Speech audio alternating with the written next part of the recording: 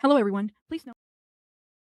Hi there, this is educational content. Content created for educational and analytical purposes. In our discussion, we may reference or display sensitive subject matter, including sensitive language or other sensitive images. This content is presented in a educational context to provide analysis and historical documentation and is not intended to promote or glorify any illicit acts. Again, this is educational content. Thank you. Saying, not me.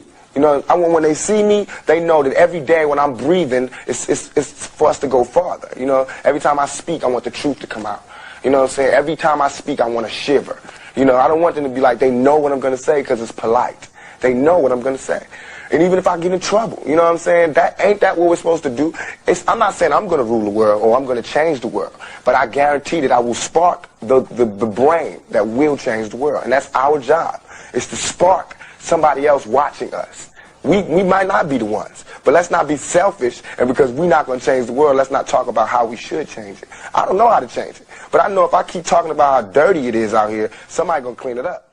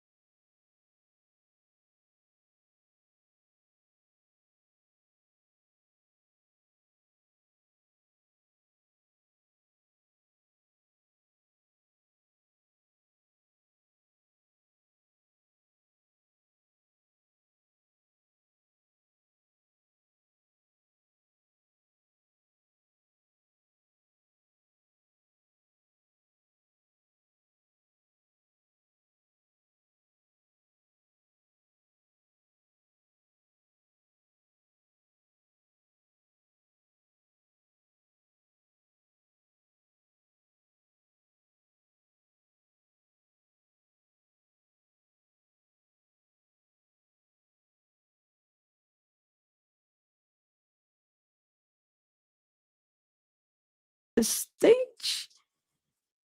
Shout out to everybody. Thank you, thank you, thank you, thank you, thank you, guys. Hopefully you guys can hear me. Let's see if I can remove this banner. Maybe? No? All right. Hold up, guys. 1 second.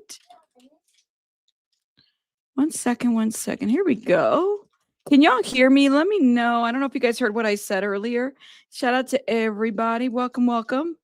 We're setting things up here a little bit. I'm trying to set everything. Welcome, guys. Thank you, thank you, thank you for being here. Hopefully, here we go. 1 sec.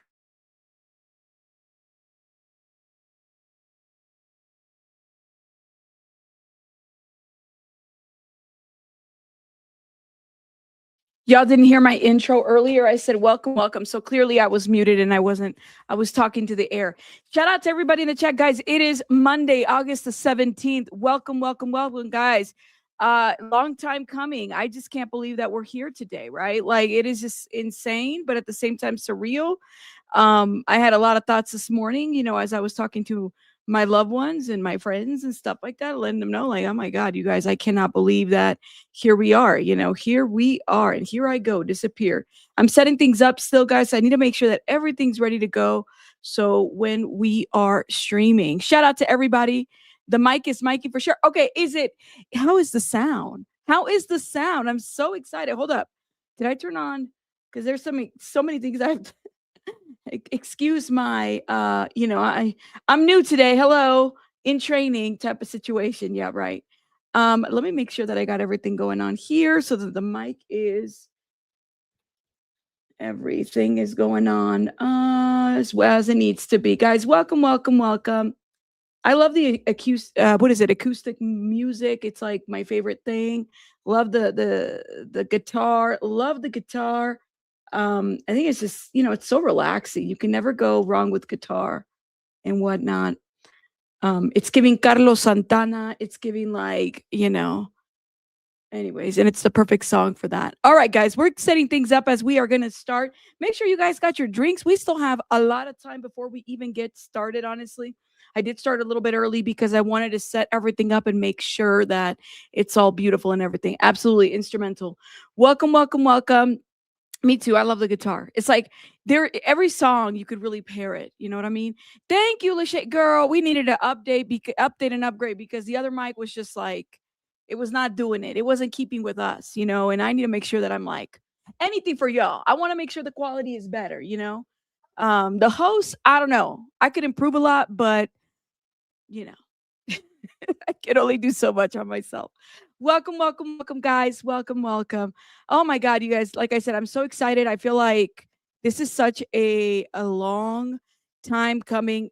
Things are getting set up at the courthouse. I'm seeing now. Things are coming about. I mean, everything. I went to the 8th district. 8th Judicial District in Clark County to figure out if they were going to be televising through the court portal, because the last trial that they televised was the Robert Tellis trial. So if you guys remember, he was the elected official who basically set up the murmur of a journalist. And it was like huge news because the journalist was out of Vegas. So there's a lot happening right now. Now we got to make sure, man, because it's like I got to make sure I got all my layouts all beautiful and everything. And I think we got everything set up so far just to make sure that we are right on time. Of course, we got to remind the people. I mean, this has been a 30-year situation coming about and we're here for it. Welcome, guys. Welcome. Okay, you said I play the guitar and it heals me. Honestly, I love the sound of the guitar. I really do. It's just something beautiful. Oh my gosh, you guys are amazing. Thank you so much. Look at this, all the jewels.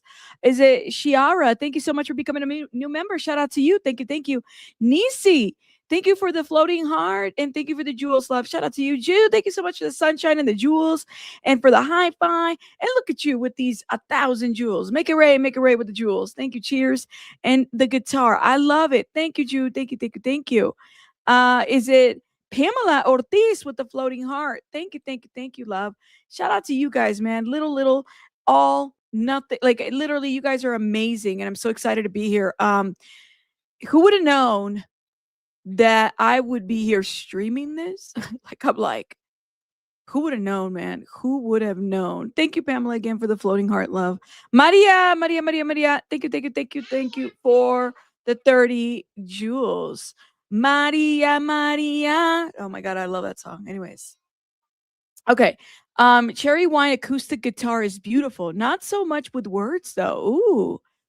Yeah, I Ain't Mad at Ya is a beautiful song. Like it literally you could hear it in I've heard it in like piano and I heard the guitar and it's just a beautiful, beautiful song. You can never go wrong with that song.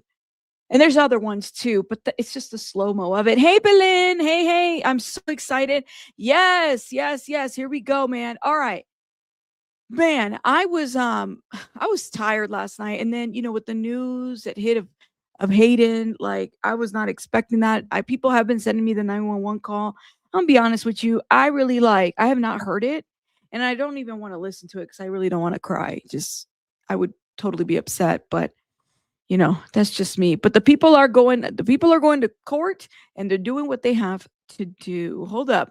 Let's see who would have known that this is happening 30 years later. That's what I'm saying. That's what I'm saying. You said it's a wild night and pray for true justice this time. Yeah. You know, um so yesterday we did what? Almost a 4-hour live, guys. If you joined us yesterday, shout out to you. Thank you for joining us. Or if you watched the replay, um it was a 4-hour live and it was literally breaking, like listening to the witness, the what's her name, Ingrid, listening to Ingrid, who saw and everything that went down and all whatnot. Now, see, that courthouse is getting busy, y'all. I'm pretty sure that some of these people are not employees. This courthouse is getting busy. So I'm just saying. Well, it's a situation where it's like listening to Ingrid and everything. It just, oh, man, it's so sad. Did you see my comment about the suit? No, Brandon. What did you say about the suit? Let me know.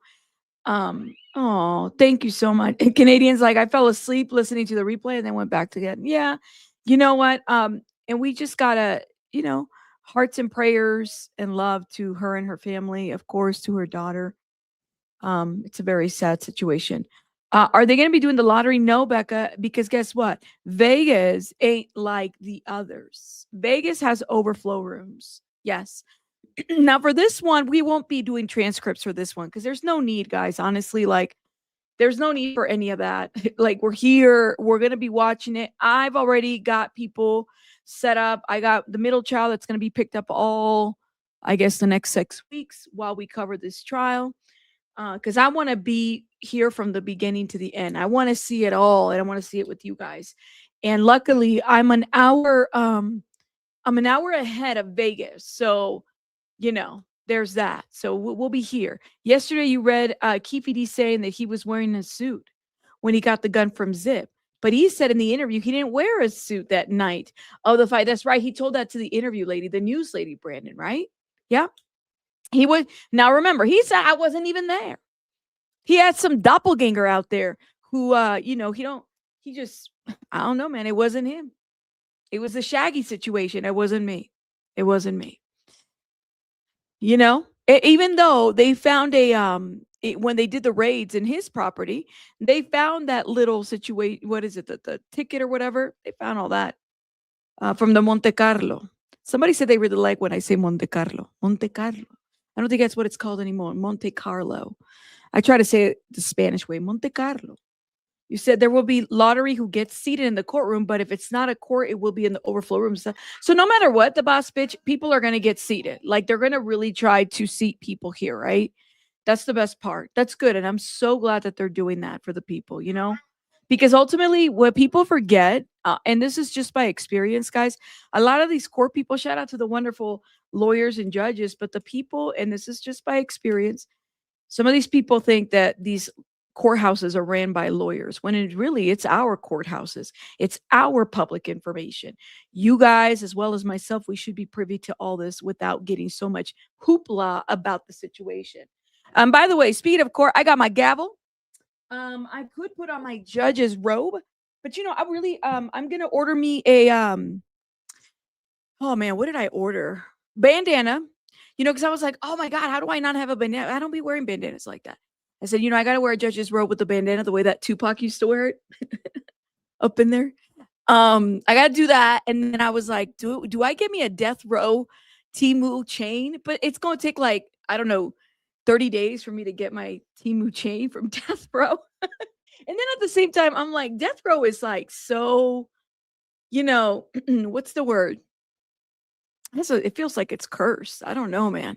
I mean, I know that it just that whole music record label. These record labels are something else, you guys. They really are. They really are something else. You said, thank you. Yes, yes. Hey, Chico, how are you? It said, did you order the white or black bandana? Man, I'm scared to order. Listen, if I order it, it's gonna be white because that's the one that he wore. That's the one that he wore. Do it, Rabbit. I have to, and then I'm gonna put it up like this. I know I need a Timu death row chain. Well, I was talking to shout out to Sylvia. I was like, Sylvia, I gotta order me. But one of them was like, we'll send it to you, but it was like Timu and it was all the way or AliExpress, and it was gonna take me 30 days to get it. The trial's gonna be over by then. Well, at least somewhat closer, to over. You think it's controversial, in my opinion? Suge is not a good man. Yeah, and I wouldn't be wearing a death row chain to represent Suge. Please note that. But it just, you got to think about the time and stuff like that. I think it would be bad luck. Maybe I'll wear just the bandana, and I'm thinking of I got me a leather vest. I could totally do a Tupac leather vest situation. You know how he had that one time when he was performing that one song? You had a T.I. who I think 5 years ago they did was it Alicia Keys and T.I. and a bunch of them? They did this little Hall of Fame performance and whatnot. And T.I. was wearing, I'm like, T.I., I'm sorry, T.I. I used to have a crush on T.I. Like when he first was around, big crush on T.I. Now I'm like, no more T.I. for me. No, no, no, no, no. Oh yeah, we could definitely get a Tupac shirt. I think I have a Biggie shirt. I know I have a Tupac shirt. Yeah, I definitely got my Biggie shirts in here. But yeah, crazy. I know. Isn't that crazy that Snoop? Is that crazy or is that purposeful, Jasmine, though? Because was it Brandon who said was like, ain't it crazy? Brandon, if you're in the chat, I think you still are in there. Brandon said it's crazy how Snoop is like, yeah, he's like he was death row. And then suddenly he like becomes a Crip. How does that happen? I didn't even think that you could do that. It didn't even really dawn on me because I was like, oh yeah, because he was totally doing the Crip walk on that Pharrell video. And then that last part, he's like, that threat went to somebody. I can't even remember who, when he was talking about man, I can't those lyrics. I could hear the sound in my mind, but it's like there was this last part where it's like, is this shots fired to someone specifically? And Pharrell, yeah, he was sea walking, and Pharrell was in that video too. I was like, oh, okay. Snoop did an interview about it. He did it on purpose as a FU Suge. Really? When did he do? No way, Chico. He did an interview about it. When? I want to see it. Hold up. Hold up. Hold up. So he did an interview about. Let's see. Interview. Snoop Dogg on Seawalk. Suge Knight. I was like, that was so weird. It didn't even hit me until I was like, oh yeah, you're right. Mary Suge Knight exposes Snoop Dogg fake Crip crab. Howard Stern interview. No. How come I missed this? Hold up. Let me check this out. Suge Knight says Snoop Dogg is a fake Crip and claims Snoop helped set up other Crips. What? Hold up. Let's see this. Y'all, please, I do not accept the gang, okay? I am a civilian doing research, okay? Consider me a civilian just doing research as we're reviewing this. Now, of course, we're waiting for the court to start, but let me play this, you guys. You can't make this ish up. You cannot make this up. Right here, Art of Dialogue says. Hold on.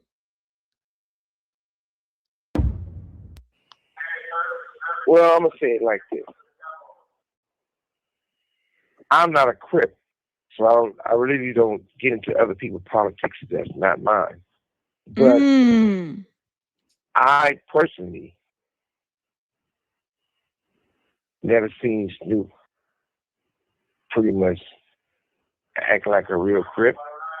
Shit, Snoop, they went on missions against Crips with us. Snoop done set Crips up for us. So I would take that hard to believe if he was a real Crip. He wouldn't been, playing the way he played him. Elaborate on that, if you don't mind, man. You said Snoop was setting up Crips. Well, like I said, I ain't gonna throw names. This call and your telephone number will be monitored and recorded. If any of our people got into it with somebody and it was a Crip knew more about Crips than other Crips. So Snoop was like, he lived here. He's over there. I'm going to get him to meet me here. I'm going to get him to show up the studio. So basically, he didn't have no problem letting any Crip walk into the lion's den of his actions. So I would say that's a hard one to believe. Then when you really look at it, every person he really looked out for and did. Who did he set up, though? Is he just talking out of his ass, or who did he set? Did he actually set up people? He's saying that he set up people. Suge lies. That's why I'm like, I don't know what I believe. Suge lies a lot, but I believe this from Snoop's behavior over the years.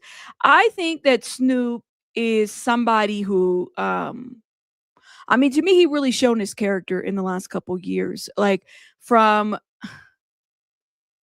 yeah, that's what I'm gonna say. Like, he has shown his character, who he is truly, for the last couple of years. Where's the camera footage? You said, oh, I don't know.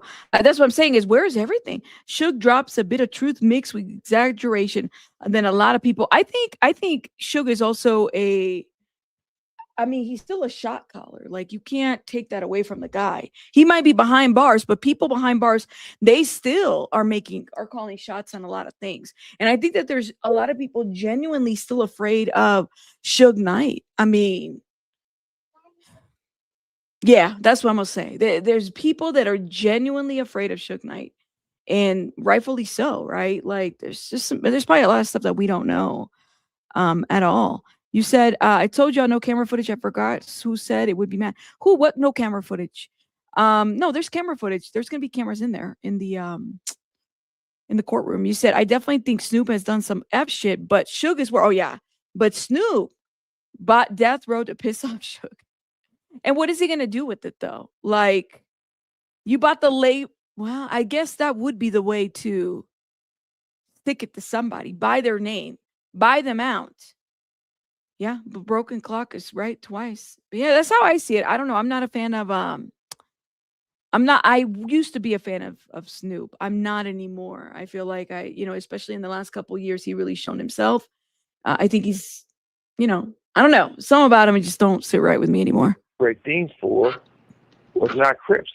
Only person he looked out for, and still today he's gonna show up and do things is my bro, Charles. Other than that, it's always, it is what it is. Oh he my knows, gosh. everybody knows. But I guess he looked at it like the Army. You can be whatever you want to be. I'm just a businessman, so I don't want. That's like a foreign language to me. Straight bullshit. But who knows? Nothing really bad to say about Snoop. Snoop like a lizard. He changed colors with anything he be around. When he was with Don Juan, he was pimping. Let me ask you this. How can we come to a common ground when it comes to you and Snoop? Like, how can we squash the issues between both of y'all? Well, first of all, I think that not one person is bigger than hip-hop. And I think we definitely both need to give some cigars, do something special for Malik. More importantly, all the past should be the past. Shelly said, Snoop owe me Shelly said she gonna crip walk. She's like, look, don't make me get my bandana and crip walk. I let him use one of my 61 Chevys. I ain't never got it back. Oh. They committed fraud on the title and sold it or something. I don't care about all that material stuff. I think the most important thing is we all should be able to look past all this and show the world that we can stand strong for the culture of our people and for the culture of hip-hop. And if we're doing something positive for hip-hop, like getting a union to help these artists and do something great, I'm all in, no matter what. But if it's not, it is what it is. We holler when we holler. Damn. So let me tell you guys something, right? There has been this interview that was done just recently. Choke No Joke did an interview with the lawyer. Let me see if I can remove this real quick and show you guys what I'm talking about. But before we even go there, because it's a very he did an interview with Keefe's lawyer, okay? And Keefe's lawyer, I mean, he's just kind of like, he's just, he's taking in interviews, he's doing it. He's just kind of like, yeah, I don't think that there's a lot for him to worry about. That's what I've picked up on based on what they have been putting down. Of course, the media is reporting this a little bit different, maybe because they have the legal analysis that I don't. But the demeanor that I pick up, like I said, this something's given me like, they feel like, well, the state has to prove their case. Again, shout out to Choke No Joke. You guys make sure you check out his channel. Here we go. More than that, maybe 4 weeks, maybe total. Yeah, because they witnessed this kind of week, but they still got a couple of weeks, so we never know who's gonna pop out. Correct.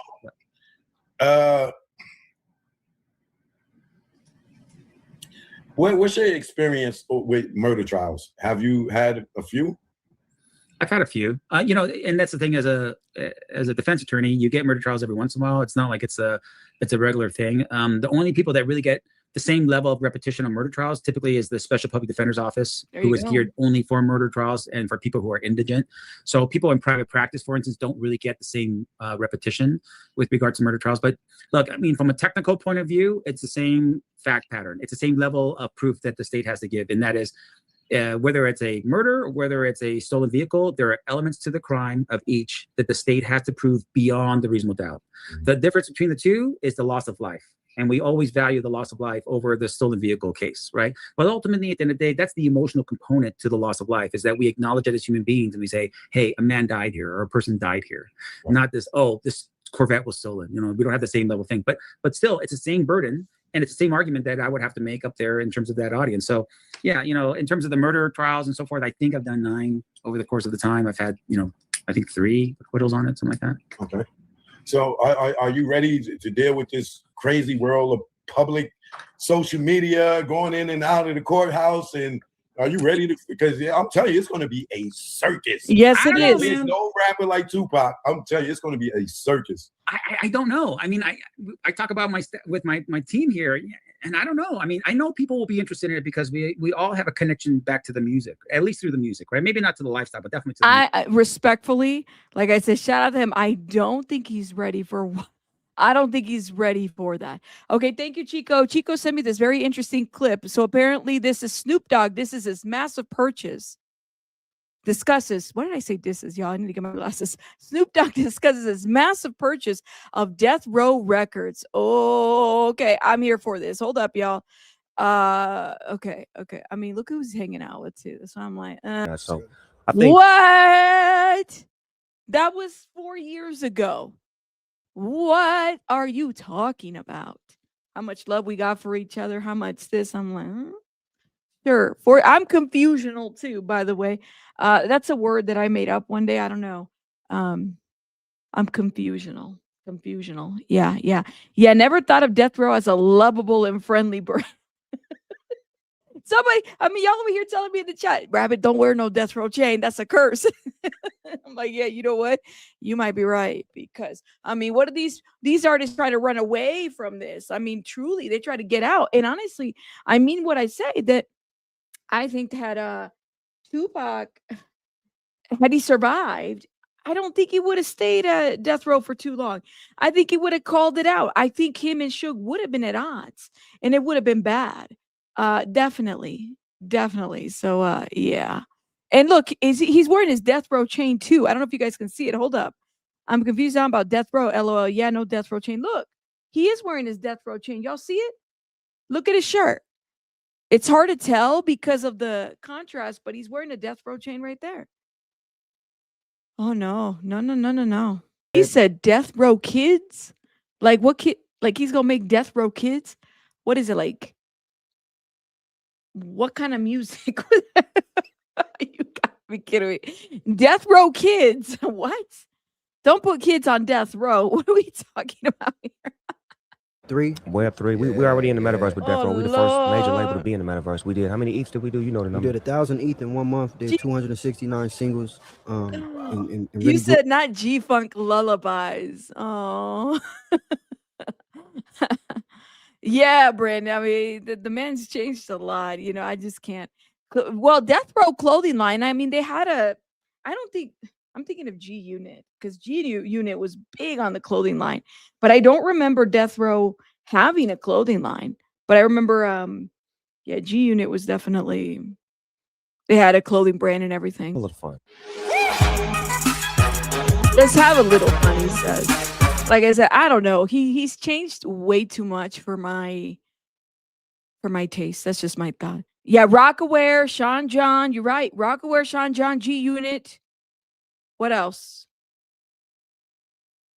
Rockaware, Sean John, G Unit. Baby Fat. Well, no, because Baby Fat wasn't. Yeah, Fat Funk. I'm just thinking back on those days. I still have shit. I should bring y'all some of my clothes that I had from back in that day. I have it. I have like, stuff that I used to wear. Mark Echo was a brand that we used to use a lot all the time. Fat Farm. Fubu was another one too. I used to have some Fubu shoes. I loved Fubu was my favorite too. And whatnot. You said yeah, you said Tupac would have been a billionaire. Yeah, he would have. I think you right, Rabbit, on the brand. Says Echo, Mark Echo. FU by us. Wasn't it Chico? Wasn't it for us by us? Fubu, the Fubu brand, for us by us. It was kind of like that thing. It was very much like specific. Yeah, Mark Echo. Oh my God, I used to love. I have some Mark Echo still, but it's like some of the stuff they don't make it the way that they used to make it back in the day. At least like aesthetics of it, right? They don't make it the way that they used to before. No, but yeah. To the music. So you're gonna have a lot of people with eyes on this case. I don't know. I mean, we had OJ here on the other trial that he did in Clark County, and that was over the Heisman Trophy and stuff that he had, right? The Robert case. There was a circus. I mean, people were lined up outside. You had tents outside set up for all the different media coverages and so forth. Well, it's because I think on some level, people were, there was people that said, hey, we didn't like the verdict first time around. We want to see a different result. I think there was a feel there about this case that was a little different. This is going to be that on steroids. All right. Well, let's see. I guarantee, like CNN and all these places, they already heading up the courthouse. Like, hey, we there. But I'm telling you, this is going to be huge. And I'm wishing you the best luck on this. You know what I'm saying? Because you better get all the sleep you can get now, because you're not going to be sleeping for a couple of weeks. Trust me, man. I appreciate Let me that. ask you: can someone else be indicted on this? This murder? Get to it. Yeah. And the reason for that is can someone else be indicted in this murder? Yeah. He said yes. Yes. Baby Fat was another. Oh yeah, Baby Fat was the ish too. It really was. They try to remake it. Kimura tries to, and I get it, but it's not what it used to be like before. There was something about the clothes before that I don't know about this clothes anymore. It's like you can't really make it that way anymore. Hold up, let me see man, y'all are naming all the brands out there. Oh my gosh. Nautica, I used to love their like blue cologne. It was for men's. It smelled so good. One of my exes used to wear it all the time. Baby Fat, of course. That's a classic.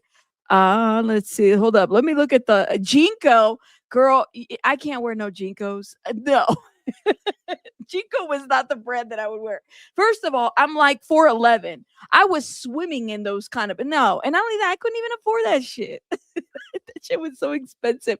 And they still expensive. It's like a jean on top of a jean. Ooh. So I bought a pair of shoes that were House of Darion, and I still have them somewhere. I gotta look for them, y'all.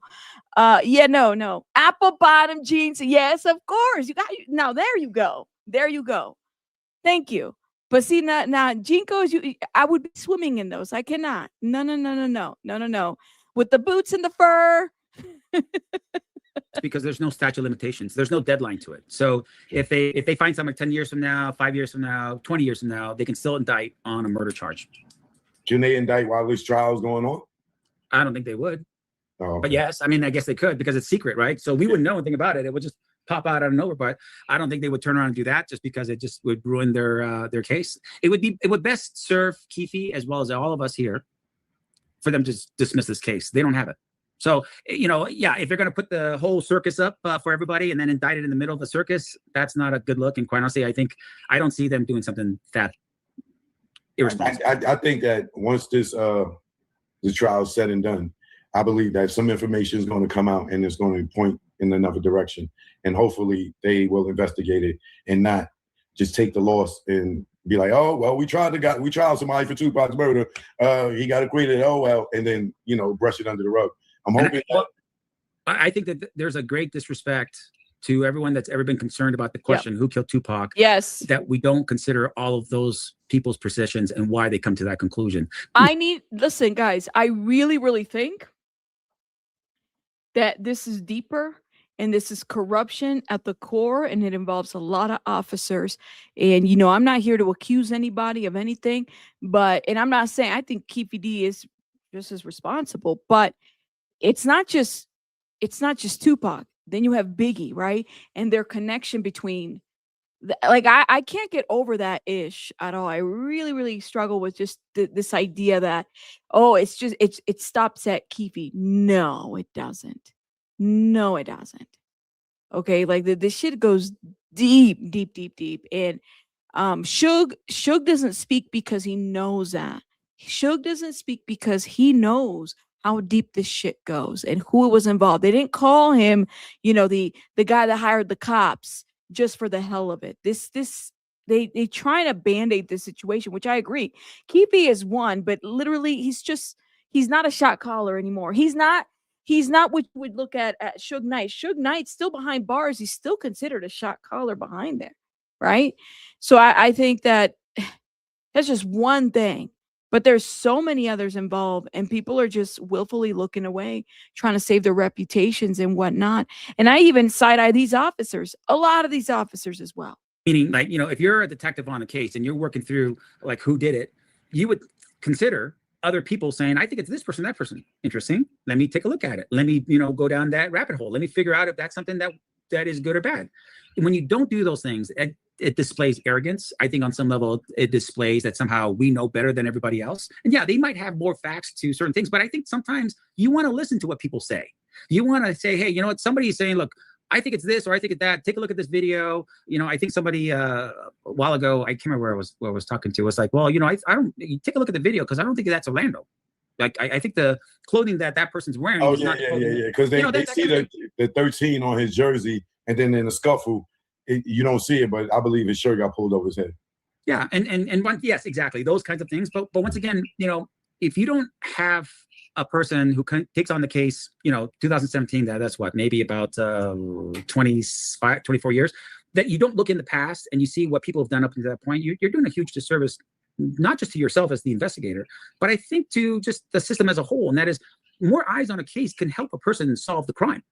And when you say, I don't care, I'm not going to care about this book, that thing, that podcast, this podcast, I think you're doing a huge disservice to the quality of your investigation. So that's what I'm saying. I think, yeah, in the future, maybe they find more evidence this way or the other way. I don't know. Why didn't they subpoena Brent Becker? Because Brent was the original detective on the case. There you go. Oh, so why wouldn't they subpoena him? His name isn't on the list. Well, that's a good question, isn't it? I thought you mentioned that. I thought you said Becker was on the list. No? I did. Let me double check. Yeah. Oh, yeah, Canadian Crystal. Police corruption has always been a thing, especially with the LAPD. And you guys got to understand, I remember this shit as a kid, man. It was so hard back in those days, and it was really about the drugs and then finding out. Police kind of being the ones that were indicating and dictating, when Freeway Rick exposed so much of the shit. You know, he did what he did, right? But he exposed so much of the involvement in the drug, you know, people and industry and these agencies introducing drugs to the communities purposefully introducing drugs in the community. Freeway Rick, you know, he did what he did, but he wasn't lying about that. There's so much ish behind that, and you got to be careful because that's the kind of stuff that, sorry, I'm setting my cords up. That's the kind of stuff that gets people taken down. You got to be careful when you speak about, you know, the LAPD and how you say about them. They're an organization that gets paid, you know, they do. Thank you. Yeah, Freeway Rick was definitely Gary Webb. There's a lot of them out there. This just goes back to the history. I just, you know, I remember certain aspects of growing up in that environment and just seeing like the relationship with the police was not the greatest. You kind of had to have been there. You know, when people talk about Rodney King, when people talk about the LA riots, you know, you have to have been there to really understand what the temperature of the environment and the atmosphere was. And even though it's very easy to minimize, well, that happened in so and so such time. Again, to be there and understand what the temperature was like in the culture back then, you know, you have to have lived it. You have to have been there. It's kind of like that. Like you have to have known. You see it on TV, but no, to live it there was different. It's different. No, his name ain't on here. Okay, well then I don't know because that doesn't make any sense to me. I mean, he was the original detective on the case. That don't make no sense. Like, are they? Man, I don't know. Hey, you know, that's what I'm saying. Like at some level, like don't drive yourself crazy until 5 days before the deadline. Like on the deadline, then drive yourself crazy after figuring it. Because up until this point, spending that kind of mind power over why they're not doing certain things and reading, it's like don't do that to yourself. so they have 5 days before the trial for their final witness list. Is what you're saying? Okay, cool. All right, so they have plenty of time. Crazy work. I might be giving them ideas and chill out. Well, you know what? Look, I mean, look. Here's the thing. At some point, joke. We all want the truth and we want the facts. That's all. Right. Wherever that may lay, you know, however that may go, we need to just say, okay, let's follow facts and accept whatever those facts tell us. At the end of the day, not try to spin it, color it, make it into something else. Not call certain witnesses you want to hide certain things. Like, dude, just call the facts. Call it balls and strikes as it goes down the line. That's the thing with this case, and that's why I think I'm on some level irritated with why they would even charge this case because I don't think they have the facts. I think that's what is so irritating about this case. I think the media pressure is what made them do it. Ultimately, you know, the media pressure though. Shout out to Choke No Joke. It's been 30 years. That's what I'm saying. It's like so people have said, well, they gave them the proffer, the government. Guys, here's the question: this is about jurisdiction. Okay, so let's be very real. Where did the proffer occur? It didn't occur in Las Vegas. Where did the murder occur? The murder occurred in Vegas, right? So Greg Kading from LAPD, right? He does the proffer agreement with Keefe D and all this other shit. The proffer agreement is not like a federal thing, guys. Like it's not like, okay, it's if they give you a proffer agreement over here, it applies to this state where the murder actually happened. He should have really just shut up, but he didn't. He saw that other people were making money off of his story. He saw people, you know, like Greg Kading. Like I said, I don't praise that mother effer at all. You guys know how I feel about Greg Kading, okay? But I still, he saw an opportunity. He's like, well, shit, they're making content off of me. You know, I have to be able to talk about that, right? So there's that. Well, that's unfortunate, Sid. I mean, and if he does, that's fine. We can remove, you know, the interview. But thank you for giving me the heads up. You know, I like Choke No Joke, but you know, if he wants to strike, that's fine. That's unfortunate. I'll definitely remove that part of it. Thank you. You said, I know she keeps spamming me over and over and over. We got it, Sid. We got it. You said the main three, Suge, Puff, Keefe, are behind bars. They got nowhere to go duck or run while they are incarcerated. The system needs to go back and do due diligence and hold everyone accountable and prosecute them. Some of them are like, you know, it's just so sad, you know? Honestly, right? He tricked us into a confession. It could be used against him, especially when he provides a detail. That's right. The feds are in the netting of Kading. And, you know, to think about it, I mean, you never know. Maybe Kading was set up to do something like this so that they could get a confession. You know, you never know. Let me see. Protective. Thank you, J Mike. Some people don't know what fair use is. Thank you. Got it. Let's see. Reggie's so red-handed. There's that. Can you imagine Bruce Rivers speaking on this case? I mean, he probably already has. I don't know. Let's see. Bruce Rivers. Hold up. Let's see. While we wait. Okay. They got the camera outside the courtroom, but again, they're not even. Got my headphones prepared, y'all. It was ready to die. Here we go. Let's see. Hold up 1 second. Let me make sure. Now that people are walking fast. Okay, let me see. Has Bruce Rivers spoken on this? I don't think he has. And I mean, you learn a lot. He's like, this is why you don't self-snitch. You write a book. I mean, you already know what he would say about this whole situation. You don't self-snitch by writing a book. He would be scolding everybody. You know what I mean? You said a man wrote a book and bragging about his role. So how do you get tricked? Well, I would think, right? This is what Greg Kading said. Greg Kading said, now I don't believe shit that comes out of Greg Kading's mouth either. I believe that Greg Kading said that he went over to Keefe D and he told Keefe D, I'm going to release this recording that I have. You know, he had already been retired, pushed out of the LAPD, right? Because people don't talk about that. He doesn't like talking about that.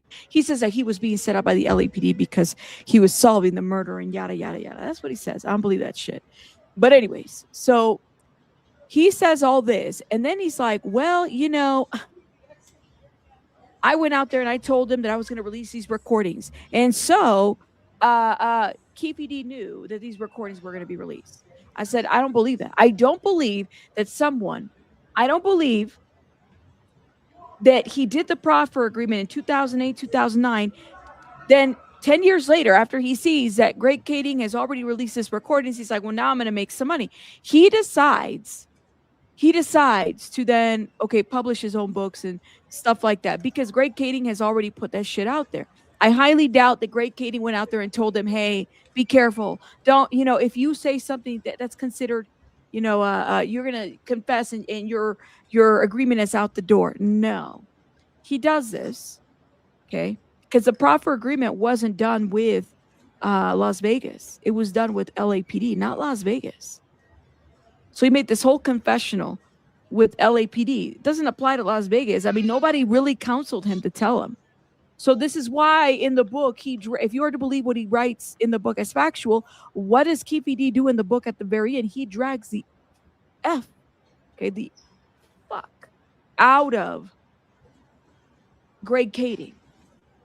He literally drags him. He said, how you put my family in danger and at risk. And to be honest, if he was a top trafficker, shot caller in this area, he would have put him at risk for that, right?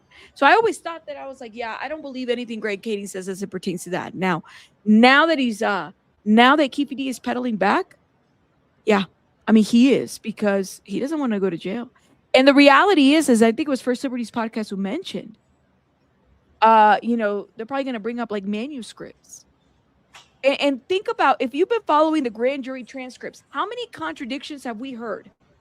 How many contradictions have there been between these witnesses? Dirt Rock, right?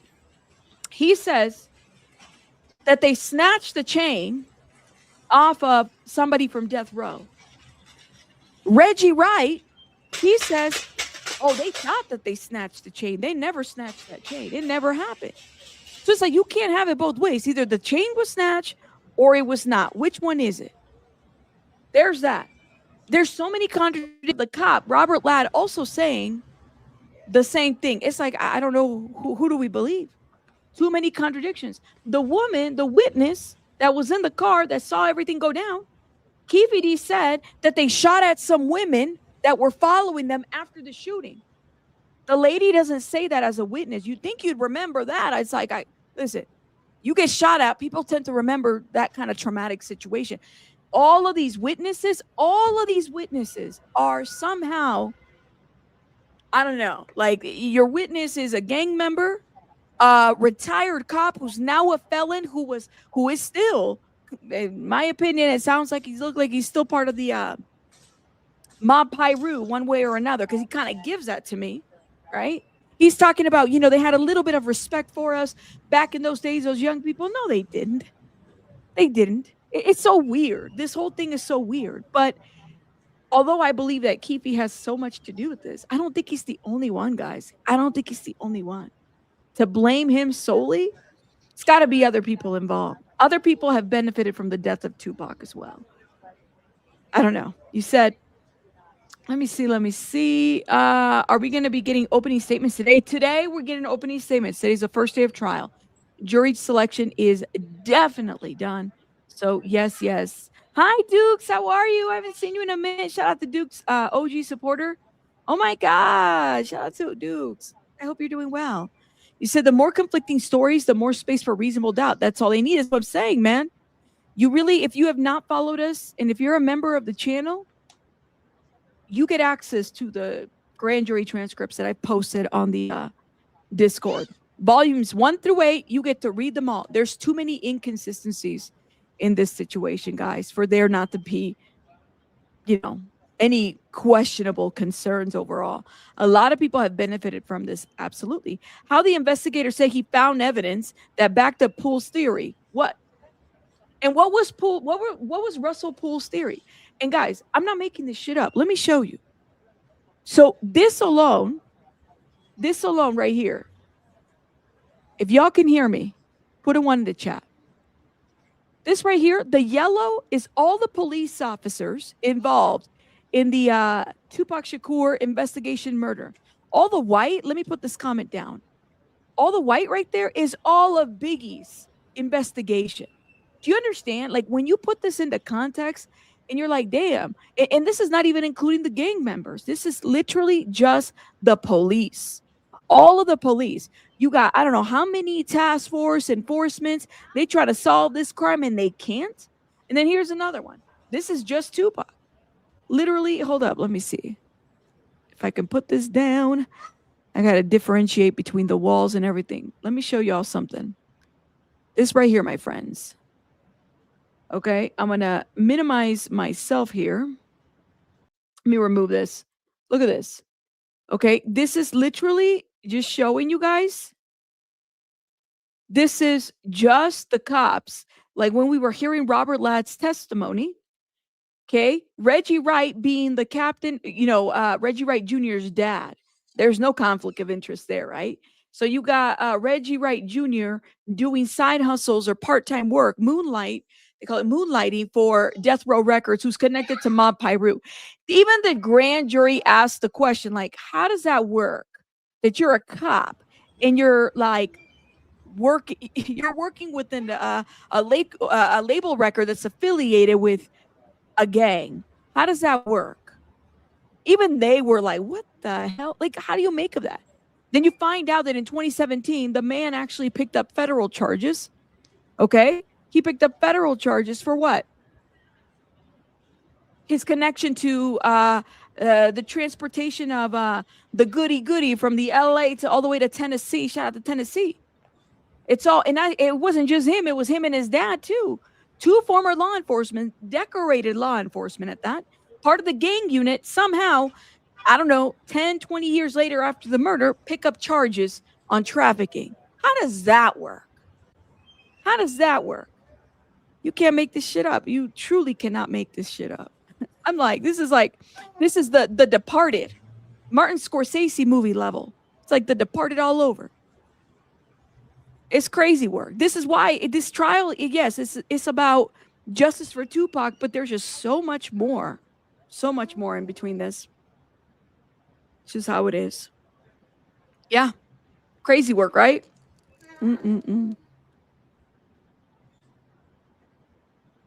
You said maybe it wasn't in police best interest to solve this at this time. Too many bent cops. Well, it would have. I mean, they were already dealing with the Biggie Smalls investigation, the cops being set up and the cops being undercover and also part of the, there were so many other crooked cops in there. I'm telling you, this is given The Departed. Tupac beat up a gang member a few hours before he was shot. Revenge seems like the obvious motive. months before the MGM fight, there was the situation at the mall, Lakewood Mall, where they took somebody's, death row chain, even though they say that they didn't.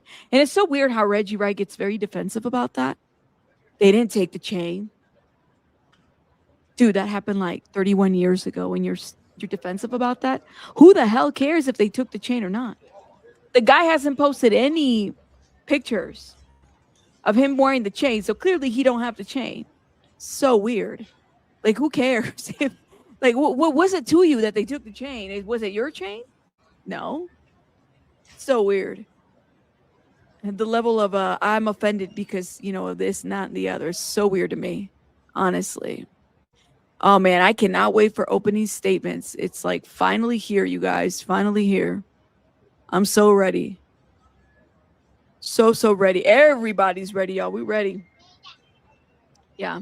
Yeah, there's numerous fights. We don't know about all of them. That's right. It was all over the music news about the chain back in the day. There you go. There you go. Me too. I'm looking forward to the opening statements. How are they? I mean, listen, we weren't given everything during the grand jury. We weren't given everything, but, I'm ready for it. You said, in my opinion, this was planned a while before the MGM fight. MGM just covered too. Well, the way that the book is written. What is that? Sorry, I'm listening to the noise. The way that the book is written,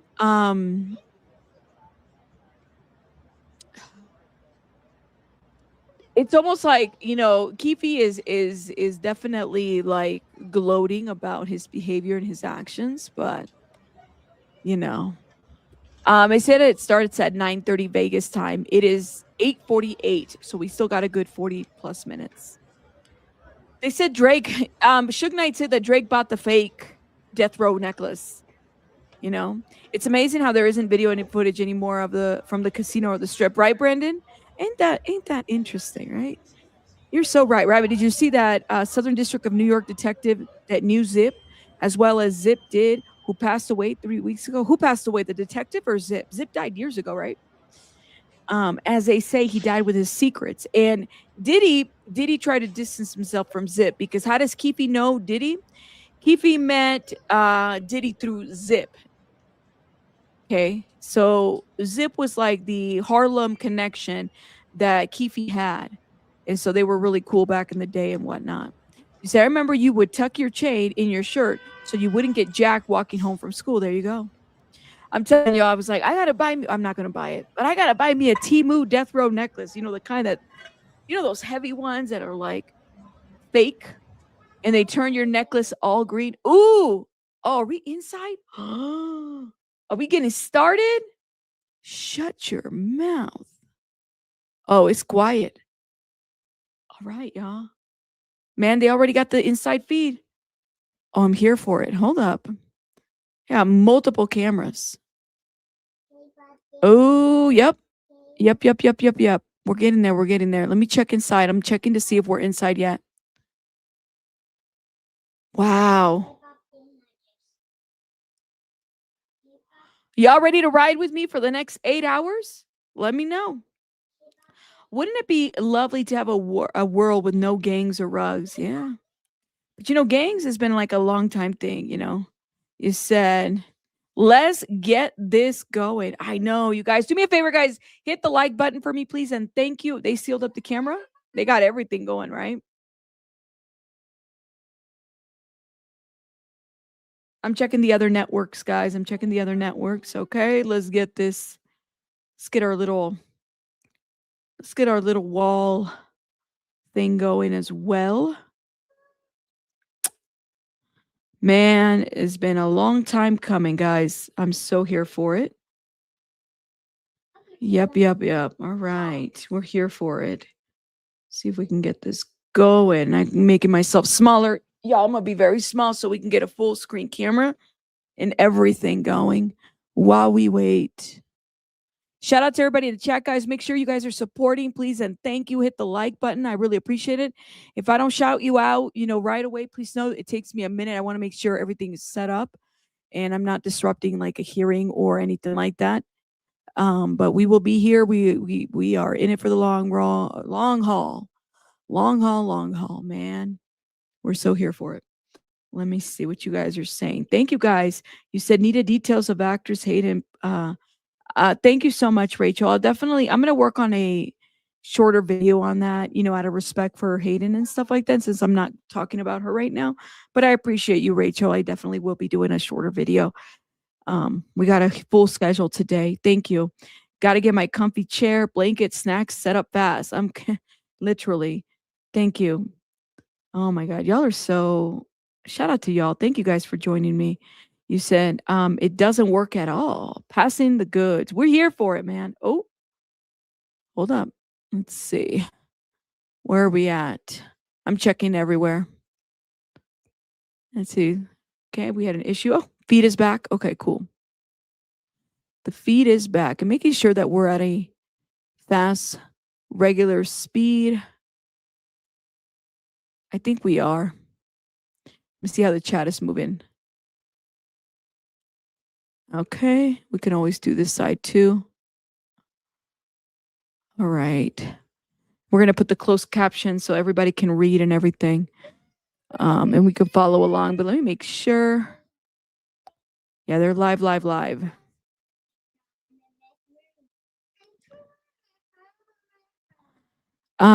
We have a obsession, and I'm a little worried about it. Everybody's here. Everybody's here. All right. We ready. I don't want to say the name, but someone in the family who happens to be a CEO of the channel has an obsession with BARBIE,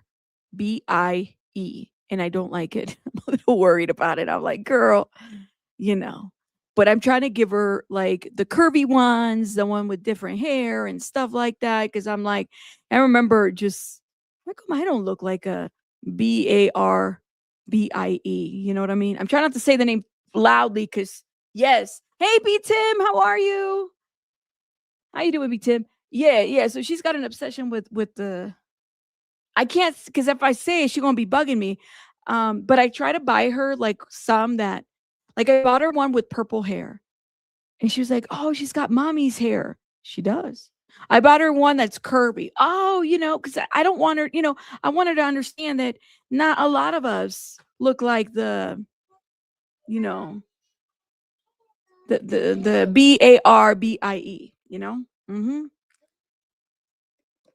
But yes, but I also don't want to buy the Bratz ones because I'm like, girl, I can't do that. I don't want you to wear makeup like the Bratz or anything like that. So if I have to buy some, they're going to be very much looking like they look like you. You know what I mean? So yeah, and definitely not the ones. Y'all remember the BARBIE dolls that were like pregnant, like you remove their stomach and then they have a baby. I used to, huh? This is where babies come from. All right. You said the court logo would mislead you to believe you believe Nevada is nice to look at. I like Nevada. I love their weather. You know what I mean? That desert, the booty sweat booty weather. That's what I call it. It's a millennial thing. Y'all know what I'm talking about. The pregno Barbie, the pregno doll. Will you remove the stomach? Oh my God. I remember I got one of those for Christmas, y'all. I'd be like, we never just, anyways, let me stop. It didn't start yet, guys. We're waiting. We're setting up. The dry heat. Yes, my friends, the dry heat. You say, still remember my peaches and cream doll? She was my favorite. Really? Mm-hmm. Yeah, the Prego Barbie. Rabbit, who do you think is going to be the first witness? Well, I think right now, we're going to have opening statements, right? We're going to start with the state opening statements, and then whoever they introduce. It wouldn't surprise me if the first witness. So for those that didn't read the grand jury transcripts, Greg Kading was not a witness to the grand jury. I don't even think he might be a witness to the state. But it wouldn't surprise me if it's going to be somebody who would have known Tupac, right? And who would have known who would have known Keefe D, and kind of maybe letting them know how they got acclimated to, Tupac and everything. I don't know. Might be some people from the what's it called? Grand jury. Dirt Rock might be a witness. For those that don't know, I did do a little diagram of who these people are and stuff like that, so we can look at that. Because some of these people, it's like if you didn't follow, and I was telling y'all, I'm not trying to be like, I don't know it all. I mean, I y'all have been educating me here on things. Like Brandon has been educating me. Other people have been kind of teaching me and stuff like that of stuff that I don't know. And I'm literally learning new things as I go when it comes to this dynamic. I'm not a know-it-all at all. But like, let me see if I can download. Yeah, I'm going to show you guys a picture. Hold up. So when we were reviewing the grand jury transcripts, to give you guys a better understanding of who these individuals are, I was like, let me make sure I kind of show some pictures and whatnot, right? Okay, let me see. See if we can use this one, right? So we have, I don't know. All right, let me see. And there's other individuals that I can add here, but these are, for the most part, these are the ones that are mentioned, but they're not like, in terms of the shooting, right? These are the ones that are mentioned and who you should probably know, because they could be witnesses as well. Some of them have already died, and it's good to know, like, all right, well, who are these people and what role did they play? Let me see if I can upload this picture here while we wait. Okay. It's uploading. Shout out to the internet. Shout out to the fact that we paid the internet bill on time. Okay. So for those that don't know, you're like, of course, people know Tupac, right? But you don't understand the other characters in terms of involvement in the shooting and stuff like that. For those that did not follow. So for example, we have Tupac in the picture, but let me get your comment down, Brandon, just so I can give you, some of y'all may not know why this is such a big deal, right? So you have Devontae Lee Dirt Rock. He was the grand jury witness. He's the guy in all blue. Orlando Baby Lane Anderson, the guy above Dirt Rock. He is Keefe D's nephew, right? And so he essentially was said to have been the one that shot Tupac.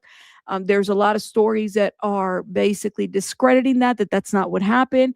Keefe D, or Keffe D, as the state spells it, but a lot of us that have been around and have followed this, Tupac and Biggie lore, we know him as Keefe D, even though it's spelled by the state Keffed, Keffe, it's Keefe D. Okay, don't get caught saying Keffe D. Okay, say Keefe D and correct the person, because then you're gonna get people correcting you. All right. Then you have Eric Von Zip. So the guy up there, his name is Zip. So Orlando Baby Lane Anderson, okay, the alleged shooter, he died. He died 2 years after Tupac was shot. One of the things that people don't know about this is that he actually, Orlando Baby Lane Anderson, sued the Tupac estate. Okay. He sued the Tupac estate, and Afeni Shakur, Tupac's mom, countersued him with a wrongful death suit. Okay. And then you have Keefe D, of course, that's the guy that's going to, he's going to the trial. He's the one being charged currently, right? He's, what is it? Orlando Anderson's uncle, right? Nephew. Okay. So there's that. Keefe D's nephew is Orlando Anderson. Then Zip is the guy right here. He died. So Orlando's gone. Keefe D's the only one left. Zip up there, he died, I want to say a couple years after. Zip is the one that made the connection to Diddy. Okay, so just so you guys are aware. So it said that Zip also provided the gun that basically killed Tupac. All right. Then on the bottom, you have Terrence Brown. He's known as T Brown, Bubble Up. He was the driver, and it says driver right there. He died too. He's dead. Then you have DeAndre Smith, the big guy next to him. He died, I think, in 2013. It was like health related. Pretty sure it was health related as it pertains to that. And then again, you have Devontae Dirt Rock, right there. So these individuals are kind of central to a lot of this, but there's more individuals that go with this picture, but you're going to hear these names. So, and I'll like reference this picture. Like I said, it's helpful as we keep talking about, this case and whatnot. I'll reference it a couple times just so people are aware of, who we're talking and stuff like that. Okay. It's helpful. It's helpful to have a little diagram and stuff like that. If I was Keefe, I'd sing in that courtroom because bruh never gave me a $1 million for that ish either. They said that it was Eric Von Zip that kept like 500,000 from that monies. He was supposed to like give it, but he didn't. So there's that. We're waiting, y'all. All right, it is 9:01 in Vegas time. 9:01. Now, can I have a question? All right, do they have slot machines inside of the courthouse in Vegas? Am I stupid to ask a question like that? Because I mean, listen, if you had slot machines in the restroom, I would think you'd have slot machines like right next to the tampon and the pads dispenser. Because I remember, last time I went to Vegas, there was like a slot machine right next to the pad and the tampon dispenser. I'd say, damn. I just hope the people that hit the slots wash their hands. Like, y'all take a number 2, number 3, and then it's like, go wash your hands before you hit the slots. I know it's kind of gross, but I'm telling you what my thought was. I said, if you can have a slot right next to the tampon and pad dispenser, I don't know. That's just weird, but people do that. Y'all are laughing at me. Oh, I have to show you guys something. So, okay. I have a how they were talking about in the grand jury transcripts the camera, right? Let's see if I can make myself bigger real quick. Hold up, y'all. This is for the purposes of education. Okay, education purposes. I got to show you guys this. So I said, I have one of those cameras still, the ones that you wind. I don't think this takes pictures, but I was showing my oldest and my middle child what these cameras look like, right? Back in the day, the film cameras. Okay, I think this is like a toy or something. It does wind though. Okay, you hear that? I said, this is what it looked like. And he was like, why does it look so plasticky? Well, back in those days, I mean, it wasn't like that. You put your film, you wind it here, right there, and then, you do that and you get like 40 photos. But I mean, it wouldn't be a good selfie photo thing. I just don't think I'd be able to do one. But I told you I still had a wind camera. I still have one of these cameras where you wind. It's pretty cool. Anyways, Jasmine, you're so cute. Thank you. But yes, you said when I was in the school for med lab, I grew E. coli from a swab off of a bank machine. Girl, what was it? A couple weeks ago, we were talking about those towel dispensers that recycles a towel. Oh, it's like a cloth towel. And I said, wait a minute. And we saw that ish. I said, that is so gross. So y'all just recycling the germs? That's crazy work. That is crazy work. Yeah, you said denying any payment wouldn't work in this case. He's being charged with aiding, counseling, or encouraging the crime. He's may as well, wait, what does it say? He may as well say he heard it from Artie, the alligator in the backseat of the SUV. There's only 2 witnesses to this crime, and one of them is being accused of aiding and abetting, right? Okay. Suge Knight said he ain't talking. And I think he even, made a threat behind bars when he was talking to DMZ. I was like, damn, it sounds like a threat to me too. So there's that. While we wait, guys, while we wait. You said they say don't use the air dryers in the restroom. It spread germs. That makes sense to me too. Like, don't use, because it blows everything out, right? It blows everything out. So why would you use that? It don't make sense at all.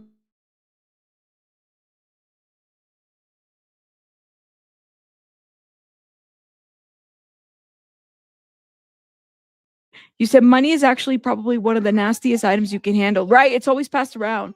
And I love cash. I don't like using my card too often. And that's the reality of it,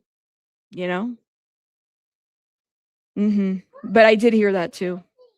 All right. Hold up, y'all. Let me get something real quick.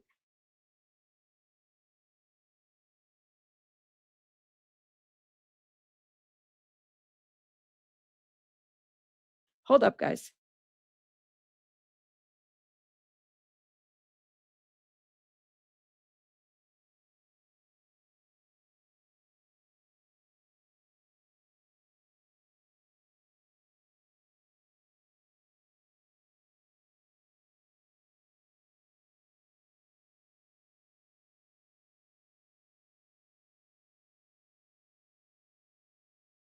All righty. I got to get my lips are pretty dry today. I don't know why. Oh. But yeah. You said cash and your phone too. Yeah, I mean, definitely the phone. The phone, I can understand some like germs being in there and stuff like that. That makes sense to me. The phone definitely does. For sure, for sure. So yes, hydrate. I know I'm gonna drink some water here in a minute. Rabbit, you don't look old enough to have two. I have 3 children, not 2, 3. Baby Bunny is the youngest, and she is the last child. You know, factory closed, no more, and that's okay. I'm ready to live my 40s like my 20s. Live my 40s like my 20s. You know, but yeah. You said, Rabbit, you have no idea how many girls I have called out on did you wash your hands? I have even gone up on their dates looking all pretty and nasty hand. Oh, no. Now, Selena, you trying to get jumped or what? Selena, you trying to get jumped or what? So don't be interrupting the dates. Yeah, the factory's closed. No more. I was like, nope. We live in our 40s like we're 21 all over again. Okay, yes, we are. You just turned happy birthday. You said you just turned 43. Happy birthday, y'all. Happy birthday to you. You said, I swear my eyeglasses wipes for my phone. Oh, Dee. Oh my God. All right. While we wait, let's see what's going on. Do we have any footage yet? All right, hurry up. Hurry up. Yeah, they haven't started yet. It is 9:08 Vegas time. For those that are wondering, 9:08 Vegas time. You said, I found it interesting that, oh, okay, wait. Watch Me Work says, I found it interesting with the transcripts that Suge and Puff would meet up and Tupac was always getting in trouble with police up until he went with Death Row and then Puff and Suge were enemies. Yeah. So how did that work exactly, right? That's an interesting take too, right? So who was witness to the meeting with Reggie Wright talked about this. He said that he went to New York with Suge and David Kenner to talk about, to talk with Tupac at the time when he was in prison, right? Because Interscope, he was with Interscope and the label was like, well, here you have the number one, record, whatever, but we're not going to keep putting money up front to you. You're behind bars and whatnot. Like they're not going to spend money on this basically. So Suge Knight had to bail out Tupac. He even Reggie Wright Jr. says that Suge Knight bought a house for Tupac's mom. There's that. I mean, if you're to believe what he says. And then the other thing too is that he talks about the fact that, I don't know, it's like there's just so many nuances to this story that it's like, I don't know what I believe in. You got lawyers, David Kenner making things work and they appeal and whatnot. A lot of the ish don't make sense. But yes, I'm wondering who else they are charging. Yeah. Well, Pamela, I try, man. I try. I'm 53. My oldest kid is 24. Girl, shout out to you. My oldest is 18. He's 18, but he, you know how your oldest is still like, still miss their mom. Very close to my kids, if you know what I mean. Very close. That's why it's like I got to treat my kid like a child. Every once in a while, I put his butt on blast all the time. You said, go to the Art of Dialogue. The woman who saw Tupac alive in the car is doing interviews now. Yeah, Q Smooth. We read her transcript yesterday, actually, for the grand jury.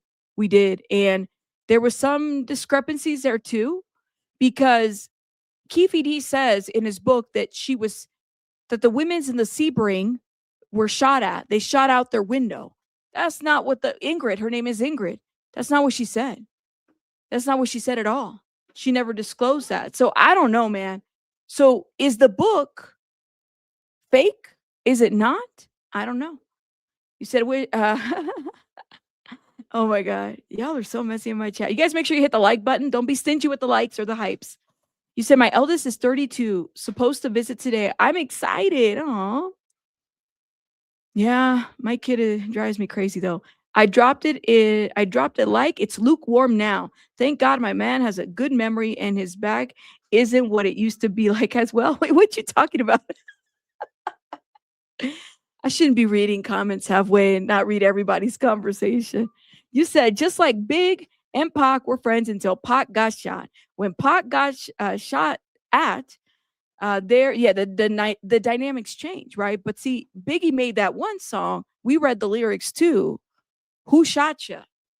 And it was like, are you telling me that you shot? And I mean, if I was Tupac, I'd be like, well, damn, he shot me. And so then it was hit him up, you know. So it's just how. Let me ask you guys a question. Is the rap and hip hop beef the same that it was in the 90s as it is today? I don't feel like it. I don't feel like we get it the same way as it was before. Is it just me? I can't think of another song where somebody is. We see it a lot in female rap. You always see it. You see subliminals between the female rap artists, but I don't see it a lot in the male genre. Not how it was before. Oh, no. But I mean, you hear the lyrics, you hear people going back, especially the women. They go back and forth. It's different. I mean, what did when Cardi B said, I want these bitches heads, I want these females head, like these, like, I'm like, oh, you talking about? Who's your critics? Who and what? There's that. Nicki Minaj drops a lot of, she doesn't really make it subliminal, but she's always saying stuff. And you can never say, I mean, the fan base is just too strong. Don't say nothing about nobody, because then they come after you in the comments. Shout out to y'all. You said the men are soft now? It does. But like, oh, thank you. Kendrick and Drake. Now, Kendrick, I don't know why you would. Don't mess with Kendrick Lamar. Don't mess with Kendrick Lamar. Come on now. Kendrick, you just don't mess with Kendrick. You don't. And to me, it's like, I feel bad for Drake too, because it's like, I don't know, he's kind of had to acclimate. But at the same time, I'm like, well, damn, Lil Wayne took you under his wing, So I don't know. That was the last one, Bertha. The biggest one. Kendrick and Drake was pretty big, I would say. Right? Yeah, but I would say pretty close. But I mean, that went into lawsuits. Here, was there any lawsuits between these two individuals before shootings? No. You said Kendrick handled that, huh? Wait, Eminem and Machine. What's his name? Machine Gun Kelly. Now, Machine Gun Kelly, I can't with that guy, guys. If y'all are come on, with Eminem, somebody who came up after, like, no. Say what you want about Eminem, but Eminem, he's vicious too. He's always been very vicious. Don't let nothing fool you when it comes to Eminem. Nothing. Machine Gun Kelly, who the hell is that? I'm sorry. In comparison to Eminem, no. Guys nowadays wear tight jeans with girl glitter shirts. Wait a minute. You have to understand, though, Lil Wayne normalized the tight jeans because it was in his era that, he wore the, even though he took a lot of from Tupac in his lyrics, but yeah. Marshall is the GOAT. Yeah, no comparison. That wasn't even a fight, says Becca. Oh my God. It's a little bit different. Nowadays. That's what I was like. Eminem will body you any day. I just couldn't believe that. You said Dr. Dre is the ultimate studio gangster. To get a grip. That's you. When they did that Super Bowl performance, I was like, ooh. Even though I don't like you, Snoop Dogg. Ooh, that was beautiful. That was so beautiful.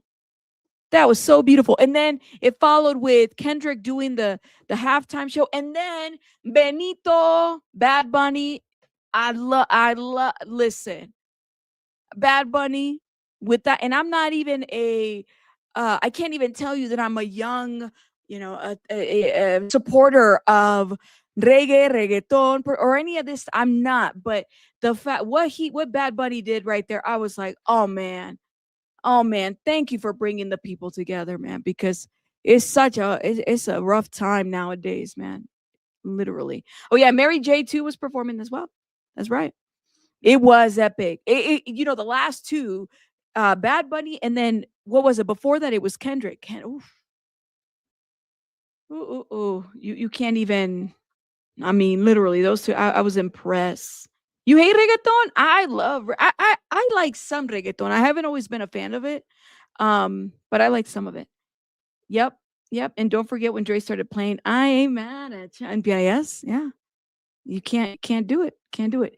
What was it? Was it 50 that was at the Super Bowl halftime too? And he was trying to do the reenactment of the video. I said 50. Go Shard. He starts pulling the thing, and I'm like, 50. What are you doing? What are you doing up in that bar? He's trying to reenact it. I said, Lord, you know that those little things that you call abs are probably hurting you right now. That guy, I was like, no, 50, sit down, 50. Sit down, please, on that one. No. We're waiting for it to start, y'all. We're still very early. We're like 15 minutes early. Yes, remember the Coachella? Remember when they did that Coachella hologram? That's right. That was something. Yeah. Nisha's like, I said 50, you chunky now. I said, no, 50. No, go back to that music video. Oh my God, let me see. Because when he was, I said, oh man, hold up. Let me see if I could do it 50. Oh, so Ingrid did an interview with the Art of Dialogue. So the lady that we read the transcript yesterday, so people know. You can't make this up, man. When he was reenacting that, oh no, hold up, let's see. This is what he did. He starts up here. You got Eminem in the video, and it's supposed to be all epic. Look, he tried to do this at the Super Bowl. I said, no, my friend. What is that? What is that? I said, don't fall now. You know they got some people down there to help him out if he falls. Like, sir, you don't look like this anymore, sir. You don't look like this. And I would have been just fine. I would have been just fine if he didn't hang himself that way. He didn't need to do all that. Hold up. 50 cent at the Super Bowl. We're going to go right to that because I'm not making this ish up. Hold up. Here it is. I'm gonna need a screenshot of this shit. Hold up. I'm gonna need so we can do a side by side. Look at this. Yo, what is this?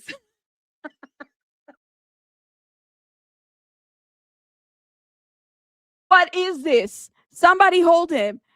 You got the girls over here. I said, y'all don't have to pretend that you really like this guy. No, you don't. No, you don't. It is 2024, 2026. We don't have to like each other anymore. You don't have to pretend that he's good looking anymore. No. Let me stop because then he's going to troll me and then I'm going to get sued and then I'm going to get canceled and then it's going to be bad for me. Let me stop. He goes after women a lot. We need to do a side by side. This is why you said it was for the culture. Listen, shout out to you.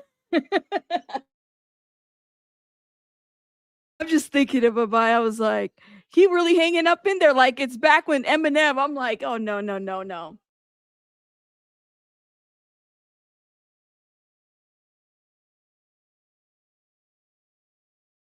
You said the beer belly can't. Yo, I got to get my water refill. Let me go get my water refill. We got 10 minutes. Go get your pee breaks. Okay, go get everything. I got my Lloydstrom ready to go. I got my notes. I'll be taking notes. I got this. I got my gavel. If somebody gets out of order, we're about to really get into it.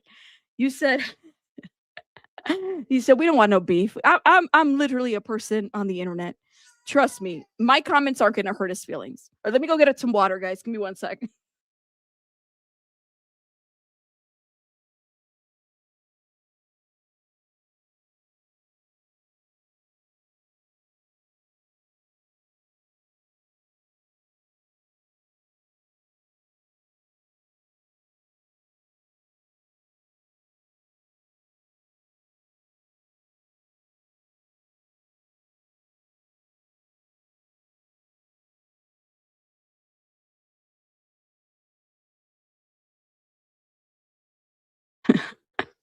I got my water now, y'all.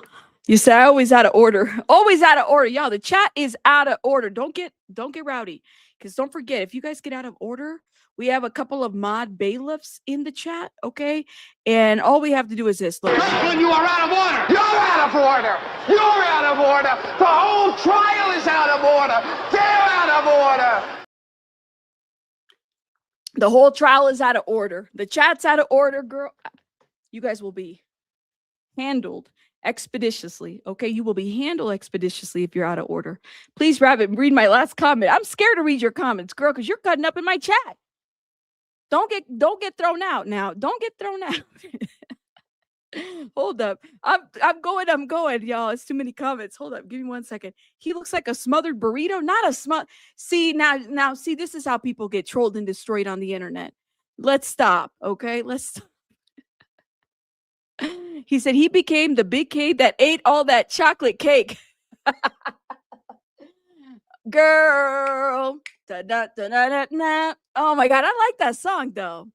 Is there a delay in the feed? Sometimes the courts mandate 30 minutes. Yeah, no, it hasn't started yet. There's no delay. He said, I'm like that fat kid he said it. He's like a fat kid that likes. Anyways, I can't even remember. That's that line right there. That was pretty good. Point them out. No, we're going to bring them out. Bring them out. You know, we're going to make a song. We're going to use every lyric for this song. Bring them out. Bring them out. Bring them out. Bring them out. There you go. Oh, every time. Look, here's Sylvia. She's like, objection, deflection, reflection. Get them out.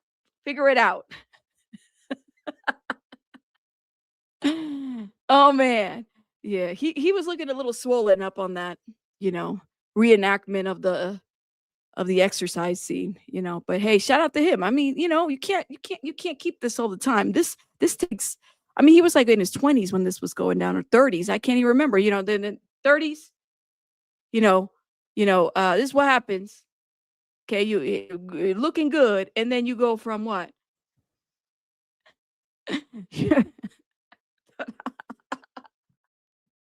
All right, let me stop. That's too much. Okay, it happens to the best of us. I got some little lonjas too that I got to take care of too, y'all. We all got lonjas. All right. Hold up. Let's get it together. Here we go. 50 is a genius. Yeah, he is. He's definitely a genius. He's a businessman. Very much so. We just laughing at, changes. That's all. Next, I know, right?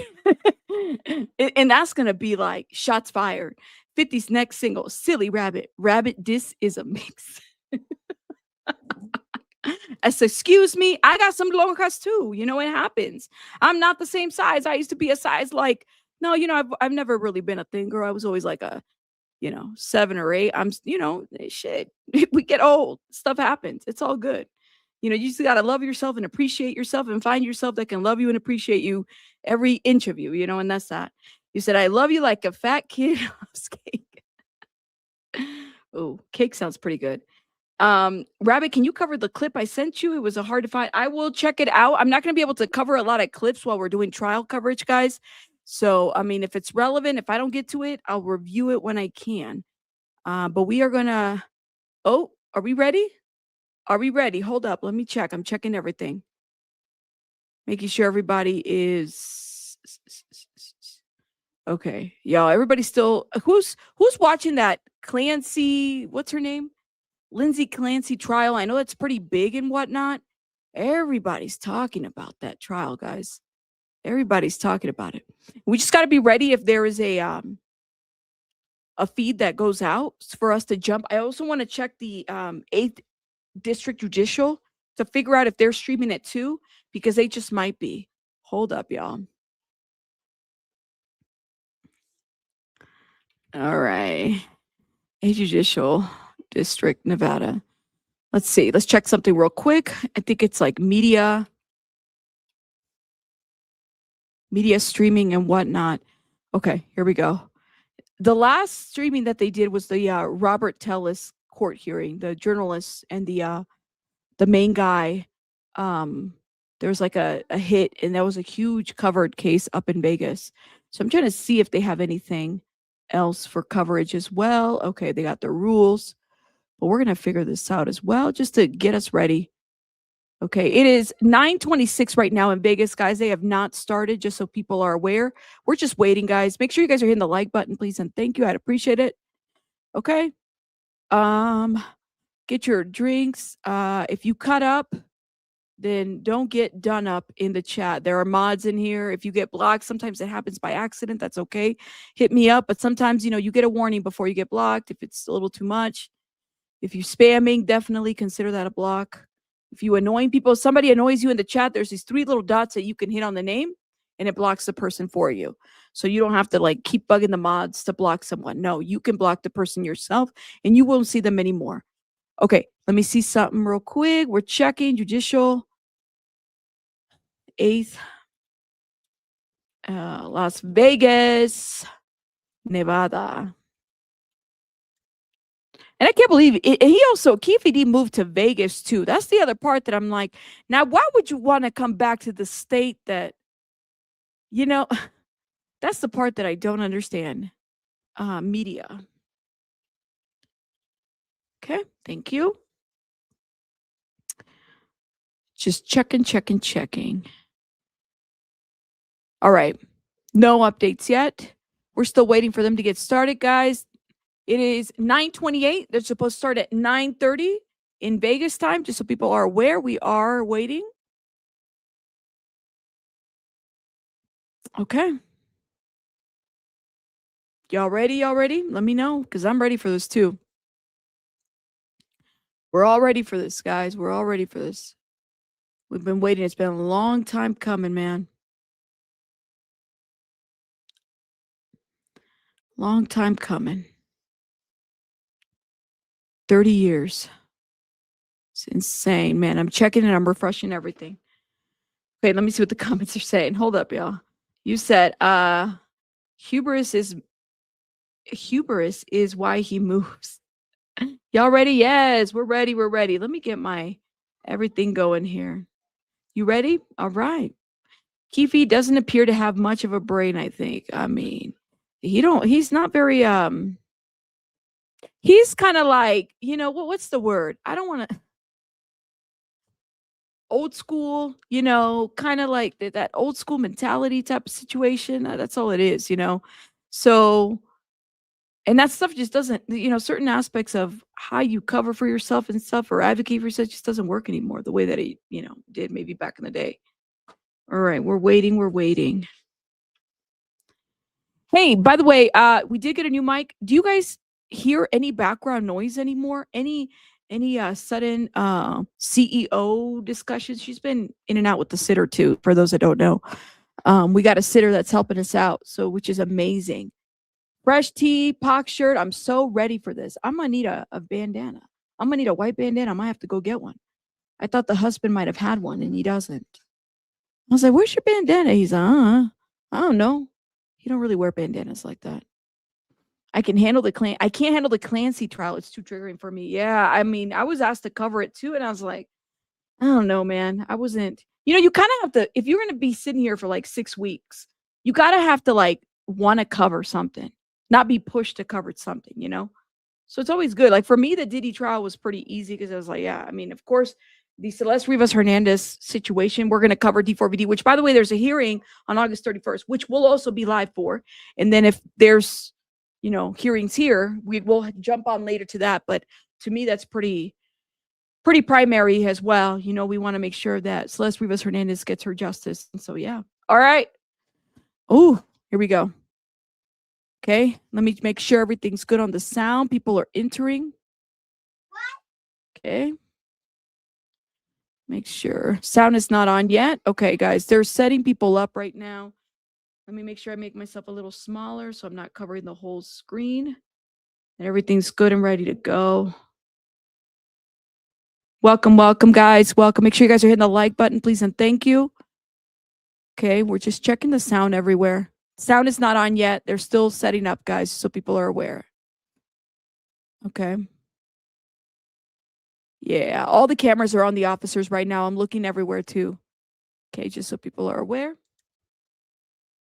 Yeah, we got movement. Okay. We got movement.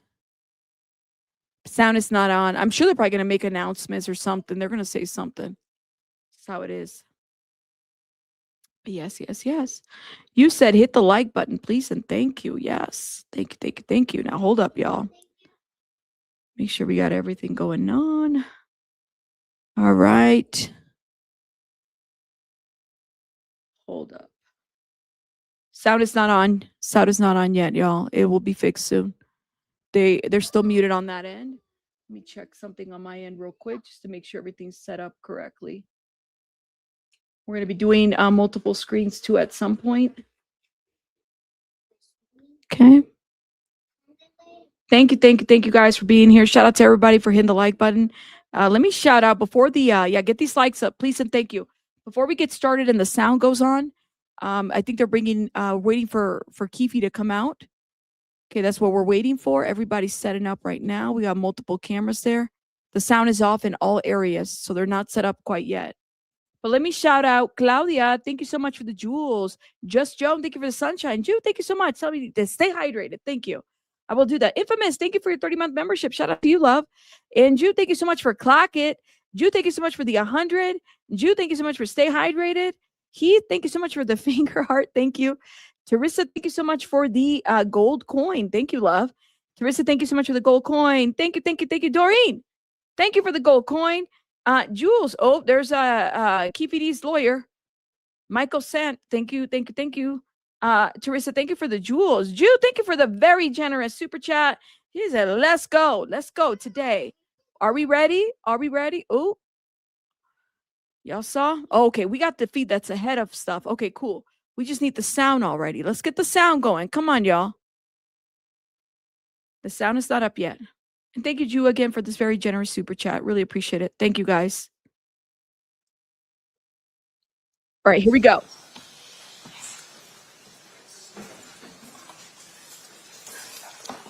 We now have Mr. Davis. He's present in custody with Mr. Sam. Anything we need to address outside the presence of the jury from either party? Nothing safe.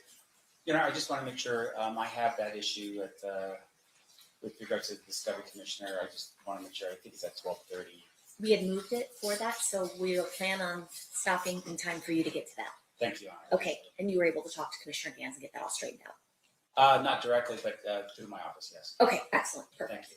And I guess, Your Honor, I think it was mentioned during jury selection, but at this point, I think both parties would be invoking the exclusionary rule. Okay, so if we have anyone present in the courtroom who's on the witness list, you do need to step out at this time until you're allowed to come back in.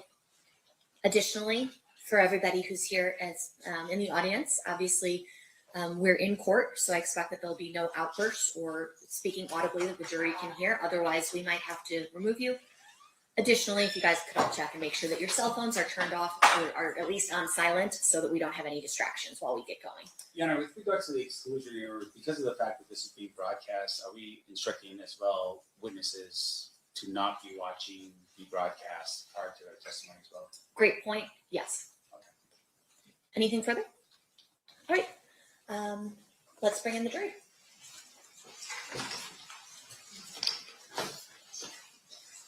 All right, let's go. Are we ready? Let's go, guys.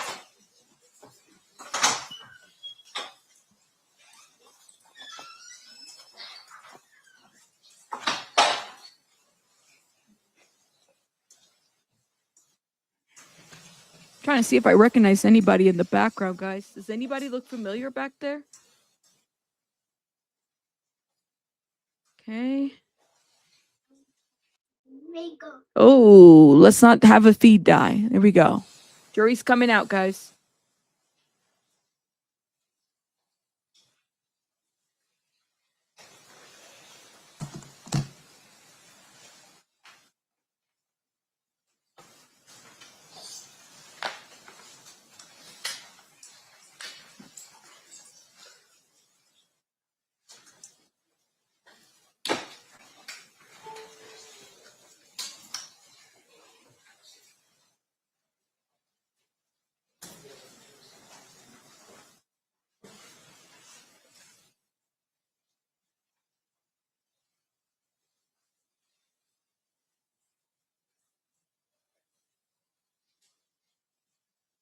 Yeah, didn't they yell at Diddy for making eye contact with the jury? You guys remember that? That was a huge deal. Okay, I made myself smaller. Hopefully I'm not taking over everything. Y'all can see better. Get a full image. I'm nervous. I'm nervous too, and I'm not even there. I'm not even there, and I feel nervous. I'm already nervous. Damn. Hold up. Make sure I got my cords and everything.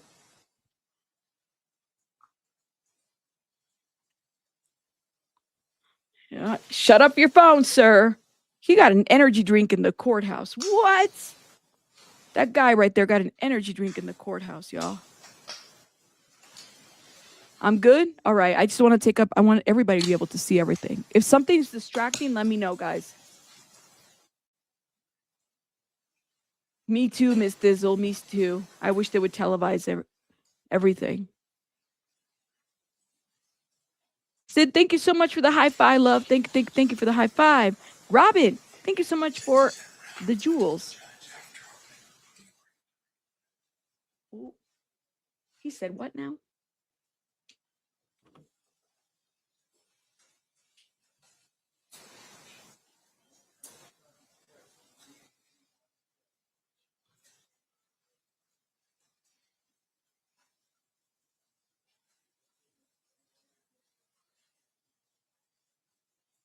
Not supposed to be drinking in the, I mean, that's how I remember. You don't be drinking any kind of drinks, no chewing gum in the court. You can hardly breathe in the court. Stand for the jury. Here we go. Let me mute.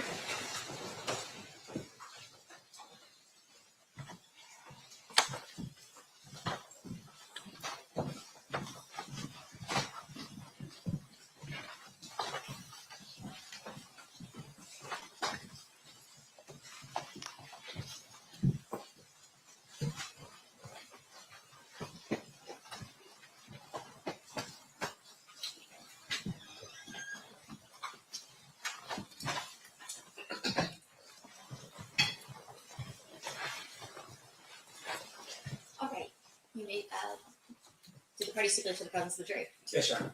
You may be seated. Ladies and gentlemen, welcome back. Hopefully you were able to get everything situated over the long weekend, and we look forward to proceeding with trial. Before we get started, we do need to have you sworn. So if I could have you all stand and raise your right hand, we'll proceed with that. You and each of you do solemnly swear that you will well and truly try the case at issue and a true verdict render according to the evidence, so help you God?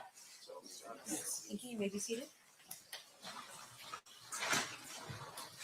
All right. Thank you, Jessica, and thank you, ladies and gentlemen. At this time, we're going to turn to opening statements. Mr. Palal, are you ready to give your opening statement at this time? Yes, Your Honor. You may proceed whenever you're ready. Thank you.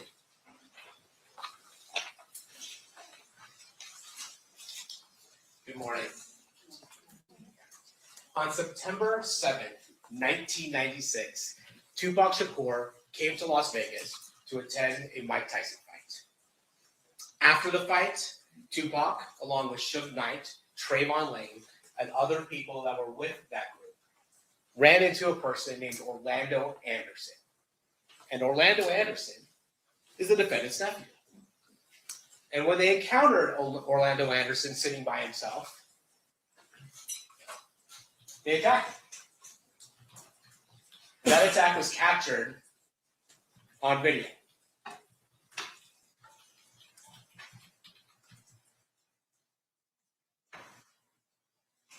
Then, a few hours later, Tupac Shakur and Suge Knight drive down Flamingo Road to Club 662, where Tupac is scheduled to perform a concert. Then 2.5 hours later, after Tupac and Suge engaged in the beating of Orlando Anderson, they are gunned down. Tupac is gunned down in a drive-by shooting from a white Cadillac in an act of revenge. During those 2.5 hours, you will learn that the defendant was escalating and planning the retribution for the beating of his beloved nephew. Now, let's be clear. Duane Davis did not pull the trigger. But what he did do was plan the retaliation for the beating of his nephew. You will learn that Duane Davis got the gun. You will learn that he got into a white Cadillac. You will learn when the opportunity presented itself for retribution, Duane Davis made sure that the shooters were armed and ready to execute their revenge. And remarkably, you will learn that from Duane Davis himself. But to understand what happened on September 7th, 1996, on the streets of Las Vegas, we need to go about 275 miles west to the city of Compton, California. What you'll learn is that Compton is about 10 square miles. But in the mid-1990s, those 10 square miles were occupied by over 30 gangs claiming its territory. And important to this case, there are two gangs, Mob Piru and the Southside Compton groups. Let's talk a little bit about the Mob Piru. The Mob Piru is a group that associated with the color red. And you'll hear that Suge Knight, the person who was driving Tupac Shakur that night, grew up in the neighborhood of Mob Piru. But by the mid-1990s, he had become a very successful CEO of the record label Death Row Records. But despite, or maybe because of where he came from, you'll hear that Suge Knight continued to employ Mob Piru gang members as part of Death Row. They would act as unofficial security, and other times they would engage in, let's call them other acts on behalf of Suge Knight. But Death Row in the mid-1990s, record labels around.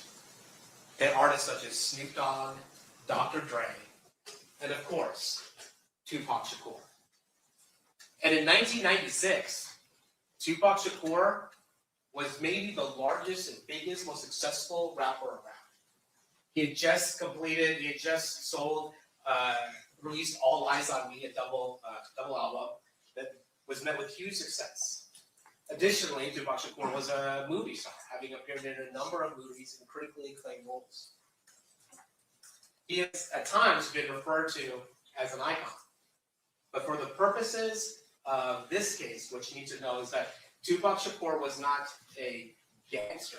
He was a hip-hop artist associated with the Mob Piru. Now, the other gang that's important to know here is the Southside Compton Crips.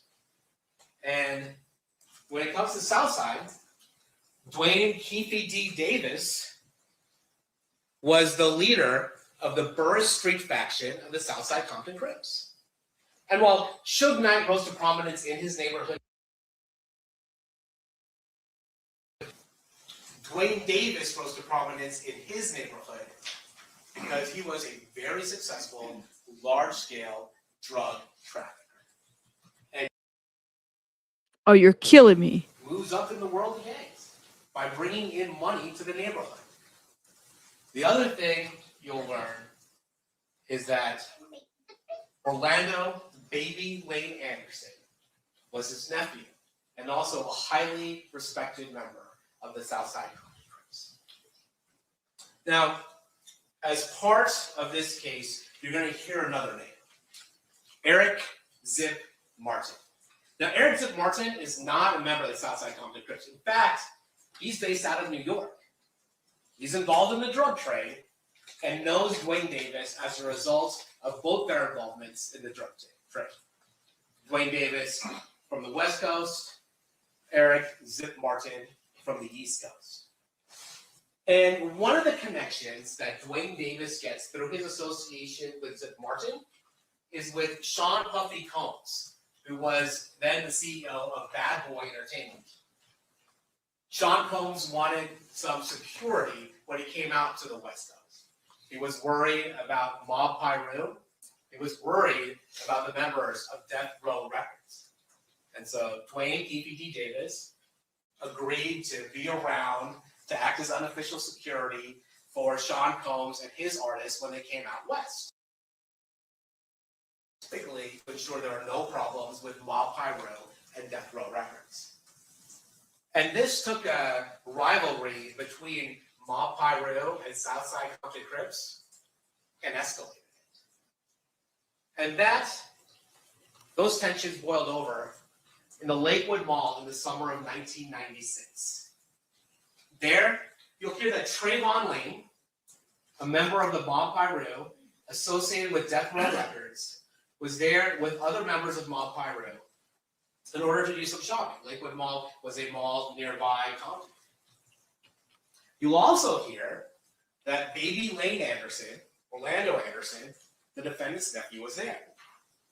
Now, Trayvon Lane that day was wearing a chain with a Death Row medallion. And there was a fight that occurs between the Mob Piru group and the Southside Compton Crips. And at one point, that chain is pulled off Trayvon Lane's neck. Now, what happened to that chain is an issue of much dispute. Not everybody agrees with it. But the act of disrespect of pulling the Death Row chain and the brawl that occurs further escalates this heated rivalry. And what you'll learn is that these two men, Trayvon Lane and Orlando Baby Lane Anderson, they encounter each other again, this time in Las Vegas. So that brings us back up to September 7th, 1996, here in Las Vegas. Again, Mike Tyson is fighting Bruce Seldon. He disposes of him in less than in a round. Doesn't take a full round. And then after the fight, Tupac Shakur, Suge Knight, and the people that are here with, they leave. And among his group is Trayvon Lane. And that is why this fight occurs. Trayvon Lane and the Death Row group sees Orlando Anderson standing by himself, and they decide to attack him in retribution for what happened at the Lakewood Mall. You'll see Orlando Anderson is on the bottom of that group. You see security coming, trying to break this up. And then you'll see Tupac Shakur, Suge Knight, Trayvon Lane, and that group exit the MGM Grand. Now, Orlando Anderson was by himself because when Duane Davis purchased the tickets for the Bruce Seldon fight, he got them through a scalper. So everybody that came with Duane Davis were seated separately throughout the fight. And so Orlando Anderson was at that time by himself. You'll see that Mr. Shakur, Mr. Knight, and his group leave the MGM Grand. And you'll see that Orlando Anderson, after being held by security, is questioned for a bit, asked if he wants to press charges. He decides he doesn't want to participate in any type of prosecution and that he doesn't need medical attention.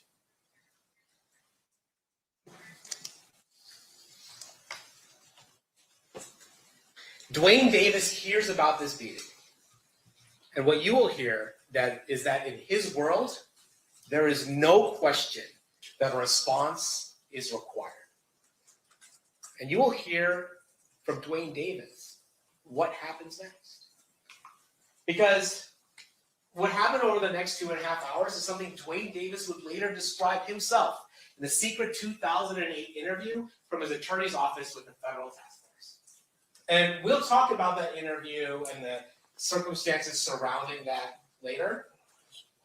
But we'll hear about what the next 2.5 hours was. So what we learn is that Duane Davis is upset about the beating of his nephew. And frankly, that's not an unusual response. What's unusual is the next steps Duane Davis takes. Unusual for the normal person, maybe not unusual for in gang culture.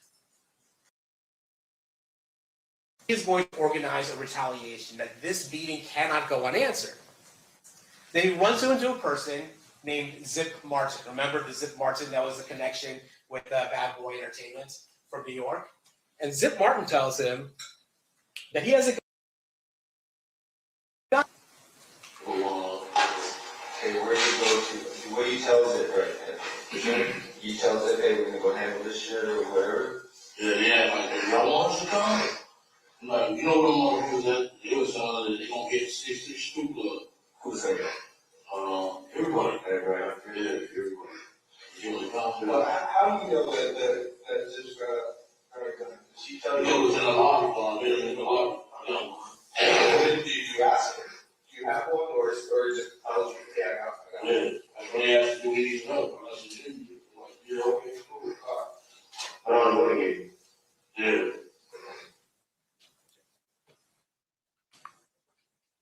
So later, Duane Davis organizes 2 vehicles to go over to the 662 Club.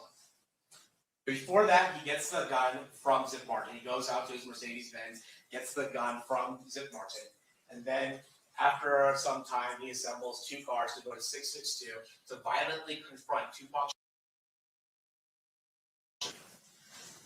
And you'll hear that Duane Davis. You're killing me. Hold up, guys. They go in a white Cadillac and they go to Club 662, waiting for Tupac Shakur, waiting for Suge Knight, waiting for this violent confrontation. And what you'll learn is that Tupac Shakur and Suge Knight don't show up while they're there. We went up to 626, they didn't show up. We waited about 15, 20 minutes, they didn't show up. So it's like, let's go get some liquor. We stopped at the liquor store. I got out my hand there and jumped in the Cadillac. So what you hear Duane Davis say is he got out of the Cadillac. Orlando Anderson was beaten at the engine part. But on the way back to the Las Vegas Strip, they see a caravan of cars. And that caravan included Tupac Shakur and Suge Knight. And in that white Cadillac, before the shooting occurs, Duane Davis explains that the driver is Terrence T. Brown. In the rear driver's side is DeAndre Dre, or Big Dre Smith. In the rear passenger side is Orlando Baby Lane Anderson. And Duane Davis himself, Keefe D, is in the front passenger side. And this is how Duane Davis explains the murder of Tupac Shakur. Yeah. It's a little bit short right there. When we came up Harlem at the Las Vegas Boulevard. And shit. Here they come that BMW and Jay Carter. And Brawls, Tupac! Tupac! I was like, there you go. Made the U-turn. We wasn't supposed to make it. Just wanted the U-turn. They was in a little lane. We just pulled up on the side, checked every car to see where they was. So what directed your attention to him was some girl shouting at Tupac? Tupac! He gave us out away. Otherwise, they would got away. He all ran out quick. You know how they do. They was bitch. You know. You did a U-turn, so then you pull alongside of it. You guys were in the car. Have you already had the gun at this point, or at what point do you hand him the gun? I thought he was going to pull on my side. You know, that's one of them neck ones you got with him, you know. He pulled on his side. So you were fitting a blast if you had to, or you were just... Yeah, we would have been on my side, I was blast. Okay. So you hand the gun to the back seat. Yeah. You can hear me. I gave it to Dre. Dre was like, no. And I ain't like, dude, fuck.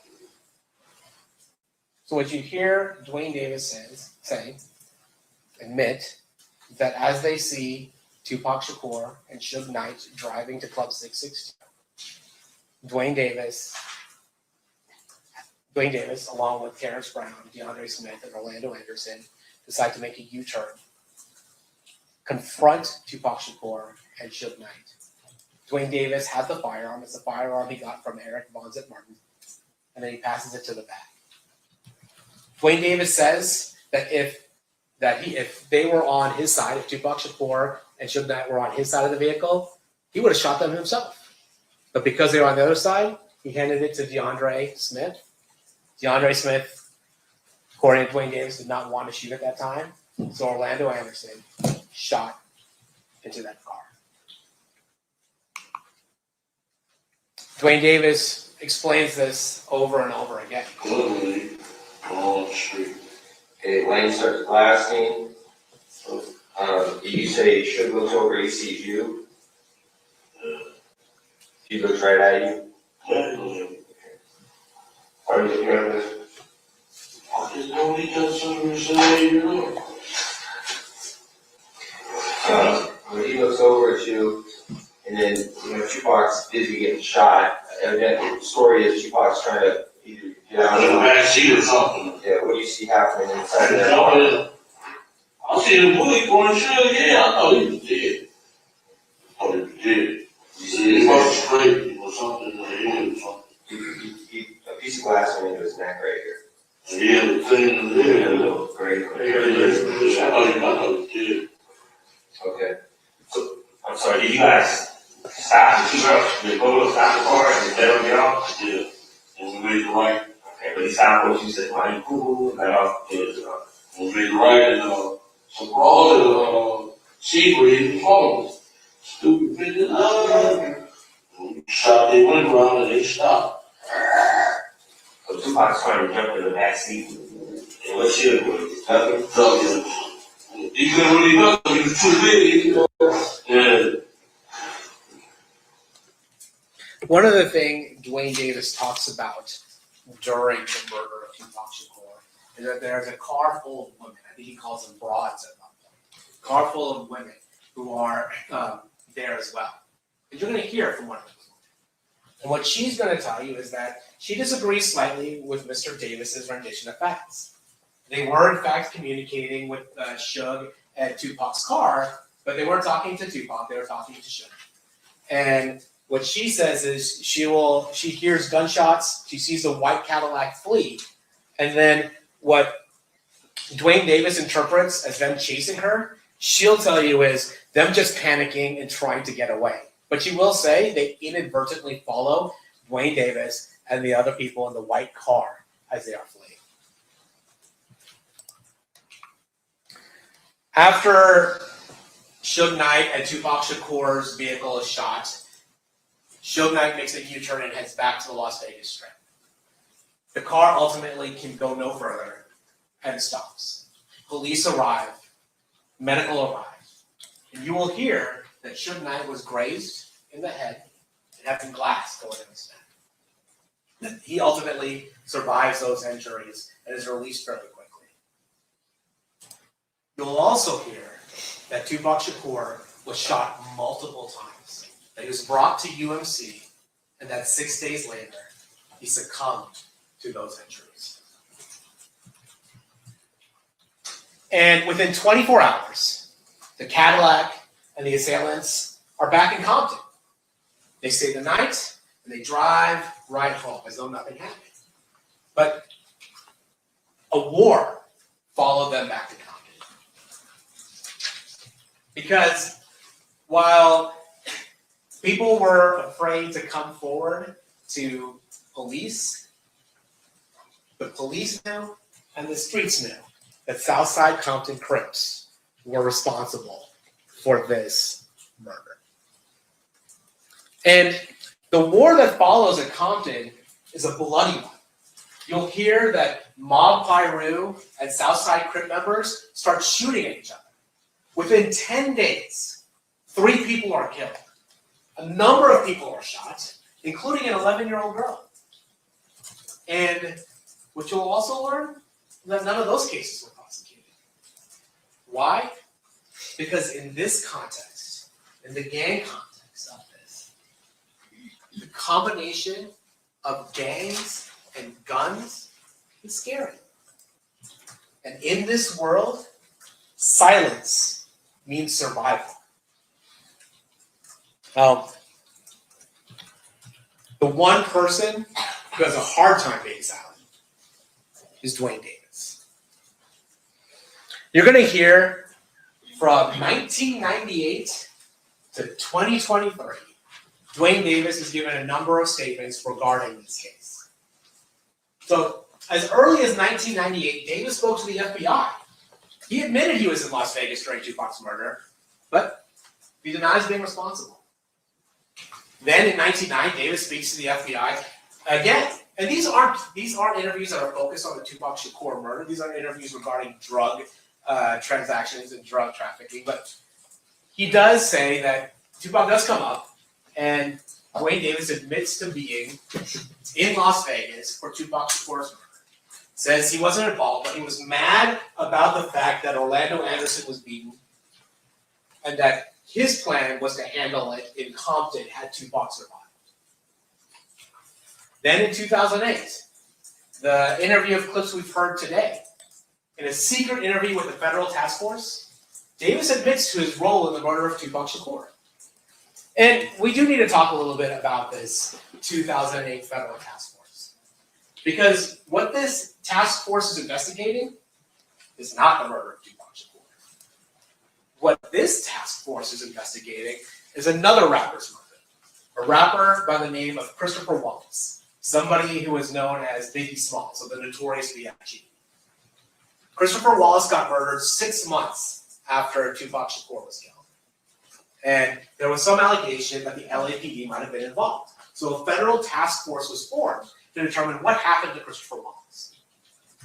And the interesting thing about the murder of Christopher Wallace is that Christopher Wallace is killed leaving a party in LA. Also at that party, Duane Davis. Christopher Wallace there was a suspect vehicle that involved a Chevy SS Impala, and Duane Davis happened to own a Chevy SS Impala. Now, as a result of that, the task force decides, well, let's look at Duane Davis. And the thing we know about Duane Davis is that he trafficked narcotics. And so they were able, through a CI and an undercover, to have a drug transaction with Duane Davis. And as a result, Duane Davis now has a case, a big trafficking case. And so the federal task force approaches Duane Davis and his attorney, and they say, hey, look, we want information regarding the murder of Christopher Wallace. That is what we are trying to investigate. And what Duane Davis says is, I don't have any information about that thing, but I can tell you about what we did. I can tell you about Tupac. And that's what he does. He tells a federal task force that's about his involvement, what you've heard, his orchestration of the murder of Tupac Shakur. That secret conversation, that proffer, was secretly recorded and released later. In 2009, Davis is being so helpful to federal authorities that he actually flies out to New York to try and get Zip Martin to implicate himself in the Tupac Shakur murder. Zip Martin at that time was dying of cancer, was out of the game, and really did not engage with Duane Davis. In 2009, though, Duane Davis gives an interview to Las Vegas Metropolitan Police Department Detective Dan Long. Now, Duane Davis is more guarded in that interview. It is a different setting than the interview of 2008. It's not a secret proffer agreement. But Duane Davis does admit a number of things. That he was in Las Vegas, that he was mad about Orlando Anderson getting beaten, that he was the boss, that he was in the white Cadillac, and that he procured the firearm that ultimately killed Tupac Shakur. Then, in 2011, the landscape changes. Because in 2011, Greg Kading, the guy who was leading the task force in 2008, the guy who organized the secret proffer between Duane Davis and the federal task force, he leaves law enforcement and decides he's going to publish a book about his investigation into Biggie Smalls, the guy who was killed 6 months after Tupac, and Tupac Shakur. And what he puts in the book is that Duane Davis confessed to the murder of Tupac Shakur. The book tells the story about Davis' admission, about himself, but it also tells the story of Duane Davis telling about his nephew's involvement in the murder, about Big Dre's involvement in the murder, about Terrence Brown's involvement in the murder. And this is a problem for Duane Davis, because that meeting was supposed to be secret. And now his cooperation with federal authorities is open to the world. Not only that, Greg Kading is now profiting off Duane Davis's life story.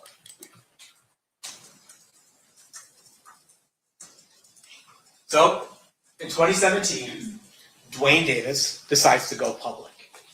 He's approached by the producers of a show called Death Row Chronicles that appears on BET. And this is just a small portion of what he says is his motivation for appearing. When I went in TV days, I was probably Kingpin drug dealer. I'm the only one alive that really can tell you the story about the Tupac Shakur. People have been pursuing me for 20 years.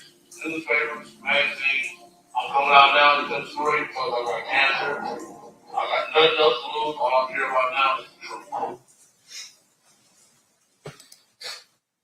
Duane Davis says, all I want to do now is tell the truth. And in the 2017 public interview, he's a little evasive, but he admits to being the boss. He admits to being in the white Cadillac. And he admits to be part of the murder of Tupac Shakur. And when he says he's the only person that can tell what happened, he's right. Because by 2017, Terrence Brown is deceased. DeAndre Smith is deceased. Orlando Baby Lane Anderson is deceased. Terrence Brown was murdered in an unrelated incident. Orlando Anderson was murdered in an unrelated incident. And DeAndre Smith died from health issues. Remarkably, in 2019, Duane Davis then decides he's going to publish his own book. And with regards to the book, it is certainly a lot of self-aggrandizement. But again, the core remains. He was mad about Orlando Anderson the beating of Orlando Anderson, his nephew. He was in Las Vegas. He got the gun. He was in the white Cadillac, and he handed the gun to the sheriff. And what you'll notice is a constant thing that always goes through these statements is Duane Davis's visceral anger at Tupac Shakur for putting hands on his nephew. In the book, he says, them jumping on my nephew gave us the ultimate green light to do something to their ass. Then, Duane Davis decides that he's going to do public interviews regarding his role in the murder of Tupac Shakur. So you ended up getting in the car with Baby Lane and them? Yeah, the car was on, yeah. We ran into them, went to the light on Sunset and Flamingo, and dude, we acted like he was in a parade or something, that nigga, and that BMW, hanging out with him, hey, it's Tupac, it's Tupac. And them bitches, shit, they was hollering for him. Yeah, they were that motherfucker. They came up on the side of him. Oh, shit.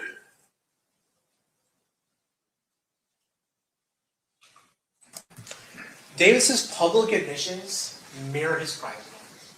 He admits to being a leader of Southside Crips. He admits to the significance of the fight over the death row chain at the Lakewood Mall. He admits to being in Las Vegas the night of the fight. He admits to being angry that Tupac stomped Orlando Anderson at the MGM. He admits that he was hunting down Tupac and Suge, first going to 662. He admits that he got a Glock 40 from Eric Zip Martin for the purposes of hunting Tupac. He admits that he was in a white Cadillac with his gang members looking for Tupac. He admits to seeing Tupac in a black BMW and then changing directions, making that U-turn to confront Tupac and Suge. He admits to putting the gun he obtained that night in the back seat of the vehicle so the shooters could shoot. And again, what remains, even as late as 2020, 2021, 22, is Duane Davis's visceral anger at Tupac Shakur.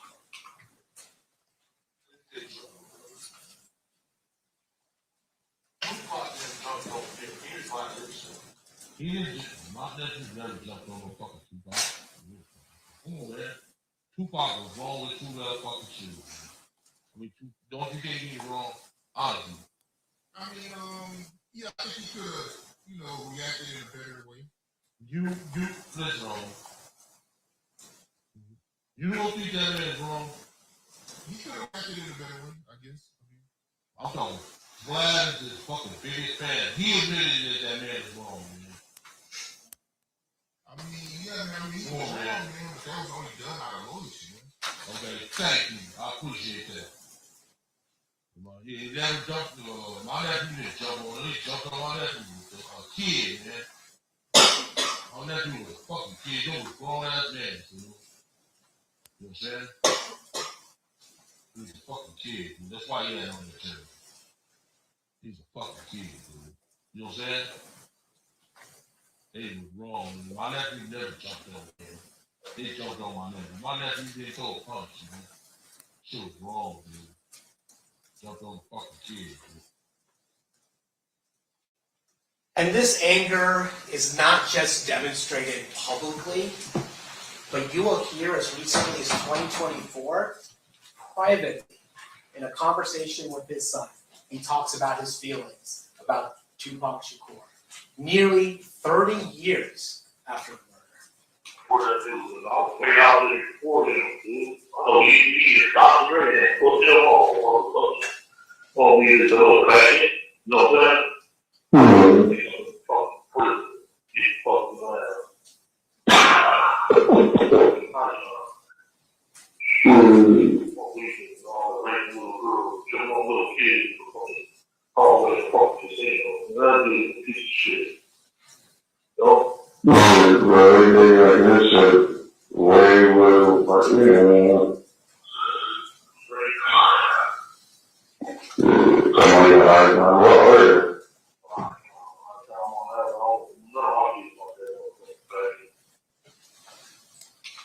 "28 years later, that is the visceral anger that Duane Davis had for Tupac Shakur. It did it in 2.5 hours. He took care of what he thought was the proper response. And 28 years later, he still is angry about what Tupac did. On September 7th, 1996, Tupac Shakur publicly, on camera, participated in a humiliating beating of Duane Davis's nephew, Orlando Anderson. Duane Davis knew that in his world, that required a response. And over the years, in private interviews and public statements, and even in private calls, Duane Davis has repeatedly told us over and over again about the anger he felt and his own role in the revenge drive-by shooting of Tupac Shakur. And now, nearly 30 years later, we're going to ask you to finally hold Duane Davis accountable. Thank you. Ooh, did they land the plane? Chat, did they land the plane? Let me know. Do you wish to give your opening statement at this time? Yes, Your Honor. Here we go. Of course, whenever you're ready. Thank you. Yeah. I think this is the HDMI cable.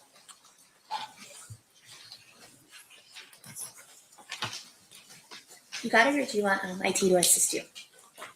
I think I got it. This is it, right?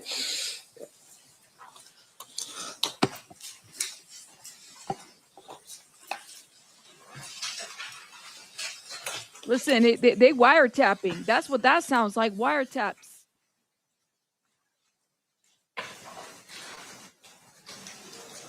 All right, we're going to do some voting.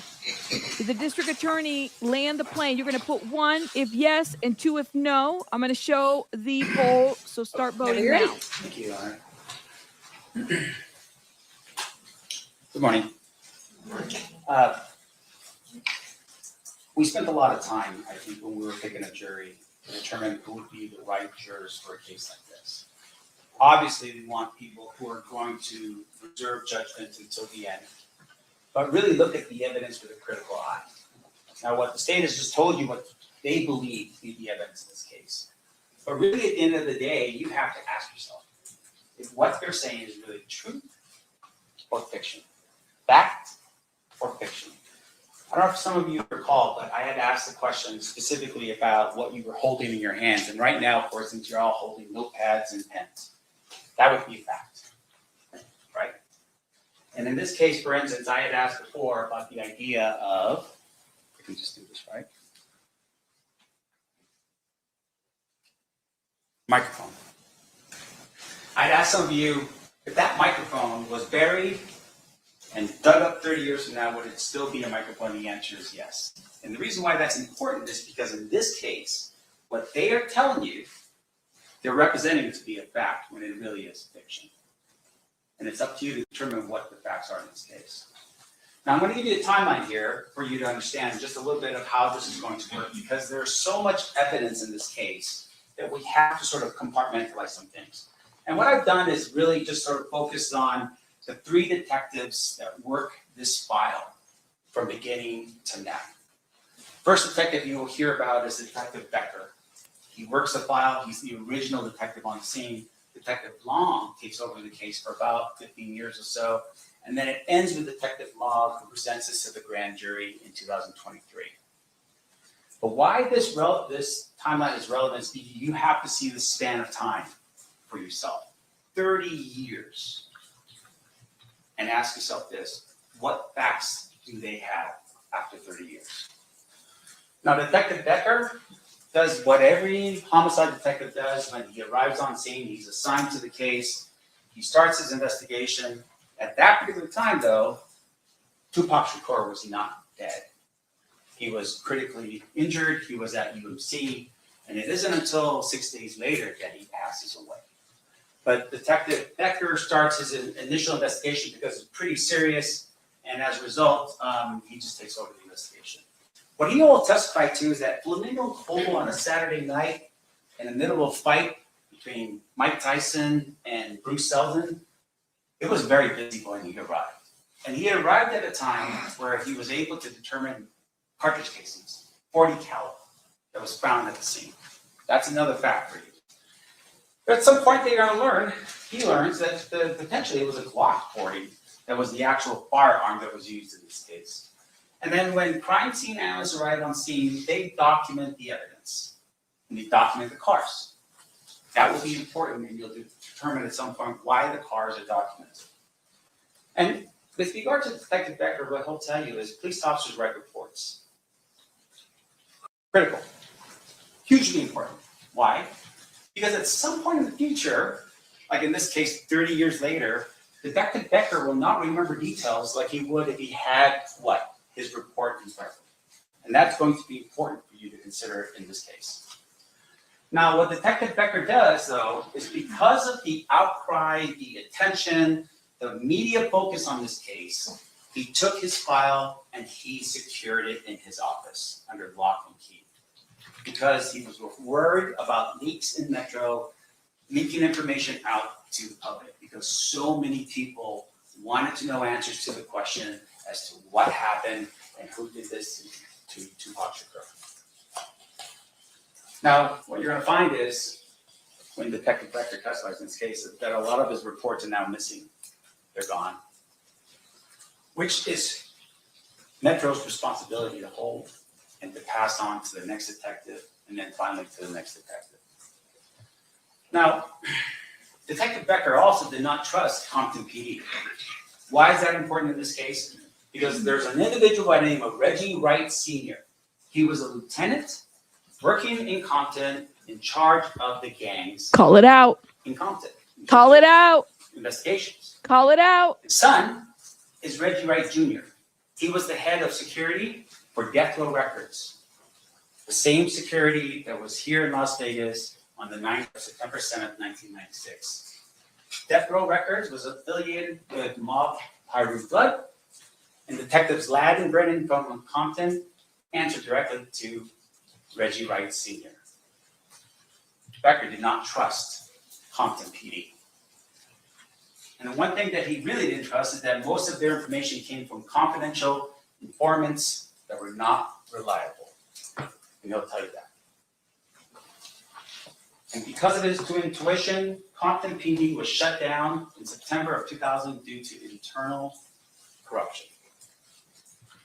They just evaporated the police department, and the sheriff's department for LA County absorbed the responsibilities for the police department in Compton because of the corruption that was there. Now, what facts, right? Just like the pads of paper that you have in your hand and the pens that you have in your hand, what facts can we determine from Detective Becker's efforts? First and foremost, we know that Tupac was shot multiple times. That's a fact. That can be proven. We know that it was with a .40 caliber firearm. That's a fact, due to the cartridge casings. On the corner of Flamingo and Cobalt. That's also a fact, right? We're on board so far? We know the date, September 7th, 1996. That is a fact. At 11:17 p.m., we know that to be a fact as well. And then finally, that he was in a vehicle driven by Suge Knight, and that Tupac died 6 days later. Those are facts that will not be refuted by anybody in this courtroom during the time that we spend together. Oh, shit. But here's the one thing. There are no facts to point to Keefe. Not one. I don't know about that. I don't know about that. Hear about this over and over and over again. No facts like the microphone in your hand or the pad of paper that you have that you write on. Detective Long takes over the case in 2002, and he has it from 2002 to 2017. He was, interestingly enough, on the gang unit, and at the time of the shooting, he was in gangs, and he had been one of the first to arrive on scene. He will testify and tell you that every time he did something on this file, he wrote a report. Because that's important. That's what you do as a police officer. And he conducted follow-up interviews, and he made some travel to Compton. He will tell you those things. That's his role in all of this. But here's the thing. Detective Long also encountered some challenges in this case. They had to hide the case file with Metro because people were still accessing the file in Metro, and they weren't authorized to do so. So they changed the case number so that people couldn't find the file. In addition to that, what you're going to learn is LAPD reached out to him, called him up and said, hey, Detective Long, we have the gun. And we've tested it, and it matches back to what you're looking for in terms of the weapon that killed Tupac Shakur. Detective Long goes to LAPD, gets the gun, transports it back, gets it tested, and it comes out as not a match. LAPD tells him after, we gave you a fake gun to test you out. This is the level of, I don't know how to put it, that was going on during this time period between Metro, LAPD, and Compton. This is what's happening during this time period. These, according to Detective Long, became very scarce and stale, meaning that it was just taking a long time for him to follow up with people. Witnesses became unavailable. Why do you think that is? Because of time. So as a result, memories started failing because of that time. So Detective Long had these challenges. But here's what Detective Long does. He interviews Keefe in 2009. Sits him down, has an interview with Keefe, just like the state said. And guess what happens? Detective Long doesn't even know that Keefe had actually spoken to a task force the year before. How is that possible? Metro is the agency responsible for the investigation of Tupac Shakur's murder, and they don't even know about this. No one in that room in 2008 told Detective Long or Metro what was going on. And you know who was in the room in 2008? You had FBI in the room. You had the DEA in the room. You had LAPD in the room. You had the United States Attorney for the Central District of California in that room. And Detective Long does not know about any of that. What you will also learn is out of all those people in that room, not one person verifies what Keefe D tells them. That the FBI, the gold standard of investigation in our country, did not go out and follow up on what was said. Now, one of the things the state showed you was a picture of a car and indicated there was 4 individuals in that car.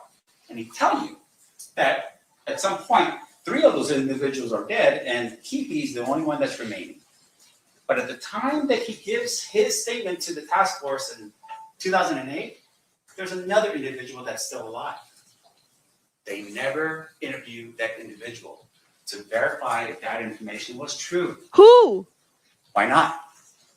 Because the FBI just fell asleep, that the LAPD just didn't care.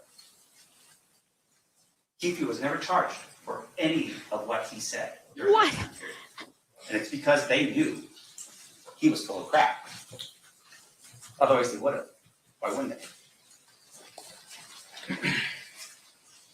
When Detective Long comes back to Las Vegas, he goes and he talks it over with the Clark County District Attorney's Office. And you know what happened then? They didn't charge the case either. In 2009.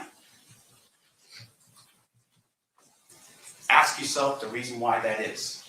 It's because they just didn't care about Tupac Shakur or his life? Or is it because they looked into it and realized we can't verify this information, we don't believe this to be true? Why would the Clark County District Attorney's Office not charge him in 2009? Now, what facts do we get out of Detective Long based upon what he did for those 15 years? We don't have any facts. Outside of statements made, allegedly by Keefe D and other people, we don't have anything to verify any of that information.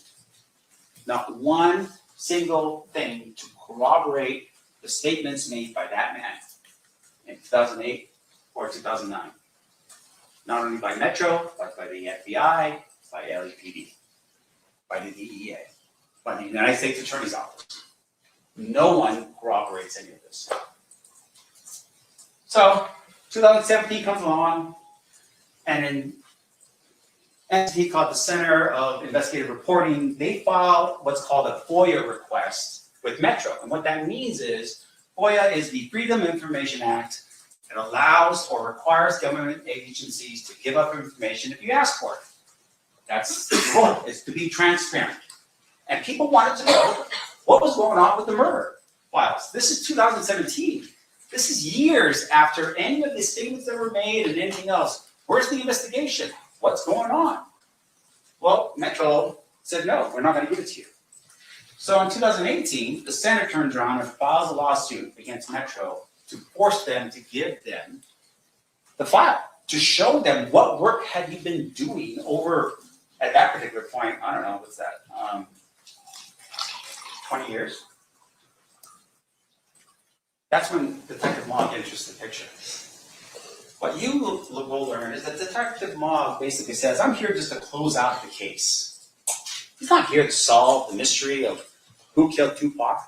So with everything you have in front of you that you're now hearing for the first time in terms of the statements that were made in 2008, 1998, 1990, whatever, Detective Mogg comes along and says, I'm just here to close out the case.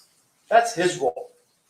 And what you're going to learn is Detective Mogg received a copy of what's called the Death Row Chronicles in 2018. It's not a deposition. It's not testimony under oath. It's edited and it's done for extreme purposes. He receives a copy of it. You know what happens when he receives that copy of the interviews that the state has basically shown you in this case? No charges filed. Why? So, Keefe writes a book, allegedly. Right? Allegedly, he writes this book called Conflict Free Legend in 2019. You know what happened with the book? Right? Even he confesses to it. What you find is no charges filed. What is going on? District Attorney's Office doesn't want to charge the case. No charges filed when the interview happens. No charges are filed when the book is written. What is going on? 5 years goes by. And nothing is going on with the case. But Detective Mogg says he's closing it out.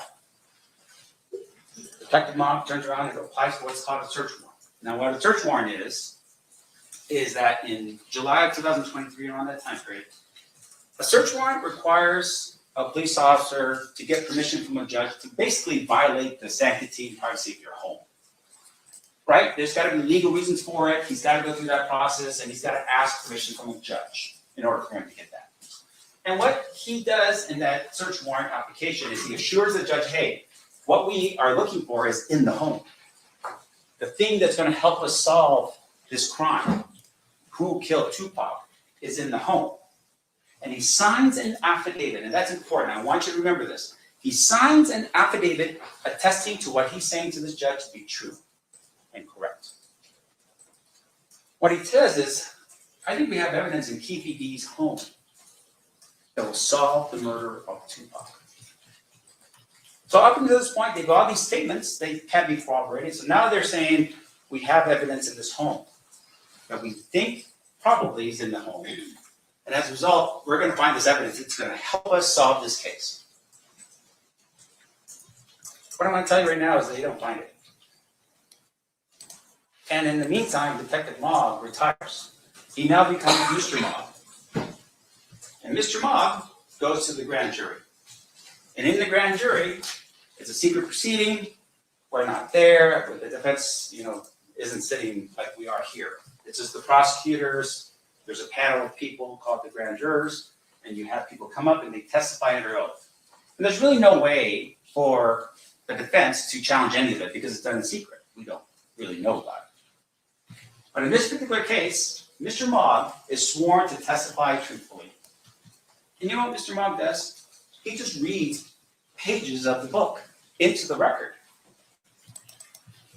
He doesn't do any more in terms of an investigation than read pages of a book into the record.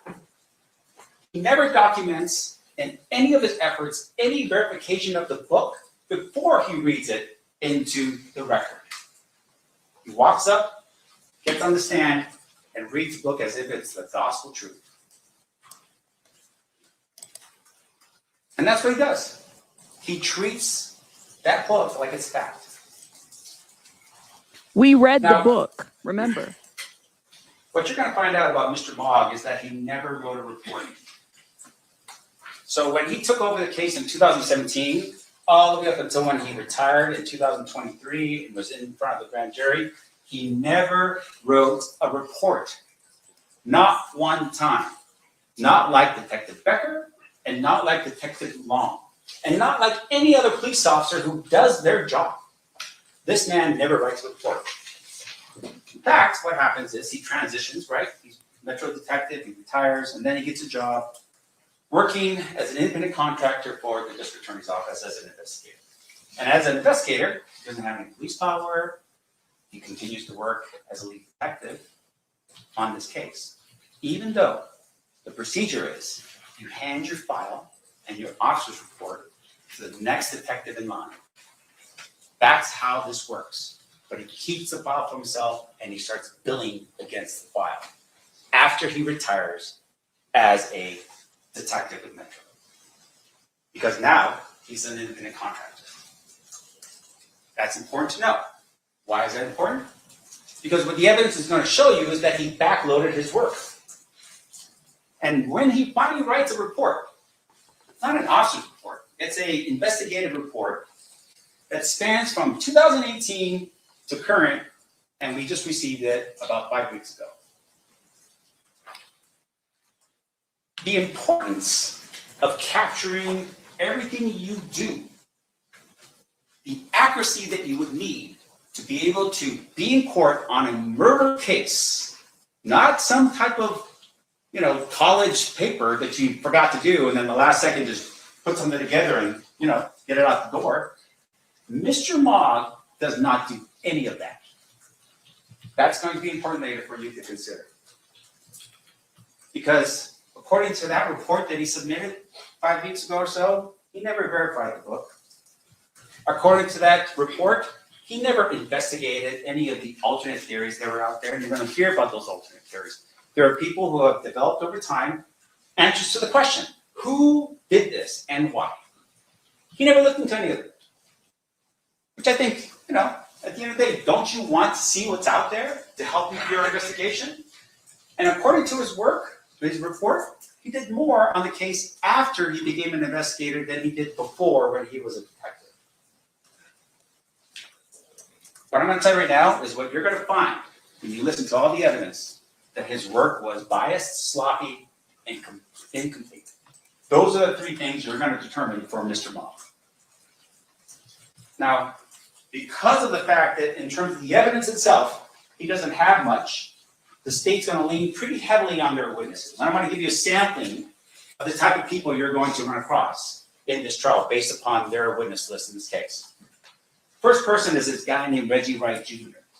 He's the, remember, the security company for, thank you, for death row records. And what he is a felon. Second of all, you're also going to find that he's a former Compton police officer. He worked for Compton PD for about 5 years, and apparently he got disabled. At some point, he becomes a felon. You're going to learn about that. And his father, like I said before earlier, Reggie Wright Sr. was the head of the Compton PD gang unit. What you're also going to learn about Reggie is that, once again, he was supposed to be protecting Suge Knight. Where was he the night of the shooting? In addition to that, he orders his security team to not carry firearms the night of the shooting, before the shooting took place. What you're also going to learn is he wasn't even around when the shooting occurred. So the principal, meaning the person he should have been protecting the most, would have been Suge Knight, the head of Death Row Records. This man was nowhere to be found.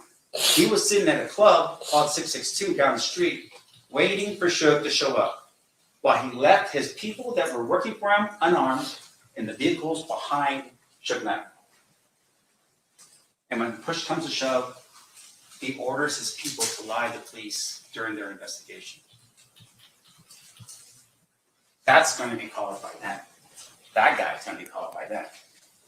In addition to that, when everything was said and done, Suge Knight went to prison because he was not supposed to be in a fight in Las Vegas. He violates his release. Guess who takes over Death Row Records? Reggie Wright Jr. Now, the state is also going to bring in other people with unreliable positions, including criminal histories, financial motivations, and inconsistent statements. That are the people and the quality of the evidence that you're going to listen to in this case. Just to give you another example, there's going to be an individual by the name of Devonta Dirt Rockley. Who is he? He's been a paid informant for years.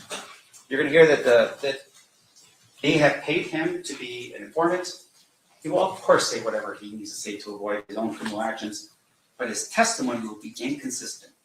And that's what you have to really rely on, is what exactly is he going to say, and can you even believe it?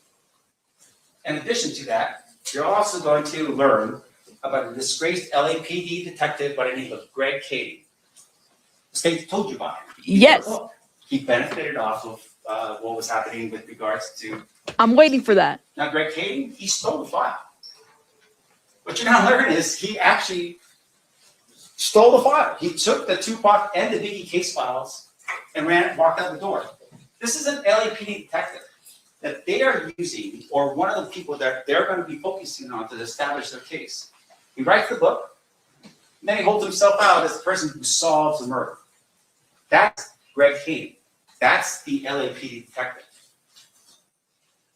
Now, what you're also going to learn is Greg Cady, when he was a detective with LAPD, was basically caught manipulating witnesses.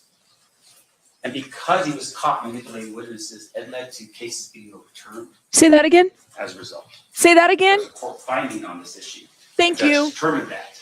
And Didn't I say that? That's Greg Cady. That's a witness in this case from that. Now, your challenges, right? I mean, gosh, we're sitting here, there's cameras in the room. I mean, things going on. But it's really time. Like, how do you, as jurors, try to figure out time on this case? There's been so much time. Delays. By who, though? And there's corruption. How do you look at your information that you're receiving with anything more than just speculate or just like skepticism? Like, you're gonna look at this stuff and be like, well, I mean, you have a motive to lie. You have a motive to tell or deceive. And it's because at the end of the day, there's not actual facts. When you get past all the talk and me talking, just look at the actual facts. What facts do you have to support any of what Keefe D said in any of his interviews or in the book?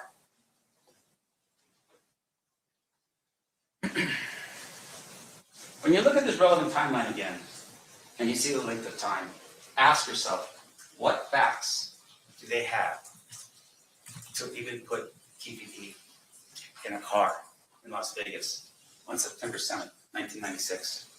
What facts? When you look at the video that happened at the MGM, look for him. Try to find him in there. Try to find any of the other individuals. Remember, he said there's 3 individuals in the car with him and Orlando Anderson. Orlando's in the video because he's getting beat up. Find any of the other individuals on the videos of the MGM. Look for evidence that shows that Keefe D was even in Las Vegas on the night of the fight. Receipts, credit cards, a picture of him standing next to somebody else, maybe watching the fight from another casino. Something. Give me something. In the book, you're going to learn that Keefe says that he was at the fight. He was sitting on the second row. He was sitting with all the celebrities, and he's dressed in his finest gear. There's not one iota of proof that he was ever at that fight. But you know who does show an iota of proof that he was at the fight? Suge Knight. Suge Knight was raided, and at some point, there is a ticket stub to that fight, the Tyson versus Selden fight with Suge Knight's possession. Because he went to the fight. And you would think, a fight like this, you want to show everyone that you were at the fight. There's no evidence at all that man was even at the fight. When we take fact versus fiction, really at the end of the day, what you're going to hear from witnesses that will testify to this is that Keefe D was known to do this. That's the testimony you're going to hear in this case. That's what you're going to hear about that man right there. And so you have to ask yourself the question. If I just say things, is that going to end up being one of those things where I'm going to be headed up for a murder if I just keep repeating the fiction? I keep repeating that? The answer is no. You have to corroborate everything I say in order for it to be true. Otherwise, it's just that. Or fiction. And at the end of all the time we spend together, what you're going to find is that the state cannot prove to you beyond a reasonable doubt the claim that Keefe had anything to do with a first-degree murder with use of deadly weapon. There's no facts to that matter. Thank you. Thank you, Mr. Sandler. Oh. This time, are you prepared to proceed with your case in chief, or did you need a brief break? All Just need right. a break. New poll. So maybe give the jury a few minutes. We can They do need that. a break. All right, ladies and gentlemen, at this time, we are going to take a 15-minute break. During this recess, you are admonished not to talk or converse amongst yourselves or with anyone else on any subject connected to the trial, or read, watch, or listen to any report or commentary on the trial of any person connected with this case by any medium of information, including without limitation, newspaper, television, internet, and radio, or form or express any opinion on any subject connected with the trial until the case is finally submitted to you. We'll have you guys back here at 11 a.m. Please rise for the jury. Oh man. Oh my Lord.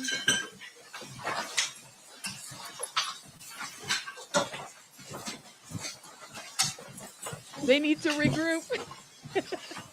I'll see you at the water cruiler. I'll see you there. All right. What did you say? Did you really say this when this happened? No. Oh, shit. I told you guys, don't sleep on that lawyer. He looked way too calm. All right. All right. So new question on the For the polling. record, the jury is back in the room. Is there anything we need to address outside the presence? Hold up, guys. Hang on. Okay, you guys are just going to work on marking those They're exhibits so it addressing goes a little things. smoother. I was going to bring the box in. We've already given our list and marked, and then I just need to grab the exhibits for the witnesses today. Sounds good. All right. And then we'll give you about an hour, or when we return about an hour and 15 before we have the break. We're still on the record, so everybody still needs to remain quiet. I have to stop the clock. She said, remain quiet.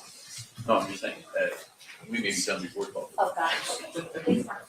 Oh, man. Okay, they muted us. Okay, cool. Did the defense land the plane?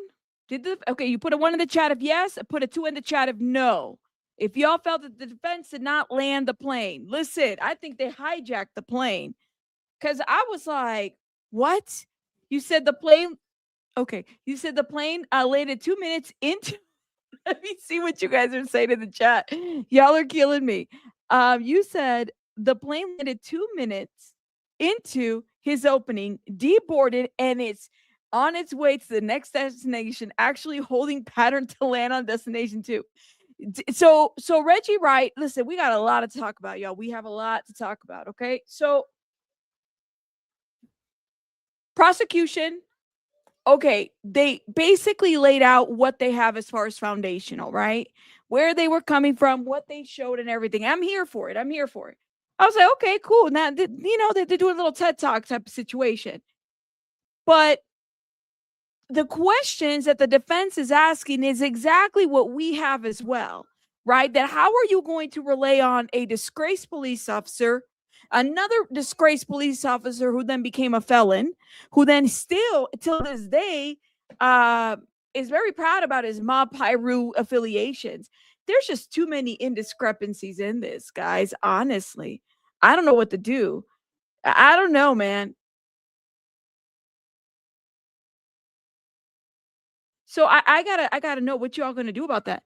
You say I don't even know at this point after Diddy got away with more evidence. I mean, I told you guys don't be sleeping on that guy because he totally gay. I said, look, he looks calm. He looks like he doesn't know what he's. Oh, he's pro bono. That does not matter. The simple mere fact. I'm telling you, he just gave that. I said, oh, he's tonguing. Oh, he's got. Yeah. Maybe I've just been around too many Polynesians, and I'm like, oh, don't let that calm demeanor trick you. Okay, don't let it. But he definitely showed himself right here, and he's gonna be pointed, and he's gonna be calling everybody out because I told you guys, I said we read the grand jury transcripts.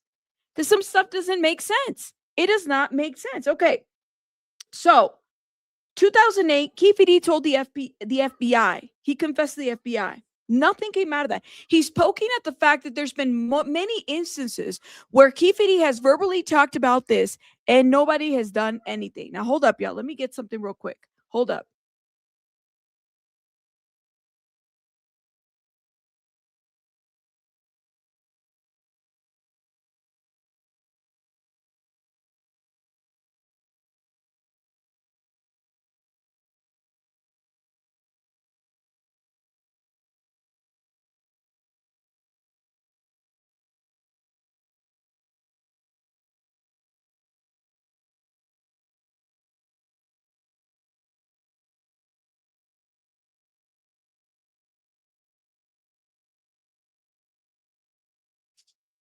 All right, sorry about that. You said he gets his strength from his hair. I'm just saying, man, it's a whole different when people. All right, let me just shut up. So, anyways, so 2008, Keefe D told the FBI. So what I heard was the defense say that there were multiple instances of when when Keefe D has opened up to the FBI, to various police, and no arrests were made out of this. Right, nothing. Okay. Then he says that in 2009, Keefe D, reached out to Zip.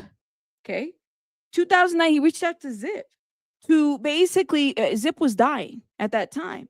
Okay. So there was something he was trying to get, maybe, get some information, right? Or have something put down there. But again, he was dying of cancer. Nothing came out of that. The man died of his secrets. It's been said. Now, this is what I can't get out of my head. Did he really say fake gun? So the LAPD, the story goes, oh my goodness. The story goes, and we have been told this, and clearly we've been wrong about this shit. This is the T right here. Okay.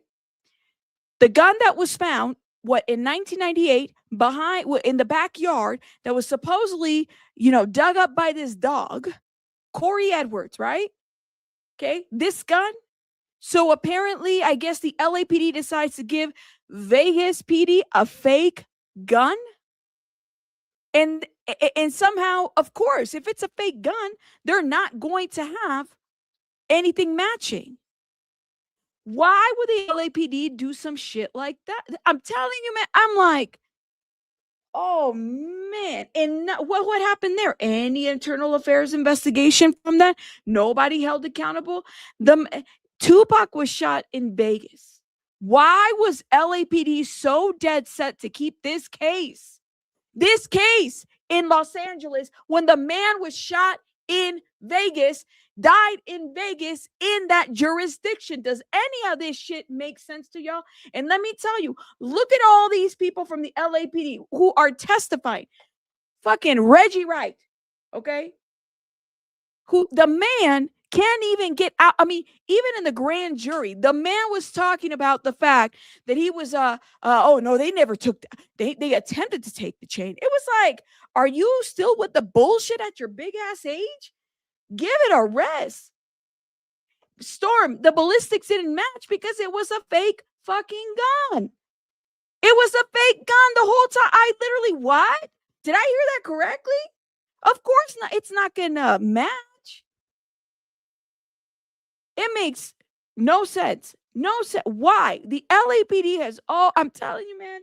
So it was always, it's always been this, that they have been their own agencies, corruption, cops. It was in their best interest not to solve this.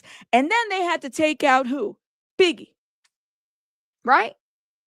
Exactly. There you go. And that's a good point. And then why isn't this being tried in California and Nevada? That's what I'm saying. It's like the man, they're investigating the case because Tupac died where? He was shot in Vegas.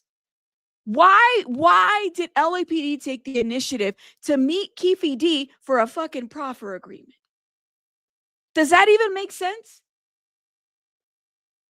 Now you got this man right here, which, trust me when I say, I definitely believe that he's got a lot more into this. He's not going to, you know, right now he's in the situation, right, that he's in. I definitely believe Keefe D is not an innocent person whatsoever. Please note that.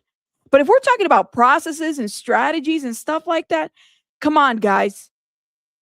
We can't be breaking the rules or anything like this whatsoever. Why? You got to ask yourselves, why was it? Why is LAPD standing in between Tupac getting justice from the get? Why is the LAPD so invested in this? And you guys heard Suge Knight? Go listen to what Suge Knight said to TMZ. Do things right. There's some subliminal BS shit that he dropped. I said, this sounds like he's giving PR to the book. But if you look at it, there's like an underlying threat right there. And I don't know. Who is the message for? Reggie Wright or Keefe D? This is some BS, guys. I don't know what it is. LAPD had to withhold intel from LBP, else they would be telling on themselves the Biggie case allegedly. Well, and don't forget, right? Don't forget this ish. Investigation. Suddenly, 2017. Reggie Wright Sr., his dad, all of him get caught up in that whole little, situation where the pipeline was happening between LA and Tennessee. All the gangs involved in everything. The guy is the head. The guy's dad is the head of the gang unit, and you're getting caught up in gangs. This shit don't make sense, guys. It just doesn't make sense at all. So it's like, look, charge the right guy. Ultimately, let me put this out here because I'm thinking about this even bigger. If this is about a crime and a murder, okay, they're going to have to put Keefe D right in that spot. Don't forget the Monte Carlo receipt. That Detective Mog guy, we read the transcript yesterday, okay? For those that are behind, if you're a member on the channel, you can go check the transcripts on the Discord. They're there. Okay, these people specifically, I hit the like button. These people specifically, okay, Mog, he was reading. He had the DA had him read the whole page 97 to 108. Everything when he was giving this supposed confession about everything that happened. What else did Keefe D supposedly say in the book? That they shot at the window of the Sebring where the women were at. Miss Ingrid, who was also a witness to the grand jury, never said anything about being shot. Never said anything about this. This doesn't make sense, y'all. So did this really happen the way that they said that it happened? Or did it not happen the way that they said that it happened? I don't know. What part is correct? The part that he was part of a gang? Or the part that he was in the car when the shooting happened? Or the part that he shot at the women? Or the part that he was wearing a fedora hat? I don't know. I don't know, man. Some may write, you would think the LAPD would tread lightly after Mark Furman's debacle. Well, see, that's the thing, is that they never change their stripes. And this is why I always side-eye Greg King, and people roll out the red carpet like he's some guy who shouldn't be messed with because he solved it. No, the guy has always been full of shit.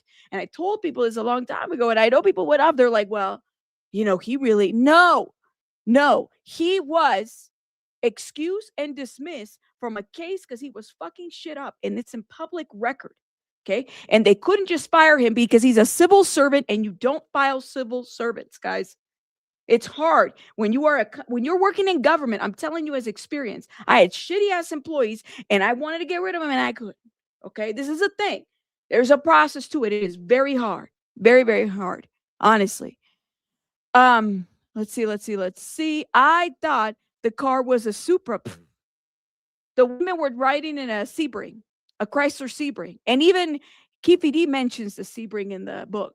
Rabbit, you're wrong. Reggie Wright, Senior, Compton PD, and Sheriff Department, Junior, Compton PD were not LAPD. Yes, I understand that they were not LAPD, but okay, like they're still in the same vicinity. Compton, I get it. LAPD, different. But my thing is why was it so important to keep this case? Let me say it this way. Keep this case in California. Okay?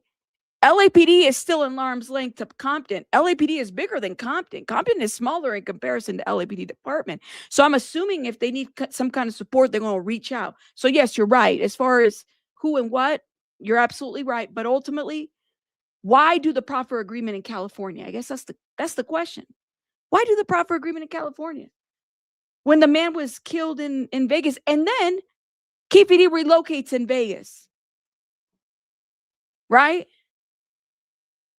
That's crazy work. That is crazy work. You said LAPD couldn't plant evidence. Well, the fact, I mean, to me, that fake gun situation, never heard that before. Put a one. Okay, don't put a one in the chat yet. Let me remove the poll. I want to know. Drop a rabbit in the chat, okay? And your little emojis. Drop a rabbit in the chat if this is the first time you've heard of a fake gun. Drop a rabbit in the chat if this is the first time you've heard of a fake gun coming from the LAPD to Las Vegas when they were asking them for evidence. Drop a rabbit in the chat. I had never heard that before. That shit took me out.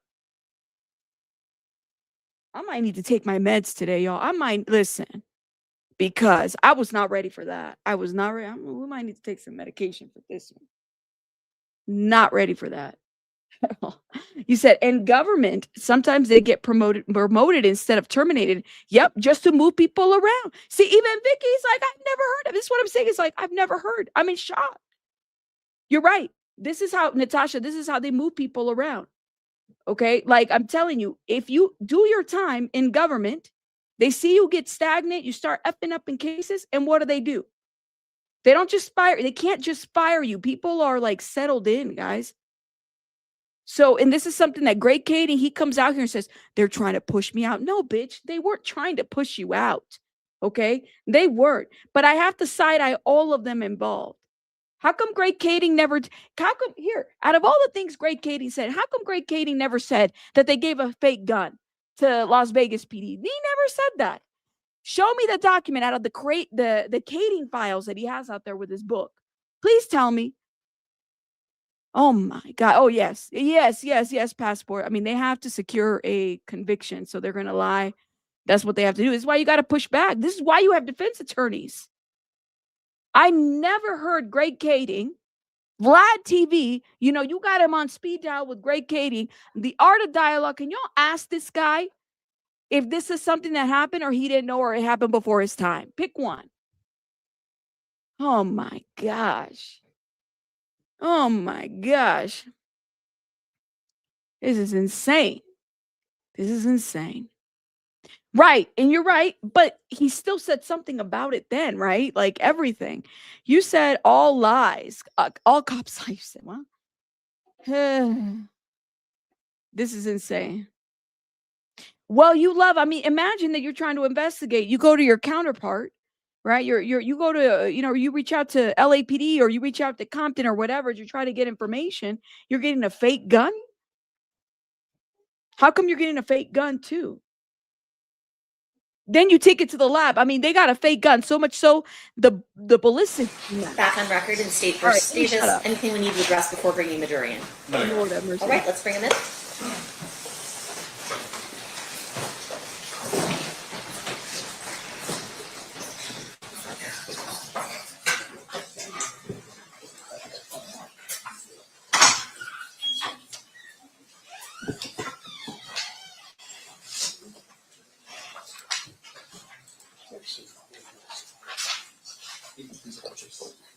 Actually looks a lot better than mine. So this is routine.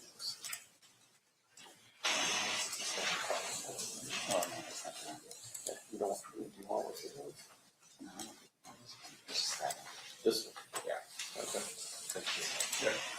And that's the thing that we're fold off there, which is why the cups are next to the garage. It's the same person built it. No, it's Rufino in the corner. And Ford. Oh, okay. Different guy. Hang on. Yeah, well, I guess maybe they get taught how to do that. Yeah. It's like Who are the guys talking on the camera? This judge is young. I got it, Jay. Thank you. Got it. We're watching it here, though. Hey, 30 years later, we'll figure out the facts. Don't worry. We'll get there. As long as they're facts.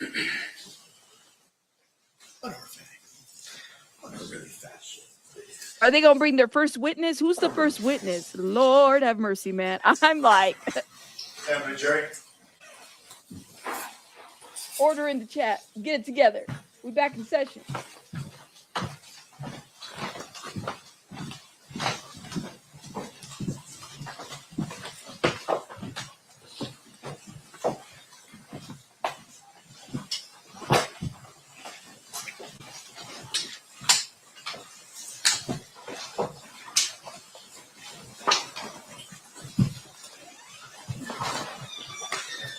The party stipulates to the presence of the jury.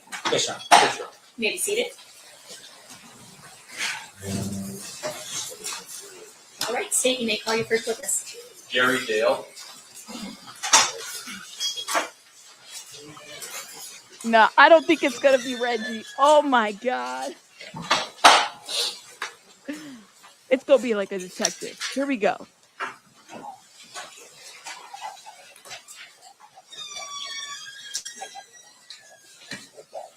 We can hear them whispering. Who's this? You do solemnly swear the testimony you're about to give in this session shall be the truth, the whole truth, and nothing but the truth, so help you God. I do. You may be seated. Does he look familiar? May I please have you state and spell your first and last name for the record? First name is Gary, Garry. Last name is Dale, Dale. Thank you, sir. Gary Whenever Dale. you're ready, Mr. Giacomo, you may proceed. Thank you. Sir, back in September of 1996, how were you employed? I was working for the Las Vegas Metropolitan Police Department at that time. And how long did you wind up working for Metro? 25 years total. September 7th of 1996, what was your assignment? I was assigned to a bike team on bicycles on the Strip, Las Vegas Strip area. Is the uniform similar to the ones they have today where you're wearing the yellow shirts, or were you wearing something different? Yellow shirts and black pants. Direct your attention to right around 11 p.m. What part of the Strip were you working? I was working the a little bit further south end, south of Flamingo. Did you have a partner? Yes, I did. What was his name? Richard Goldgart. While you were working on that area of the Strip, did you cause there to be some sort of car stop of a vehicle? Yes, sir, I did. And what was the purpose of stopping this vehicle? I initiated a car stop on a black BMW that had no license plates. May I approach, Judge? You may. First, I'm going to show you what's on the State's Proposed Exhibits 1 and 2. Now, there's some obvious markings on here, but these appear to be two aerials of the Las Vegas Valley from generally around the time period of the 2096 area. Yes, sir.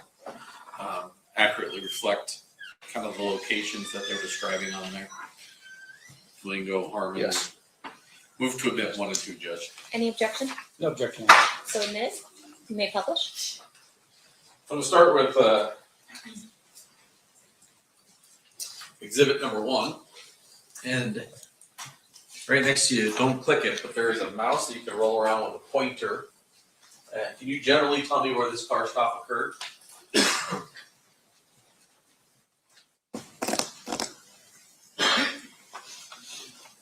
It won't work because you're doing it off of your computer. I have it plugged in. It works. There it goes. It will work. Trying to wrap around the boulevard here. So if I told you that red dot's Harmon and Flamingo, or sorry, Harmon and Las Vegas Boulevard. Yes, sir. A car stop was right around, I believe it was right around this area. So just south of Flamingo on Las Vegas Boulevard. Yes. When you approached the vehicle, did you recognize the occupants? No, I did not. Why did you stop this vehicle? It had no license plate on the back. When you approached the vehicle, did the occupants communicate with you? Yes. And did you, at that point, did you learn their identity? They told me who they were, but just as identifying them, not. Did you know them? No, I didn't. They told you their names? They told us their names because we asked them their names, but I didn't know. I had no knowledge of them before that. We ID'd them. As you sit here today, do you recall who they were? Yeah, Tupac Shakur and Marion Knight. May I approach? May. Showing you grand jury exhibit number 3. Is that how the two of them appeared to look that evening when you approached them? Yes. In particular, Mr. Shakur is wearing or has on a very large gold necklace. Yes. Did you talk to him about that necklace? Yeah, we talked to him for a few minutes out there, and I was remarked to him, "Wow, man, that's a huge piece of gold," or something like that he had around his neck. Would you describe your interaction with him as congenial? Yes. Okay. Did you ask them about the license plate, why their vehicle had no license plate? Yes, I did. And what was the response? They stated that they were filming a video, so they had taken the license plate off because they were filming a video going up and down the strip. Move to admit 3, Judge. Any objection? I'm sorry. No objection, Your Honor. So admitted, you may publish. And this large gold medallion is what we're talking about, correct? Yes, sir. How did that interaction with Mr. Knight and Mr. Shakur end? We told them that they were going to have to put the plate back on their car, and we warned them and released them. Did you remain down on the strip in the strip area after they left that car stop? Yes, sir. We'll fast forward about, let's say, 10 minutes later. Something unusual happened. What happened? We were continuing riding on the strip area. We were heading southbound on the boulevard, and we heard some calls come out about a vehicle. Can't remember exactly what was said, but heading up towards Harmon, we saw the vehicle that had been described in the median of the road. It looked like it had ran up on the median and was stopped there in the middle of the boulevard. What do you do when you see that? We approached the vehicle. Is it you and Mr. Goldgart? Or Officer Goldgart? Officer Goldgart and I. And do you see either of the two people that you saw earlier in the vehicle? Yes. And who is that? Marion Knight was outside of the vehicle, walking around, talking, and Tupac Shakur was being removed by EMS people. As Marion Knight is talking, do you recall anything he's saying? He was telling us to take care of Tupac Shakur. He had Marion Knight had a chunk of shrapnel or something in his head. He was bleeding, and when I wanted to talk to him, he was adamant that we needed to go and care for Mr. Shakur. Did you then go to Mr. Shakur? Yes, I did. And then what do you do? What's your responsibility as it relates to Mr. Shakur as the EMT is working I was trying to talk to him to find out what had happened. Excuse me, gather information to see who had fired at them. Did you wind up riding anywhere with Mr. Shakur? Yes, I rode to the hospital in And the ambulance with him. During that time period, between the time you get to Mr. Shakur and the time period he gets taken into the hospital, are you able to have any sort of communication with Mr. Shakur? He was still talking, and I was trying to convince him to tell me the name of whoever his assailants were. And did he ever respond? Yes, he responded, no, we'll take care of it. So something like that. Oh, he didn't say "fuck No, you." we'll take care of it. Something like that. Interesting. That's the only thing you were able to gather from Mr. Shakur. Yeah, I couldn't get him to talk to me any further. He never said "f you." No. Okay. That was repeated a couple of times. I'm gonna approach with a. They'd be telling that story over and over. Obviously, when an Lie, incident, too. well, let me back up. When an incident like this happens, there's first responders, but then there is detectives, crime scene analysts, everybody who's called out. Is that Yes, correct? sir. Showing you what's been marked as grand jury exhibit number 4. You recognize the individual who appears to be inside that vehicle at that time. Dan Ford. Do you know what he did for Metro? At the time, he was a detective. I was not there when that photograph was taken, but at the time, he was a detective. I'm not sure what he was, homicide or general assignment or Could be a crime scene. crime scene analyst, CSI. And then I'm just going to show you a few other pictures of the vehicle itself. Showing you stage proposed exhibit 5 through 8. Just flip through those.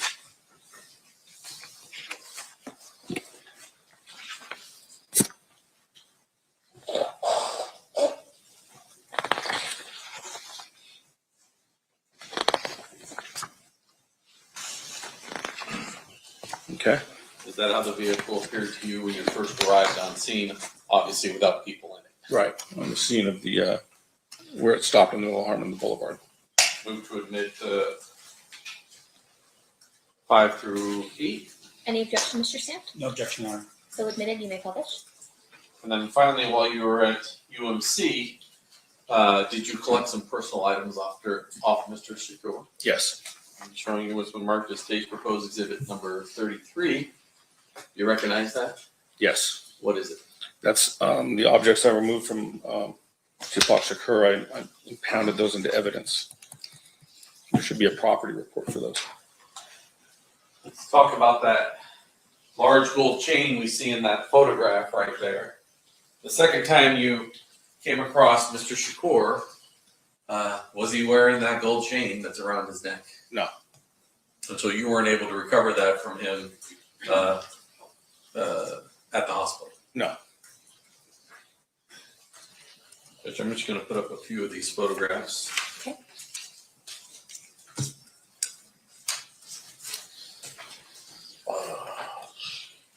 Clerk's letting me know that 4 was not admitted. Move to admit 4. Any objection, Mr. Stamp? No objection, Your Honor. So admitted. Showing you 4. That's Mr. Ford appearing like he's inside that vehicle. Okay. 5.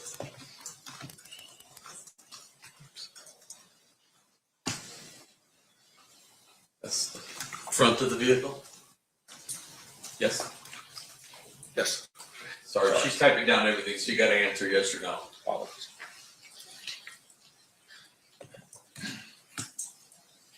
That's the rear of the vehicle without the license plate still? Yes.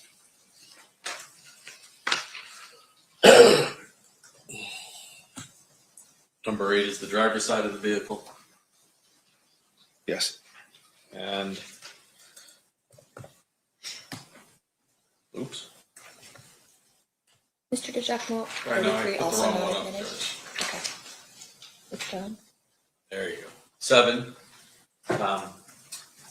That is what the passenger side of that vehicle looked like. Yes.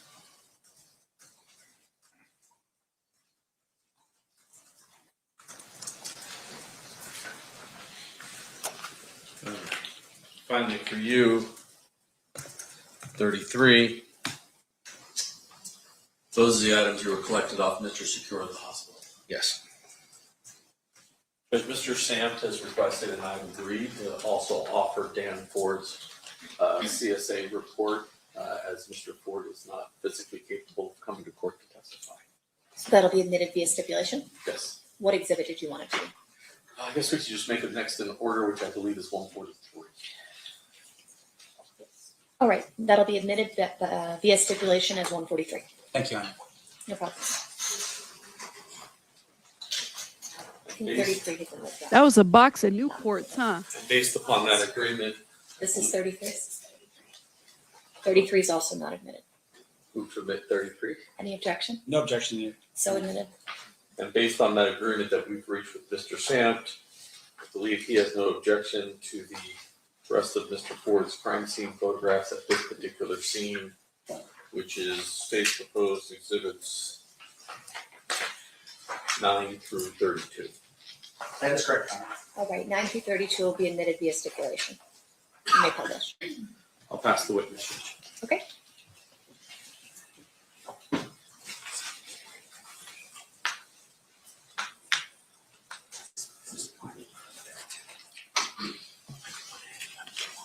Yeah, the Newports have entered the chat, y'all. You said, was that the bullets there? I thought I saw something too there. We might need to take a screenshot of that.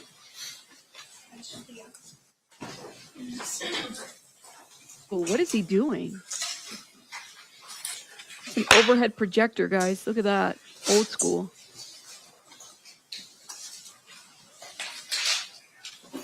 And you are Mr. Gale. Yes. Well, welcome back to the courtroom. Thanks. So let me ask you this. So how long had you been working for Metro until you retired, basically? Like 13 years. I see. And at the time when you were on the bicycle on September 7th, 1996, how long had you been working for Metro at that point? Yeah, I thought that's what you asked to begin with.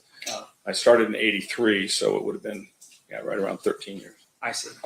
And obviously, when you are first a police officer, you go through an academy before you become an actual police officer. Yes, sir. And you learn skills and techniques and things to help you become a successful police officer. Yes. One of those things I would imagine would be writing reports. Yes. Now, fair to say, though, in this particular case, what you had seen or what you had done was basically you saw a license plate that wasn't on a vehicle, you stopped them, you asked for their ID, and at some point you just allowed them to continue on their way. Yes. So there was no need to write a report about that. No. Okay. Did you write a report and with regards to that stop? No. Okay. Now, when you were present at the scene and you saw the vehicle stop, do you know if any other vehicles were behind it? No, I did not see any other vehicles behind it, so I don't know. So there wasn't like a caravan or a line of vehicles behind the black BMW when you stopped the vehicle? No. Can you describe for us a little bit about what the area was like on the night of September 7th, 1996? It was a pretty average night for the Strip as far as the amount of traffic flowing and things like that. Not particularly crowded or packed or anything like that. The area we stopped them in had some lighting, but it wasn't like right in front of a hotel or something that cast a lot of lighting on the area or anything like that. I see. Nothing out of the ordinary. So there was nothing out of the ordinary as to that particular date and time in terms of any special events going on in Las Vegas at that particular time? I'm sorry, there was always something going on the Strip. So I heard that things were going on that night, but I was really aware of them. Were you ever aware that on that particular night there was a championship boxing match between Mike Tyson and Bruce Seldon that was being held at the MGM? Yes, that's the question. Right. And I would venture to say that would be something that would have been briefed to all the police officers prior to you going on your shift for that night. No, we didn't really talk about it. All right. And then with regards to the amount of traffic, you're saying that even though this championship fight had taken place, in your opinion, there wasn't a lot of traffic on the strip? Not more than ordinary. Okay. And when you say not more than ordinary, can you describe for us what that means exactly? So the strip is always pretty crowded, or was at that time. So, that's why they had us out there on bicycles. It's because we could get in between in and out of cars. So I guess when we conducted the car stop, there was enough traffic that we felt comfortable that he was going to have to stop and pull over. That he wouldn't be able to just take off on us. Right. And that's the best description I have. That's why we rode bikes out there. So, but there was always traffic in that area. So it's always congested over there. Okay, and that's probably the best way to put it, right? It's still congested for Las Vegas. Yes. But it's normal for Las Vegas to be Yes. congested. Yes, sir. Okay. So it wasn't like, for instance, I don't know if you were around Las Vegas in 2020 when you could just take your bicycle and just ride down Las Vegas Boulevard with like no one around, right? It's not that kind Right. of It's stuff. not like that. All right. And when you say congested, meaning that cars could not go very fast because there's always cars around in that area. Yes. Okay. Now, in addition to that, your testimony was that you had arrived on scene, and then at some point you're actually in the ambulance with Mr. Shakur. Yes. Being transported to the hospital. Yes. And the hospital you were going to was UMC. It was UMC. Okay. Now, when a police officer first arrives on scene, is that police officer considered to be the primary officer until such time as they're relieved of that duty? Ordinarily, yes. Were you the primary officer at that particular scene? Were you the first officer on arrival? I don't really remember. There were so many of us that showed up like at right around the same time. There's just a lot of officers showed up there pretty quickly. Right. Now, I mean, you have a pretty clear memory of this. Did you review any records or have any meetings with the district attorney's office prior to your testimony here today? Yes, I did. I reviewed the records. Okay. And once again, you do that so it'll help you refresh your recollection as to what occurred 30 years ago. Yes. Okay. Even though this might be something that's unusual, right? You have a celebrity who's shot on the strip. You still have to refresh your recollection in order for you to remember things. Some of it, yes. Yeah. And once again, you're doing that so you make sure that for this jury that you're accurate about what you recall 30 years ago. Yes. Okay. Now, in addition to that, you were shown a map, and I'm going to show you again here. This is State's Exhibit number 1. See this? Yes. Okay. Can you tell me this map?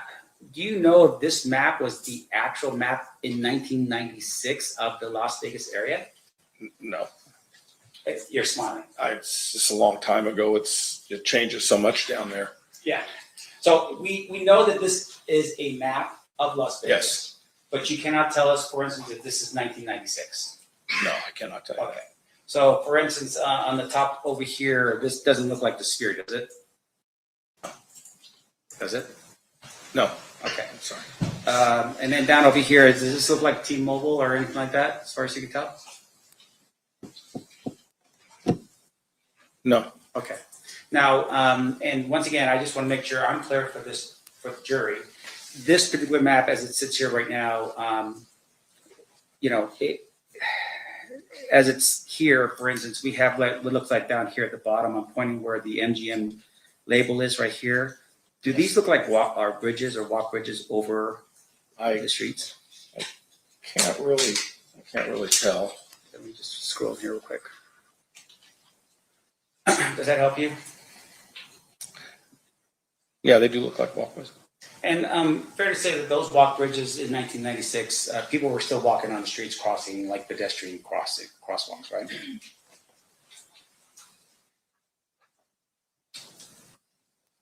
I'm trying to recall. I couldn't honestly recall. I remember them taking the crosswalks out and putting those walkways in. Right. I remember when they did that, but I don't remember the year they did it. And 30 years. It's not a catch a moment. No, I understand. Yeah, I understand what you're saying. I don't want to say something that I can't be sure of, but I remember when I was down there working, they no longer allowed traffic to cross on foot across the strip because of all of the accidents that we had. So they put those walkways in when I was still working. Right. Okay. Now, and just finally here,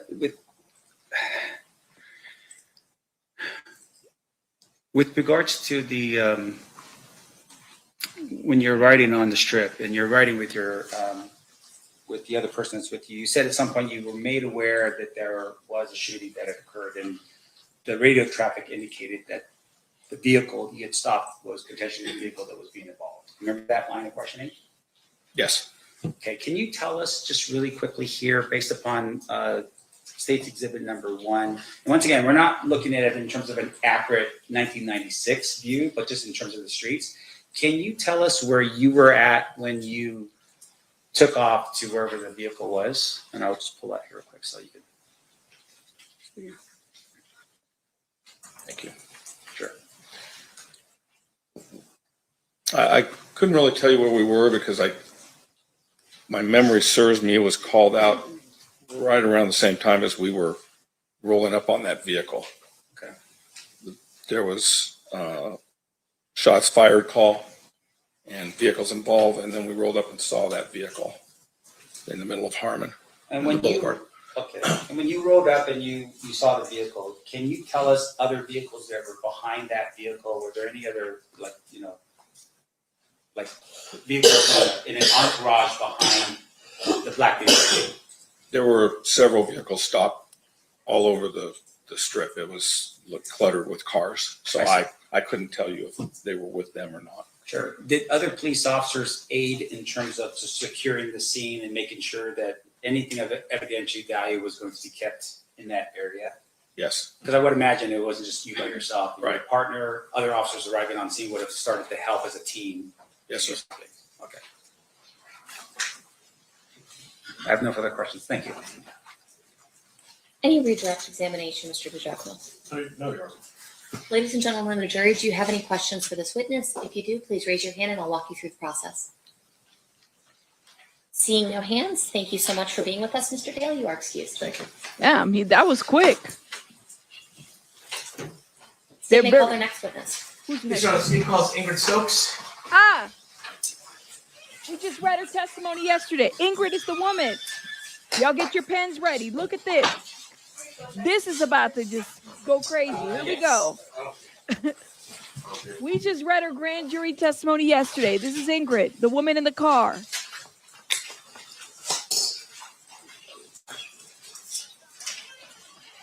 Yes, Vicky, the jury can ask questions. I'm like, huh? Okay, good. Ingrid is in there. She just did an interview with the Art of Dialogue, too. You do solemnly swear the testimony you're about to give in this section shall be the truth, the whole truth, and nothing but the truth, so help you God? Yes. You may be seated. May I please have you state and spell your first and last name for the record? Ingrid Stokes, INGRID Thank you, ma'am. Whenever you're ready, Mr. Paul, you may proceed. Thank you, Your Honor. Good morning, Ms. Stokes. Good morning. Back in 1996, did you have a different last name?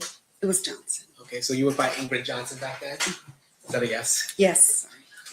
Did you come to Las Vegas on the weekend of September 7th, 1996? Yes. Who'd you come with? My best friend and some girlfriends. Okay, can you tell me who they were? Shalane, Tanisha, and Lauren. And why'd you come to Las Vegas that weekend? Well, when you live in LA, you go to Vegas all the time. It's just a party city. So we decided to go for the weekend. We were all off work. And so we went to come hang out, have fun. And were you aware, and well, first let me take a step back. So you guys were living in LA at the time? Yes. What part of LA? I'm maybe living at my dad's, which is Carson. Okay. And then and you came out for the purposes to party. Were you aware that there was a Mike Tyson fight that weekend? Yes, that's one of the reasons. There was always a Mike Tyson fight. But we were coming because my friend knew one of the managers or coaches, I forget what they're called. And we had planned on going to the fight. Did you end up going to the fight? No. What happened? Women in the bathroom, 4 women in the bathroom did not work. We took too long. We missed the fight completely. And so where were you staying that night? I believe we were at the Lexor or the Rio, but I think it was the Lexor. Okay. And then did you ever actually make it to the MGM where the fight was? We made it to the let out is what I call it because the fight was already over. So everyone was kind of hanging out. So we went to see what was going on for the night. And did you hang out there for a while? I don't remember, but it would have been enough time to run into a few friends and say hello and hang out and maybe drink or two, maybe. So What did you do after hanging out at the MGM Grand? Well, we had met one of my friends, and they had mentioned there was somewhere they were going to go. So we decided, okay, we'll go there first and see what's happening before we decide, where we're going to end the night. So we all got back in our car, the rented car we took from LA, and drove. And do you recall what kind of car that was? It was a convertible Supreme. And did all four of you go into the car? Yes, all four of us were in the car. And what happened once you guys started driving? That's a loaded question. A lot happened. We got in the car. I believe we left the MGM parking lot, and then we went to the main street, Las Vegas Boulevard, I guess. And we were driving, and I believe we were, I don't know, about 10 minutes after leaving the parking lot. And then we ran into Suge and Tupac in the car.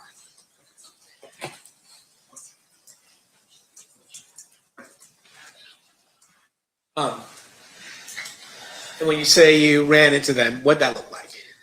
Well, we were driving, hanging out in a convertible.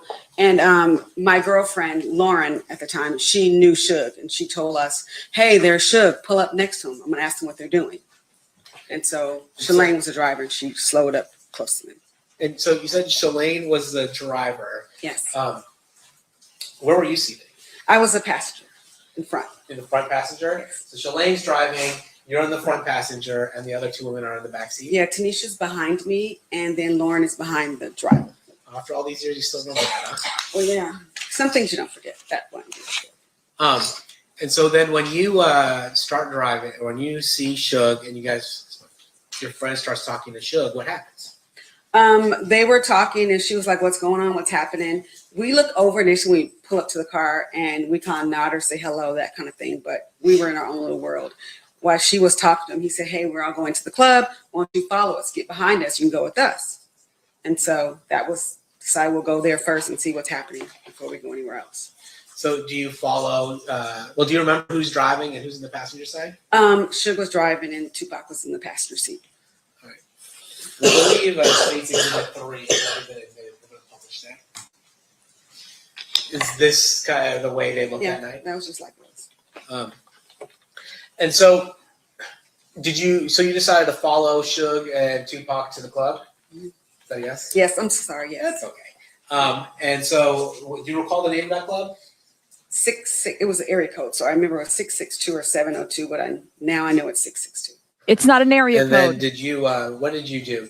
Did you guys start driving over to club? We got behind them and we start driving down the Las Vegas Strip, and it was weird because there was a car behind us, and they kept going around us trying to get in front of us. It happened quite often. It was really annoying. We didn't understand what was going on. And then at one point, we were getting ready to turn to go on the main street. I guess Flamingo was on, or Flamingo, I think is what it's called. When we turned that way, I was like, what the heck's going on? People keep getting in front of us. I know how to get to the club. Let's figure out our own way. I can drive them. We can meet them up there. And so our plan was to get out from behind them. So you were confused about the way the cars were moving. Yeah, I didn't understand in hindsight, I know now, but I didn't understand there was entourage. I just thought, they were going to a club. We didn't think about it. And then at some point on Flamingo, do you stop at a light? Yeah, so when we get close to the light, I tell Shalane, pull over, I'll drive. I know where I'm going. I've been there before. So we pull from around them, and then we stop at the light. And before this, that's my fault, not yours. So before, when you guys were stopped at the light, where is your car relative to Suge Knight's and Tupac Shakur's car? So I believe there was 4 lanes, a turning lane, the lane next to it, the middle, and then there was one for like the outside lane. So they were on the 3rd lane, I believe, and when we got off the lane behind them, we got out and we went past, and I think we were a car or 2 on the 2nd lane from the light. And so were you behind or in front of Suge Knight's car? We were in front. So you're in the lane next over, a car, or maybe 2 in front. Yeah, exactly. Then while you're waiting at that light, does anything happen? Well, me and Shalane were going to change seats. I was going to drive. I'm the more aggressive driver. And after what, she was nervous with them coming back in front of us so much. So me and Shalane were literally head down, taking our seatbelts off when we heard the gunshots, when it's all hell broke loose. And to be fair, you didn't see those gunshots. No. And then what do you do when you hear the gunshots? I freak out and I scream, what the hell? I said, what the hell? And then Shalane is kind of half up, half down. And so I grab her head to bring her down. And I was like, what the hell is going on? And then she has her hand on the wheel, but she's like frozen. And so I don't remember how many gunshots there were, honestly. But I know I put the car in drive and I told her to get the hell out of there and drive. And so I may even grab the wheel. Like I said, I'm very aggressive. And from that, she tried to drive off. And then did you see the color of the vehicle? Yeah, so we almost hit the car. When we were trying to drive off, there was a car in the lane, that last lane, that was the turning lane. And it was a white four-door. Can't tell you what kind, but I just know it was like white-ish. And we almost hit it. We were trying to get away. Were you trying to pursue the white car? Hell no. Just want to get away. And then where did you guys go? Did you turn off? Did you follow them turning off? Or We turned off. We turned the only way you could turn because it was a red light, which was down that first street past. And then when we turned right, we were just driving fast. There still might have been gunshots. I can't speak for anyone else in the car, but it was a lot going on. It was a lot of adrenaline. And then the first street we saw that was on the left, I was like, turn left. And we just turned down a random street that had like apartments on it. Now, it's fair to say you didn't see who was in the car, right? No, didn't look. But did you go back to where the shooting occurred? Yes, I did. Were you nervous about talking about what happened? I didn't think I had anything valuable to say, to be honest. So I wasn't nervous initially because I just was like, we came back because just when we wanted to know what happened because we left. So we didn't know. We didn't look around. We didn't see anything. We just left. And so when we came back, we saw there were a lot of police presence. And I wasn't a big fan of the police at the time. So I wanted to stop and talk to them and offer my help, but I also wanted to make sure if I could help, I would help. So when we went back, we told the officers we had been there when something happened, what happened when we left. And so he made us stop the car and get out the car. The police officer made us sit on the ground on the sidewalk in front of everything. Cars are still, I think, may have been passing. So it was kind of an odd situation where they were like kind of rude to us. And then they're treating us like we're suspects. We really didn't know what happened though. And so they said, well, we need you guys, eyewitnesses, we need you guys to come downtown and we're ordering a van for you guys to come, and had us sit there. I kept asking a lot of questions, but no answers. Now, I noticed some of your friends aren't going to be here. Is there this fear about talking in this kind of case? Absolutely, yes. Why is that? Snitches get ditches. I'm saying, not the coolest, but yeah, talking to police is not a thing we do in our culture anywhere in LA. It's not a normal thing. So there was that, especially in the 90s and 80s. There was multiple reasons why, but I didn't see anything. So I was kind of limbo. I didn't see anything. I didn't think I'd be beneficial. And then I don't know. I was going to offer some assistance, what I could, because I may have had more memory back then. I may have heard the number of gunshots. I may have had, more. But the police treat us so bad that I just we start shutting down because we're like, if someone did it, they could come by and sitting on the ground. They can see we're sitting here telling people, even though we're not saying anything. So this was a really bad situation. And is it fair to say that that was something that also would scare you, is that if somebody was seeing you talk? Absolutely. Objection, Your Honor, is the leading. What's your response, Mr. Paul? I'm just following up on your question. Objection, leading the witness. You could rephrase. Rephrase it. Is it fair or unfair to say that you are concerned about people seeing you talking to police? Yes. All right. No further questions, please. Cross-examination, Mr. Sands. Thank you, Your Honor. We just read her testimony yesterday. Here we go.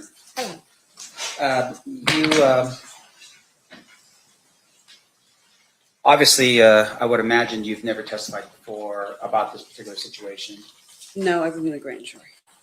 Okay, so you were at the grand jury. And with regards to your testimony, when you were in front of the grand jury, Mhm. did you meet with the district attorney's office prior to giving that testimony to the grand jury? Not except outside the door when I got to the courthouse. I mean, the door of the grand jury. I see. And with regards to that testimony, did you review any documents, records, anything like that in preparation for your testimony in front of the grand jury? No. All right. Now, asking you again for today, did you review any documents in preparation for your testimony here in front of this jury? I looked at the grand jury testimony that I said, but other than that, no. Okay. Now, there you go. When this thing had occurred, I would imagine it would have been a very traumatic experience for you. Yes. And at some point, you go back to LA. Yes. Is that a yes? Yes. That's all right. It's just for the record. When you go back to LA, did you ever just sort of keep on top of it, like in terms of like articles that would come out in magazines, anything like that at all? No, we didn't talk about that night for decades. We used to talk about it. Okay. Now, did you ever at any point capture what you had remembered in a journal or anything like that? I did a documentary, a couple of documentaries. Yes, years, like 20 years later. I see. And in preparation for those documentaries, what did you use to refresh your recollection back then? Talk to my girlfriend. I mean, more talk and try to remember pieces that I could. Right. And your girlfriend was also present in the Sebring when it happened? Yes, as well? she was driving. I see. That's Now, just to describe us a little bit that night, you're driving in a convertible Sebring. Yes. And I'd assume that the top was probably down. The top was down. Okay. And the weather that night, was it raining? No. Can you describe for the jury what the weather was like that night? It was Vegas in September. It probably, I mean, I'd be guessing, but I know what it wasn't. It wasn't raining. It could have been a cloud in the sky, but I wouldn't remember that. Was I just it know cold? it wasn't bad. Yeah. No, I didn't. We didn't have any jackets. We had designer clothes. That's why I was mad. I had to sit on the curb. But no, it was a nice, cool evening. So I would probably say in the 80s, 70s, 80s. I have no idea. All right. But obviously, among the four girls, no jackets or anything that would indicate that it was cold that night. Yes, no. Now, in addition to that, your testimony was that you had pulled up alongside Suge Knight's vehicle at some point. Yes. Now, I noticed that you weren't given a map. Did you ever have an opportunity to kind of envision exactly where this had occurred? I didn't forget that part. Okay. If I were to show you a map, would you be able to point out for Yes. us exactly? Much as I can. Yes, absolutely. Sure. I'm going to show you what's been marked in there as States Exhibit number 1.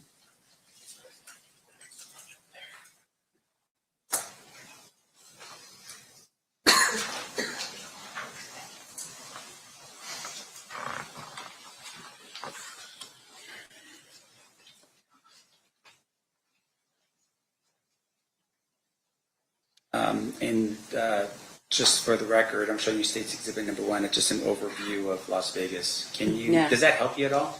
No, not really. But I see the streets. It's what I thought. I'm assuming the red dot is Vegas Boulevard. And when you say red dot, there's a mouse that's right there in front of you. You can use that to sort of move that mouse over to where. No, that doesn't do that. I can point it, but Now let me do this. When you're on our computer, can you do that? This doesn't you can point it. All right. So would this be? And Yes, I'm using my that's- Sharpie. That's yes, the dot. yes. Okay. So yes, that would be Las Vegas Boulevard. Now I'm going to point over here. Do you recognize this particular area? Yeah, that's where it happened. Okay. And I'm pointing now once again for the record, Flamingo, and it looks like this would be Koval. Koval. That sounds about right. Now you were describing for us a little bit about where the cars were. If I were to give you a piece of paper, can you draw for us just a little bit better so we can have a better view? And I can try. Okay. You want me to approach? Yes, you may.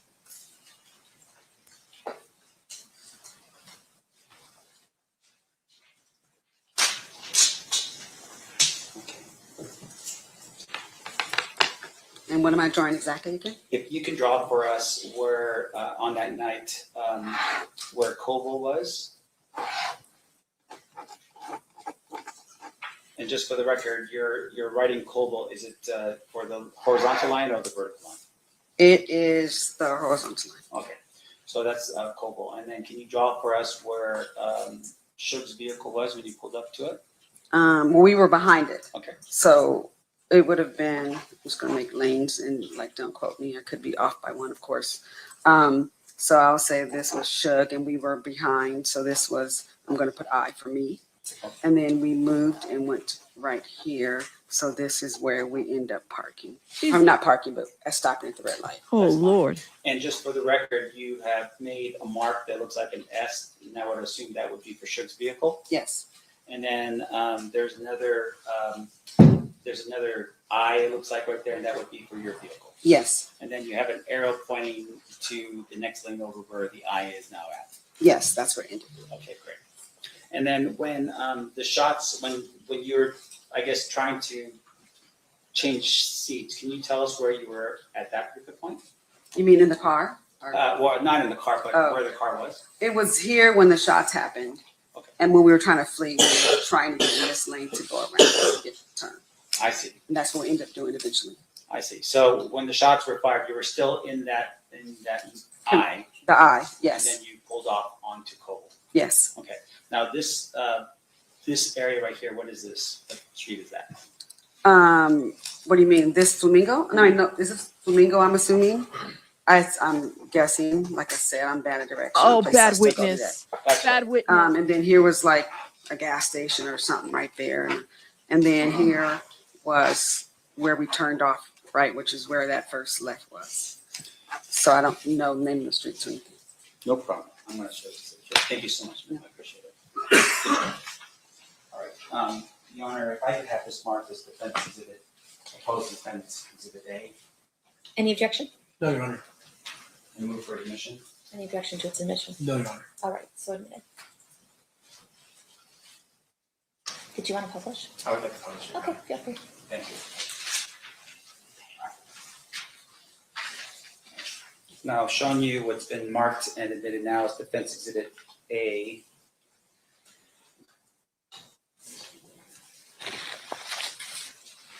Oh, Lord have mercy. Right. And I will just explain this to the jury again. So where you have Coble is actually the street Coble. Is that right? Yes. And you have Flamingo, which would be the other street that's going vertical down the defense exhibit A. Yes. And then on the corner, it would be one of the corners. There's a gas station. Yes. Now over here, this S, that would be what you would call a Suge Knight's vehicle. Yes. And you were directly behind that vehicle at some point. Yes.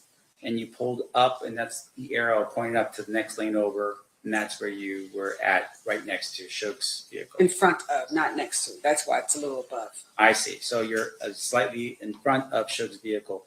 Was there another vehicle over here in front of Suge's vehicle? I'm assuming yes, because we weren't at the front of the line. So Oh, no. yes, maybe two. I see. Maybe two vehicles, but presuming that there would be at least a vehicle in front of Suge's vehicle. At least two, I'd say, because there was one in front of me. Okay. And then this lane over here is, what lane is that?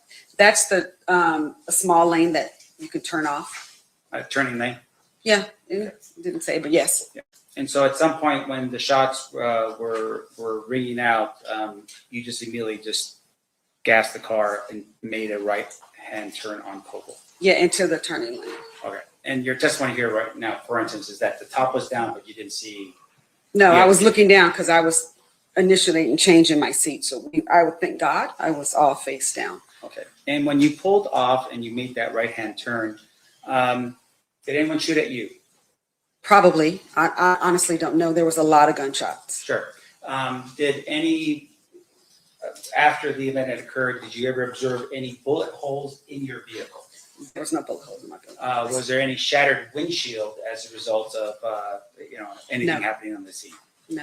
Okay. And then with regards to where you were at, when your testimony was that you were talking to Suge. Suge was saying, "Hey, come to 662." Is that what was happening? Yes.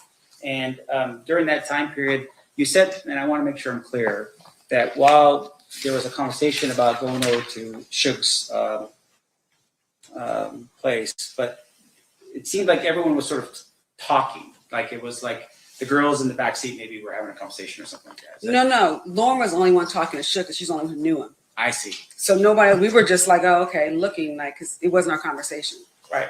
And when that was happening, did any of your people in your vehicle yell out, Tupac, Tupac, anything No. like that? Absolutely not. Oh my gosh, it's Tupac. No. Okay. Now, during that time period, as you're over here behind Suge's vehicle or next to it, did you ever see, can you describe for me what Tupac was doing in the vehicle? When we pulled up on the side of him and she was talking to Suge, he was relaxed, like sitting in the chair, sitting in the passenger seat. And Suge was relaxed talking to Lauren. Nothing, like there was no engagement. Okay, so as you're sitting there and you pull up, Tupac was not hanging out the window and doing something out of the window. Absolutely not, no. Okay. His torso was not sitting on top of the window yelling to his fans, Tupac, Tupac. No, there was no fans around. They were just driving in the car, listening to music like we were. All right. And during that time period, when you were here during this time period, there's a red light. Yes. Preventing you from moving forward. And I'm once again going back to Defense Exhibit A. There's no green light allowing traffic to move in the direction of Coble. No. Okay, so everyone was stopped at that particular point. Everyone was stopped.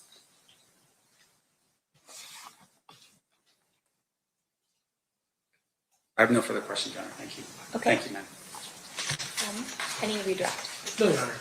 Ladies and gentlemen of the jury, any questions for this witness? We do have one. Okay, so what I'll need you to do is write your juror number on the question and then write the question on a full sheet of paper and then hand it to my marshal when you're done. Yeah, they didn't ask about that, Carmel. What about shooting out the window? That was in Keefe D's book too.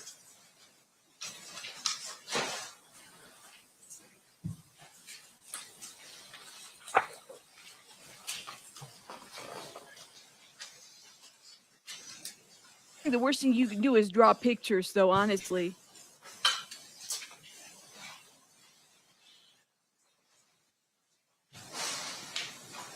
He did? He asked her? I missed it. He said that the car wasn't shot out? There you go. Ooh, I can't wait for the jury question. Let me mute.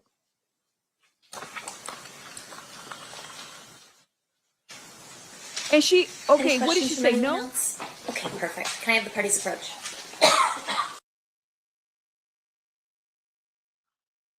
He just asked her, okay, I missed that, y'all. So, okay, they're on the white noise. So what was her answer? She said no shots in the car windows. Okay, well, that was what Keefe said on the book. He said that there was the Sebring was following them, so they turned around and shot with the women. He said with the women in the book. Yeah, the jurors can ask questions. They just have to review the questions before they ask it. See if the judge will permit it. Oh my, I'm so glad we reviewed these grand jury transcripts because I'm like, let me look at this. And shout out to Storm who was looking at this. No bullet holes. So there was no shots, Vicky. This is what Keefe wrote in the book.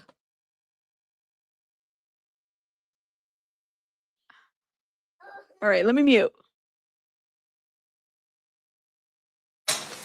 All right, one question from a juror.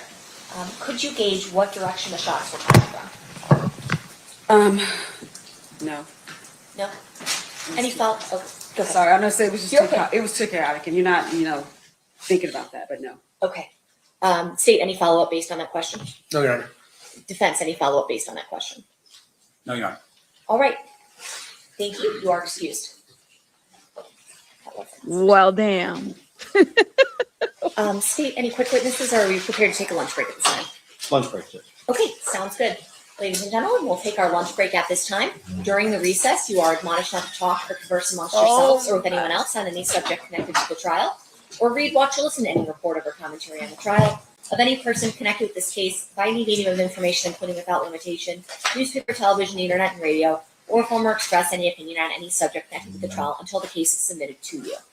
We'll have everyone back here, let's say 1:15, so that everybody has enough time to get everything done over the lunch break. We'll see you guys back at that time. Please rise for the jury.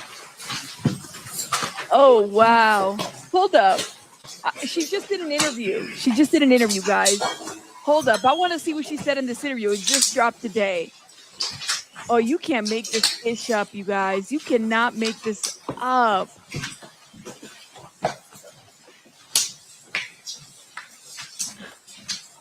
Hold up, we about to watch it. I can't believe this. There she is.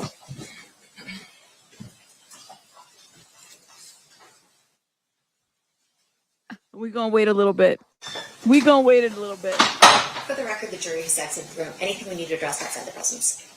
Nothing from the state? No. Okay, we'll be in recess. I'll see you guys back right around 1:15. Thank you. If you need any more time, just let us know. It should be, He did indicate that you could go over whenever, and so if you want to go over now, you can get. Okay, they're muted. Oh man. Oh, we gotta get some food. But y'all go get your lunches, please, and then come back. Get your lunches, okay? All right. I want to show you this just dropped 2 hours ago. Look at this. This just dropped 2 hours ago, guys. Here we go. Look at this. Been trying to get you for a good minute now. For the people that may not be familiar with you, let the people know who you are. Hi, my name is Ingrid, and I was one of the last people to see Tupac alive. Yes, indeed. So you was actually one of the 4 women that was actually on the side of Tupac and Suge BMW, right? Yeah, it was 4 of us in our car. I was one of the last women to see Tupac alive. Okay. Was part of the party. So take me through that. Give me a play-by-play. Why was y'all in Vegas? Of course. So I'm from LA, and being an LA girl, you go to Vegas a lot just because it's the playground of LA at the time. It's still the time. But it was my best friend and another friend, Shalane, and then Tanisha, and then Art of Dialogue just dropped this today. They're trying to get their view. another friend of ours who was a friend, but not like best friends like the rest of us were, Lauren. I don't know how we decided to go to Vegas because there was always a fight going back in the day because that was Mike Tyson's era. So one of the managers, the coaches for Mike Tyson is a friend with one of our friends. And so we were going to go to the fight. So I was like, okay, we rented a car. I was off for the weekend. We decided to drive up to Vegas. Okay. And that's literally how it all started. Like probably that Friday or Saturday. I'm not sure. We might have got there Saturday morning. Maybe. Aduko, she does have blue nails. She's wearing the same nail polish today. I noticed that too. Hold up. Let me see if I can fast forward because it's like some of this stuff is like just get to the point. And hang out somewhere. Let's go. So take me through that night prior to the interaction y'all had with Tupac and Suge. So earlier that day, we hung out at Caesars. They have a little shopping mall. I forget what it's called, where you have restaurants eat. So we were hanging out, meeting people. That's what you do when you're 24. We were hanging out there. We met some guys. I think about 20 of us went to lunch at Planet Hollywood. We all hung out and had fun. And then which is one of the reasons we got back late to figure out what we're going to wear. And we got ourselves together, got all cute. And then we went to MGM because that's where all the fights were happening back in the day. And then from there, we got out. We saw our friends. One of our closest friends, he's like one of my best friends at the time, was a Laker. And so we ran into them and find out what they're doing that night, hanging out. And then we saw a few more other people. And pretty much when you go to the MGM after a fight, when it's the let out, it's like a club. It literally is a fashion show club. Everybody's hanging out, talking. It's a great vibe. It's like going to the Citrus Club Sunday night after they let out, talking, hanging out. Yeah, I heard a lot of stories about how insane the environment was at the MGM Grand back then. It was fun. It was fun. Let's keep going. I want to get to the movie point. stars and celebrities. It was just the normal kind of thing you saw all the time. Did you know that Pac and Suge was at the MGM Grand prior to the fight? No, like I know from now after everything happened, there was a fight. I know all that stuff, but no, had no idea about any of that, to be honest. I didn't see them until later on that night. I did see them before the incident, but I didn't see them anywhere in the MGM that I know of. Tell me about the first time you seen Pac and Suge that night. So we got in the car. I mentioned earlier, one of my friends had mentioned the Lakers, they were all going to this other spot to hang out. So that's what the initial plan was. So we had got back in our car. We had rented a convertible Supreme, being cute girls. We rented a convertible Supreme, had the top down. And then we decided, to head up to where they were. Now, I could not tell you where we were going at that time, but I remember that's where we were going to where they were. And when we passed, I think it was close to where the MGM was, we see the famous BMW, Suge, and Tupac pulled over on the side of I think it could have been the MGM by the cops. And I was I have different eras in my life. In that particular era, it was a couple of years past Malcolm X, and I was all into Malcolm X. I was on the police brutality and all the stuff that was going on in LA. And so I'm not going to say what I would have said, but I was very angry. I was like, another black man put on side street I was literally talking shit out the window. But not enough where they could hear me. But that was my own thing at the time. I was very upset about that image. So that was something I definitely remember 30 years later that I had saw that. And that was just so odd to me. Yeah, that was a lot. But I think in hindsight, it just was crazy that I saw them twice that night again, a little crazy. So prior to y'all having that interaction with them, y'all seen them getting stopped by the cops. They got stopped by the cops, and it was I didn't notice anybody else. My vision was more tunneled back then, which we'll get when I tell you more about the story. I didn't necessarily notice anything else around, but I noticed them pulled over, and I noticed the cop was, I believe, talking to them, but it looked like everything was just talking. It wasn't like they had them outside. They were just talking to them in the car, but they pulled them up. It was my biggest problem. Because I'm sure, it was a good vibe. We were all hanging out. I didn't know what was going on, but I knew that another black man on the side of the road was getting pulled over. And one of your friends already knew Suge, right? Yeah, that's the second part. So we drove around and did stuff. I don't remember exactly what. Like I said, it was 30 years ago. And so at one point, we were on the strip, not the side of MGM or anywhere that way. We actually were on the strip. And my girlfriend said, oh, here they go Suge again. Pull up to him. Lauren knew Suge. Of course, being in LA, you see celebrities all the time. So I have seen Suge before, and I had seen Tupac before. Around about, I think when my girlfriend was on In Living Color doing something, we went to the episode of Living Color, he was there, that kind of thing, but no interaction, like much less maybe a picture or something like that, silly. But she said, pull over, pull up. I want to talk to Suge and see what they're doing.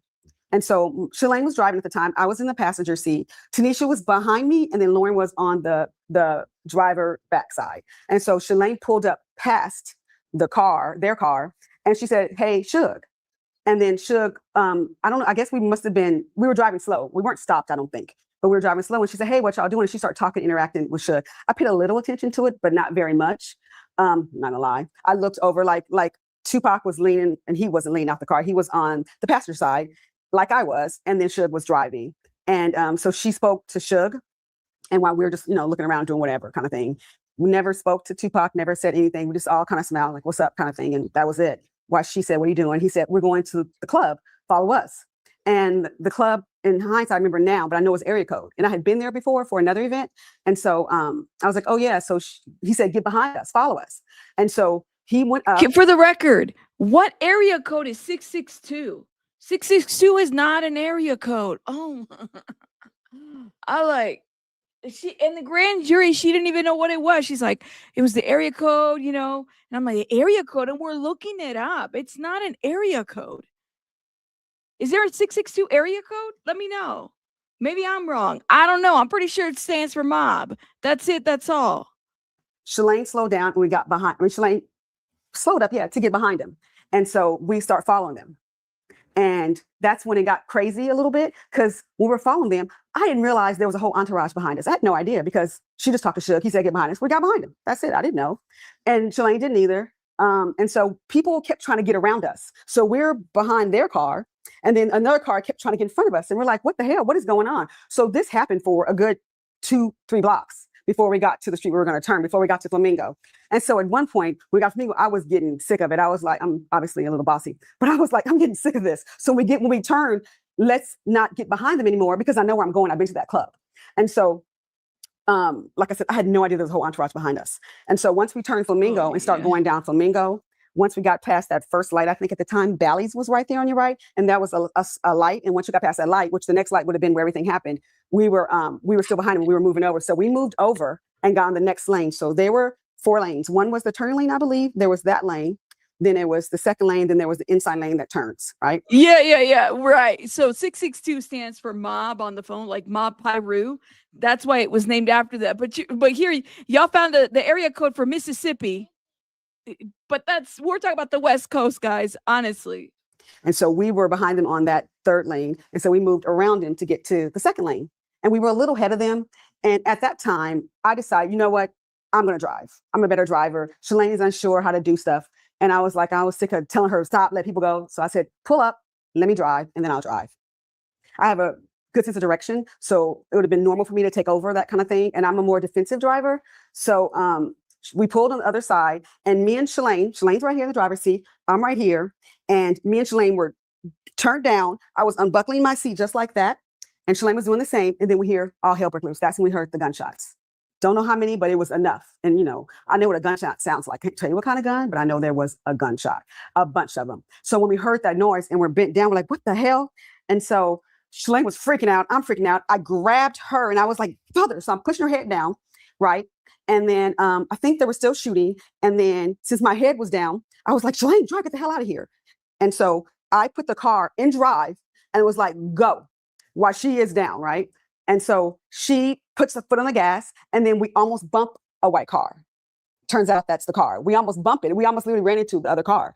I never looked up. All I saw was this much of the white car because I'm too busy trying to stay down and focus. And literally, I'm putting the car in drive. I literally almost took my foot and put it on the gas pedal. That's how far I was trying to get away. And so that car. Wait a minute, y'all. Wait a minute. She's putting her hand on the gas while her friend is driving, and they almost bump into the car that shot Tupac. Am I hearing this correctly? Or bump to a car? Which one is it?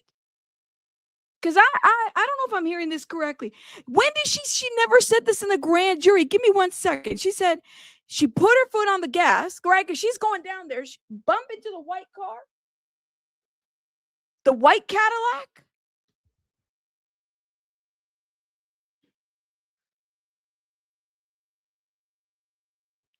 Let me go back. Let me go back. And then we almost bump a white car.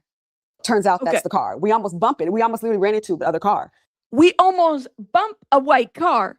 It turns out that's the car. What car? The white Cadillac? The one where the other people, the one where the shots were coming from? What are we talking about here?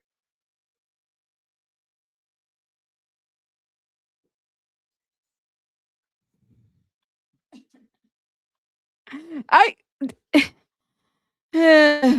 right, man.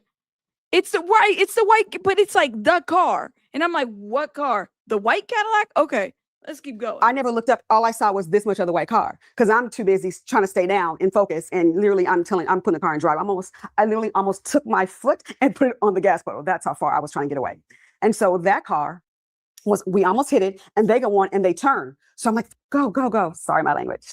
And so I turn, right? And we're turning on the street. And I'm like, at the same time, I feel like the car in front of us we almost hit was like trying to hit, like do something with us. I couldn't feel what was going on because I didn't know what was happening or what I just missed, but I knew it wasn't a good thing. So I was like, turn. There was a street coming up to the left. I was like, turn down that street because I still feel like they're shooting. So we turned down the street and we're freaking, which my energy is going like this because, of course, I remember we're all freaking out and we're in shock. And coming from LA, unfortunately, going to clubs or restaurants or anywhere else, a freaking picnic, there's always something happening. There's always something much in my mouth. So I'm used to a little violence a little bit, not necessarily that close to me, but around me. So we kind of pull off and we kind of breathe and we just looking around, make sure no one is following us or no one is coming after us. So I'm not exactly sure how long we sit there, but after we sit there for a moment of time, we just start driving anywhere, everywhere. We could have went to the airport. We could have went to UNLV. We just start driving till we calm down and was trying to, what the hell just happened? So after quite a while, couldn't tell you how much that while was, but after quite a while, being a good citizen that we were at the time, I didn't know what happened. So I wanted to go back to the scene and see what happened to make sure everything was okay. In hindsight, why'd I do that? So we went back, and when we got back to the scene, there were police everywhere, right? And there were tapes. I don't remember where the car was. I don't remember a lot, bits and pieces, but we pulled over and we said, what happened? We were just here and we heard something. And so the police said, pull over. We want to ask you questions. So we pulled over. They made us get all out the car. They made us sit on the ground. And I was really pissed because I was cute. I had on my black new Versace's. I was a girl in retail fashion. You know, I had my cute jeans and my girlfriend had her Gucci on. I remember us too. I remember the rest, what they were wearing, but I remember we were wearing because I was mad. We had these clothes on and they have us sitting on the ground like we're common criminals. And that's what she said at the grand jury. She didn't say this today. Okay. I just like, ay, Dios mío. I don't know, man. Cuban police gonna have a case eventually. You don't remember because Vicky, you say she's lying? See, I don't know. I wasn't there. I can't call her the liar, man. I can't. 30 years later, she remembers every tiny detail. Well, she's like, well, I assume and I guess, and I don't even know how to. Yo, man, had they ran into them, they would be no. That's what I'm saying, Carmel. I'm like, if you almost, I don't know. I don't know, man. I don't know. But okay, go off. And we start thinking if there was a shooting, they could come back and we don't know what they look like, but they can see us talk to the police. So then we start getting more. By the way, I'm trying to order me some food. Please note that. That's why I'm looking at my phone. Let me play this, y'all. Nervous. And then we were like asking questions. I'm like, well, there's a building garage across the street. Where's the camera? Why can't they see what just happened? I watch TV. There's cameras everywhere. There's a gas station. Where's the cameras? Why are you like not doing that kind of stuff? And I was probably the most vocal one, I think. that I remember. And then from there, they were like, we're going to take you downtown and ask further questions. And we're waiting for the police van to come. Now, at the time, I don't remember who else was with us. I just remember that. And so me, Shalane, Tanisha, and Lauren got in the paddy wagon is what I'm going to call it. And I think there might have been another person or two in there with us, maybe another witness. So we got in the van and we're all freaking out like, we're in a police van. What the hell is happening with my life right now? And then the next thing that I remember that was distinct in my mind that kind of threw everything off for me, we asked what happened, who got shot? Did someone get shot? Like what happened, right? Because we weren't getting any information, just they wanted us to be a witness statement. And one of the cops, of the two Caucasian cops, said, yeah, Tupac, I think that nigga's dead. And I was livid. And I was like, back then I had not a lot of patience, and I'm not like this hard girl, whatever. But, I had my moments where I don't like injustice, or I don't like, I'm a proud Black woman. So it kind of threw me off, and I was just shocked. I mean, I was pissed and shocked all at once. And I was like, oh, F them. And to be a nice word. I'm not saying to y'all. I was trying to be good and help. And then this is what you're saying. So no, how are you treating them? How are you treating everybody else? If you're treating us like this and you're saying words like this, what else are you doing? So we just kind of quieted down, sat in the van, and didn't say nothing else. Yeah, she was in the Ben Crump documentary for those that in 2017. She said this. So it surprised me that she didn't say this at the grand jury. She didn't say it today. So it's like, man, you remember all these details, but she said, yeah, she didn't say, well, I don't know. She didn't say common criminals. No, she didn't say any of that. She didn't say about how she was wearing Gucci, because she said it in the grand jury. I mean, the one thing I remember from her, she said, a lady never tells her age. When they were asking her how old she was around the time that this went down, she never, I don't know, man. We got to the police station. I don't remember much, but I remember I wasn't cooperative after that point. No. I know when I went to the grand jury and talked, they asked me, why did you come back if you weren't going to talk? And I was like, because when I was trying to be cooperative to figure out what happened and how I could help, I got treated like that.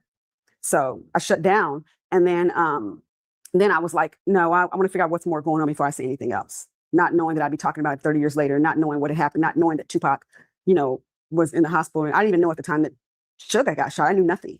So that is the highlight of it. And after that happened, they released us and took us back to our car because we didn't give much of a statement. And then we quietly got in the car. And since we didn't know Suge, I definitely didn't know Tupac, Lauren, who did know the reason we got in this mess, she said, oh, hell no, we got to leave. I know Suge, he doesn't play. We're getting out of the situation. Wait a minute. What did she say? Right here. Hold up. She said, I shut down. Okay, hold up. She just said something that contradicted what she said earlier. Hold up. Then I was like, no, I want to figure out what's more going on before I say anything else. Not knowing that I'd be talking about it 30 years later, not knowing what had happened, not knowing that Tupac, was in the hospital. And I didn't even know at the time that Suge got shot. I knew nothing. So that is the highlight of it. And after that happened, they released us and took us back to our car because we didn't give much of a statement.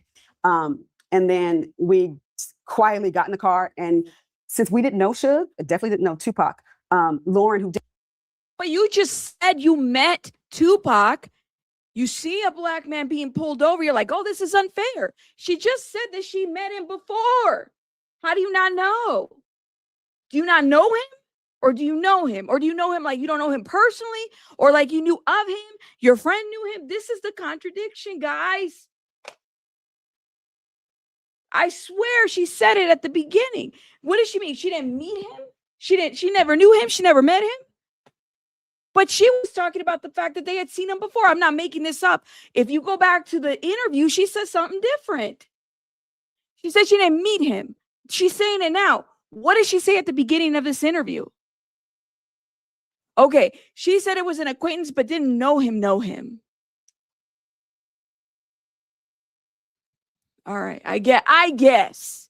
Y'all can put me on timeout then. I guess y'all can have it, but I still side-eye the lady because I don't know. Put me on timeout. I'll put myself, look, I'm trying to order the food and I can't even order the food because I'm like distracted by what she's saying. Y'all. Seen him or met him? Then you tell me. I'm rewording what she said, but you have a point, Rabbit. Which one is it? Go to the corner, Rabbit. Damn it. I'm retired. I'm out of here now. Y'all can have it. Okay, I promise y'all I'm gonna do some shout outs here in a minute. I gotta order this food because I'm still kind of going back and forth, and I'm hearing her, and I'm like, she said something different. You know, she says she saw him in passing, but didn't actually meet him. Okay. Bad Rabbit, go lay down. I don't know if y'all really want me to cover this trial, because I'm really gonna be getting on people's nerves, and I'm gonna get on my nerves, and I'm gonna get mad. You'll be like, "Hey, Rabbit, go take your medication. Go figure it out. You might need to take your medication for this one." Your side eye, you said, "Girl, I stopped and listening to her, and she's talking out of both sides of her." All right, I'm gonna stop. I'm gonna stop reacting. Let me go and order food, because I'm not gonna be able to order it, and I need to order it. Baby buddy's like, "Can I get a Happy Meal? I gotta order it. Hold up, y'all." Did know the reason we got in this mess. She said, "Oh hell no, we got to leave. I know Suge, he doesn't play. We're getting out of the situation.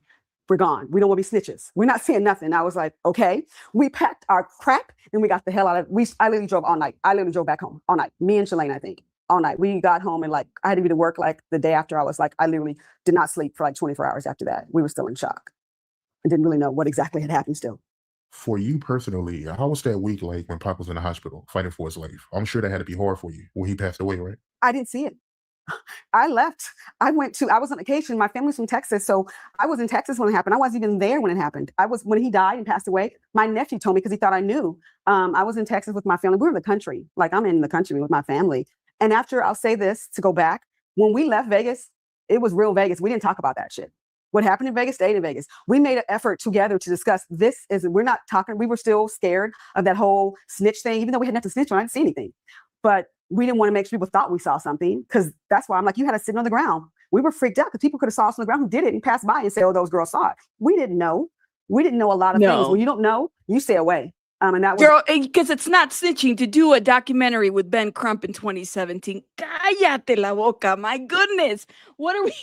I can't help myself. Let me stop. I'm gonna mute myself. I gotta order this. I'm just like itching. Yo. Our thing. We didn't talk about that for decades until we found out later that we were in a book and they want to talk to us. We were like, what?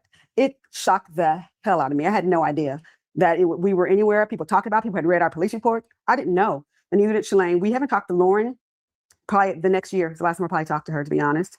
But we got back home. We didn't talk about that at all. Forever. Like none of us, not together. It was more of a dream. It happened. We all had a mutual dream. So I didn't find out he died till I was in Texas, and my nephew called me and told me he died, and it hurt. Obviously, he was a legend. Like obviously, it was painful, especially knowing I was right there when he was last time he was his full self. So no one tried to get in contact with y'all after the shooting? Once. The Hollywood police went to Shalane's mama house. She went to her house and contacted her. And Tanisha didn't even live here, so she was out and she wouldn't talk. So since they went to Shalane's mom's house, we didn't want our parents involved. And they had my dad's address. So we went to the Hollywood police, and a year after that, 1 year later, which was 97, we talked back to the police. After that, nothing. Crickets till whenever the murder rap book came out. Take me through that. How was that like? Oh, I don't remember. The cop was trying to kind of flirt with me. I didn't even realize until later that he was, I guess, trying to get something out of me because we weren't talkative at all. I literally said the exact same thing. I think my statement was a page and a half. I said we were getting dressed, we were hanging out, we went to lunch with some people, we missed the fight because we were getting dressed too late. I mean, literally, it was very, very generic. It was less than I'm telling you. It really was probably a page and a half. And I think, which is funny now, I mentioned, I think in my police report, I think my girlfriend behind me saw more than I did, which was a snitch. I did not even think about it. I was a snitch to my friend. But yeah, I didn't really say much, to be honest. I was kind of innocent back then, but you don't know. But yeah, I didn't say much. I know you was telling me, and I want you to speak on it a little more in detail about how people is out here pushing the narrative that y'all sell Tupac. Oh, absolutely. That's the reason I'm speaking to you now, because I want to have my voice out there. And I'm going to speak for my 3 other friends who were in the car who are leery about continuing to speak. Me and Shalane have done more interviews, but everyone has spoken and they edit our version of the statement to fit their own narrative. So yeah, we do our interview. And then when we see the production of it, it's a clip bite that says different things. One of them I heard, it was saying that we called Tupac. We never said Tupac. We never even spoke to him. She knew Suge, but that's a huge narrative. And that narrative turned into, oh, they set him up. Oh, them 2 girls. Oh, them girls. Who are they from? When you look at the internet and see this stuff, I go down a rabbit hole because I get so frustrated and I don't have time to sit there and why waste my breath? Because people are going to create and think what they want about you anyway. So I don't care in a sense, but if it affects my livelihood or affects my name or anything else I want to do, then of course I'm going to be a little concerned because you want to be authentic. And I'm a real person, you know. I'm loud sometimes. I'm shy. I was shy, incredibly shy all my life. So I've come to my own. And I embrace that, but I also want people to see me as I am and not narrate me to their own story. And so the murder rap, I felt was narrated to fit his book, which wasn't fair. I've talked to them about that. And then the other documentaries I did, they helped a little bit, but the best one was when we, like I said, did Benjamin Crumb's interview. But the whole point of speaking to you and speaking is those conspiracies are just, they're stupid. I don't know how to say a word that doesn't involve a lot of cursing and adjectives that are not proper for anyone else to hear, especially a child. But the whole point was we did not call Tupac out. We didn't know him. We didn't even speak to him that night. We just saw him. We may have said hello when we drove on the side of him. You know, we wouldn't be rude. I loved his music. I appreciate him. I was a fan. He's one of the greatest and he was in my top, you know. So that part bothers me. There's a whole guy who created a YouTube page dissecting my grand jury testimony. It's an hour and 7 minutes dissecting my grand jury testimony. I think word by word. Was that choke no joke? She's mad about that. All right. Analyzing. Everyone below it start analyzing. It was like, are you freaking kidding me? If you want to call me and ask me a question, that's different. But to sit there and analyze and say what I thought and felt, oh yeah, that I had to literally step away because it's something I didn't expect, or I definitely did not want. And it's not fair to me. It's not fair to my family or anybody else. Because one guy on YouTube put my address out there, and my dad's address, and my Shalane's mother's address on there. He had her full address on there. It might even have Social Security. I had to get YouTube to take it off. Oh, that's not good. Privacy is crazy. I'm not a celebrity. I don't like if you're a celebrity, they think those come with the thing. You want to be a celebrity, you're out there. That's not what we were doing. We were just trying to be helpful and tell our story.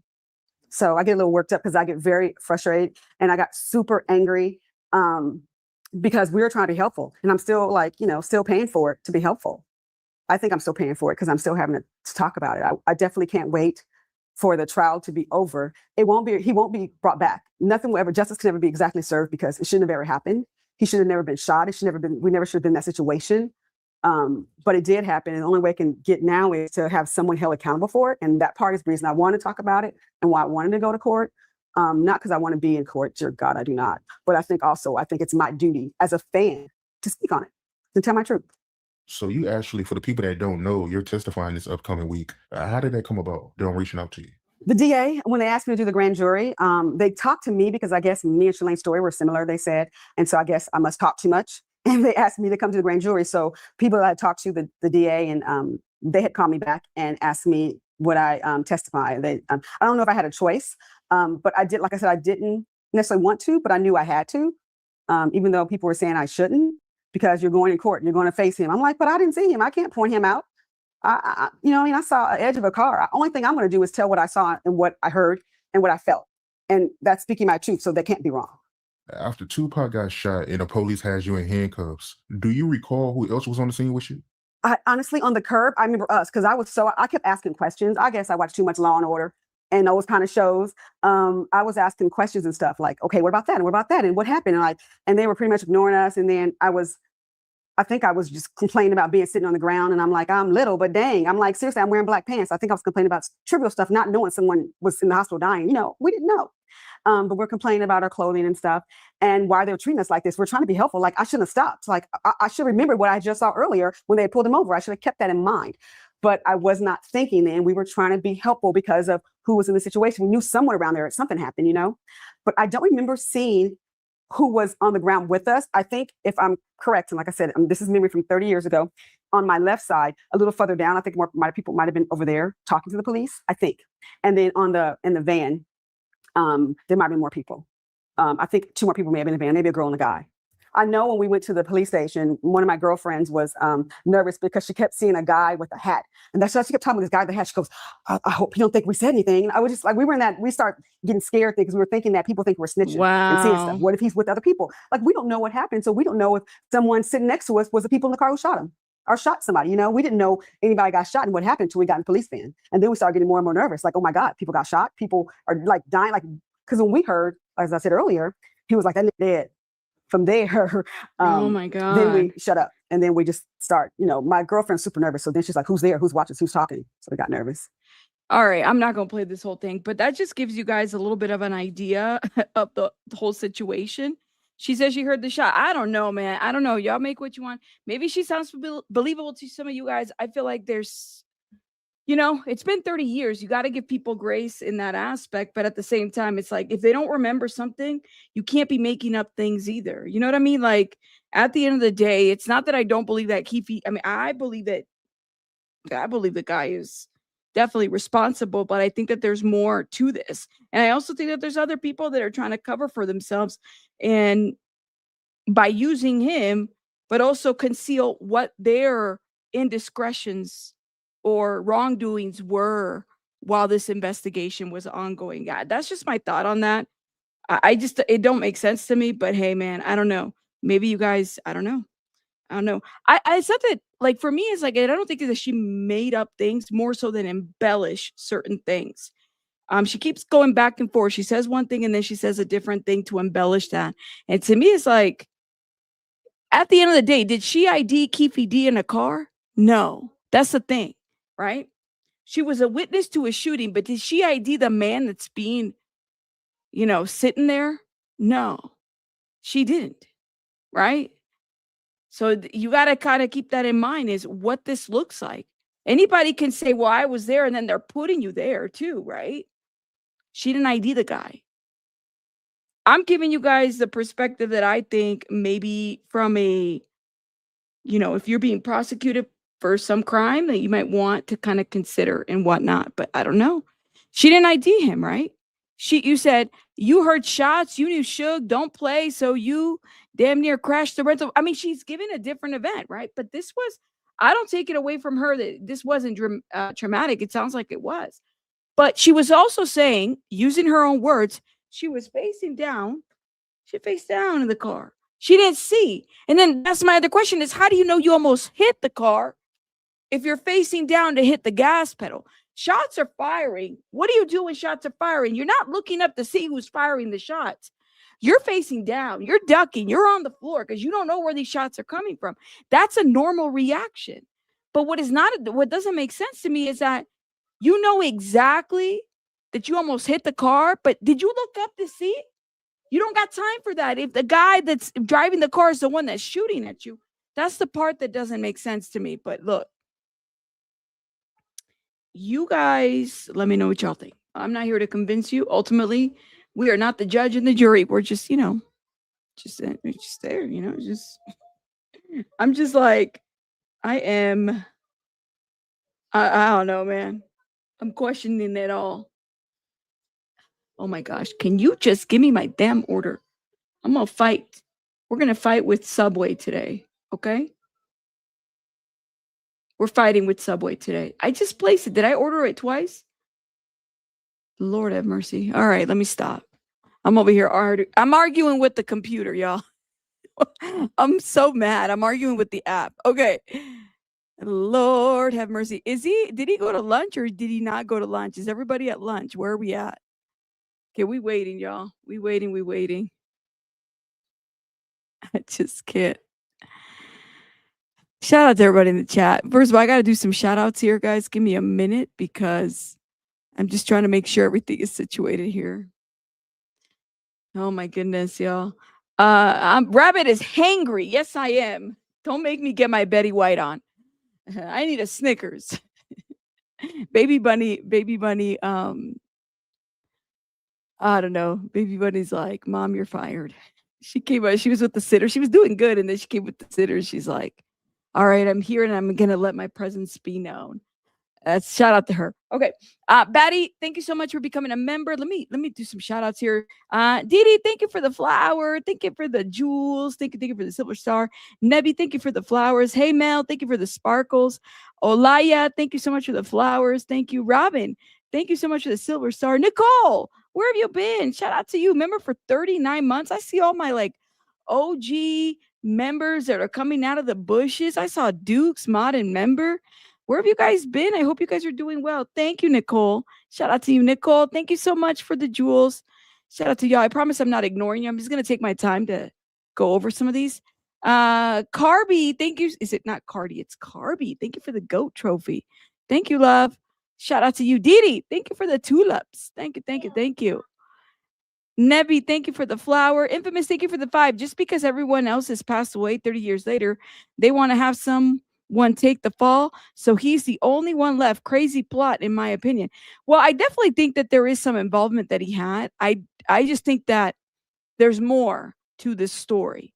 And to me, it's like, you got to look at all these cops. I'm sorry. I just feel like Keefe D is definitely, you know, he's definitely not a good guy, in my opinion. Definitely. But he's not the only one. He can't be the only one. Thank you so much, Infamous, for that. Pika, thank you so much for the jewels. Thank you. Nebby, thank you. Robin, thank you for the jewels.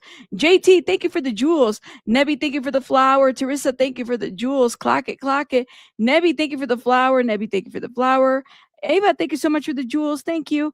Nebby, thank you. Thank you. Didi, thank you. Nebby, thank you. Nebby, thank you. Shannon, thank you for the jewels. Eva, thank you so much. Enjoy a cafecito, girl. I'm gonna need a refill on a cafecito right now. I'm waiting for my order. Yeah. Well, it's not cafe. It's Subway. Today we're gonna do a sandwich. That sounds good. Eva, thank you so much again for the cafecito. Thank you, Jude. Thank you again for the very generous super chat. Thank you, love. Lunch and dinner. We're gonna be here. We're gonna be here. We're gonna be here. Thank you guys. You guys are amazing. Thank you. One sweet potato. Thank you so much for the 9 months. Ava, thank you so much for the jewels. Nebby, thank you for the jewels. And Sylvia, my boo, I'm definitely badgering this witness. Lies scripted details. Objection, interjection, conjecture, all the ejections. Get it together. Baby Bunny don't like it when I swing the gavel. She don't like it. She just said, I don't like it. It's too loud. Excuse me, Baby Bunny. Thank you, Sylvia. Misha, thank you so much for the floating heart. Pika, thank you. Teresa, thank you for the gold coins. Shout out to Super Dragon Ball Z. Thank you for the 6-7. Thank you. She's saying 6-7 now. Sylvia, thank you for the silver star. Thank you, Super, for the jewels. Thank you again for the treat, Super. Shauna, thank you for your 36-month membership, love. Shout out to you. And thank you again, Shauna. All right, I'm caught up, y'all. Okay, this is good. Because then I don't have to be here for too long. You know, when we get a little break, we get a little break. Thank you guys for the support. It really does mean a lot to me. Honestly, it really, really does. Now, we are on the watch. I think their lunch is for like an hour. This is going to be an interesting trial. I'm saying I might need to get some medication. I might do it just to come, because my mind just goes, that's that ADHD. It goes 10,000. Like, first reaction, what? No, come back. What are you doing? Did you say this here? Objection. That's my mind. So I apologize. It does go crazy. Shauna, thank you again for the support. Appreciate it. All right. Hold up. Is Kadisha Lynn in the chat? Shout out to Kadisha Lynn. How long is lunch, y'all? You said I'm a legal drug dealer, girl. I might need some gummies after this, because I might need some, just give me the lie, da. No, I might need some of that after this, because to put me to sleep, it's just like crazy work, man. You're here and you're shook. I'm telling you, man, we are okay with the flower, all right? The natural. Okay. I'm a supporter of the natural medication. Okay. So I might need a couple, 1 or 2 or 3 after this. I don't see why they're wasting their money you said on the trial. Even the cops need to go to jail. Donna, I'm telling you, man, it doesn't make sense. Okay. So lunch is until 1:15. So it's 12:34 right now. You making crab rolls? Oh my God, that sounds so good right now. It really does. Cannot wait. I got to pop something in the microwave, y'all. So I need y'all to give me a minute to do that while we wait for the court. But let's see, because we already have it set. I'm just not that, I don't know, man. I have a lot of words about this. I really, really do. We might need to take the latest information. Okay. Kadisha Lynn's already on it, man. She's already on the opening statement. Shout out to her. Listen, I need to go do something real quick. Y'all be good while I go do that. While I take a little lunch break. Not lunch break, but I order my food. Oh my gosh. This is insane. I'm looking to see what else is happening. Hey, by the way, I love that imagine being a witness in the trial and streaming the trial. How does that work, y'all? How does that work? Imagine being a witness in the trial and restreaming the trial. And then the defense calling you a crooked cop in some words, in some words. He said, girl, reset your system and Vegas nerve at night. You'll come back. Listen, we might need to travel to Vegas. All right, let's go to Vegas. Because listen, this, I have to object in person. They'd be kicking me out of the courthouse. It'd be like, YouTubers gone wild in the courthouse. Okay, literally. All right, hold up, y'all. Let me refill my drinks. I gotta fill up my ice water. I gotta do different things. Okay, y'all go get your stuff. Okay, while we wait. All right.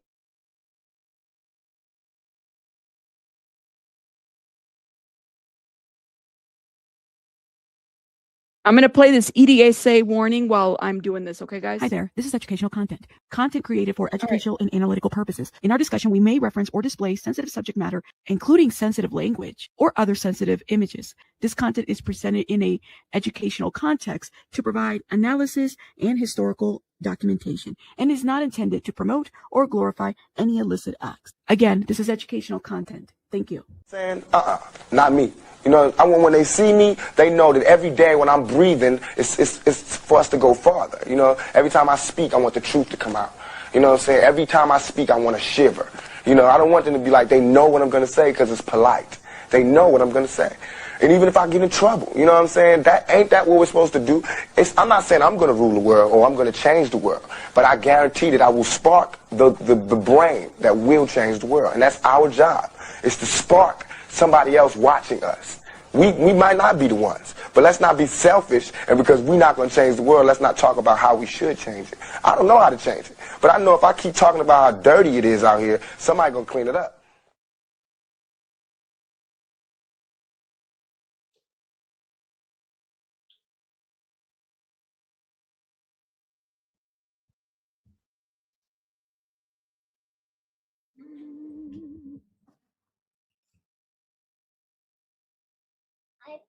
Oh my gosh.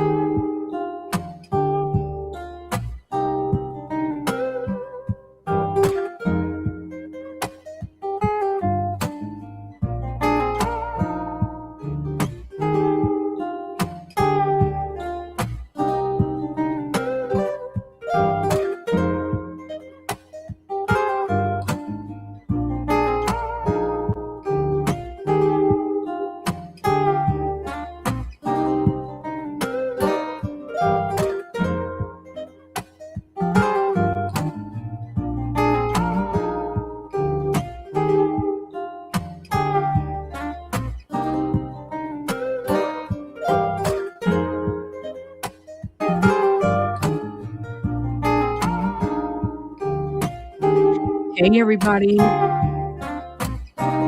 Ooh.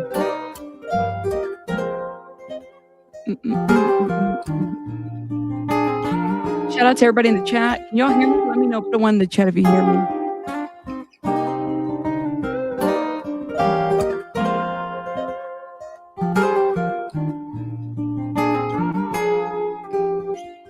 Welcome, welcome, welcome.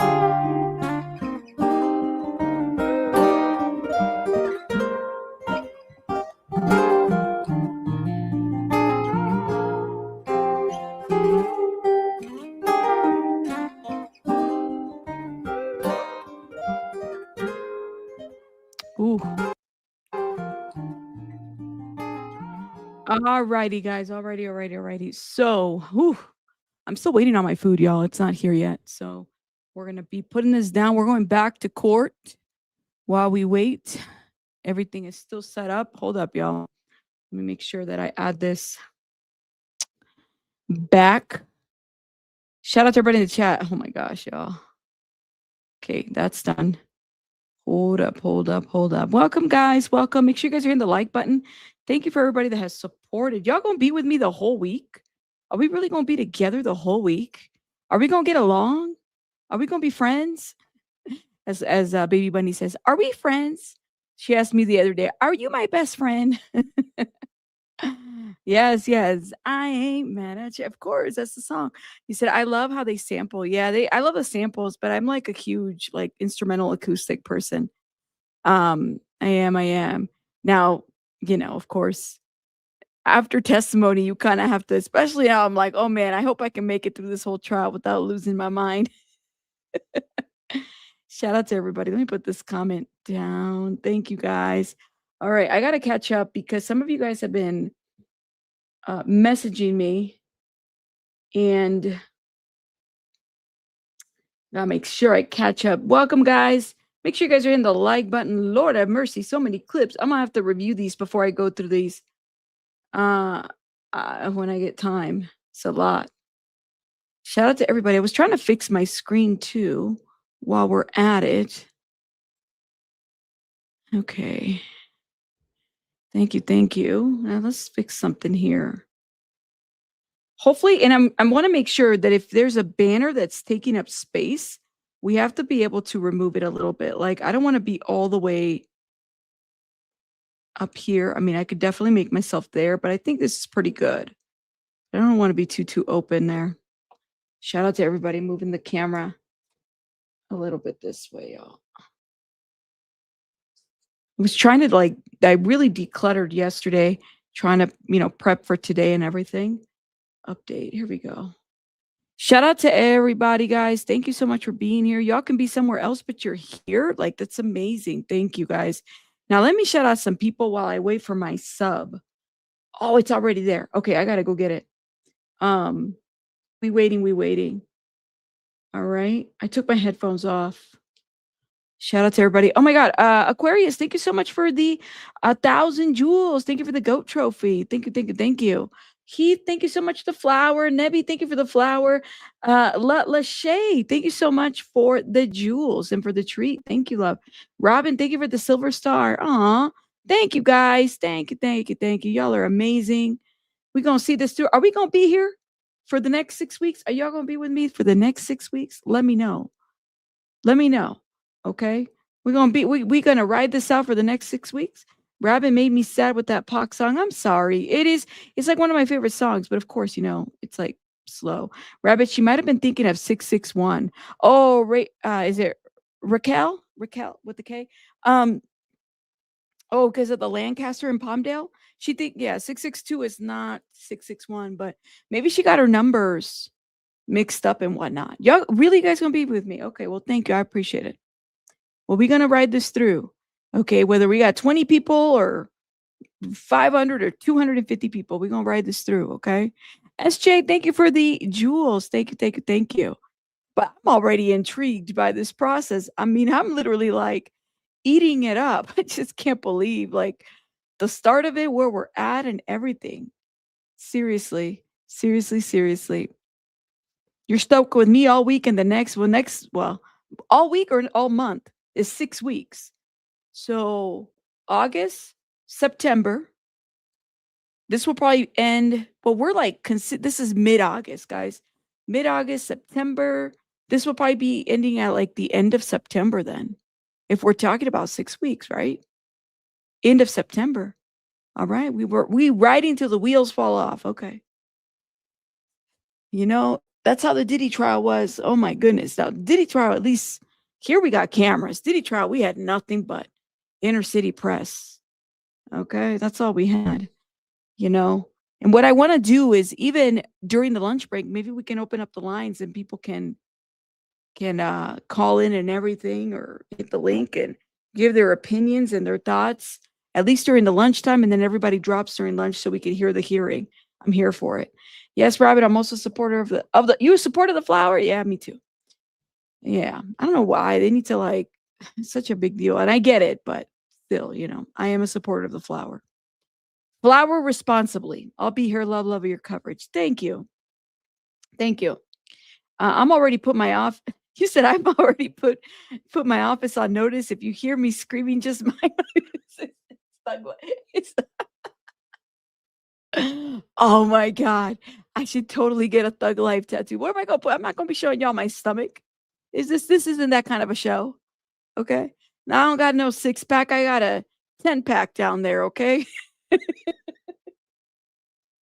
Where are we going to tattoo Thug Life on my forehead? Oh my God. Vicky's like, listen, if y'all hear me yelling at the office, it's Thug Life. Don't come in here and think you won't get talked to. Oh man. This is something else. You got a 24-pack?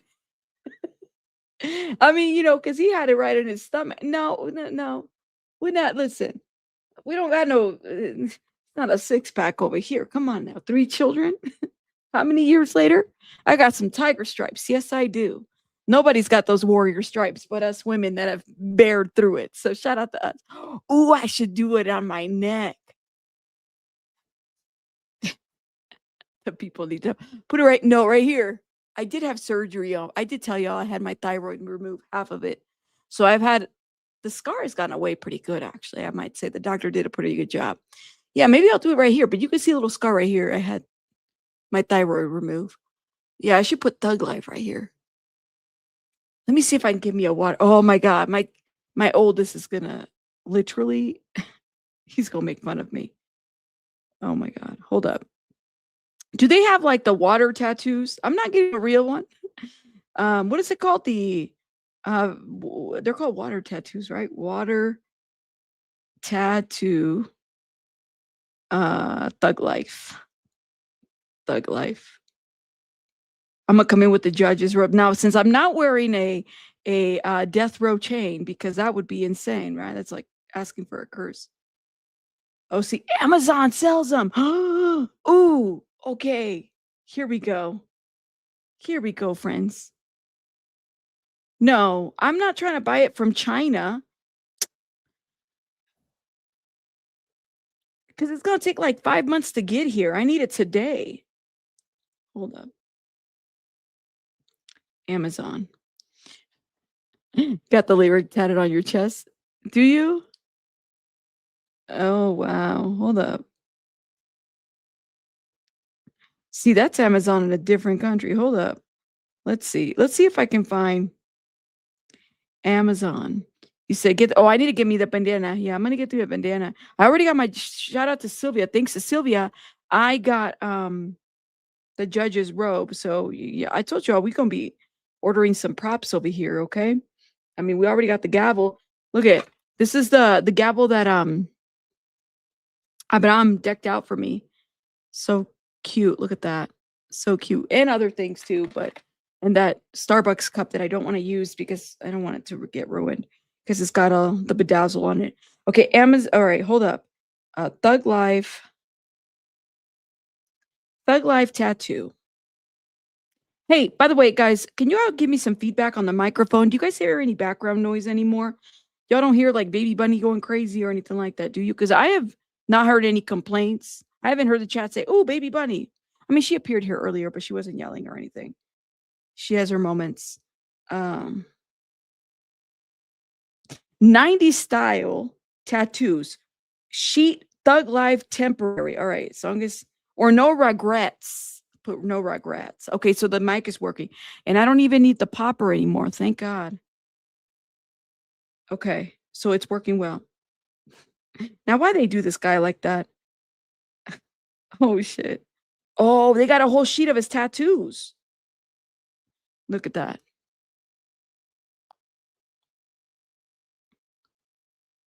You said the Thug Life tramp stamp. New mic on point. Okay, I'm so glad. Thank you guys. I mean, it was expensive, but it was well worth it. I just want to, I'm trying to up my quality, guys. I mean, we got a good camera. Thank you, Sylvia. We got the mic is like a big deal for me. At times, I just had the volume down. Was it too loud though? Let me know. Let me know. Let me know. Okay, I found one for $4.99 that just says Thug Life. Look at that. Thug Life. All right. Yo, I gotta run and get my food. This is the Temu Death Row Records chain. It's gonna take a month if I order it, but hold up, y'all. Let me show y'all. Great. Now Amazon's asking me if I wanna asking me to buy all this like gear. Death Row Records. You said, yeah, I got a new mic. I had to get a new mic. Hold up. Yeah, this isn't even gonna get here until like next month. Temu. You know those chains? You know how you know somebody's wearing fake jewelry is when their neck turns green? Good old memories. You said sounds more clear. Good. I'm so glad. It's not too loud. Cricket, is that how you say that? Cricket makes new tattoos? All right. Well, I'm glad. I'm glad. Yeah, we got a new mic. New mic. You know, expensive, but new mic, but it was worth it. So I had to do it. Okay. Ooh, let me go get my food, y'all. Let me go get my food. Rabbits. Yeah, my Amazon algorithm is now Thug Life. Great. Now I'm gonna have the FBI watching me too. If I get arrested, y'all bail me out. We almost went Thug Life on what's his name? Pablo. Pablo almost got in trouble by us, okay? He did. We almost went Thug Life on Pablo. Sylvia was like, we'll go to Vegas. Let's go. Mama Llama wasn't having it. She was out there emailing too. Okay, we almost went Thug Life on Pablo. I did. I felt bad afterwards. I'm like, I didn't have to do all that. I'm better than this. I've evolved. I didn't need to do all that, Crayola makes temporary tattoos. Do they make Thug Life? You said Pablo can still get it for just Oh man, I was like, yo, and I unmuted on purpose so y'all can hear that I was not making up the shit. I really went out. Yeah, we were almost rolling deep. We were almost there. You said I'll do a lip pencil. I think I could draw it on myself.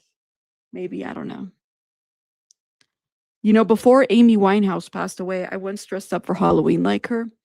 Before she passed away, please note that. Totally did the beehive. I mean, but I was like, I was so skinny back then. I think I was like 110 pounds. Very, very. So, it just kind of fit. Drew myself the tattoo that she had right here.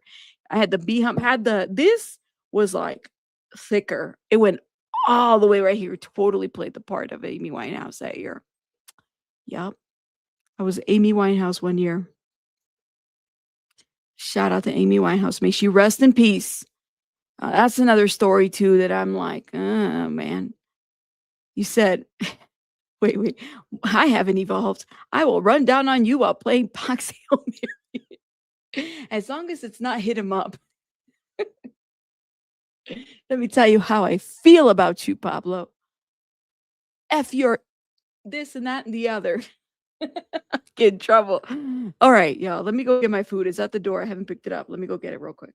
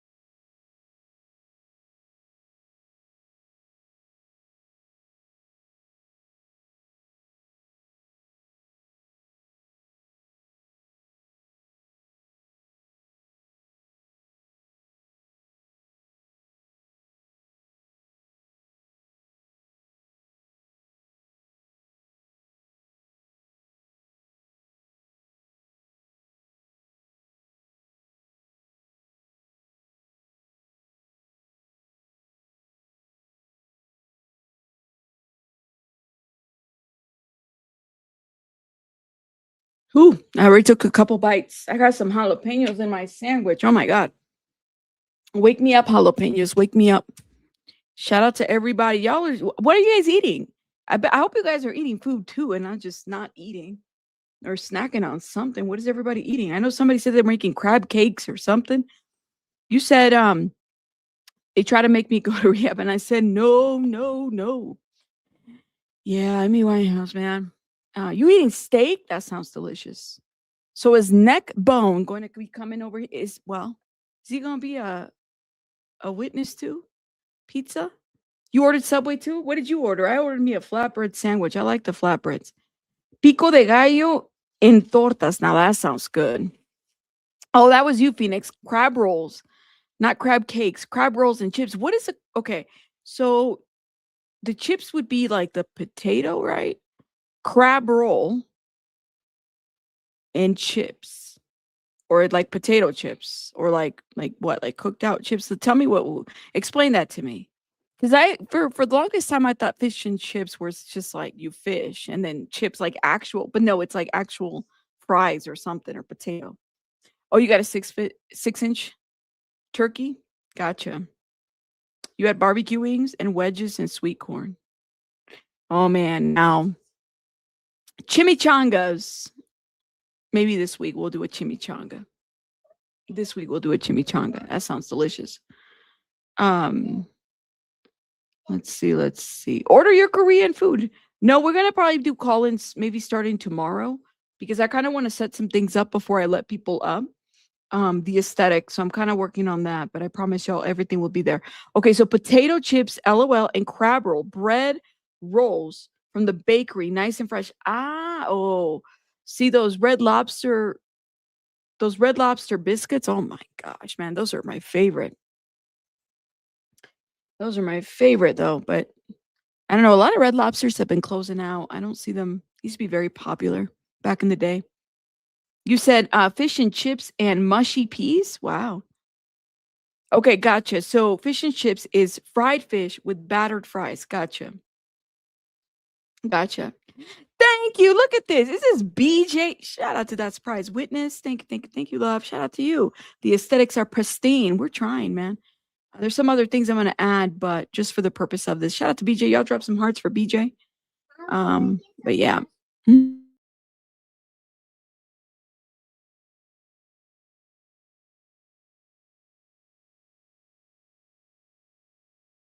Hold up, y'all.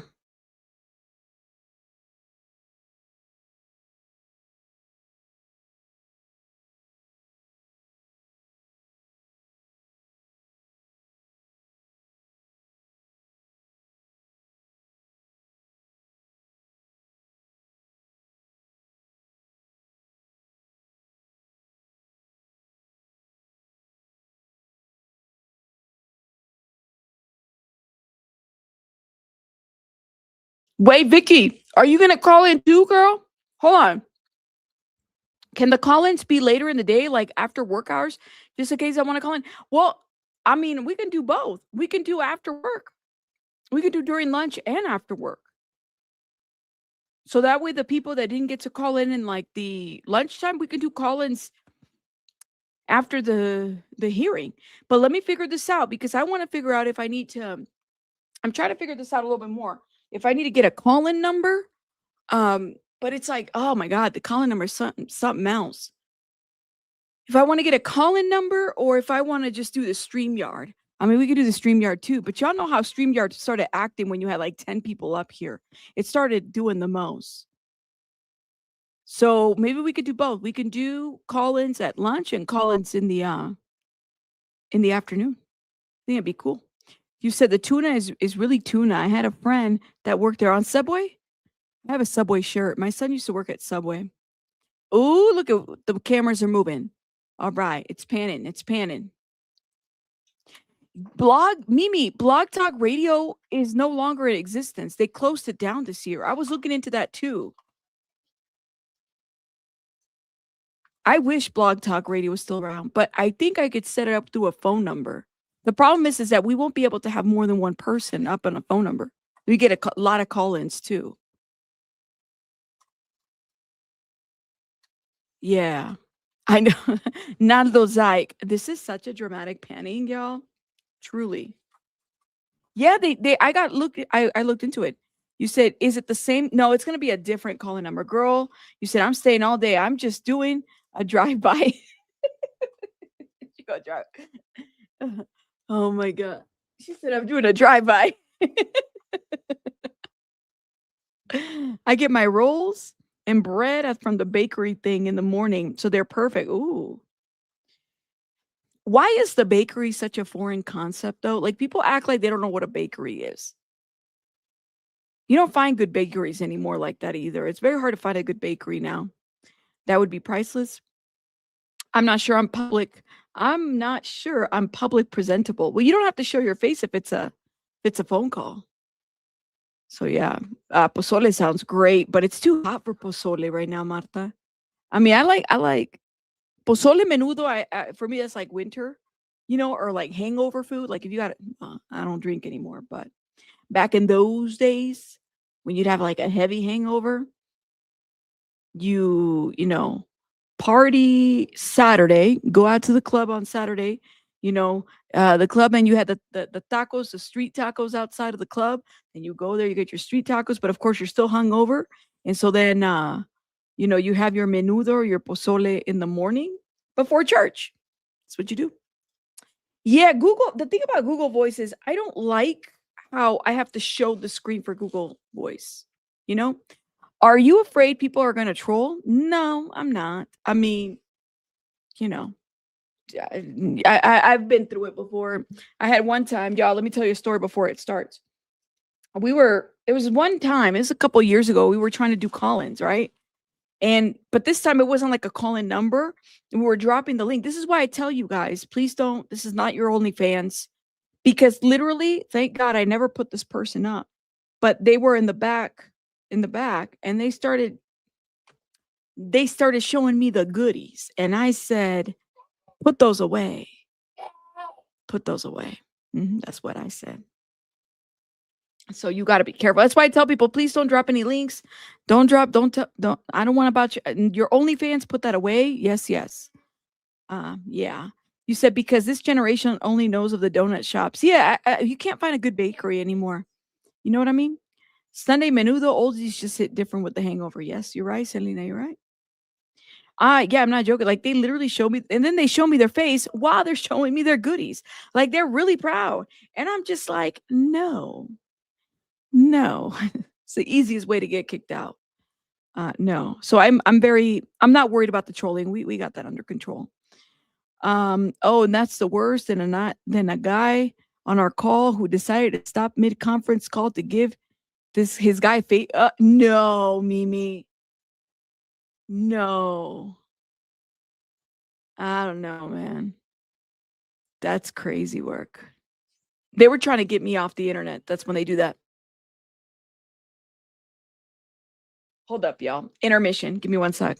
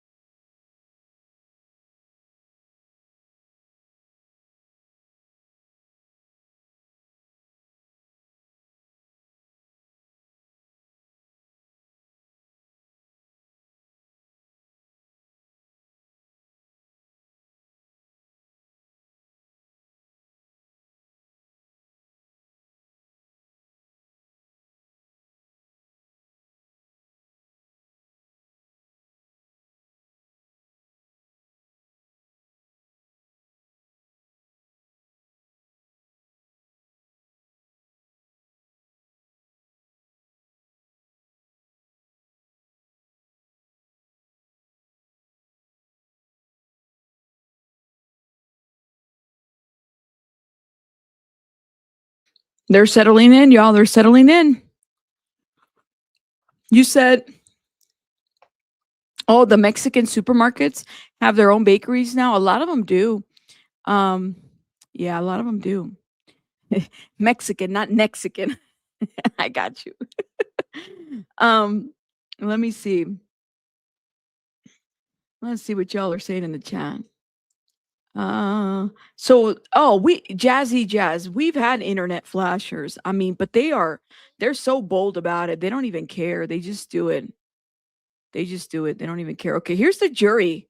I bet you anything. That's the jury right there. They're walking in because the cameras isn't hitting them. Oof. Oh, they're coming back in. Really? Yeah, I need to find a good bakery. I don't feel like you want to definitely, Brian says, I definitely want to call in. All right, we're gonna do it. I just gotta figure out whether if I need to get a loop or a program or something to help out. Because I'm not a fan of the Google call in. I think y'all know I want to do extra. I always go extra when I do things. So yeah. It's illegal for me to show body parts. I believe it's called whaling. Girl. Oh man. Girl. I can't, man. I can't. Let me mute. Are we starting up yet? Is that the jury or is that I thought this was the jury. I don't think it's the jury. Yeah.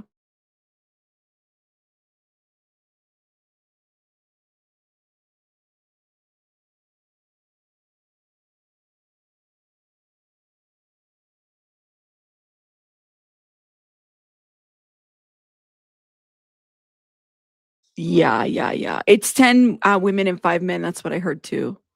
Oh, here we go. Let's go, my friends. Let's go.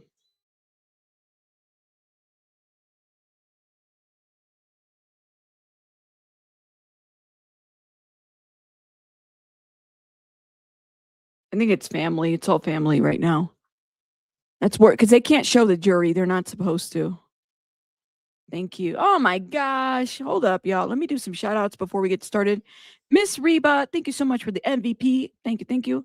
Lachey, thank you so much for the silver star and the jewels. Miss Dizzle, bail money. We riding deep. We're gonna go over there and check out Pedro. Not Pedro, Pablo. Not for nothing. Thank you so much for the jewels. And Danielle, thank you so much for the $9.99, sending some love. Thank you, love. Appreciate you. All right. It should be started pretty soon. I'm sure that the attorney is probably talking about his hair. Everybody's been talking about his hair. I've been seeing comments about it. He's like, messy hair don't care. Yes. It's family. It's all family. Pretty sure it's all family at this point.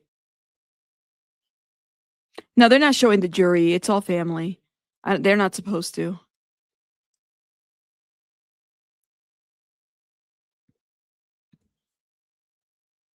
Okay, nothing is muted on my end. They're getting started, y'all.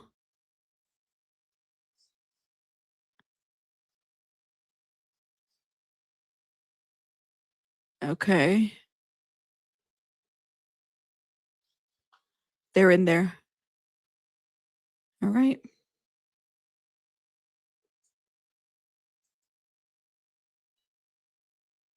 Make sure you guys are hitting the like button. Please take a little break to hit the like button. Appreciate it.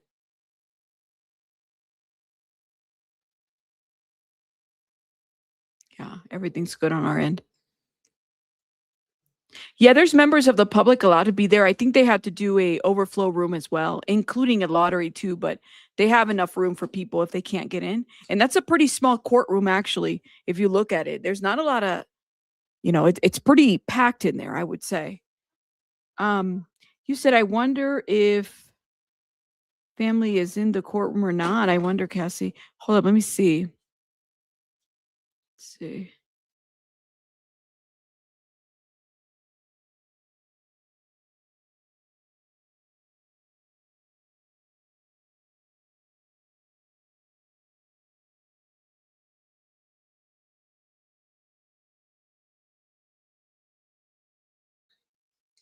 All righty, all right.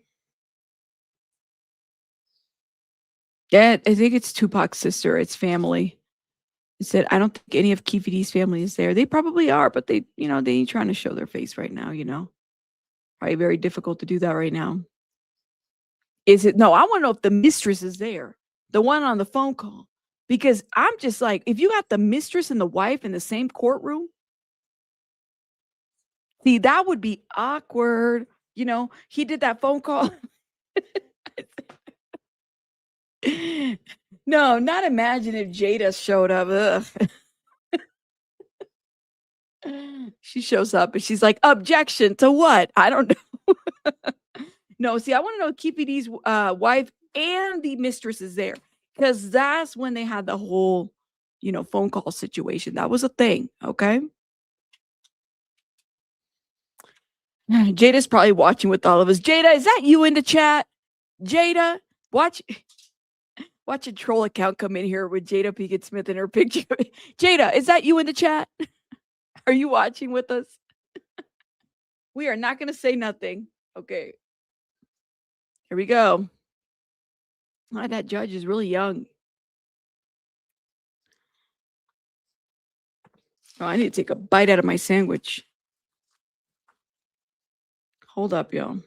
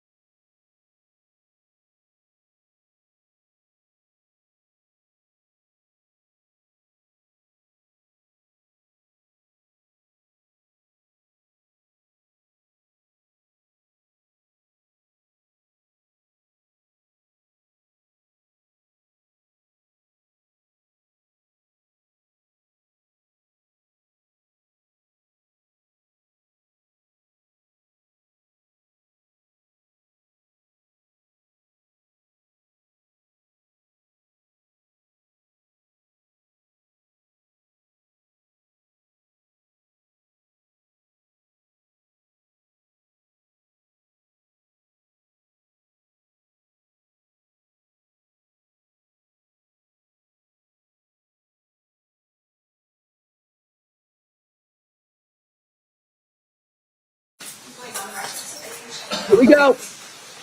Get it together. Okay, I'm talking normally now, and now I'm trying to mute, and now I'm trying to talk, and now I'm trying to mute. Any difference?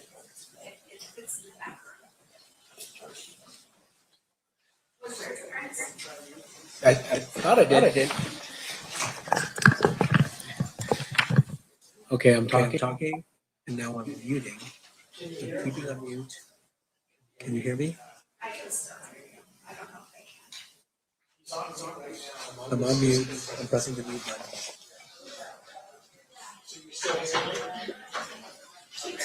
Okay, that's the guy in the camera.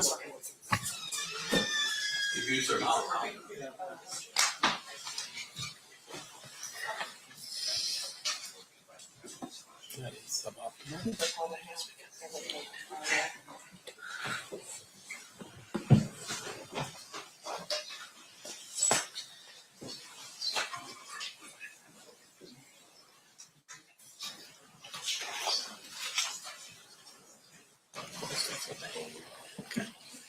I'm sure the mute music is working when you hold that a second. Well, everything is fine. That makes it that long. So it's you guys wired the joint. Yeah, right. Now, who's standing in front of the camera? Okay, we're on record in State versus Davis, C337407. We've gotten through some of our technical issues. Anything else we need to address before bringing in the jury? Okay, let's bring them in. Captain Jerry?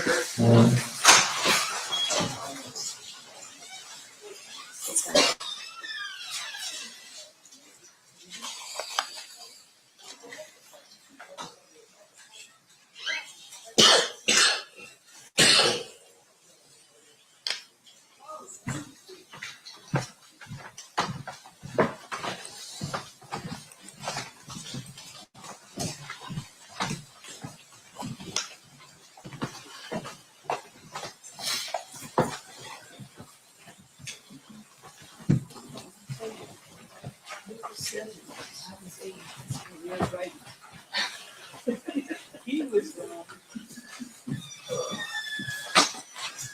parties stipulate to report to the jury? We do. Okay, you may all be seated. At this time, the state may call the next witness. All right, Mr. Becker, can you hear me? Yes, ma'am. I'm going to have my clerk swear you. Please raise your right Yes, hand. ma'am. You do solemnly swear the testimony you're about to give in this action shall be the truth, the whole truth, and nothing but the truth, so help you God? Yes, I do. May I please have you state and spell your first and last name for the record? Brent Becker, BRENT BECKER. Thank you. Sorry. I'm sorry. Go ahead. Thank you. Sir, you're retired these days. Is that correct? Yes, sir. Hold up. And what'd you do for a living before you retired? I was a police officer for the Las Vegas Metropolitan Police Department. And what years were you with Metro? I was there from 1984 to 2011. And in September of 1996, what was your assignment?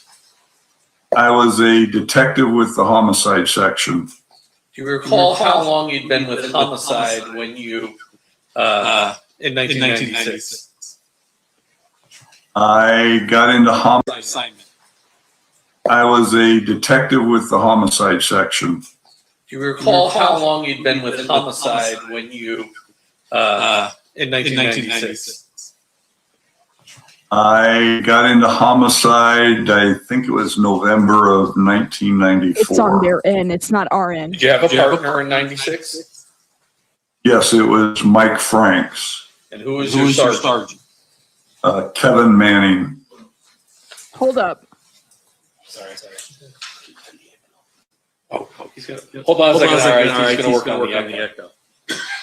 Okay. They notice that there's an echo, guys. There's an echo. They know about it. So give them a minute. Can you still hear me? Yes, sir. Okay. Okay, here we go. On September 7th, or into, I guess, technically into September 8th of 1996, did you get called out for a shooting that happened, ultimately determined to be happened at Flamingo and Koval? Yes, Sergeant Manning called me. It was about 12:30 in the morning and I was asleep, so it would have been September 8th. And so it was around 12:30. So by the time I got up, got dressed, and got there, it was probably about 1 o'clock in the morning on the 8th. And when you say you got there, what scene did you go to? Initially, from what I recall, I went to Harmon in the Boulevard because that's where general assignment and everybody was at to get debriefed on things and get some of the notes. And then from what I recall, I went over to Flamingo and Koval to kind of look at the scene, but they had some witnesses from the car that supposedly was directly behind Suge Knight and Tupac Shakur back at Harmon and the Boulevard that I needed to interview. Can we talk a little bit, first of all, Tupac Shakur is still alive on September 8th of 1996, correct? That's what I was told. He had already been transported. He was not at the scene when I got there. Is it somewhat unusual for homicide to be involved in a situation where there isn't a deceased victim yet? That was very unusual, and normally we don't get called out, at least at that time, we didn't get called out unless there was a deceased victim. So it was unusual. I think when we arrived at the scene, we were told that because of the nature of who the victim was, general assignment, he wanted us to come out to it. Let me ask you, we've heard from a first responder today. Back in those days, what was general assignment? What does that mean? General assignment was in essence, the night detectives. They worked swing shift and graveyard shift. So they were the night detectives that if something needed a detective to respond, they were the ones that got called out to the scene. So they would have been at this scene before you, and then they made a determination along with, I assume, the command staff that homicide should be called out to this investigation. Correct. Actually, uniformed officers would have been the first people called to the scene of anything. And General Simon, I'm sure, was monitoring the traffic. So if they had heard the call, they may have been responding, but they would have gone out, assessed the scene, and eventually determined if someone, the type of scene it was and if someone needed to come out to it. And in this case, I guess someone must have called Sergeant Manning because he's the one that called us. And your partner, Detective Franks, do you recall where he responded to? I believe he got sent directly to a University Medical Center, the hospital, which is where Shakur and I believe Suge Knight got sent to. And your responsibility, was there also crime scene analysts that were called up to the scene? Yeah, my initial response was to the scene to start handling things directly at the crime scene, yes. And then does at some point crime scene analyst Dan Ford show up and document the scene while you're present? Dan Ford was already there from what I recall. They were called CSAs back then, I believe. Yeah, Dan Ford would have already been there. Usually CSAs, because CSAs were assigned to each shift. So I'm pretty sure he was that particular shift CSA. He would have already been out there doing whatever he did for the scene, marking it, taking photographs and such. When you, at the end of sort of both the two scene investigations, so the Harmon and Las Vegas Boulevard, as well as the Flamingo and Koval investigation, essentially, what was the facts you were dealing with? Well, according to the witnesses that I had interviewed, Frank Alexander, Malcolm Greenidge, Katari Cox, and Yafu Fula, and I'm just doing what I remember the pronunciation was. They were in the car behind Suge Knight and Tupac Shakur. And what they described was that a white car, and from what I recall, they described a white Cadillac pulling up alongside Knight's car, and someone inside that white Cadillac opening fire or shooting into the car that Knight and Shakur were at. Their descriptions varied a little bit, but from what I recall, I believe they all said it was a white car and more or less agreed that it was a Cadillac. And there might have been a little bit of a variance between 2 and 4 occupants. And what direction after the shooting does the vehicle head? After the shooting, it would have turned south on Koval. That was at Flamingo and Koval, because the Knight group was heading eastbound on Flamingo, and the Cadillac would have originally been heading eastbound, but then it turned southbound on Koval. And the nature of the bullet holes that are in the BMW that's located at Harmon and Las Vegas Boulevard, all those bullets appear to be coming in from the passenger side of the BMW. The impact strikes that I saw were all on the right rear passenger door, the right front door, or the right front passenger door. I believe there was some sort of a mark or impact on the windshield. Those were the strikes that you could see. It was you couldn't tell if anything had been a stray of any kind. So at your scene, you have bullets being shot from south to north into the passenger side of Suge and Tupac's car, but you have no idea how many actual bullets are fired because you can only see the strikes which are in the car. Correct. All I can see is what the actual impacts are. That doesn't mean that's how many shots were fired. That's just how many struck the vehicle. And I think we have another witness who's going to testify to this later, but there are a number of casings or cartridge cases, expended cartridge cases that ultimately get collected from the southbound lanes of Flamingo right before Koval. Is that correct? Yes, without seeing the report, I know that there were fired cartridge cases recovered from the street. I do recall that the number of fired cartridge cases recovered from the street did not match the number of impact strikes on the vehicle, which wouldn't have been surprising considering what traffic probably was on Flamingo on a Saturday night and probably the delay of anybody arriving there, at least from law enforcement. What happens when, in your experience as a detective, there's a bunch of cartridge cases laying in a busy street and cars driving through? What can happen to those cartridge cases?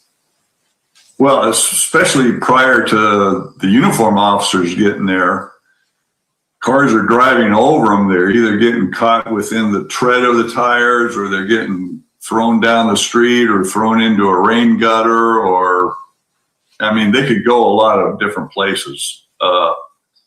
We've investigated numerous shootings within streets where you've had fired cartridge cases scattered all over the place. And you never know for sure if you've got all of them, because if something gets caught within a tread of a tire and it doesn't get ejected, unless someone tells you about it later or it gets ejected somewhere else, who knows where it ends up. In addition to that, when you have your shooter inside a vehicle, are there times that you found casings have gone into the vehicle that the shooter's shooting from? Yeah, that would depend on if the shots were fired with the handgun inside the window of the car, or if the handgun was outside of the window. Obviously, if the handgun is outside of the window, there's a higher probability. If it's a semi-automatic pistol, there's a higher probability that all those fired cartridge cases ended up outside. If the handgun is on the inside of the vehicle, you have a higher probability of some fired cartridge cases ended up staying inside the car. If it's a revolver, then everything is going to stay within the handgun. Eventually, I'm kind of jumping forward here, do you have those casings forensically tested? The firearms examiner ends up testing them. I believe they were able to determine that they thought a Glock, it was going to be a 40 caliber. They were able to determine the caliber. And I believe, because I guess I'm not the expert, the firearms people are, but that a Glock has a particular marking that shows up, and I believe they determined that they thought it was a Glock that fired the weapon, that fired the cartridge cases. So now you're looking for a white Cadillac occupied somewhere between 2 and 4 times, heading south on Koval, and a Glock 40 caliber firearm. That was the information we had eventually at the time, yes.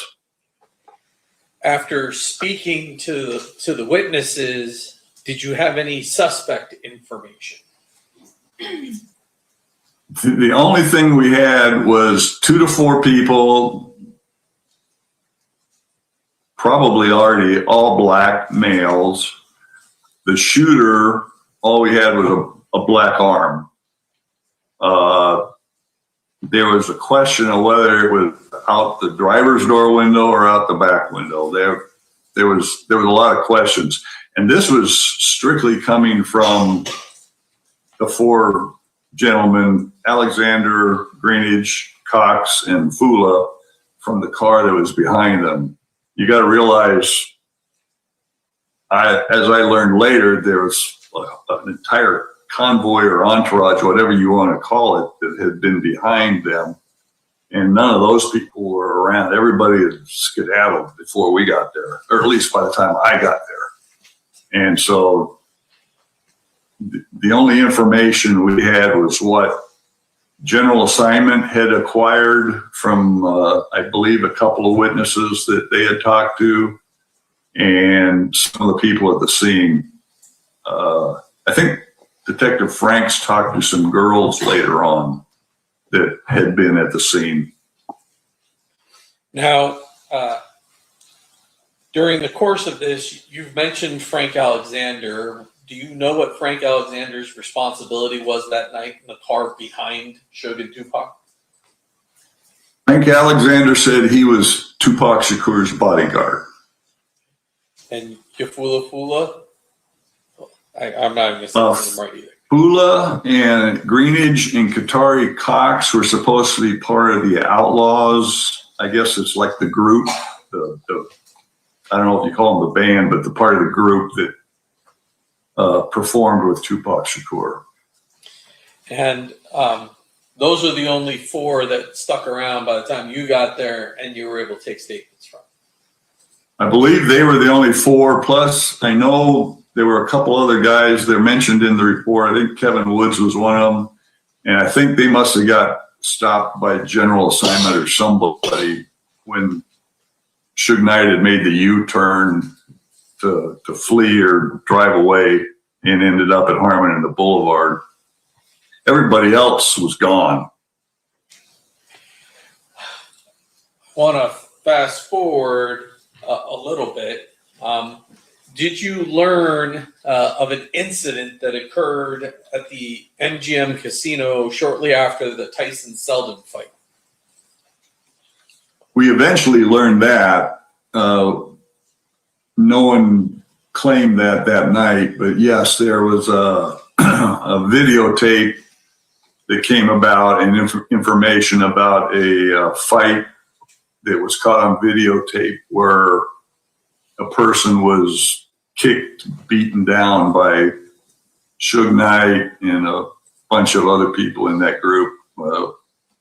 Tupac Shakur was in the group, and Frank Alexander was off in the side. When you learned about that, did Metro initially know the identity of the victim of that beating? The only thing we had, I believe, was the first name of Orlando. One of the officers that was at the fight that night, I think they were working off duty, because we also saw some video where they had talked to the person. He was wearing a football jersey, and I don't believe there was a written down ID where the ID was obtained, but the first name of Orlando was on there. That was all we had at that time. Did you make efforts to talk to Suge Knight? I know that night at the hospital, Detective Franks attempted to, he said. And then I know that for 2 to 3 days after that, we attempted to, and finally were able to get him in and conduct an interview with him. How did that come about? How does Suge Knight wind up at Metro? Well, the first couple of attempts weren't very successful, put it this way. He didn't want to come, he didn't come in. In fact, I think the one time he was supposed to come in, he didn't show up. And then the night he did, I think it was 3 nights after, it would be in the report. When he did arrive, he showed up with David Kenner, David Chesnoff, and George Kalisis, who were all 3 attorneys who were his representatives, which we thought was weird because Suge Knight was a victim. Mob attorney. I think Reggie Wright Jr. might have been out in the lobby waiting. And then that's when we were finally able to conduct a taped interview of Suge Knight with his 3 attorneys present. And what were your impressions from that interview? Suge Knight was not the Suge Knight I expected. Everything, we had done a lot of research in the short time we had been involved, and Suge Knight was not a very timid person in the previous interviews we had seen of him. He was a very boisterous, in charge kind of guy. He was very timid. And to us, his interview was very practiced, and he was very timid, and I thought he lied to us. He just didn't know anything. This guy's smirking. Your impression was he was withholding information about what happened. He just basically said he didn't know anything. Couldn't recognize anybody. A few days, or maybe a week even, does there come a point in time when you get contacted by law enforcement in Los Angeles area, whether it be LAPD, LASO, or Compton PD, that assists you in your investigation? Tupac Shakur passed away on September 13th. We attended the autopsy, and we were later contacted. Well, I think there was probably some contact with other people within the homicide section. You got to realize there are people higher up than us, but eventually Tim Brennan from Compton PD, I think a Mike Coet, and I don't, Fontenot, something like that from Los Angeles County Sheriff's came down to exchange information, and that's when we showed them the videotape from the MGM. And once you showed them the videotape from the MGM, were they able to identify for you, first of all, who Orlando was? They immediately recognized Orlando Anderson. They told us that's Orlando Anderson. And do they also identify some of the people that are with Suge that you didn't know might have been with Suge? They recognized Suge Knight. I think they did by monikers, if I remember right. There might have been names. I think Buntry was in the picture, a guy named Buntry. There may have been some others that would have, again, it would be on the report because we did document all this. Does Trayvon Lane sound familiar to you? Yes, Trayvon Lane does sound familiar. What about Neckbone? They ended up identifying a bunch of people because we ended up getting a substantial amount of information from them. Does there come a point in time when they let you know that basically there's something happening in Compton that might be really indicative of who may have killed Tupac? Well, we learned that they had had a series of shootings occurring in Compton, and we're getting a lot of information from informants that was interesting to us. The problem was it was all from informants. We didn't have any actual people that would come forward and testify. So it was information we could use, but we didn't have any witnesses that would be willing to talk to us. It was all hearsay for us. And before I get too far into the time you go to Compton the first time, were you able to identify that Suge Knight, Tupac Shakur, and their entourage was staying at the Luxor? Well, yeah, we knew that after the beatdown at the MGM, they had all gone because the MGM security had videotaped or filmed the group going through the casino and exiting, and we got information that they went over to the Luxor where they had rooms, because we observed or saw some videotape down in the valet area after they had changed clothes and were meeting down there for some vehicles where they had left to go to Suge Knight's house there in Las Vegas. Judge, I have in my hand a certified record from Luxor of the reservations as 124. I'd offer it. No objection, Your Honor. So admitted.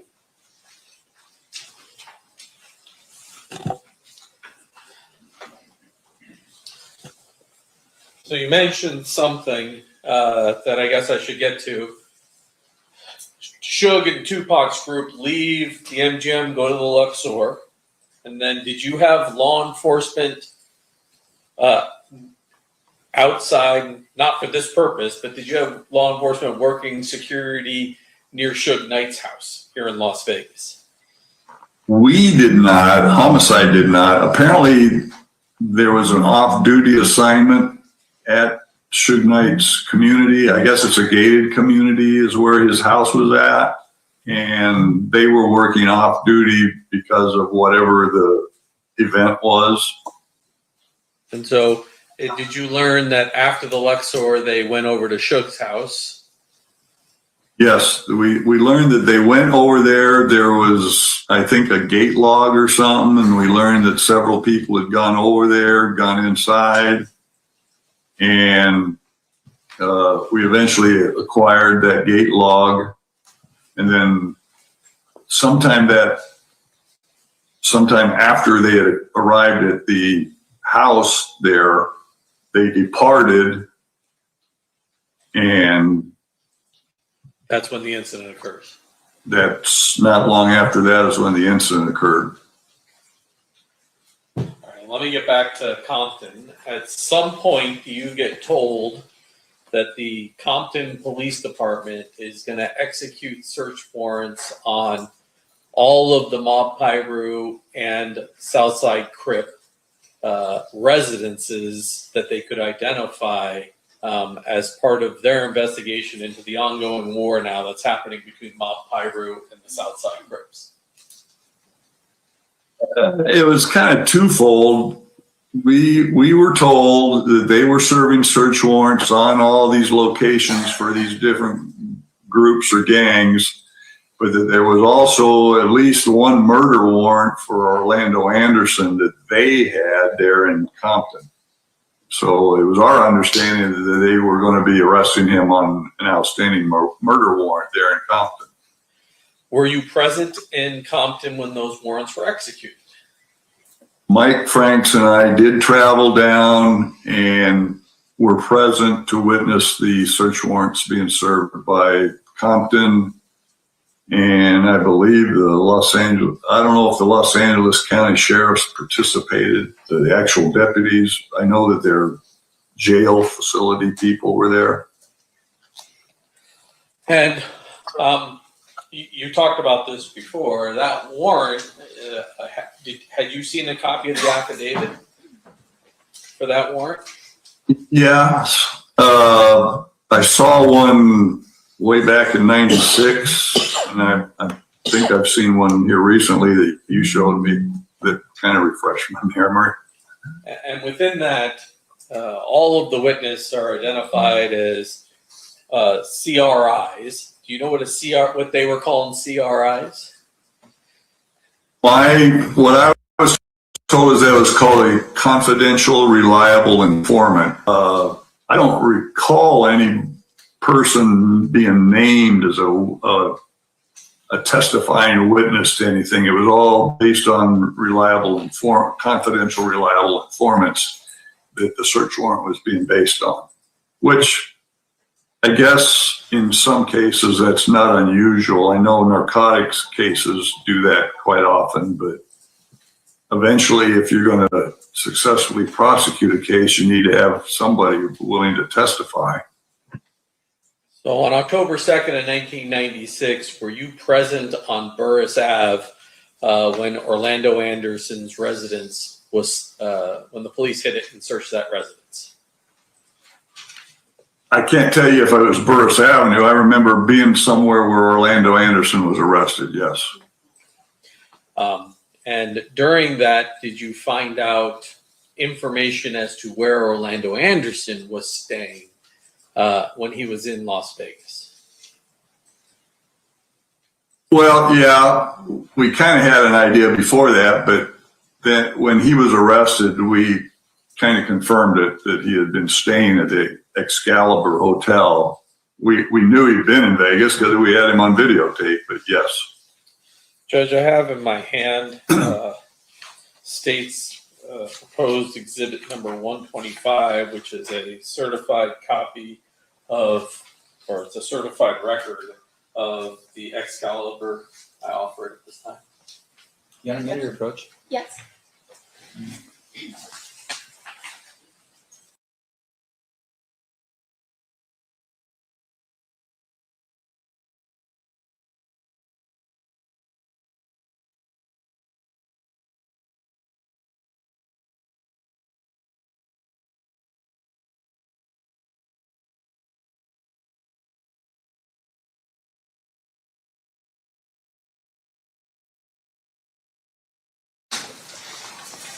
That'll be a minute.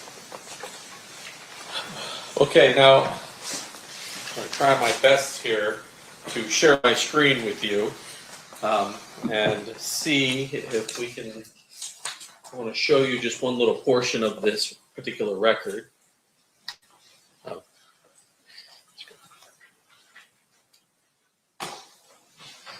All right, share screen.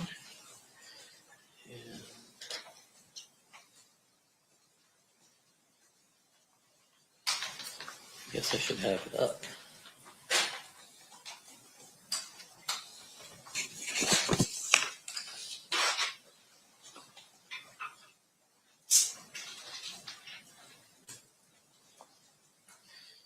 All right.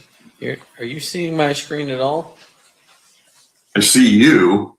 I don't see the document. Oh, wait a minute. It just flipped. You see that document now? Okay, yeah, I do see a document. It's a affidavit of custodian of records. Okay. I'm going to roll down here to page 2. Okay, it's a receipt from Excalibur. And then I'm going to zoom in here, maybe. Oh, that's the search button. Is this going to let me zoom in here? There we go. I see some writing down there. Yeah. That's Okay, correct. it zoomed. Yeah, I'm just going to get to that writing now that I've zoomed in. Okay. So on page All right. 2 here, there's I some see. handwriting on there. That's the Stardust and Monte Carlo. You recognize that handwriting? That's my handwriting. So how does that handwriting wind up on this record? What do you do? Well, without seeing a report, I wrote it on there. There's no doubt that I wrote it on there. The question is why I wrote it on there. The receipt. It's dated September 8th. Says they're local calls, and I put Stardust for one phone number, and then the Monte Carlo for the other phone number. That suggests to you you're looking to see who Orlando Anderson was, what other hotels he was calling.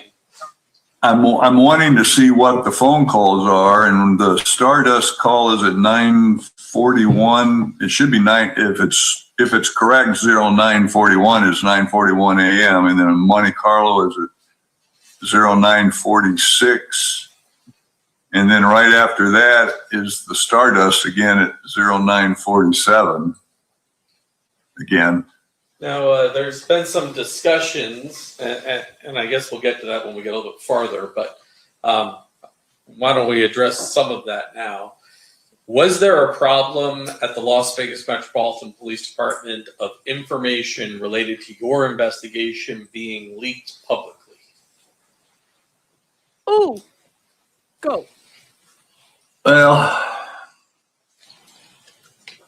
I became aware that there may have been some information being leaked. I couldn't say who specifically was doing it, but I was becoming concerned to the point that in our office, we had shelves not behind my desk, but there were some shelves where a lot of the case files are stored. And once this case continued and the nature of who the victim was, especially when he passed away, there seemed to be a lot of interest in it, outside interest, especially with the media. And I became concerned about it. So I started locking my case files in my desk because I didn't want them to be available. Because I had left things on my desk, and a couple times I had found things different than when I left them, and it just bothered me. So that's why I locked them up. Did there come a point in time when you started saving your reports to a different type of medium than just the computer? Well, yes, there were some reports that I ended up not sending off to records because I was putting them on what we had then was called a floppy disk. I guess today they've got a lot different technology, but back then we had a thing called a floppy disk. Because we actually did some reports early on that I still don't know where they are. We did a pen register early on that I guess nobody can find. We went looking for a vehicle on another guy that nobody can find. There's just a lot of things that disappeared. And some of them are reports that were before I even put them on floppy disk. So yes, I had some concerns. Were you aware that some Metro employees sold a Polaroid of Tupac on the autopsy table to the Daily Mail? Oh. I was after we did the autopsy, I was outside the autopsy room. Wow. I cannot say that I saw a person take the Polaroid photo of Tupac Shakur's body. I saw somebody walk into the autopsy room where his body was at with a Polaroid. And then I don't remember how long after that a book was published by a Kathy Scott that it was a Polaroid photo of his body. It wasn't one of our photos of his body from the autopsy. It was quite obvious it was a Polaroid photo afterwards because it was not a full photograph that we took. We didn't take those kind of photographs at an autopsy. We had no reason to. But needless to say, you yourself had concerns about the security of the information as it relates to the investigation. Yes. Now, going back to exhibit number 125, it says on September 8th at 9:46 a.m., it appears the Monte Carlo was called, correct? Correct. And Judge, I have marked state's proposed exhibit number 126, which is a certified copy of a record from the Monte Carlo I'd offer. Any objections? If I can have a moment, please. Yeah.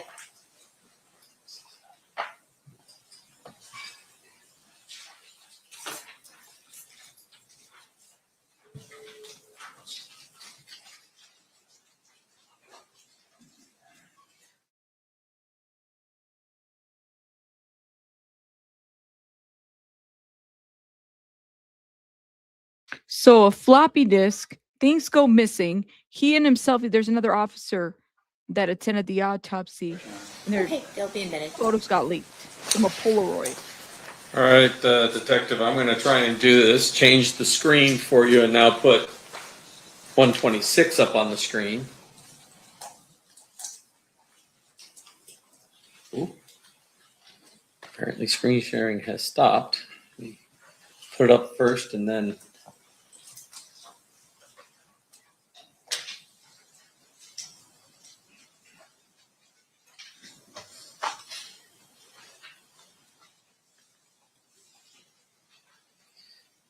I gotta go back to you and hit share.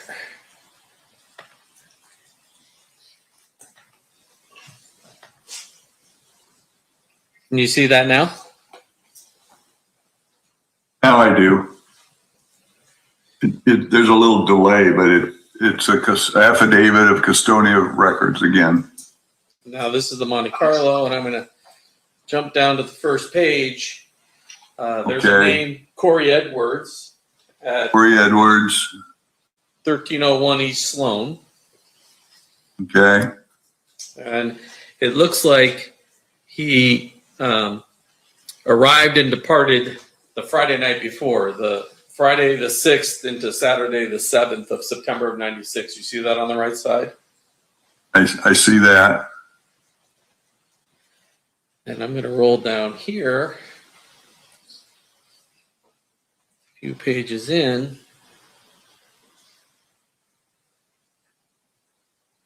Do you see? I could zoom in a little bit here for you. No, I can see the writing. The Excalibur. Well, go back. Yeah, I gotta go back. It zoomed too much. There you go. Okay, Excalibur, Sahara, and Luxor. No, that's my handwriting. And so, does that suggest to you that you took this record and checked to see where those phone numbers, the local phone numbers that are being called on it? I'm going to roll down. Yes. So the Excalibur was September 7th at 10:01 a.m. Sahara, September 7th at 10:26, and Luxor was at September 7th at 10:32 a.m.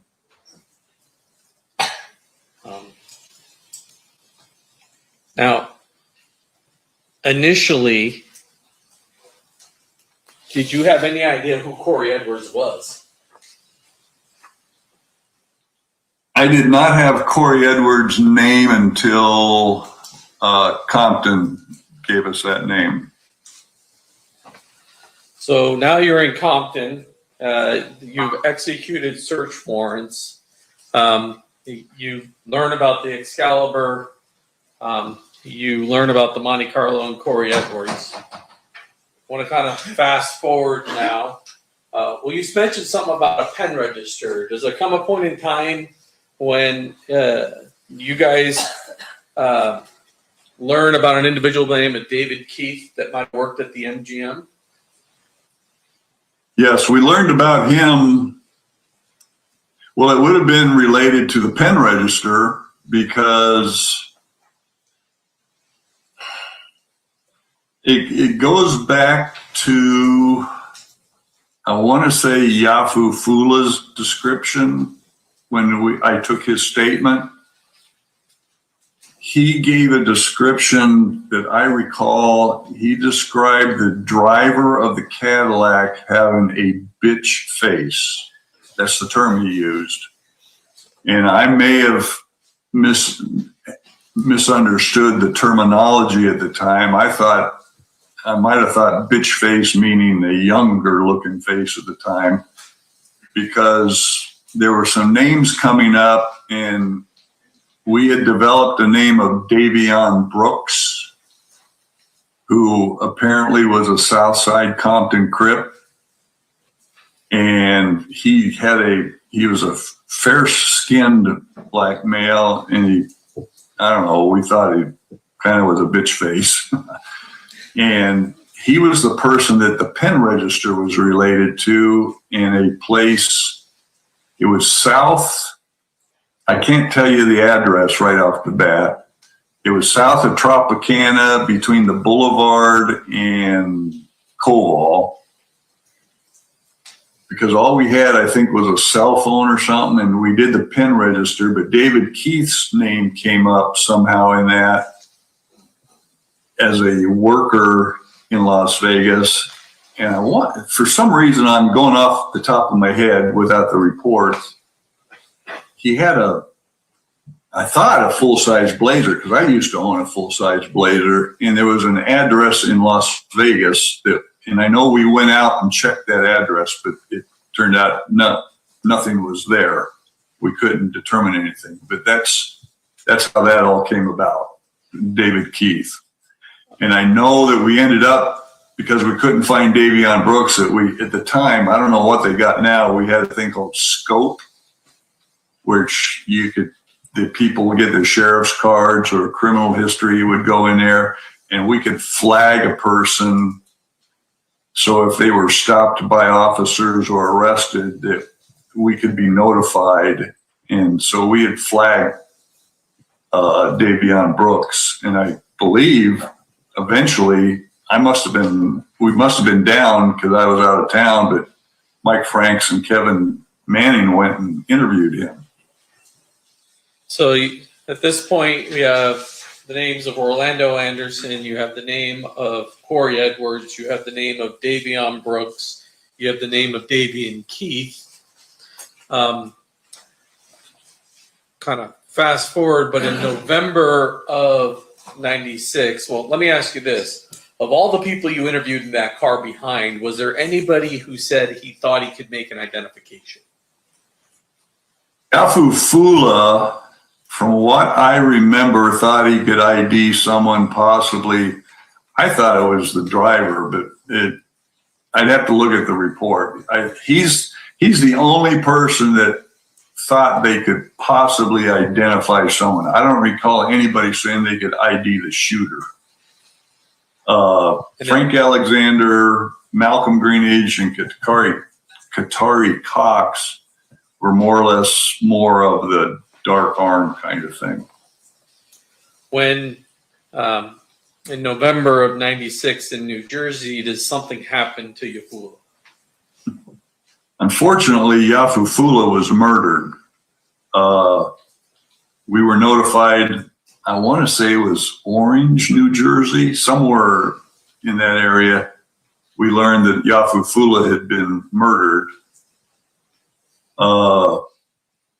This was after we had made several attempts because Death Row Records, David Kenner, who was the attorney, they had told us that if we needed to talk to anybody from the Outlaws or anybody, that we needed to contact them to make arrangements. And somewhere in the reports that there was several attempts were made to try to get a hold of Yafu Fula, and we got the runaround on that. I want to fast forward to March 9th of 1997. Did you become aware that another famous rapper by the name of Christopher Wallace, also known as Biggie Smalls, also known as Notorious B.I.G., was killed outside the Peterson Automotive Museum in Los Angeles? Yes. And LAPD was responsible for that investigation. Correct. At some point, do you have contact with Fred Miller, one of the lead detectives from LAPD? Yes. And then shortly thereafter, March 17th or so, did you attempt to contact, well, let me ask you this, did you contact Frank Alexander to do photo lineups? Yes. Mike Franks and I went down and we met Frank Alexander.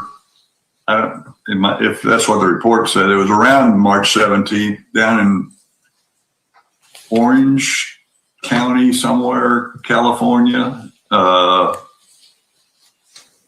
And I had taken probably, I think it was 10 photo lineups that we had prepared because I had since the shooting and all, Frank had kind of turned around. I think he had gone cross with Death Row Records and things turned around and he was willing to meet with us. And that's when I showed him the photo lineups.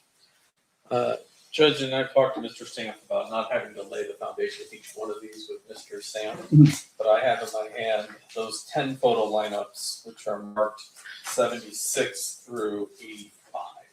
No objection, Your Honor. No objection to admission? Yes. All right, they'll be admitted then. And I'm going to start with number 10, which is 85. I have to go in and out here a few times. But each of these photo lineups that you have done here, did you have a reason why you had these particular people in photo lineups? Main players that were in these photo lineups were, well, obviously Orlando Anderson was in there because of the beatdown at the MGM. I mean, and because of the information we'd acquired from Compton. Then the other people, I think Darnell Brim might have been in one of those because his name had come up. Duane Davis's name was in there. Terrence Brown. Jesus. Smith. So all of them. There's another Davis. I think it's Duane Davis's brother, or he's related to him somehow. Is it Kevin Davis, I think? Let me just share my screen and we'll go through each one by one, okay? Yeah. He doesn't remember, y'all. I just remember there were 10 of them, and there was each person that was in the lineup. There was a reason for them being in there, just to cover our bases. We had particular people we were looking at, but we wanted to cover the basis of everybody that had come up. So on these lineups, this is page 1, page 2, and then on the bottom, page 3 has the names of the people that are in each of those positions. Is that fair? Those are the lineup records, yes. And so it shows on March 17th of 1997, you would have created the photo lineup record that's your name down there? Yes. And this one, the suspect is number 6, Duane Davis. Yeah, and I guess I probably spelled his name wrong. And if we go to picture number 6, that's Duane Davis. He's younger. I mean, obviously, it's been a long 30 time. years ago, right? Yeah, it's been a long time. Now, at this point in time, when you're showing these photo lineups, did you have a theory as to who was in this vehicle? We had an idea from information. We didn't have anybody stepping forward to say anything in particular. Okay. And who was it? Who did you think was in the car? Well, the 4 names that we were leaning on was Duane Davis, Terrence Brown, DeAndre Smith, and Orlando Anderson. Those were the names that we'd been leaning on. But again, those are just the names we had. Right. You had no live witness to tell you. No. You all had confidential, reliable, the CRI that we personally didn't even have that. I mean, I guess everybody else did, but we didn't have a name that would step forward to say anything. And I believe the CRIs were even throwing out Darnell Brim and other people. I'm going to kind of go through each one of these, but there's one I want to show you. And you've looked at these 10 photo lineups recently, right? Correct. And then there's another 6 photo lineups that you have where there's just a handwritten log that goes with them, right? Yeah, and after looking at those, I'm wondering if those are photo lineups that I did later, because the 4 girls that I think Mike interviewed that night at the shooting scene, I had attempted to get in touch with them, and I think I talked to a couple of them, and 1 or 2 of them lived in the LA area, and I think it was LAPD. We had sent some lineups to them to look at. Those might have been the lineups we sent to them, actually. Trust in the LA. Because it was, 97 or 98? And I think technology might have got a little better by then. So let me click out here. Judge, I have in my hand the log of 86, and then state proposed exhibits 87 through 91, which are the other 6 lineups, 5 lineups, excuse me. No objection. I'm sorry, Your Honor. No objection. They'll be there. So let me start with the log for you, and then we're going to go back to the other ones for just a minute, but let me pull up the log first. Oops.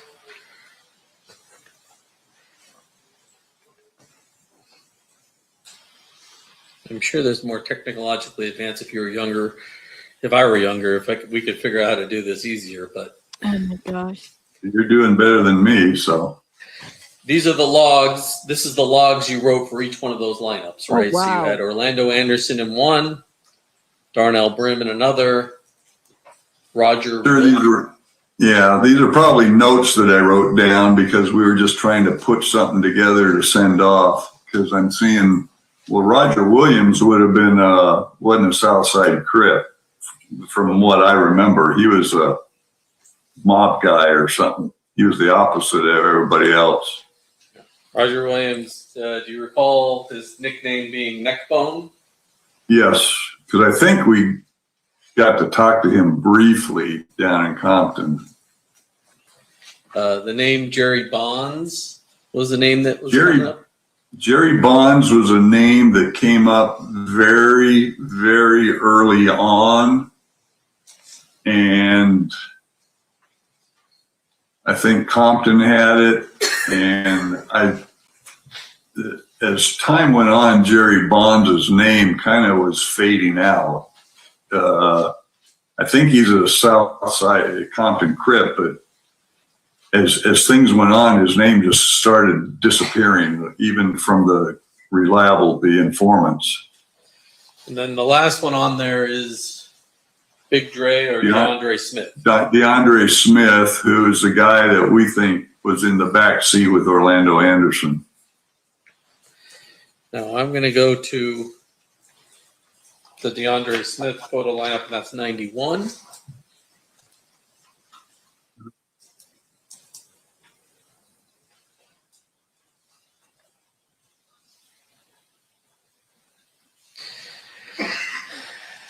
And he'd be in position number 3, correct? Oh wait, you can't see it. I didn't share it with you yet. Nothing's popped up yet, so. Let me share it with you.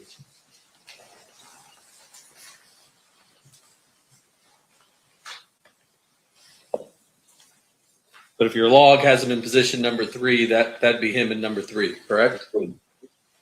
Looking at it, that face kind of looks familiar. And that number 15 would be my writing. So this is one of the later photos. Yes. And this this is definitely one of the later photos. This is one we had early on. So now I want to go to photo lineup that you wrote as number 1, which is State's Exhibit number 76. Can't believe I have to stop the share every time, but.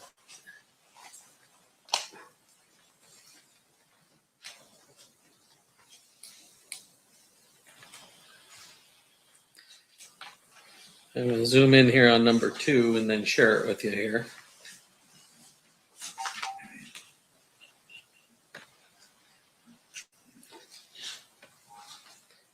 Maybe.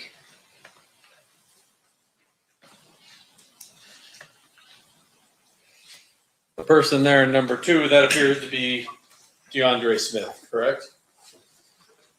Yes. That's probably an early photo because what I'm looking at, I think, is probably, I don't know if those were California DMV photos or what, because from what I recall, we had to cut the pictures out because the backgrounds were all different colors, and we were trying not to make different colors on the photo lineup so we didn't come into conflict down the road with anybody. I think Mr. Sanford agreed. If you have a yellow, red, blue, that causes issues. So that's why we did this. And this is all we had that was available at the time. So I want to roll down here.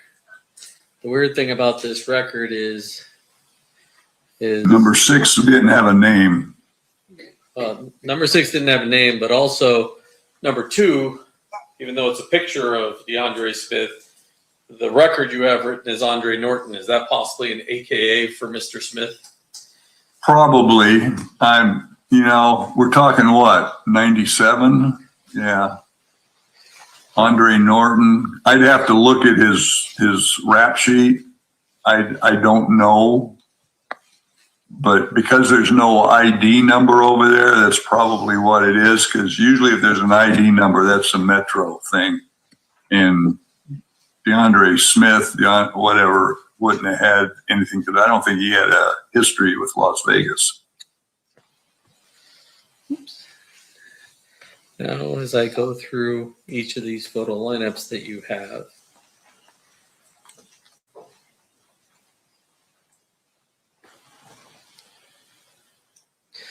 let's go to number 2, which is State's Exhibit number 77. And we roll down here. Well, I guess I should share it for you so you know what I'm talking about.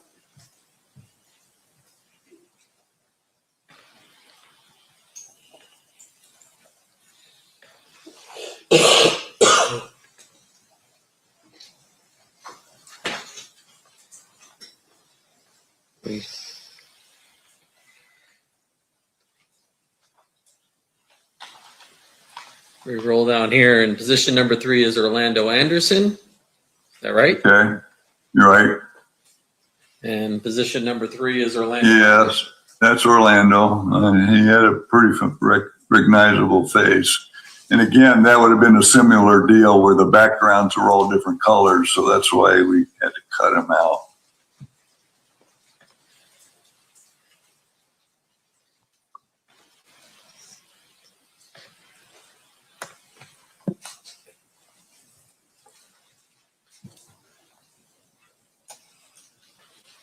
I'm going to share with you 78.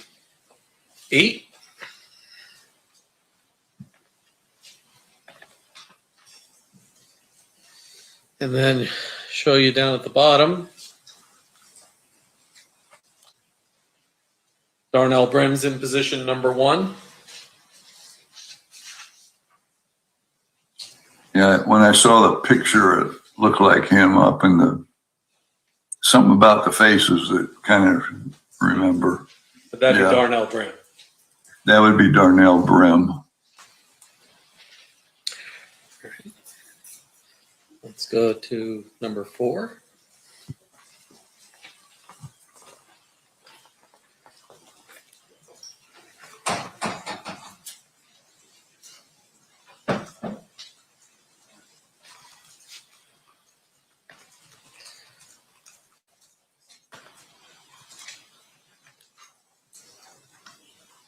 And if we roll down here,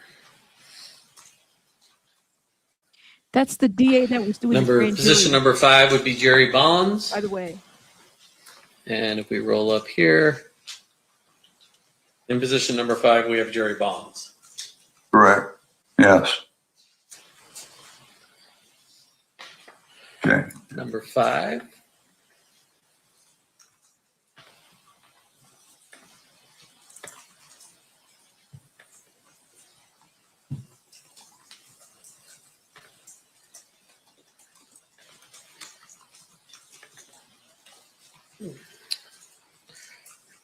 Number 5, we roll down to the bottom, which is State's Exhibit number 80.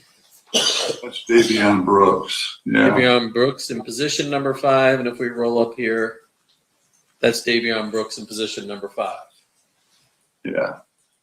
And that's the potentially young kid, based upon what Ufula said, that caused you guys to do the pen and all those other things. He's so young. He's the guy we did the pen register on. Yes. Number 6. Oops. And this will be State's Exhibit number 81. I got to share it with you.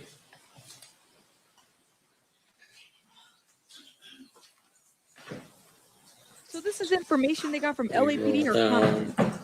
Here, David Keefe is in position number 1, and so That would be David Keefe. Yes, and the reason we put the tape on there is I think those were probably ID numbers or something. So we were again trying not to create problems with the different booking photos or something. And I think, I don't know if this is a booking thing or a sheriff's card, but we just covered them up to lessen the conflict. You learned during the course of your investigation that Mr. Keefe worked at the MGM, which meant he must have a work card, ergo he must have a photo. At a minimum, he had to have a work card, yes.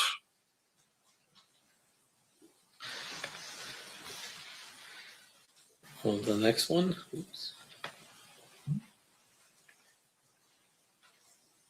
You said informant numbers?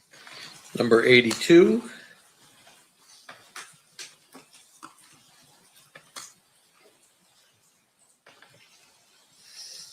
Yeah, from Las Vegas PD. Gotcha. There we go. We roll down 82, and in spot number 5 is Kevin Davis. Kevin Davis, yeah. And number 5 is a photograph of Kevin Davis. Okay, yes. That's brother? And your understanding is that Mr. Davis, Kevin Davis, is Duane Davis's brother. I think that's what it was. I knew he was a relative, but for some reason I thought they were brothers. You recall a point in time when a .40 caliber Glock was found on Mr. Davis? Come again? I don't remember if it was on him. There's 2 firearms that I can recall. I know that Mike Coette from the LA County Sheriff's Office had a firearm. If that was on him, then that would be it. He mentioned a Glock 40, and I had him enter those cartridges into what we had was drug fire then. I don't know if they still have it. And then I had our firearms people do the comparison on that. And ultimately, that wasn't your murder weapon. The firearms examiner said it was not the weapon.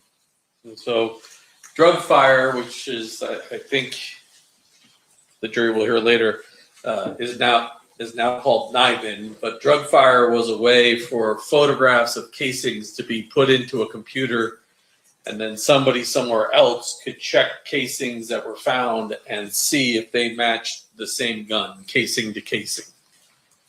Yeah, the forensics guys that do all those firearms things, they know how to do all that stuff.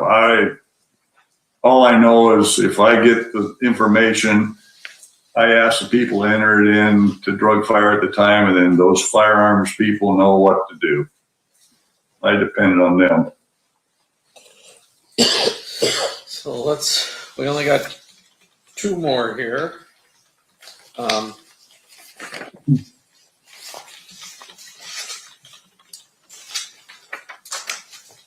Let's do your number 8, which is going to be my 83.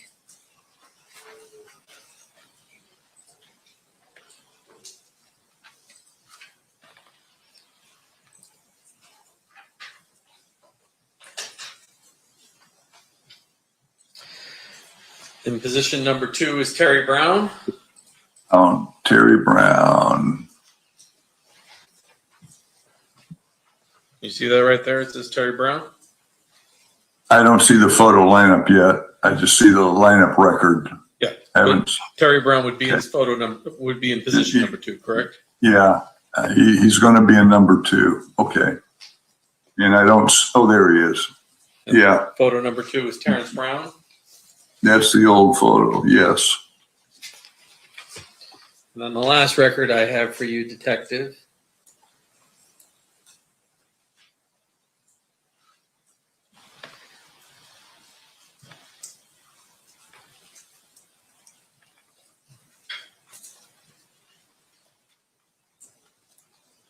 Oh, I have to share my screen with you. Excuse me a second.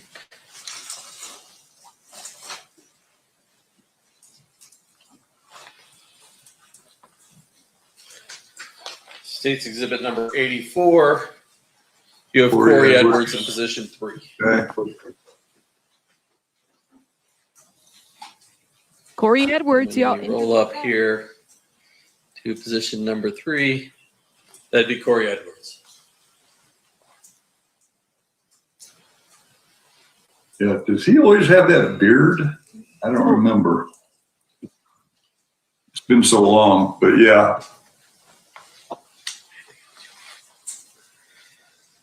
Now, when you showed Mr. Alexander these photo lineups, was he able to pick anybody out? He said he could not. And do you know where Mr. Alexander is today? From what I was told, he committed suicide, so he's deceased. Did you attempt to show those photo lineups to Malcolm Greenridge? I believe I think it was the next day, because what started this was a newspaper article. So we went and met Malcolm with Reggie Wright Jr. And I think I learned later, because there's a report, that there's some other guy came with him. We met them at the Compton Police Department, and we sat down with Malcolm and we offered to show him these photo lineups. And Malcolm said he never wanted to see the lineups because he said he could never identify anybody. So basically, he declined to look at the photo lineups. You mentioned a news story. What was in the news story that caused you to think you should go probably talk to Mr. Greenridge? There's a reporter named Chuck Phillips that was working for the LA Times at the time that was, well, that's my opinion. Anyhow, Chuck Phillips was writing an article claiming that there were 2 witnesses that the Metropolitan Police Department were refusing to talk to, Frank Alexander and Malcolm Greenidge. When we got a hold of Frank Alexander and Malcolm Greenidge, they both stated that the words that Chuck Phillips used were not their words, that they had never said those words. And that Malcolm Greenidge said he said he could never identify anybody, so he had no reason to look at the photo lineups. Frank Alexander basically said the same thing, that the story was not the way he had told it. Now, you were a homicide detective in Las Vegas, Nevada, Clark County, right? Correct. This crime appears to have come from Compton and returned shortly thereafter to Compton, right? All the witnesses, everything is there, correct? Everybody that is related to this crime that we know of is coming from California, yes. And so, are you a peace officer in California? You got the same powers you have here in Las Vegas? No. And how many times did you trip to California, generally, in an effort to talk to people about this particular case? We made 10 to 12 trips to California. Not all of those trips were with law enforcement, because there came a time where we weren't necessarily wanting to deal with law enforcement. So we went down there that many times to try and to contact different people. In fact, every time we went to California, we tried to contact Death Row Records, but got the runaround. So ultimately, were you left with any avenue to further your investigation?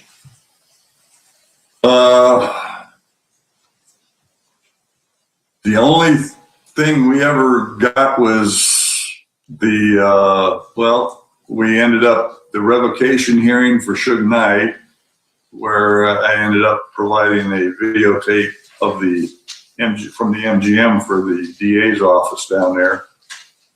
Let me ask you about that. So Suge Knight, at the time that he is involved at this fight with Orlando Anderson at the MGM, he is on probation, both federal and state probation in California, correct?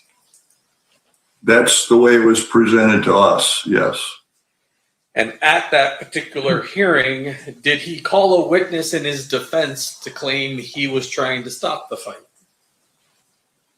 Orlando Anderson was subpoenaed as a witness for Suge Knight, yes. And did he testify that Suge Knight was trying to help him, not hurt him? Orlando Anderson apparently, because I wasn't allowed in the courtroom, but apparently Orlando Anderson testified in court that day that Suge Knight was trying to help him. And then were you the witness that laid the foundation for the videotape that disputed that testimony at that revocation hearing? Because I had talked to Orlando Anderson in Compton the day of the search warrants, and he told me differently, I was there as an impeachment witness in case Orlando decided to tell the story that he did tell. And I testified that Orlando told me otherwise, that Suge Knight and Tupac had basically beat him down pretty good. Thank you, sir. Judge, I pass the witness. All right. Cross-examination, Mr. Sand. I missed that part. Somebody tell me in the chat. Orlando Anderson helping him? Detective Becker, can you hear me? Yes, sir. I just need to follow up with a couple of things. Let me start off with this. So you talked a little bit about your powers as a police officer in Nevada. You had mentioned that those police powers end at the border of Nevada. Is that what I heard before? Yeah, our basic law enforcement powers are within Nevada. And and as a result, what that means is when you enter into another state, you're technically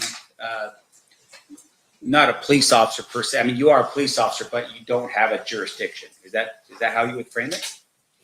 Correct. If we were, say, to want to arrest someone in another state, I mean, you could have someone arrest them, but you'd have to go through an extradition proceeding to bring someone over to Nevada.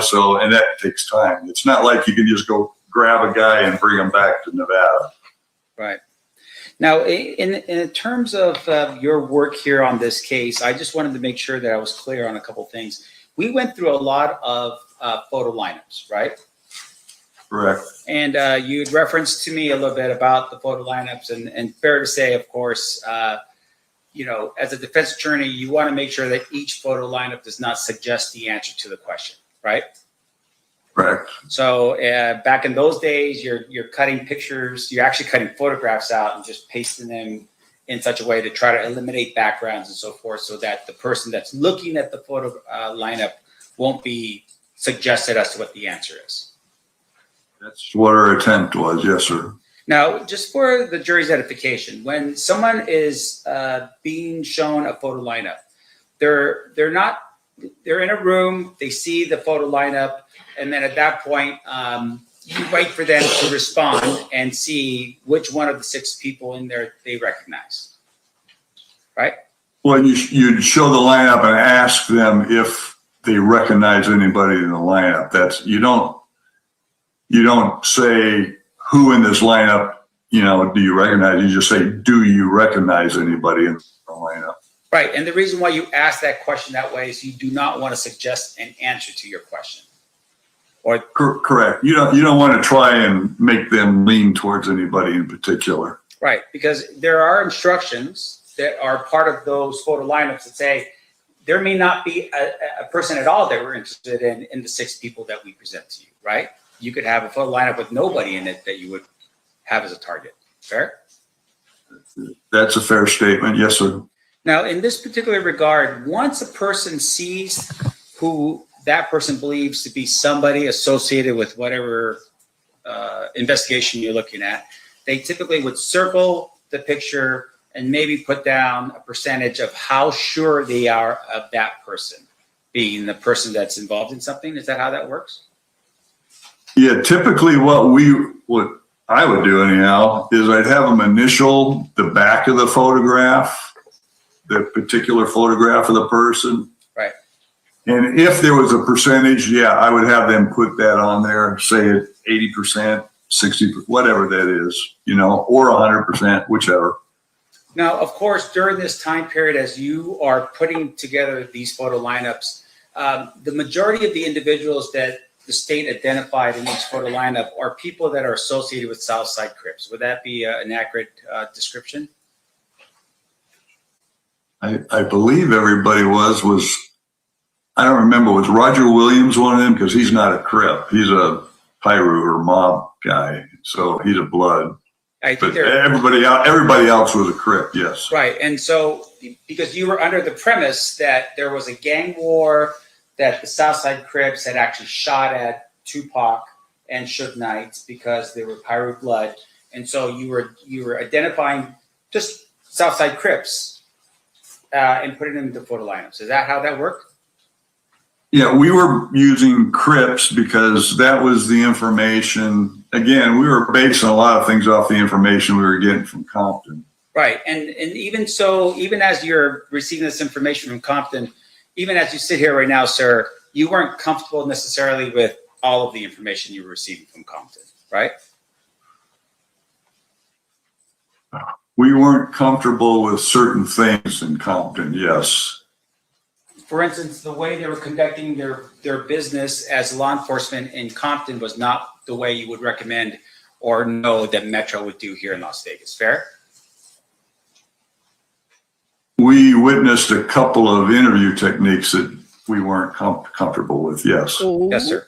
Now, in addition, as you are having these photo lineups, did these photo lineups ever go to anyone back in Las Vegas? For instance, we've heard some testimony from some females that were in a vehicle, some other people maybe that would have been at the scene. Were those photo lineups ever shown to anyone that was, like the girls in the Sebring or anything like that? That's where I'm wondering. I think there was 5 photos later on that are shown, not the original 10. I don't remember the exact number, but there are 5 later photos. And I think I mentioned it during my earlier testimony that we sent to, I believe, someone in LAPD. And I know that of the 4 girls in the Sebring, I only think 1 or 2 said they were willing to look at the photo lineups. And I think photo lineups were sent to LA so they could show them to those. And do you recall what the results were of those photo lineups being sent to the girls in LA? I don't believe they identified anybody. And fair to say that in this particular regard, the photo lineup that shows Terrence Brown, no one, as far as you know, no one identified Terrence Brown as being in a vehicle, even in Las Vegas on September 7th, 1996. Yeah, if Terrence Brown was in one of those photo lineups, then he wasn't identified, correct. How about DeAndre Smith? Was he ever identified by anybody in a photo line and his photo lineup as being present in Las Vegas, Nevada on September 7th, 1996? Oh. I don't recall anybody being identified in a photo lineup. Okay. Now, in addition to that, sir, your testimony was that you were the primary detective on this case originally. Myself and Mike Franks, we didn't really have a lead, but yeah. All right. You drew the short straw basically on this one, right? Well, I guess I'm the guy that his name is all over everything, but yeah. Well, congratulations. Let me ask you this question though. As a police officer, did you write reports of all of your activity that you did during the course of this investigation? Anytime we did something, I did an officer's report. I know Mike Franks did several reports too, yes. And would there ever be a time during the time that you were handling this investigation that you would have chosen not to have written a officer's report?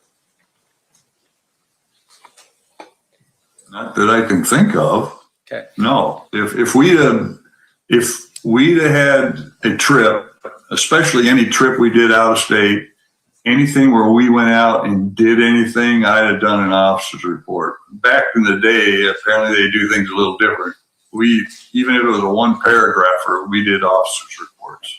And as far as you know, based upon your knowledge of what happened to your file after you left, is the file complete in terms of your reports and what you did in this case?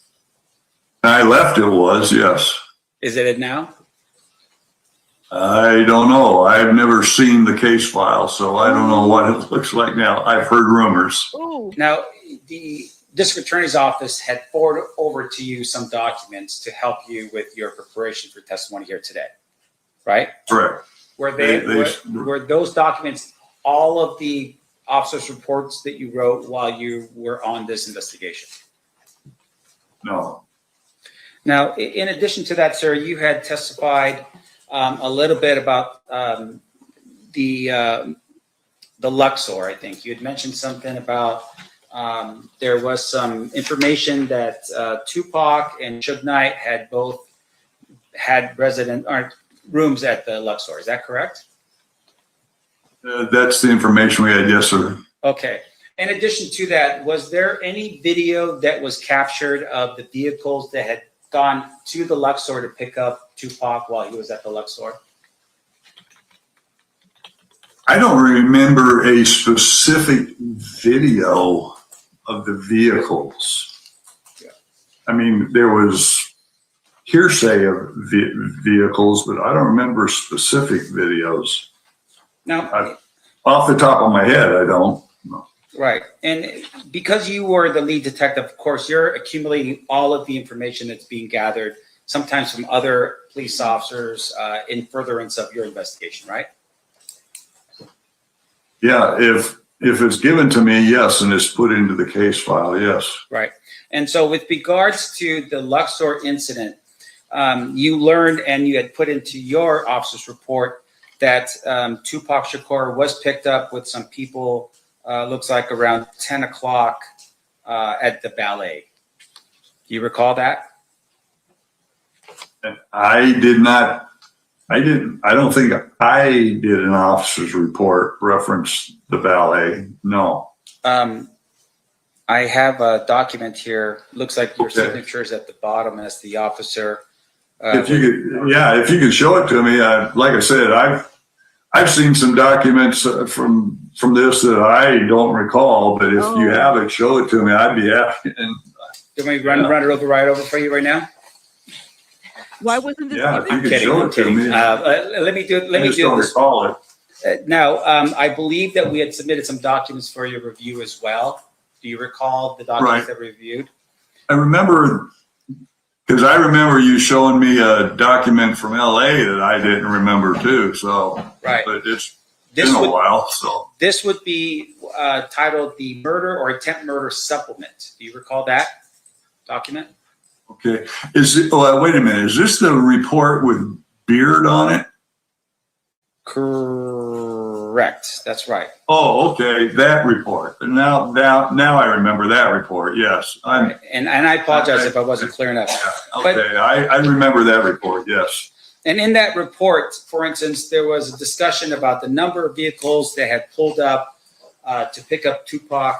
And one of the vehicles that was there was a Cadillac that was white with 4 black males in it. Do you recall that? Correct. Okay.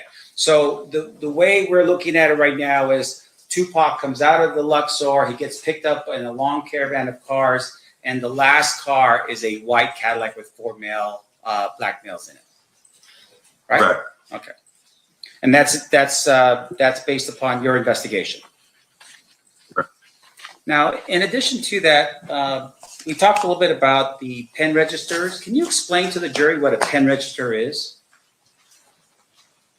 Pen register isn't the same as a pen register is more or less you're getting a number and you're more or less recording those numbers. So it's not quite the same as you're recording phone calls and listening to them, where in that particular case you actually have people in a room and they're actually listening to calls, and if the call is not pertaining to your investigation, you're supposed to turn it off and not listen to it. It's something that's not pertaining to it. And that a pen register is more or less information to record calls. It's a tool to assist you in your investigation if it turns out to be something that's valuable. That was the intent. Right. When we did the pen register, we never got to do it because we did the pen register. You have to file it with the county, and lo and behold, the next day it was in the newspaper. So basically, it was a waste of time. Well, I mean, for instance, the pen register would be you would target someone's phone number, right? And so Correct. That was the intent. And the pen register would record the numbers that were either going to that phone number or that phone number making phone calls out of that to other phones. That was the intent. Now, in this case, can you tell us, for instance, what Keefe D's phone number was at that particular time? I couldn't tell you. No. And with regards to the phone records that we had received, there were some numbers that were either from Monte Carlo, and I don't know if it was from the Luxor, but do any of those phone numbers register back to a pager? Because this is 1996, right? So it's got to be a pager, or maybe I don't know. I don't know what was around 1996 besides the pager. I believe those phone numbers were actually the phone numbers to the hotels themselves. Right. And so outside of that, we don't have any fact that Keefe D's pager or phone number was either dialed to or received in from either the Luxor or the Monte Carlo, is what's been shared here today, right? Not on those calls, sir.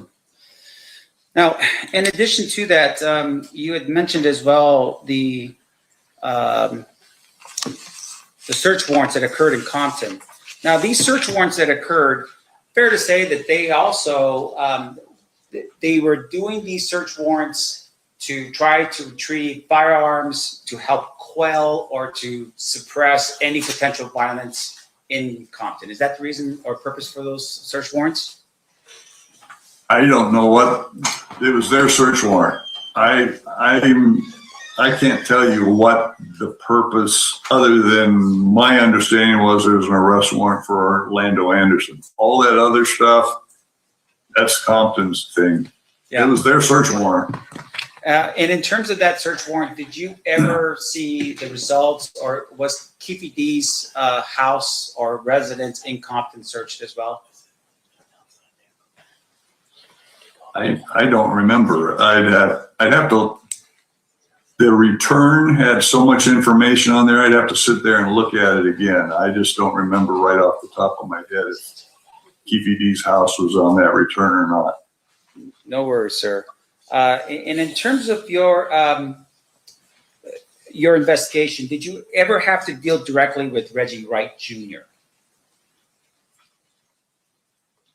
The only face-to-face, and it would have been brief, would have been at Compton when he brought Malcolm Greenidge in, but I don't think there was any talk. That right there.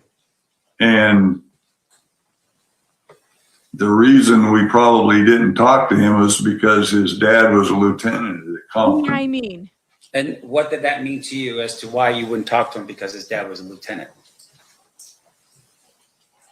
Right, wrong, or indifferent, our feeling was, well, if your dad's a Compton lieutenant and you're the head of Death Row Records security,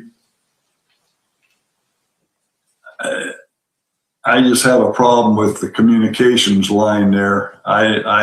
Maybe I'm being distrustful on that. I just worry about what's being said between the two parties. Say it. Were you aware during the course of your investigation that Reggie Wright Jr. instructed his people to lie to you?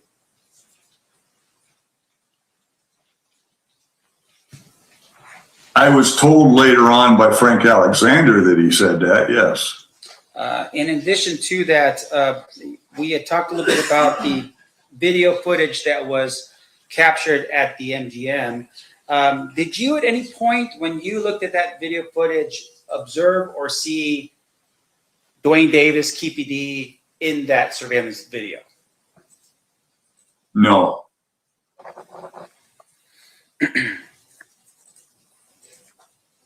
And then finally, your recollection is, so you wake up in the morning, you get the call, you arrive on scene, and when you get there, you had said, and this might be an old Nevada thing, but everyone skedaddled before I got there. You remember saying something like that? Did you, during that time period, ever observe a white Cadillac sitting there waiting for somebody inside to talk to either yourself or any other police officers about what happened at the scene? No.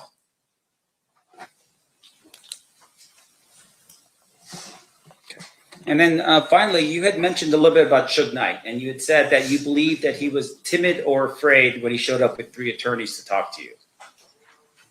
Yeah, I think he was rather timid, yes. Sure. And it would be fair to say, of course, that you don't know why he was timid, right?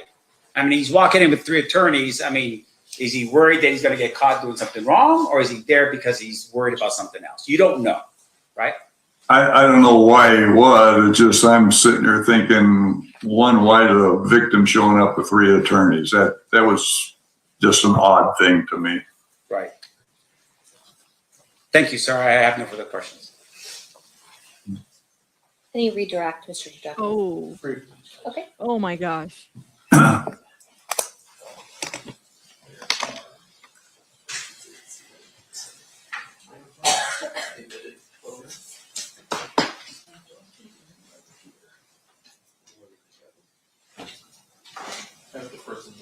Of course.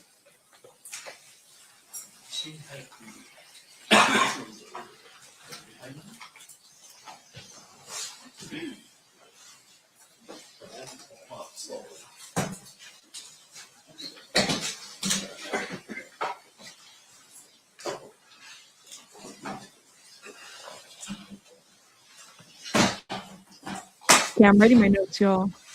Are they calling the next witness or are they crossing? Very interesting. Very interesting. All right, Detective.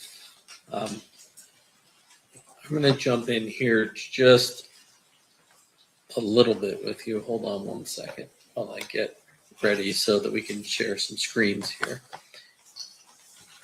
Yeah, Russell Poole had it right. I think so. It dies of a heart attack in 2015 at the LAPD building. Something else. No, I can't get that thing to come up so I can share the screen because this is in there. It would make sense why Suge Knight would not want something like this to even be revisited, guys. But at the same time, it's like, these people, man. Where the hell is my Zoom? There it is. I did get it. I found it. Here we go. I want to start with an aerial that's been admitted as State's Exhibit number 1. I'm going to put it up big for you here. Can you see that? Just a minute here. Okay, yeah, now I do.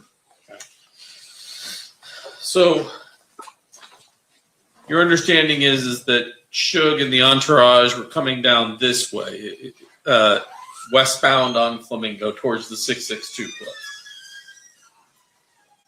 Club. Yeah, Flamingo towards Cole, yes.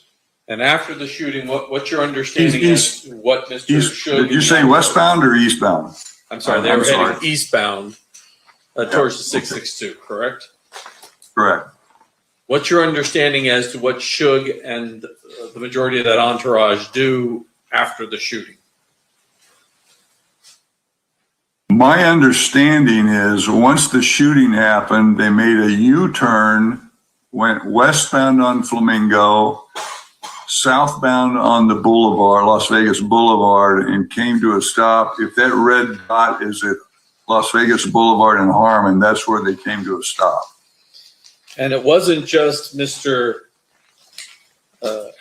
Knight's vehicle that was stopped at that location. There were a number of other cars that were part of that entourage that remained at the scene for photographing. Is that correct?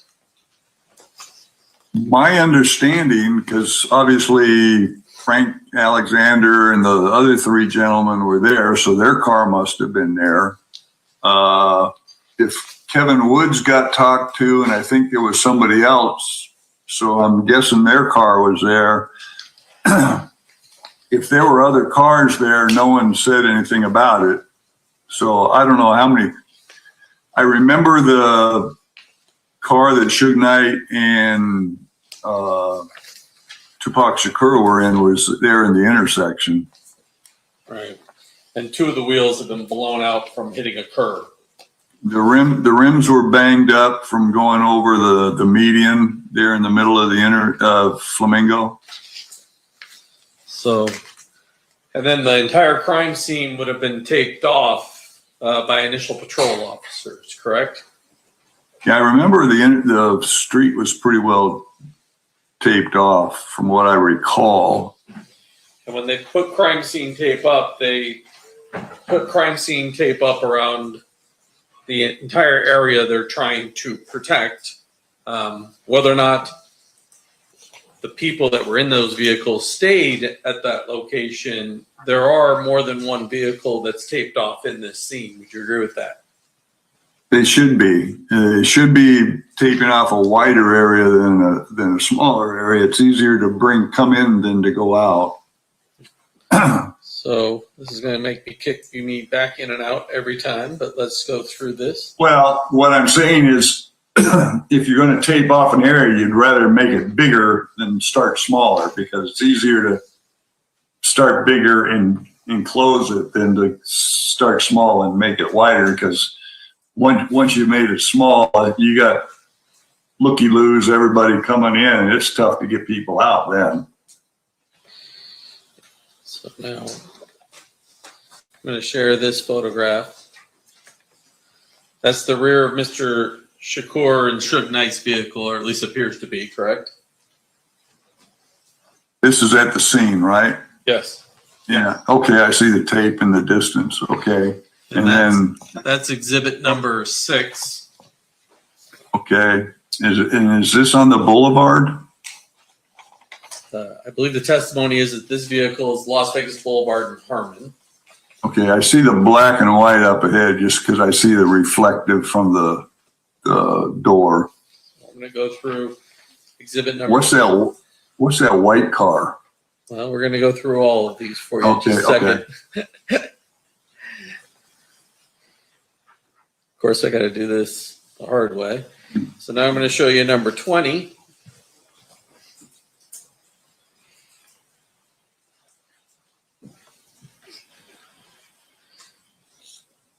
Give me a second. I don't know why this thing won't roll up for me when it's photographs.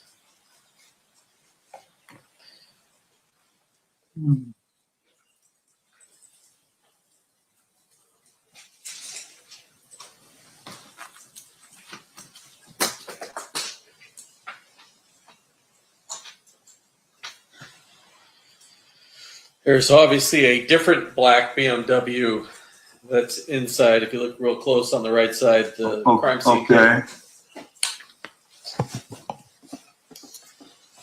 Okay. There is 22. Oh, I'm gonna click out of this. I'm guessing that license plate number is on the report. So. Huh. Did they put the license plate back after they were stopped initially by bike? 3. I don't think they Now we're did. looking at 24. Share my screen. That's interesting. There's a black Lexus within the crime scene tape. What is that? Stop sharing. So all those cars that are in that line to the side is just regular traffic being going by, I take it. Then within the tape, this is State's exhibit number 24. There's a silverish Mercedes. Okay. So is Kevin Woods is probably in at least one of these.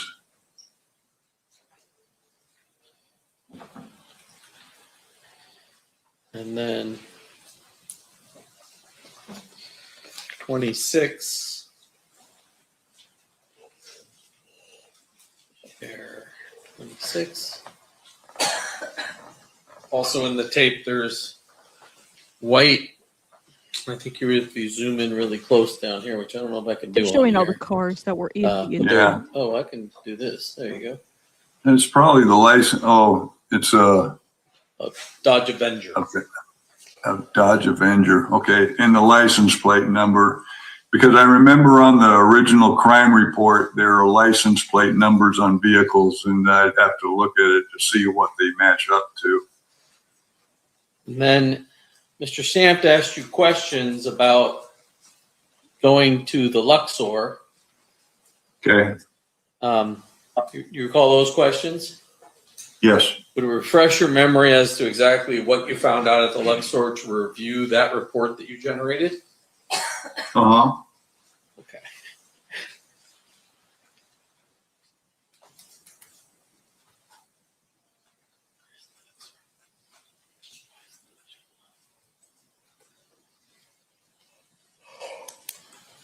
There we go. Why is it not coming up? We gotta land this plane. Come on. Share this one more time. Let's see if this works. There we go. All right. All right, here we go. Okay. Right, Brian Beard, yeah. Okay. So the beginning is just sort of a little paragraph that you wrote about what the investigation is about. Ooh, all right. That's just a very brief synopsis about what happened the night of the shooting, yes. Now, you indicated you talked to Brian Beard, who was working security at the Luxor. Correct. At about 10 p.m., he saw Mr. Shakur with a large group of people at the valet. Shakur and his group entered numerous vehicles and drove onto Las Vegas Boulevard around 10:30. Right. Beard recalls a black two-door Mercedes, a dark-colored Hummer, a two-tone van, and a black four-door Mercedes or BMW in the entourage. Yeah, and the Hummer was supposed to be MC Hammer. I remember that. Okay. And then you also talked to Angel Zavala. Right. He was working as well. His recollection of the vehicles were there was a white Dodge Caravan, a black BMW or Mercedes, and two other black vehicles. Two white vehicles were also behind the group. Zavala said he thought the last car was a Cadillac or Buick with four black males, was what he reported. Right. That correct. Thank you, Josh. I have nothing further. Okay. Any requests? Just real quick, Detective Becker, with regards to that last line, the last line is that the last white vehicle was either a Cadillac or a Buick, right? So the Cadillac was a white Cadillac. Correct. That's the way that's worded, yes. All right. Either a white Cadillac or Buick, yes. All right. No further questions. Thank you. Anything else? No. Ladies and gentlemen of the jury, any questions for this witness? Seeing no hands, thank you. You are excused. Have a good day. Thank you, ma'am. All right, state. Any additional witnesses for today? Oh, we approach it. Come on. It is 3:13 in Vegas right now, guys. Wake up, chat. 3:13 in Vegas right now. He provided a lot of information. We could review because I took some notes. So I don't know about y'all. Elizabeth said, "Thanks, Rabbit. I'm not going to get shit done today because of this trial." Oh my God. I'm sorry, y'all. I'm sorry if I took up so much of your time. It's gonna be 6 weeks. I've not accomplished a darn thing today. Thanks, Rabbit. Wake up. I'm gonna have to look, we're gonna have to play some music around this trial so we can wake it up when y'all start falling asleep. Okay? Literally. You said, wait, what about MC Hammer? She said, Sally Cruz is like, I'm up, I promise. I'm gonna hang out you said I'm going to hang with dad one day this week and I'll have to go All right, we're replay. going to take another 15-minute break while we try to get some Zoom things going.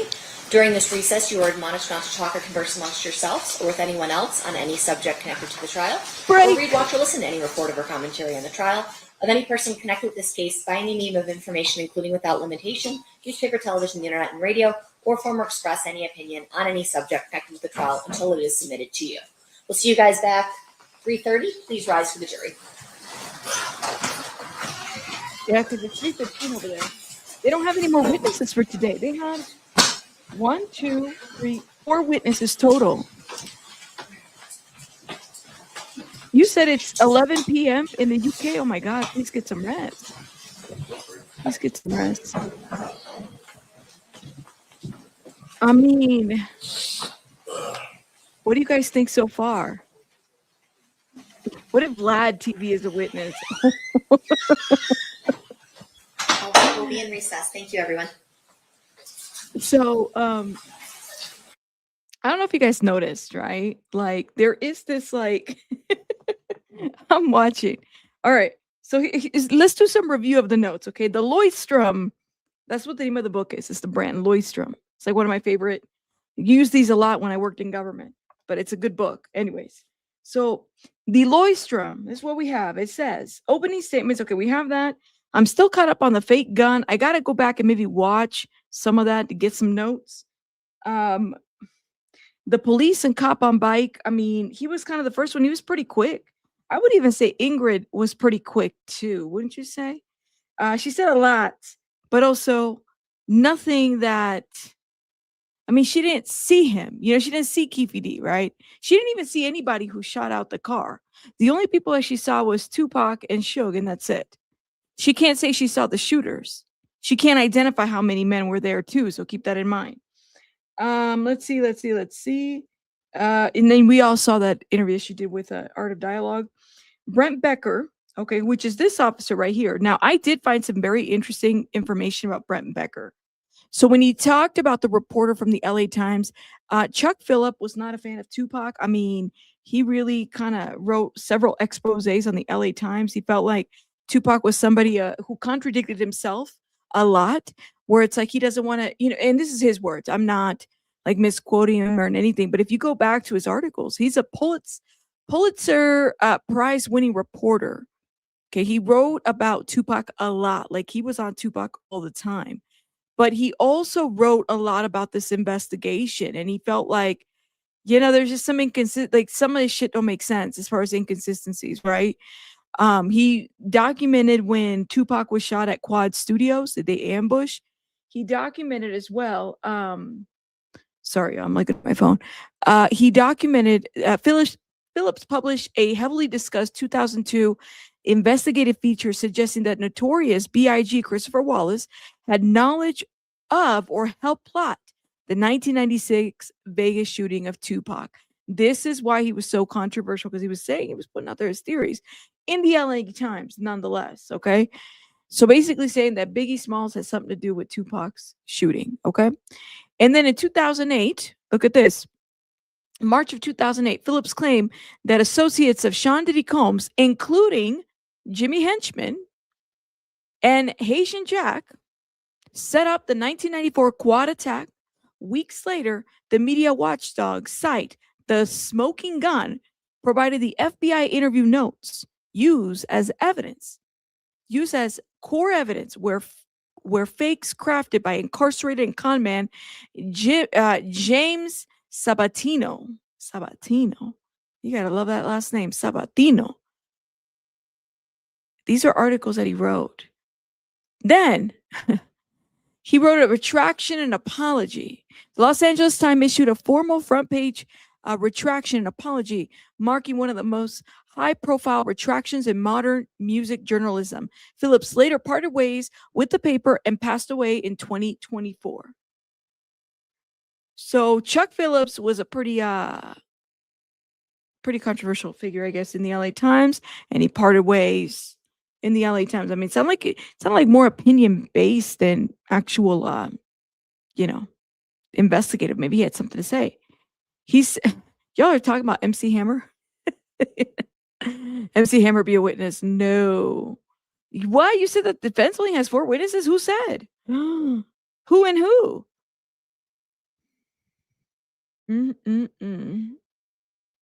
You said Ingrid just wanted us to tell us about her outfit in 19. I like Ingrid. Don't be messy in my chat. You said I work with at-risk kids during the time, and it's all they listen to. They thought why this woman is singing his music was sus. Oh, okay. Vanilla Ice made that up about Suge. No, Royal. No. I don't think so. I don't think Vanilla Ice lied about Suge. I think Suge really did flip that guy upside down. And I think he was telling the truth when that happened, honestly. Isn't it interesting? So Chuck Phillips died in 2024. But the thing is notice the theme of this situation. Notice the theme. If you're going to sit and break bread with the devil,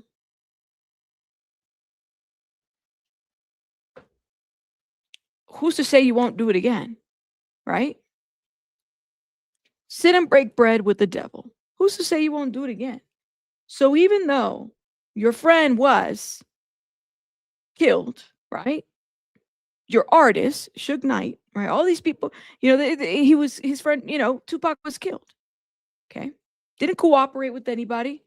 So what did he do? Makes a business move. Okay. Get all the lawyers involved. David Kenner, George Khaleesi. Remember, George was out. It said, Reggie Wright said, and again, take his word for whatever it means.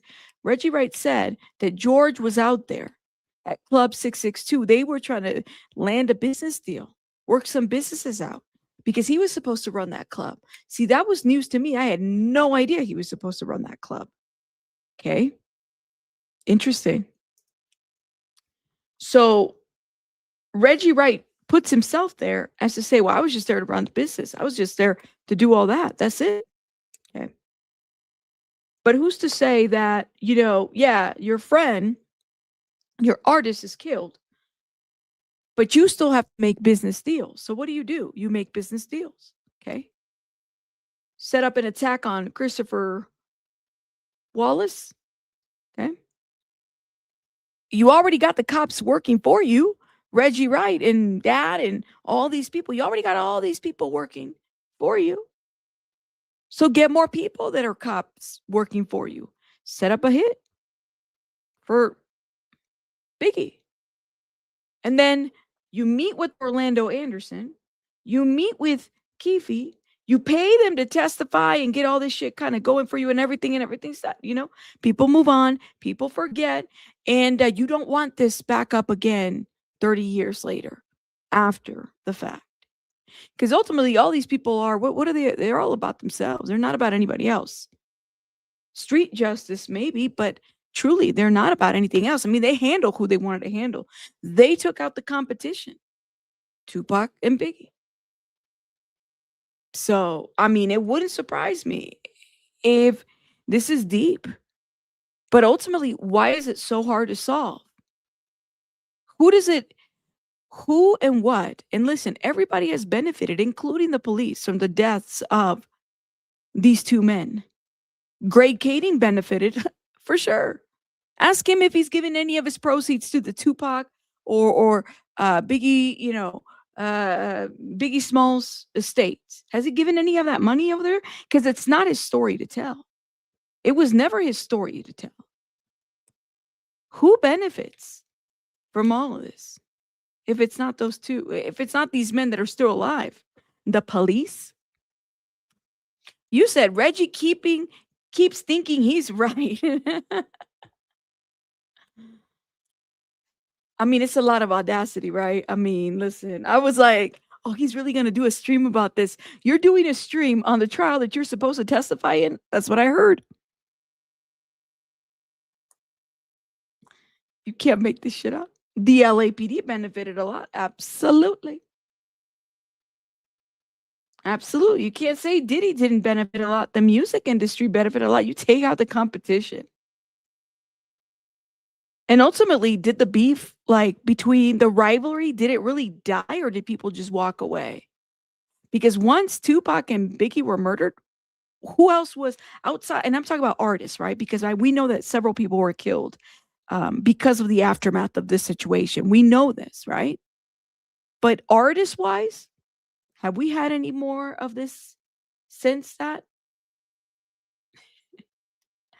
You said, I need help. I'm singing. I don't dance now. I make money moves. Say I don't gotta dance. I make money moves. These expensive. These is red bottoms. These is shoes. Oh my God. Gotta be careful. But think about it. You took out the artist, the two competing things. Who is Puffy Combs? Then he went out and he did his own little thing. He did his own little artist, right? He had his own little thing. He continued on. Snoop Dogg, really, it's flippily, like he's just flipping everywhere, right? He goes from one side to the next. What benefits him? Everybody just kind of walked away and acted like they didn't even know each other. They don't see each other. I don't know. It's just so weird to me. The music business was scary back then. I mean, listen, it's giving, in the Latin, for my Latin people here, right? Because you guys know los narco corridos, right? It's a real cartel stuff out there. I mean, they run the music business to a certain degree. Los narco corridos, all the ones that they hire these artists and they have to play at these artists' place and their cartel level. I mean, you get it in every industry. Every industry has something like this. Every industry, very dangerous, very dangerous. Wait, who's a rivalry? Who did you say? MC8 and DJ Quick. I mean, not to this level, though. Not to this level. Yeah, it's a real thing. Every industry, a lot of artists, especially in the, cartel level. Yeah, it's the same. The problem is that but you got cops involved in this. You got cops involved. You said, who's smiling 50 because his documentary kicked off. Oh my gosh. Wait, what did we say? We just made some comparisons. This needs to be a meme, y'all. And you know what I noticed is everybody's so scared of 50. They would never make a meme like this. Hold up. Give me a second. Hold up. Oh shit. I'm losing my train of thought. Get it back. Literally, hold up. Let's see if we can pull it. Here it is. I can't play music. I'll get in trouble. Hold up. We ain't trying to. We've already been up here for like 7 hours. Let me see if I can pull it. Where's he at? Okay, he gets on the gym. He's over here. Okay, wait. Hold up. I got. Okay. All right. Now, come on, 50. I got to get him right when he's up on this thing. There it is. Here, compare. I'm telling you, I'm going to get in trouble. 50. I mean, 50, everybody's scared of 52 because he trolls so much. Hold up. Super Bowl halftime. What year was that? Was that 2023? 50 Cent. That had to be 2023. Oh, Lord. They got Ray here. Hold up. Look at it. Somebody had to meme this shit. Look at this. Side by side. Here's 50. And then there's 50. But here's the 50. And here's the 50. There you go. I'm like, don't suck it in, 50. Don't suck it in. We know all those tortas you've been having because we've been having them too. Oh, Lord have mercy. Hold up. That's what I'm saying. You got to embrace yourself. You're not always going to look like you're 25. Okay? It's okay. It's okay. Okay? It's 50 to 500. No, that was messy. All right? We all got it. We all got a couple of love handles that we don't love, but they're there. What you supposed to do? Not love them? Okay? They're like that child that, he's like, ooh, you're being so bad. You're being so stubborn. And no matter how much you run that treadmill, you're still there. Well, he's not going to be nicknamed Neckbone. That's for sure. That's for sure. That's for sure. You can't call him Neckbone 50. Nope, nope, nope. Oh my God. He said he got a 24 pack. You know what I did notice? That people did not clown him. They didn't say shit to him. And I said, you guys are so scared of 50. Just for trying that. He didn't have to do, I mean, that was cute, I guess. I don't know. He said, shout out to B Tim. He said, this is what happens if you self-snitch and you go to jail. There you go. This is intense, but I have been learning. I mean, we've been learning a couple things. I will say in this trial, like that fake gun stuff. I'm like, this is highlighted in my book. Fake gun. I got to go back and listen to that. I'm trying to understand what happened there. You said Ja Rule stayed in his shape, but he still has the same vocal cords too, You said, LOL, if a man did his YouTube channel, would be done. Oh my gosh, y'all. You can't make this. More likes, 50 plus. I don't even know where we're at. Shout out to everybody. I suspect, I do wonder if y'all really going to stick to all the way to 6 weeks. Because I think we're going to learn a lot, honestly. All those conspiracy theories, everything. Are we going to find out? We're going to find out what we need to know, hopefully, in this trial. It's going to be an interesting trial, say that. Shots fired at 50? No. It's all love. It's maybe, I don't know. You said, no, he got shot in his tooth and it split. Morris did 50. I know he got shot at, but I didn't know he got shot at his tooth. Are you serious? I didn't know. You stick in here. Pika says she's sticking here. I had no idea. Wait, did that really happen? When did that happen? Oh, man. Oh, LL Cool J, he still looks the same to me. I don't think he's changed a whole lot. Physically. In his jaw and his tooth come out? He was shot in the jaw and his tooth come out. Oof. You know what? Oh my God. I had no idea. See, I didn't really watch. Like I of course, his music, but I don't feel like I was like such a big fan of 50 or anything like that. Not like huge, I did like G Unit. I did like when he had that, especially when he fell out with G Unit. And then what's that guy's name? See how relevant he is. Oh my God. I feel like I see his face. He's oh my God. He's also from Compton. Who is he? I can't think of him because he's just not like he had like a couple one-hit wonders with G Unit. I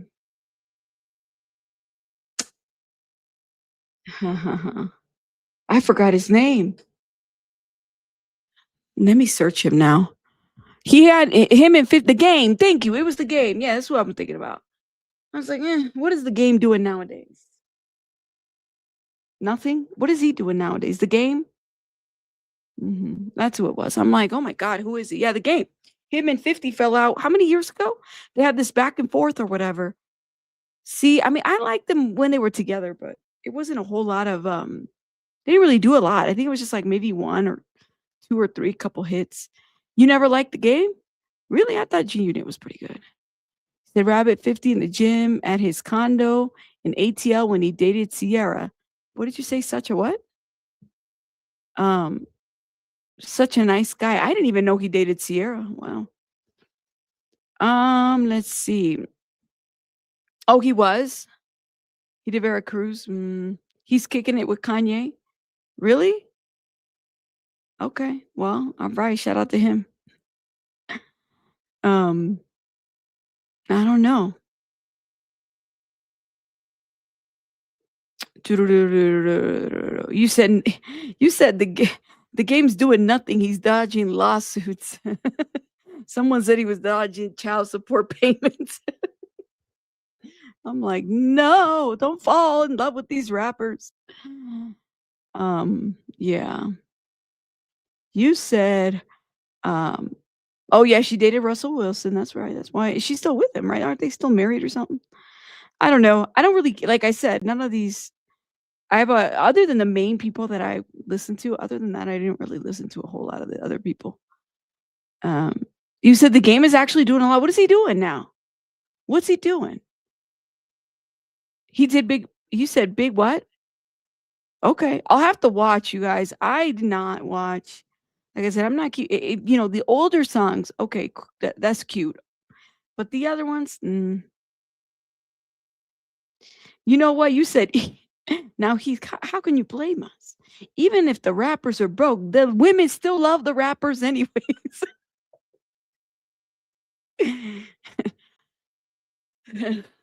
I'm not saying shit anymore. Because don't we love the bad boys? Don't we love the bad boys? Even when the rappers are broke, you know, so are they ever really broke? Probably not. All right, y'all. Let me mute myself.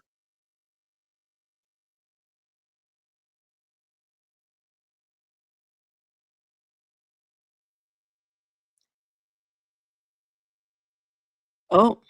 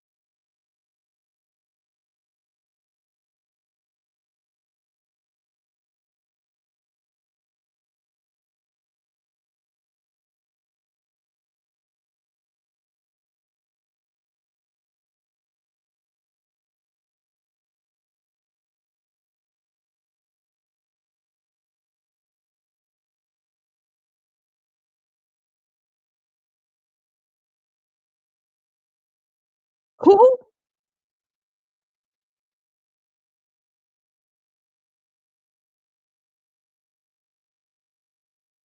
Something Miller.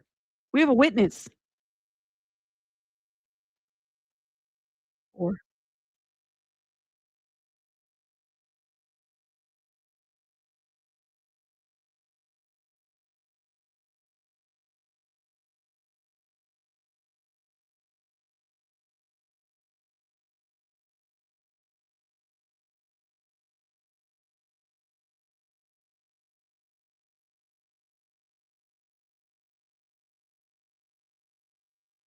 y'all don't hear it? 9th of 1997. What was your assignment? What section were you in? I've been assigned to robbery homicide division or homicide special. Were you one of the two detectives assigned initially the investigation into an individual identified as Christopher Wallace, also known as Biggie Smalls, also known as the notorious B.I.G.? No, I did not receive the responsibility for the case until approximately 60 days later. We received it from the Wilshire Division, and then we took over the responsibility for the investigation. Why would a case be transferred from Wilshire to RHD?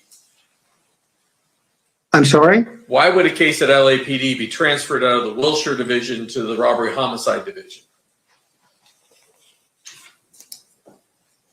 Because of the magnitude of the investigation that it looked like it was going to entail, they did not have the manpower that we had at robbery homicide to work a case of this magnitude.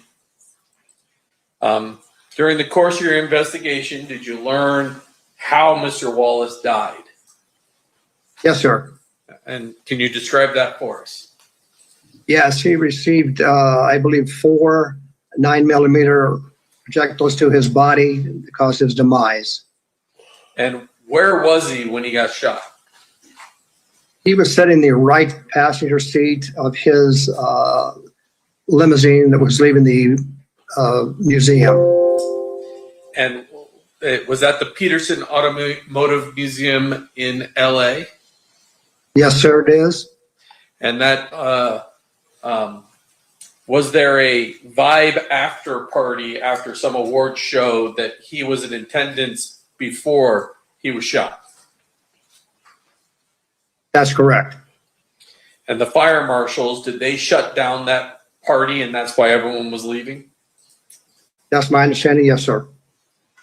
Did you have information as to a suspect vehicle that you originally received?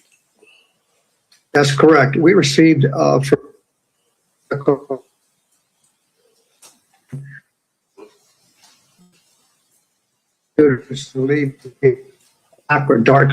newer Chevrolet S four-door. It had very fancy rims on it. It was last seen going north on Fairfax and then eastbound on Wilshire Boulevard. So I think what you just said was was a newer model Chevy Impala SS that was dark in color. Is that correct? Correct. That's correct. And the race of your potential suspect, how was that identified to you? Yes, it's a male black. During the course of your investigation, did you receive information that a person by the name of Duane Davis might be a suspect in this homicide? Yes, we did. I think he's frozen just as.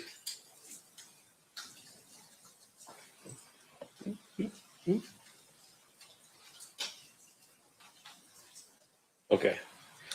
And in addition to that, did you learn that Duane Davis was present at the the Peterson Automotive Museum during the party?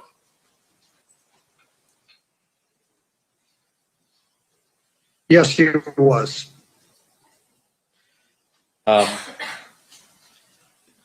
Did you also receive information that he potentially had a motive to harm Mr. Smalls because of some sort of monetary dispute?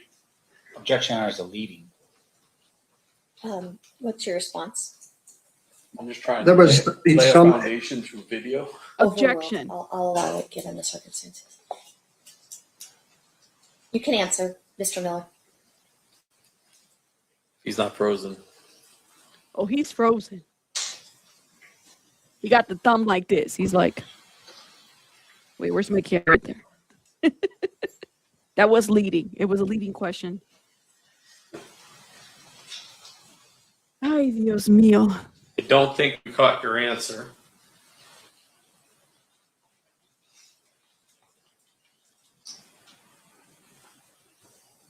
I'm sorry, I didn't hear the question. Did you receive information that he potentially had a motive over money owed to him? Yes, from several sources, we'd heard that there was a dispute between Mr. Davis and Tupac's organization. All right. And ultimately, did you learn that Mr. Davis lived at a residence at 1524 California? Yes. Did you also learn that he had driven or received a citation driving a black Chevy Impala SS? Objection, Your Honor, leading. Can I have the parties approach real quick? Okay, hold up. He just said something. Davis, money owed. Yes. Money owed by Tupac and his organization. He says, through your investigation, did you find out that Davis, Keefe D, Keffe D, Keefe D, owed money to Tupac and his organization? When did that happen? He just asked him that question.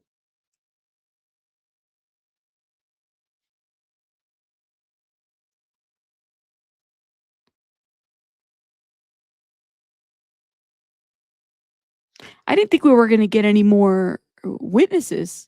That's what they said. No more witnesses. You said no say. Chevy Impala. And Impala, I thought he said he was talking about Biggie. And he said Davis. I heard, but we can go back. Well, we're not going to go back right now, but we can review it for tomorrow. We're going to take a 10-minute recess to see if we can fix the feed a little bit. Oh, the feed. During Okay, this yeah. recess, you are admonished not to talk or converse amongst yourselves or with anyone else on any subject connected to the trial, or read, watch, or listen to any report or commentary on the trial of any person connected with this case by any medium of information, including without limitation, newspaper, television, the internet, and radio, or form or express any opinion on any subject connected with the trial until the case is submitted to you. I apologize for the constant in and out, but we do need to try to fix this. Yeah. All right, please rise for the jury. They need to get him because that guy, he got his camera like this. He's like, no, we don't need to do all that. Here it is. Look at Vicky says, wasn't that the reason Orlando got his beat down? No, my understanding, Orlando got his beat down at the MGM because of what happened months prior at the Lakewood Mall, where they took the chain. That's my understanding, not before that, unless something else happened. But this is For interesting. the record, the jury has exited the room. I don't know what you want to do. So, Jared, Jacob's going to call him and see if we can get him closer with Wi-Fi. Okay. Okay. If you guys want to try to play around with it, Hello. see if it works, and let me know Yeah. what you decide. Okay. All right, we'll be in recess. The jury is exited. They really should just fix it for tomorrow because I feel like there's some questions in here that I'm like, oh, we won't be able to. So this guy is very important, I would say. Like, of course, they're all important, but he is the investigator for Biggie's murder. Okay, but it's just like he's so choppy and he doesn't get the technology. He's all over the place. It's kind of hard to understand him. Yeah, so hopefully they'll repeat that part because I'm so confused by this. She said they need to take a break so they can fix the Zoom. Well, it is 3:47 in Vegas right now. What time does the courthouse? I mean, they have like what, one more hour? I mean, they've had 1, 2, 3, 4. This is the 5th witness in one day. Do we know how many witnesses they're going to have? 4 witnesses from the defense side. That's what people said in the chat. Who else is going to be a witness here? Who else? You think they're going to bring Suge down?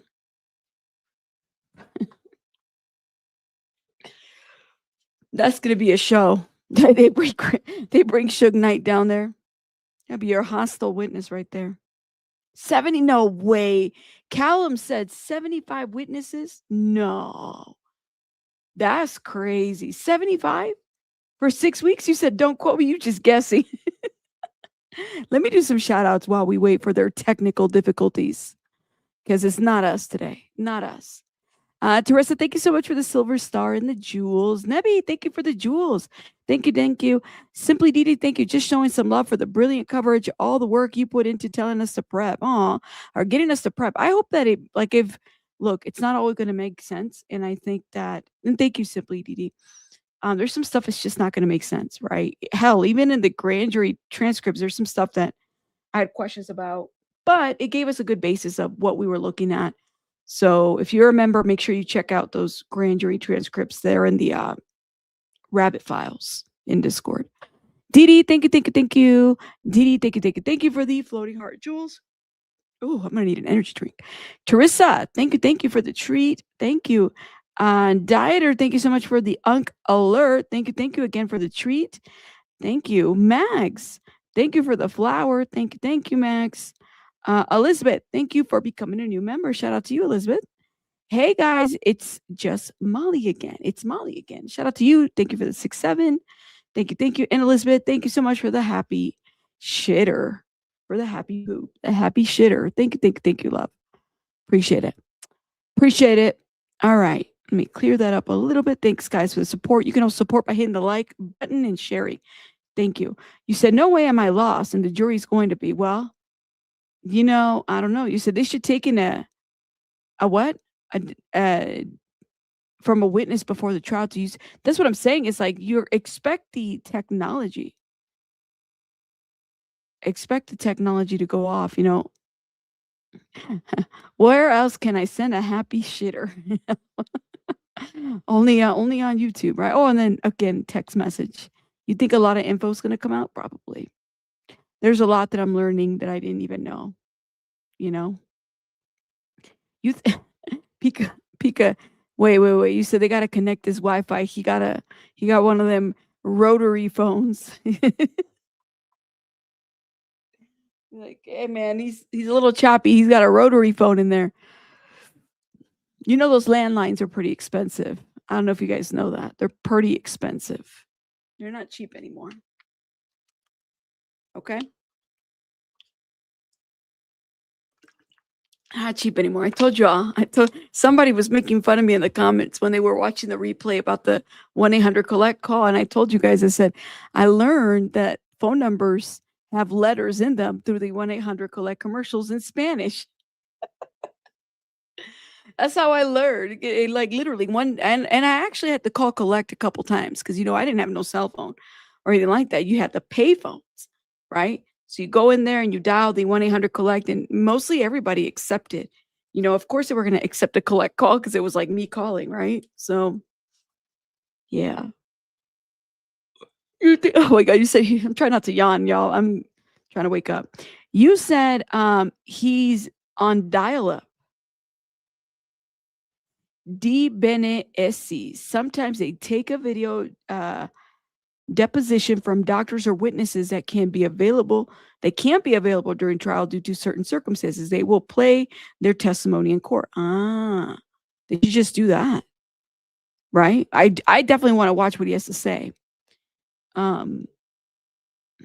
Yeah. I used to like those phones, the ones with the, what are them? The rotary phones. Like you put your finger and then it resets. Like a 1, it goes 6, 8. You have to go all the way. Like I like the sound of it. I thought it was pretty cool. Pretty cool phone.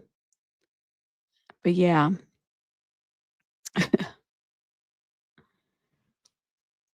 Let me see what else you guys are saying. Thank you. Ooh. Inquisitive, thank you so much for the jewels. Thank you, love. Inquisitive, thank you for the silver star, the jewels. And Just Joan, thank you for the Sunday. Sunday. Thank you, love. You said, remember those cute HTC sliders? Love that phone. I had the sidekick. I had one sidekick. When I think of sliders, I think of sidekicks, right? It's pretty cool. When they first kind of were out and about, they were like the coolest thing because that was like the first time you have a bigger screen on your phone and internet, right? And then you have like the ability to take pictures. Back when the sidekicks came out, But yeah, those were the days, man. Those were the days. I've used a rotary phone. My friend, mom, had one when I was a kid. Oh man, No, Detective Chris Carroll has not testified. For those that are coming in, let me tell you who we've had today. So just a quick little summary. Gary Dale was the first one. He was like the cop, police on the bike. Okay. And then Ingrid Johnson, Brett Becker, and now Fred Miller. But Fred Miller is having some technical difficulties with this landline. Yeah. You said I've emailed you the link for your Discord members if they want to read the Russell Poole book. Do you have it on the PDF? Because I got the audibles. But if you have it on the PDF, love, let me know because I'll share it. And by the way, the way that let me stop. Let me not get on my conspiracy hat right now because it's just not the time for it. Where's my email? Did I close? I'm like, stop email. So many emails. I can't keep up. No, I want to see my email. Where's my email at? Okay. We'd love to hear from you. All right, let me go down. Oh, I gotta review my sound later today. Let me see if I have my email, y'all. Not that email. Okay, hold up. Here it is. See if I can pull it. Okay. Okay, where'd my screen go? Where'd you guys go? Okay, where's my StreamYard? I don't know where you're all at. Okay, my StreamYard went away. Where'd you go? Okay. Hold up. Thank you. It's like, please don't go away. Don't do that again. This is what happens when I move too many tabs. Okay, my email, which I wanted to view in a separate window. Hold up, man. It's like a bunch of people are in my junk mail. Sorry. Oh, you have a read for free. Okay. And so it works for free. People can like read.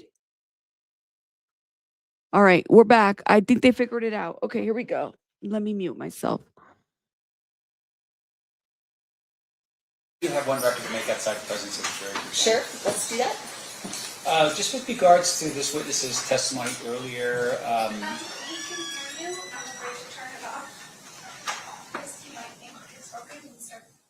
Okay.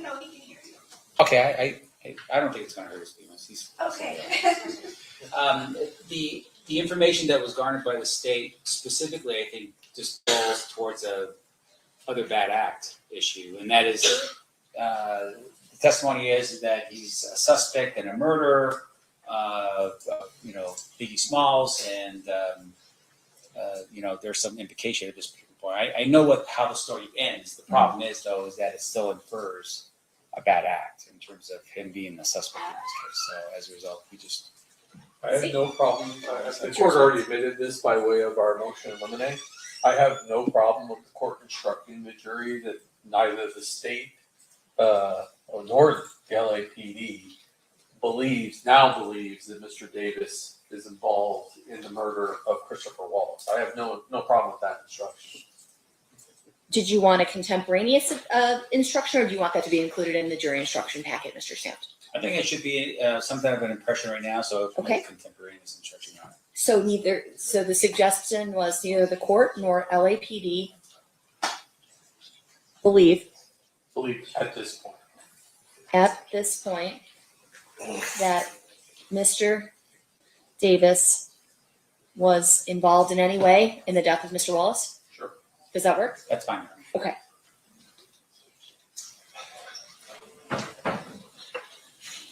You got to look out for your client. You bring it in. Let's bring in the jury. I mean, yeah, that would make sense. Stand for the jury. You got to clear it for the jury.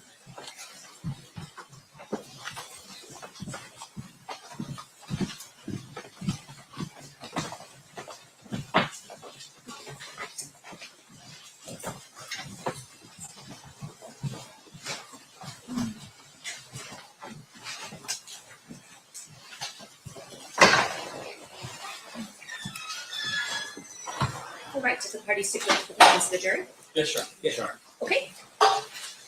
Before we go back to Mr. Miller's testimony, I did want to admonish you as follows.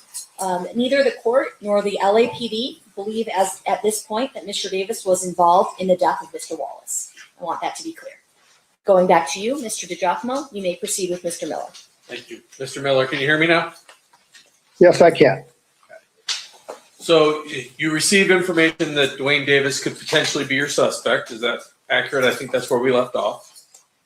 That's correct. And you also receive information that potentially Mr. Davis feels like he's owed money by either Mr. Wallace or Puffy Combs' Bad Boy Records. Is that correct? That's correct. That's correct. You also learn that he was driving or ticketed on March 8th of 1997, a black 1996 Chevy Impala SS. Is that correct? That is correct.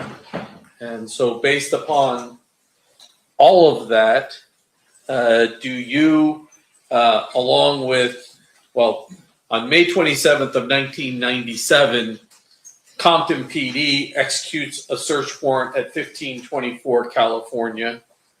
And then on the 28th, you get a warrant to search the vehicle, the 1996 Chevy Impala, correct? Correct. And the vehicle was actually registered to a Patrick Parker. Is that correct? That is correct. Eventually, fast forward to June 20th of 1997, do you and your partner, Detective Poole, wind up having a conversation with Mr. Davis at his lawyer's office, Edie Fall? That's correct.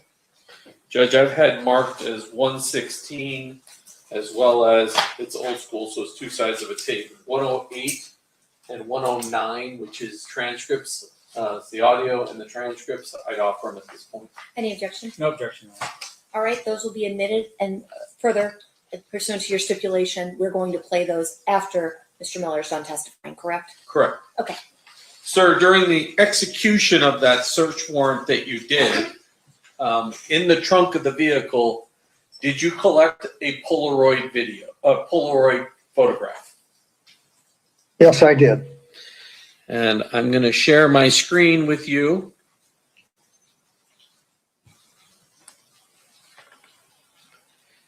Can you see that Polaroid? Yes, I can. And is that the Polaroid that you collected out of the vehicle? That's correct. I move to admit 66. Any No objection? objection, Your Honor. So admitted? I pass the witness. Okay. Mr. Santos? Mr. Miller, can you hear me? Yes, sir. This Polaroid that's on screen right now, which is state 66 that you see in front of you. I'm sorry, I didn't understand your question. Can't hear you very well. You're breaking out just a little bit. I apologize. So this exhibit that you see in front of you right now, do you see the Polaroid still, which is states exhibit 66 for the record? Yes, I see it. Okay. Can you tell the jury what this means? What it means? Yeah, I mean, it's a Polaroid. Is there anything about this particular photograph that means anything? I really don't get your questions right. It just means there's a group of guys together who enjoyed themselves, apparently. Right. Can you tell us when that photograph was taken? No, I can't. Can you tell us where that photograph was taken? No. In terms of the clothing that everyone's wearing at this particular point, do you know if that was how Mr. Davis dressed normally? I have no idea how Mr. Davis dresses normally. Now, this photograph that was taken from the 96 Chevy Impala, that was pursuant to your search warrant, correct? Yes, sir. And you were looking for evidence that would help you substantiate as to who was responsible for the murder of Biggie Smalls, right? Yes. So can you tell us how this photograph helps you learn any more information as to who killed Biggie Smalls? It may not be the actual person who pulled the trigger, but it may be one of the people that lead us to who did pull that trigger. All right. So who are the other people that are in the photograph? I don't recall the names. Orlando Anderson was one, and I don't recall the others. Okay. But fair to say, of course, if there was a Polaroid with these people in there, it would have been part of your job as a detective at the time to look into and identify who those other individuals are, correct? Yes. And that didn't happen in this case? I believe we did find out there was 3 or 4 more. All right. And once again, did it help you solve the murder of Biggie Smalls? No. And fair to say, though, even though we've been talking about Mr. Duane Davis as somebody that was a potential target for your investigation, ultimately, at the end of the day, he was never charged with the murder of Biggie Smalls, right? That's correct. Now, in addition to that, fair to say that in your course and scope as a detective, when you do your investigations, you would have ran Mr. Davis's criminal history as part of your investigation, right? Yes, sir. Was there any indication on any of his criminal history that he'd ever been arrested or charged or convicted of any violent felony? I don't recall. Now, in addition to that, sir, your testimony here is that you did an investigation on Mr. Davis. Did you ever at any point look into the actual Impala itself? You said it was owned by somebody else, so Patrick Parker. Is that correct? It was owned by someone other than Mr. Davis, yes. And with regard to that, did you ever interview Mr. Parker? I do not recall. And when you went to 1524, what was the purpose of going to that particular address?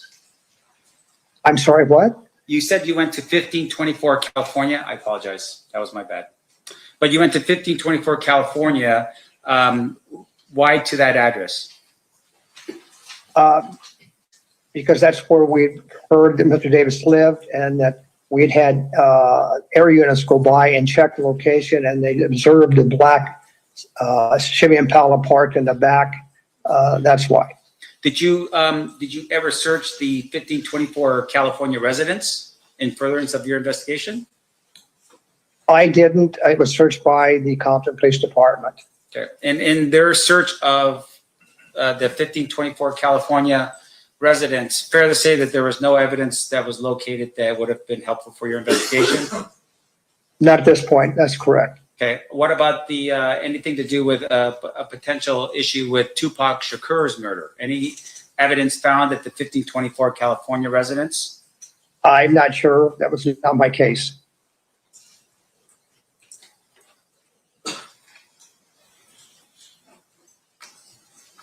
Now, at some point, your testimony is that there was a meeting between yourself, Mr. Davis, as well as Edie Fall, his attorney. Yes, sir. And in that meeting, it was recorded? Yes. And was that recorded surreptitiously, meaning it was done without their knowledge, or was it done with their knowledge? I don't recall whether they were informed or not. And just for our edification, where was the location of that meeting and recording? Wow, I don't recall. I want to say it was at Parker Center, but I don't actually remember. Is that where would that have been LAPD headquarters, or are you talking about some other location? That would be 150 North Los Angeles Street. I don't know where that's at. Is that a? It no longer exists. It was the old Parker Center. Yes. Okay. The old police administration building.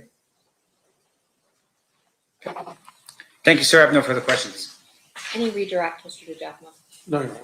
Any questions for this witness by the jurors? Oh, We do have at least one, so hang on with us, Mr. Miller, while we go through the question process. Thank you. did they say that they have a question for the jury? Can I have the parties approach? Okay. I believe they said that the jury has a question. Is that correct, or am I making that up in my mind? Yeah, I noticed that they blacked somebody out, but they said that that picture is available online. I'll have to look it up and see if it's there. It might not be blocked out for everybody. So they found that picture in Patrick Parker's car. And who is Patrick Parker to this situation?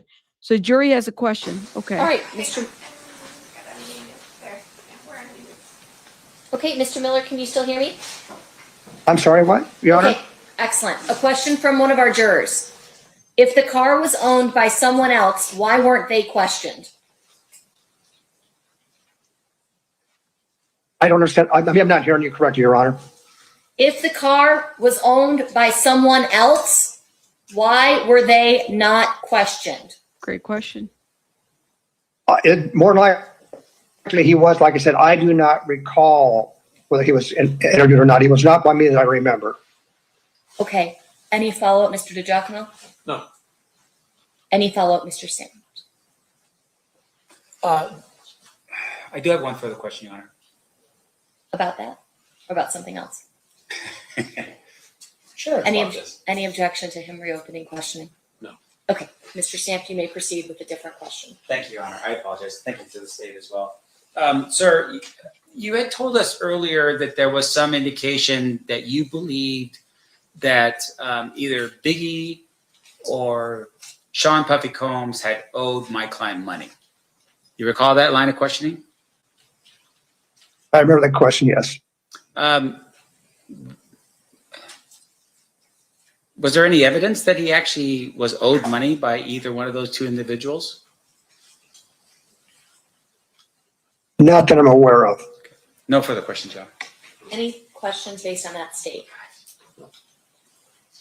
All right, any questions based on that by the jurors? Ooh. Seeing nothing at this time, Mr. Miller, you are excused. Thank you so much for being with us. Thank you, Your Honor. I think this is our last witness for the day. Is that correct, State?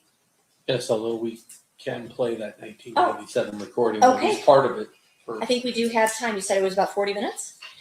I think part A is 40 minutes, and then there's a little bit that we may have to finish in the morning, but we'll at least Sounds do good. part of it. Let's get started. We got to switch over to the. It is 4:10, by the way, Vegas time. Are you aware? So are you aware if Diddy was owed money by his client, right? They're about to play a recording.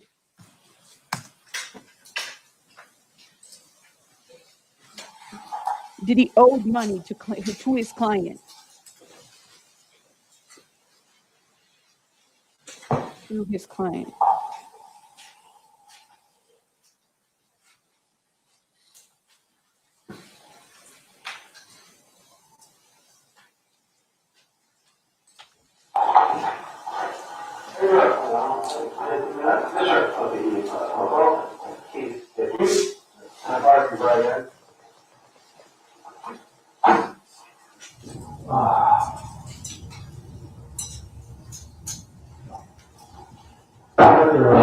Coffee or soda? You have soda? Yeah, soda. What would you like? And soda. That's what I need. Thank you, man. Coke. Coke? Kind of warm today. Oh, yeah. Yeah, we brought the belly over there. It's really hot up there. Yeah.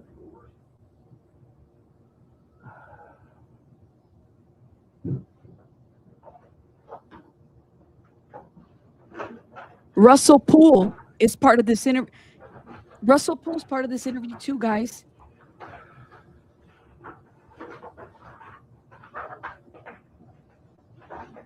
Oh, thank God they have a transcript.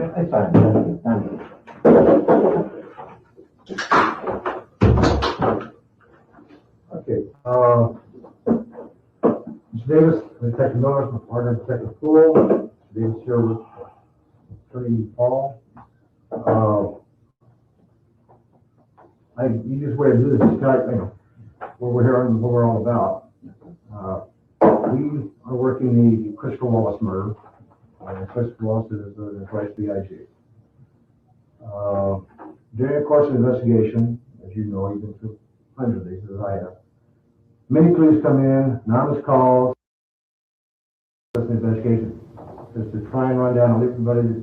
People say, was it a party? May have seen something, whatever. I mean, there were 1,700 people at that party. That's right. So what we're trying to do is contact as many of those people as we can, find out if they saw anything. No. That's what we're coming with. I'm aware of your traffic warrants. I could care less about those. I'm not a traffic cop. Okay?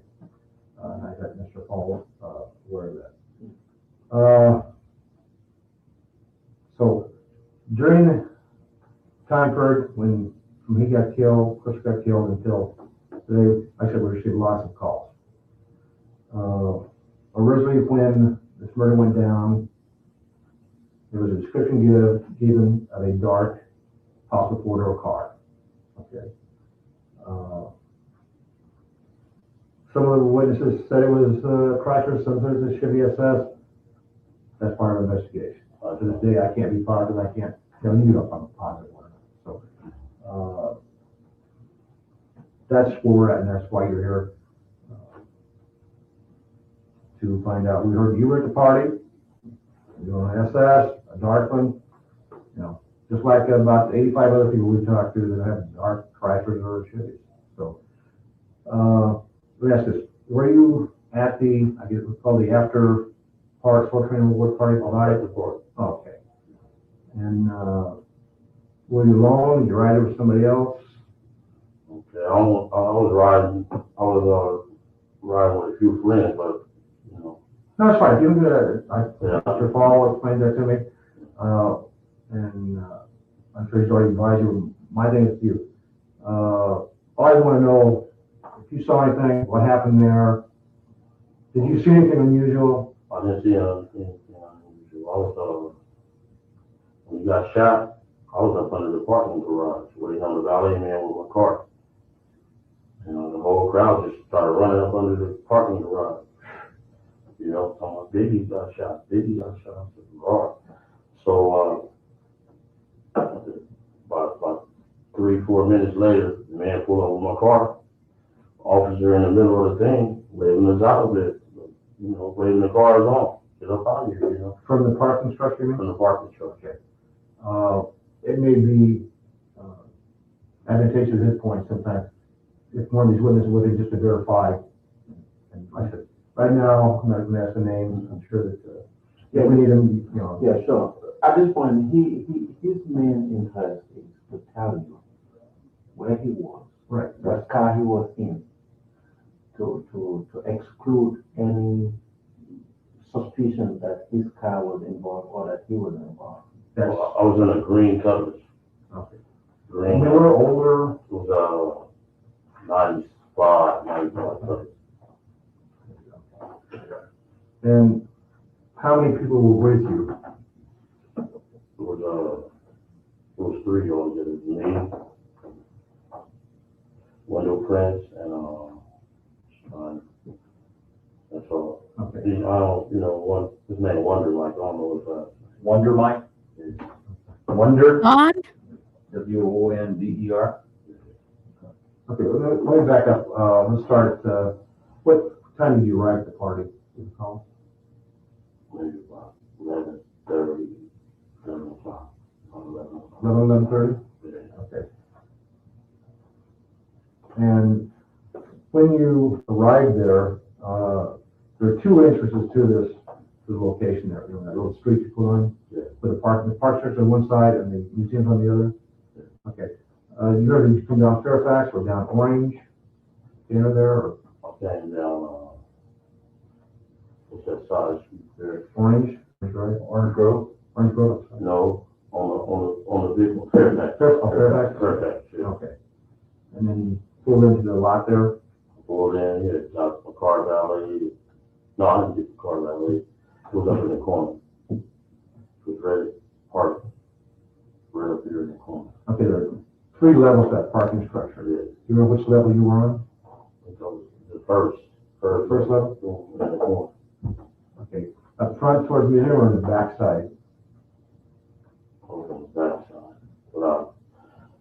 When he pulled, no, I was valet. He pulled the car up and the man told us, waved us up out there, big tall cop, he was going like this. Okay. When you pulled out, did you pull out on Fairfax or did they make you go out the other way? Pulled out on Fairfax. Okay. When you pulled out on Fairfax, what did you see? Did you see anything? I mean, I didn't see nothing. I don't know, when the cars parked in the street, There's a lot of limos there to the right. along the curb there on Fairfax? Yeah. Okay. Did you see the cars that Biggie was in? I seen it when he was up under the parking garage. Okay. Did you see that car in the street, you know, when you left? Or did you see it out there at all? No, it wasn't out there. No, it wasn't? Okay. The crowd just came running up under the parking garage. Everybody was running. Said, Biggie got shot, Biggie got shot. Lord, and then we went to our car, and the van just waved us up out of there. Usually, time they just like hold everybody here. Right. Yeah, because I was over here at the airport hotel, right there by the farm. Right. And it was a gang shooting up in there, and they hold everybody there overnight in the hotel room and all that. You know. Well, I'll ask you a couple questions, then I hope I'm not even, but what kind of business are you in? Are you in the entertainment business? I don't know. No, I'm not in no. Okay. I do hydraulic cars. I'm sorry? Hydraulic cars. Oh, okay. Yeah. You have your own business? No, it's like a co-business. No, partnership. Yeah, partnership, yeah. Where do you live? Where do I live? Yes. 1524, California. South California. Yeah. And the phone number?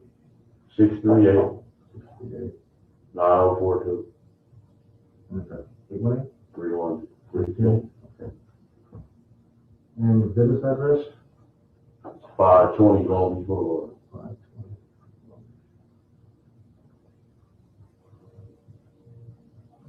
And your phone number there? I don't know right offhand. It's just like seasonal with the hydraulics, you know, like in the winter, there's really no work. So, you know, when it get hot, that's when. What's the name of the business? Compton Hydraulics.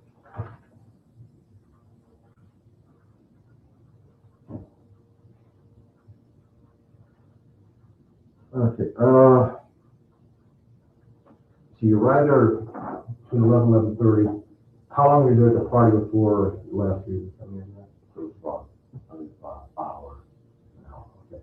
And while you were there, I'm sure you're roaming around. Did you see any problems in the museum? Anything unusual? You No. know, there was a lot of stars there. Football players, basketball players, just a whole lot of stars there. We got some. We've been, like I said, there was probably 11 or 1,200 people there at one time. The fire department closed it down because I think it was all crowded or something. Right. Okay. Did you see Biggie there or Puffy there? Did you know who Puffy Combs is?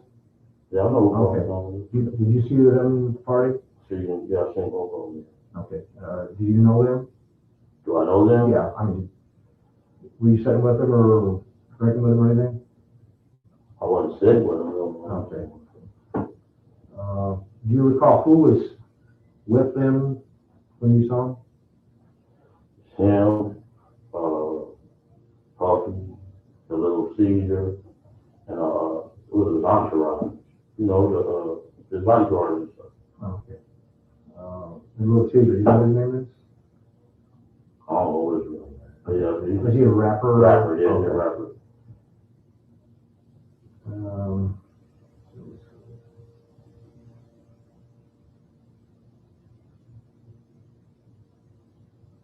How old is Little C? I mean, Yeah, kid though. 18, 19. do you know who, what company he sings for? Or Bad Boys. Bad Boys? Yeah. Little Caesar. Anybody else that you recognize was there at the table or around him? I said there were so many people that are celebrities. Yeah, it was, yeah. Yeah, I'm not thinking if you remember seeing them at the table or anybody he was talking to. That's no. Okay. Did you go up and talk to him, or did you sit at the table? No, I said it. Did you talk to him? You know He him? came by and spoke. How you doing?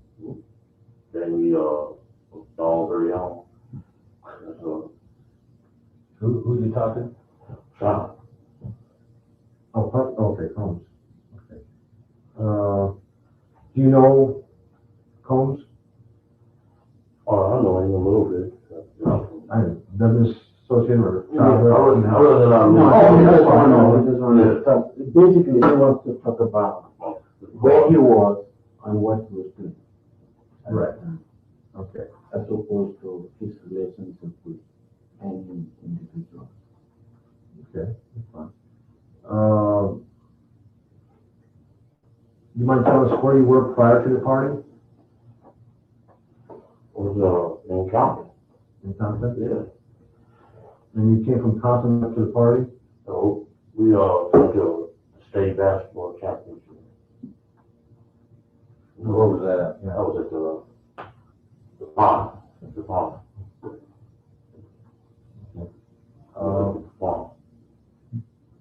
I don't understand, you had a ticket to get in. Did you have a guest pass to get in? Yes, yes. Yeah, we had like 1 year.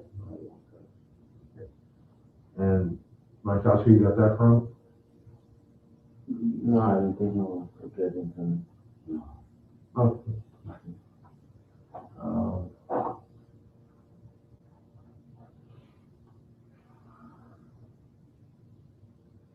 Okay, when you pull out of the parking lot in Fairfax, you go turn left or right, you remember?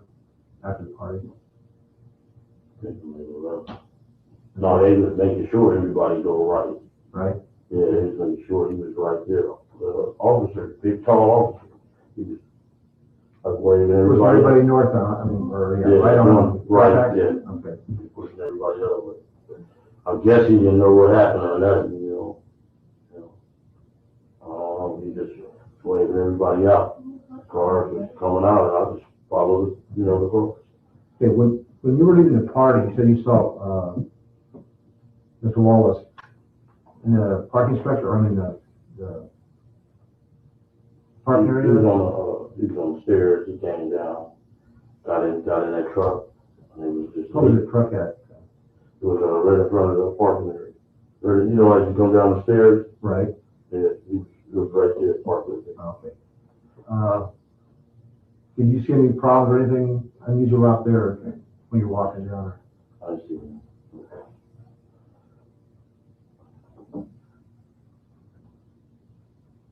Okay, and you came downstairs, went in the first level, got your car, and pulled in there. No, everybody was out there talking, boom. They left out, and about 5 minutes later, everybody just started running. I didn't even hear the shots or nothing like that. I didn't hear the shots. Were you in your car? I'm sorry. Were you in your car when people came rushing back, or? No, I was outside. You still standing outside? Still standing outside. Yeah.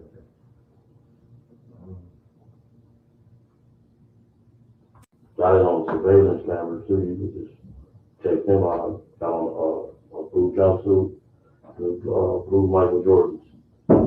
That's what you were asking? That's what I had on. Check the surveillance camera. I was right up under the parking lot.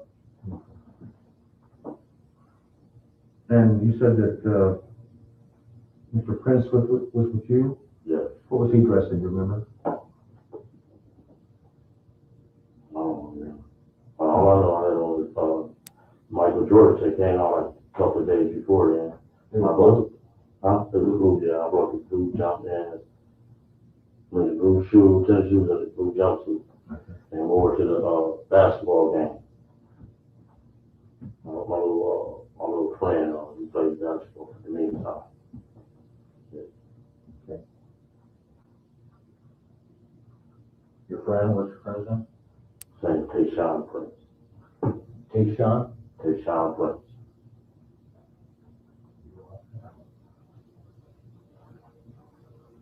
Is he a senior?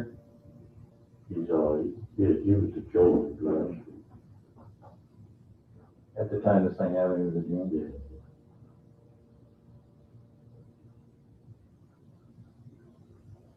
Crowd just got to running.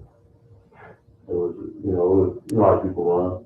Oh, yeah. They was running, and he just pulled hard up. I just got in my car when he pulled up, and the officer was leading people out like this. Just made a right. Went on to the freeway. Went to what was that place? Jerry's Deli out there in the Marine.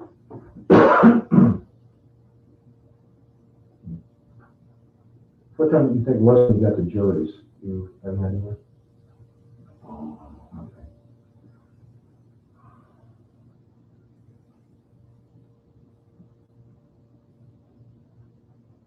You say it was a police officer, was that an LAPD police officer? I know y'all didn't heard it before. He waited everybody up out of it. And that's what I'm trying to get the time, so because the police didn't get there until about 6 minutes after the accident, but you turned were sitting there. Okay, it was about that, you know. Yeah, that's why, Yeah. please, there's just so many people there that trying, people in time, as you know, it's difficult, but when there's a small period of time to try and put everything together, so.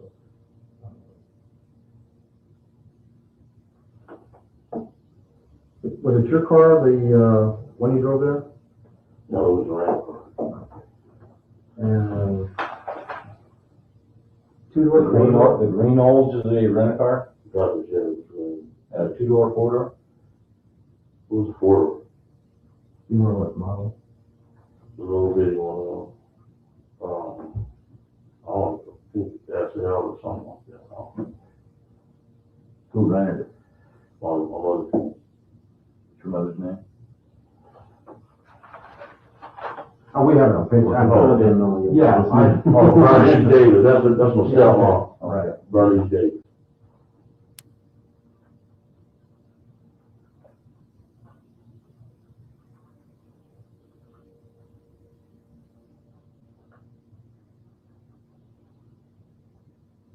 Do you get anything unusual or fancy about that car? I mean, just when you put out the videotape, the security camera. No, it's a rental car. Yeah. 96. Okay. 95, 96. Green rental car. Dark green. Dark green. And you said there was 3 of you in that car? 3. Okay.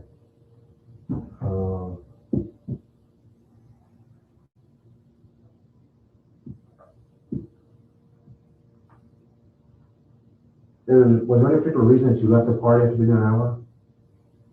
Because they closed the party down. Okay. Who closed it down? I think the fire department, that's what they said on the thing, turned on the lights and said, party's over. And said the fire department closed it down, it's all overcrowded.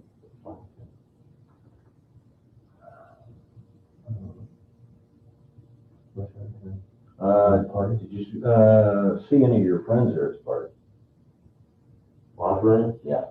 I mean, you went with 2 other friends. Did you see some more friends that, say, from your neighborhood where you live? Or... You mean other people you know? Yeah, friends. Yeah, I don't know if he wants to get into that. Again, he wants to limit himself to what he did or what he did not do. Okay. The reason why I asked, we're trying to identify everybody who was there so we can interview them, see if we can't find out some more information about this. Well, you only tell you the truth opinion. Okay. Y'all barking up the wrong tree. You know what I'm saying? They're wasting a lot of taxpayers' money. Every time something happens, y'all just explain that little neighborhood over there. The guy from Top the Police, Brennan, he got y'all on the wild goose chase. Really. Well, as you're trying to get things, I'm sure you're pretty. We get hundreds and hundreds of clues. Well, okay. We next can't, day after that, if we don't do something, we'll do something in court. The next day after it happened, next day after he got killed, he pulled over my nephew, said, "We know you did it, and come on, you know, that's ridiculous." Okay. You know what I'm saying? Well, no, I understand your problem. Oh, That's why, shit. you know, you'll You find. know, I know you called y'all to say, come take these guys out. No, It's wrong, man. no, I didn't meet him until here probably 3 weeks ago. Yeah, when he pulled my nephew over, he probably was the night of his tip. He's so obsessed with bringing somebody, you know, to jail. I don't know what's his problem. He said we could have paid 3 times. Well, see, that's the problem. Yeah. I can explain to you. We get on. I'm 33 years old. No. I'm not for the piss on cotton, man. I've been at 3 strikes before the law came out. Straight out. I'm not for the piss on cotton. Okay, I just want you to know, we haven't picked you up from anybody. Now, we have. We're not picking on you to relax. Yeah. If we thought you were in bar, we would have. You were a long time ago. Yeah, you were putting on TV. I know. Well, why? That's what I said. We went through your attorney to have you come down here just because somebody gave us a clue that you were at the party. That's the only reason why you're here. But let me tell you his concerns. You're hearing some type of anger or frustration from him. The reason being, we're talking about something very dangerous. Once word gets out that you are associated with certain crime, your life. Watch your head, man. Your life. I know. I understand. That's why we try. I understand what you're saying. That's why your life is in danger. I'm like, you understand? The reason we're doing this is because not just because I'm hurt, because so many people have put a connection supposedly between Tupac and Nestor. Well, I don't, you know. Okay. And he wants to come here because we know you're not Compton PD. No. We know you're not Brennan. Okay? And we don't have to hide anything. You probably had everything right. Brennan and his family. No. The thing is, he thought if it comes to LAPD, answer your questions as to where he was, what he was doing. Hopefully, that will quell the rumor that was out there. That's what that we believe, because nothing, that we believe ran more in the rumors. And he just doesn't want to, well, that's what, you know, I knew you had wars, we could come down to your house and drug you out and all this. I'm too busy to play silly little games. Yeah. No, I got, believe me, lots of people to talk to. And we, because of the anonymous calls, people call in and say, hey, checking this, checking that, and in your car, you know, I have to eliminate it, you know, I have to talk to you. And that's why we went through your attorney. And I said, we could have done this, do down there, but, you know, the appointment schedule works great. Because everybody has a busy schedule, okay? If you're my target, you've been booked by now. Yeah. Okay? Well, that's right. We've talked to lots of people prior to you, and, you know, they said, hey, we saw Keefe D there. You know, we're just trying to confirm this and find out what people saw. Yeah, they seen me up under the parking garage. Well, see, that's where we learned something new. We now know where you were at. We can pay this camera, man. I'm in a blue jumpsuit, North Carolina hat on, and some blue jumpman. I mean, Jordans. That's what I'm saying. As much as you can tell us, it makes it easier for us to try and eliminate people or put them in spots so we can see that. That's all I'm trying to do. Well, okay, so that's what. Just relax. Okay, the last thing you said was we're barking up the tree. Is there a direction that you can lead us in to help us out? I mean, you guys know, you know what I'm saying? I ain't, you know. Talking about Suge Knight? I ain't saying nothing, you know, but y'all know. Well, that's what I'm asking. Let me, you know, everyone may have their own theories. Right. Theories are just some facts. Here, you should just limit yourself to facts. Okay. Things you know, things you don't know. Don't get into what you think, because I don't want you to get into what you think. That's fine. Yeah, Well, I was up in this parking garage. Well, the car ain't been moved 6 months. GM been looking for the car since January, December. You know, you can call and check with them too. Yeah. Let me go back now to that. When you're in a parking structure and when you hear these people coming back or running in there. Where were they coming from? Did you recognize anybody, or I mean? They were just running, Well, is possibly anybody that came running from on Fairfax in that parking structure that you knew that may have been out there? So I'm saying, so they may have seen it.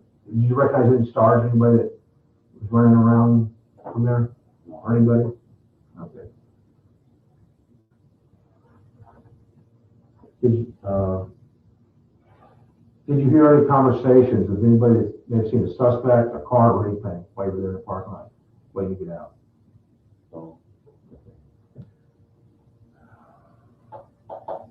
Okay, when you left, you made the right turn. Where did you go then after that? What's that? I mean, what was your destination after you left the party? Dropped Wonder Mike. We went to eat. Then I went and dropped Wonder Mike off. Where'd you eat at? Curious. Yeah. Curious? In the marina. Yeah. Okay, and then where'd you go from there? We went to went to drop Wonder Mike off.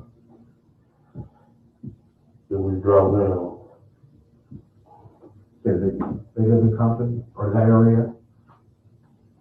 I'm just going to try to direction of travel. Yeah, Wonder Mike in jail. In jail. I mean, where you dropped him off? He's in jail. Yeah. Where you dropped him off? I mean, was it Los Angeles, Compton? Compton. Okay. So you left Jersey and went towards Compton? Yeah. Okay. Okay, then the next. Then I dropped Wendell Prince on. Okay, same area? Yeah.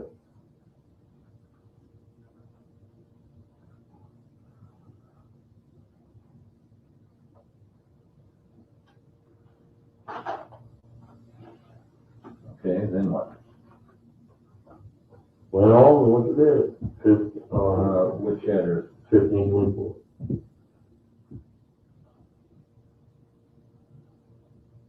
You didn't talk to anybody else at all? Just went straight home? Yeah. About what time was that? What time was that? Maybe about 2 o'clock. 2 or 3 I o'clock. have you here. No, you don't call. Oh, you have it, thank you. 2 or 3 o'clock. Went to bed between 2 and 3? Yeah.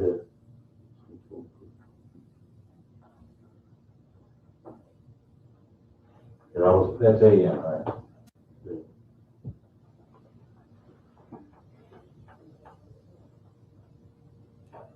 Now, at some point, I guess I'm gonna have to talk to both of you about his car.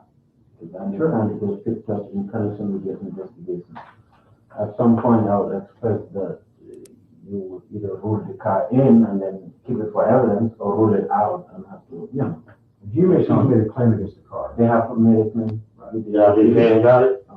Okay, they made a claim. Okay, that's what. Whose car is it?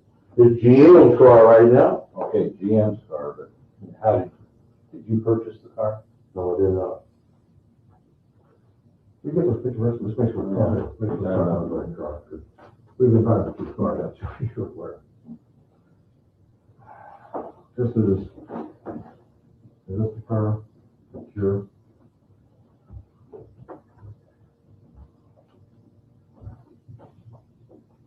Looks like it. That's it. Okay. So that'd be one of the California license plate 3, New World Mary Robert 071, is it on it? Yeah, exactly. Okay, who purchased the car? You know who purchased it. You don't wanna get into. Well, I need to find, what's the history behind it? Is it registered to you? No, it's not. Who's it registered? I think the registration. No, it's a public record. It's a public Well, record. that's the thing. What makes it your car? That's what I'm trying to find out here. Well, he had possession, he had control over that car. Now, if the MAC, who is the lien holder, is making a claim, of course, he's gonna respect that claim. You know, That's between you and him. Yeah, right, so we don't wanna get into that. But the car is registered, that's another public record. Okay, no. The question is he didn't purchase the car, he's in possession of the car. How does That's what we're trying to find out. how does it make it your car? Did you buy it from somebody?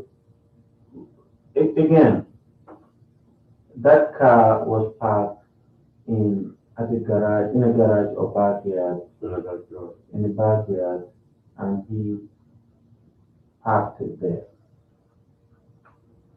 He had use of that car before this incident. You see, you know, How long a simple question. How long have you had possession of the car? Or how long has the car been in your possession? About July last year. July 26th? Has it been involved in any accidents or anything like that? Since you've had it? Have I had it? Yeah.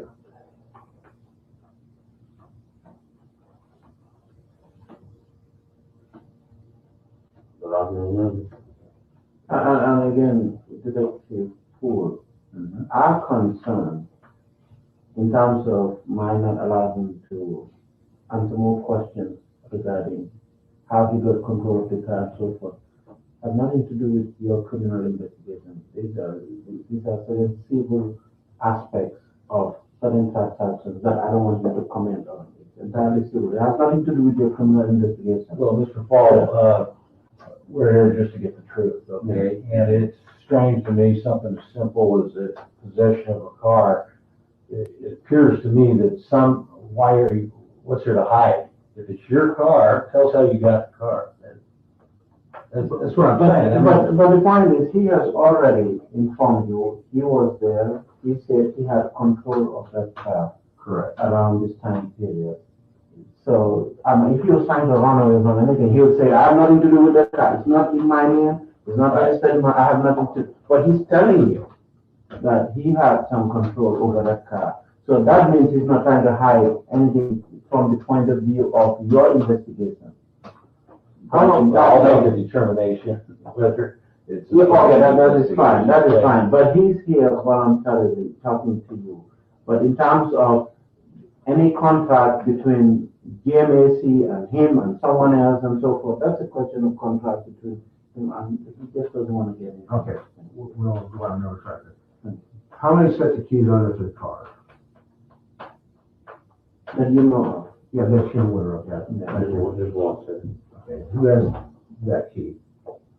I have the key. Y'all got it now. Okay, that's the key that, what was her name? Paula? Yeah. Paula. Is Paula your girlfriend? What's your last name? Close. Oh, we talked to thousands of people. No, no. It's ridiculous.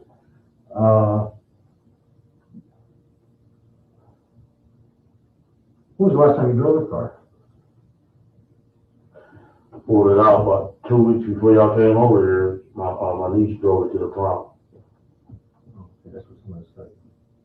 Paula said it, asked it. Went to the prom or something.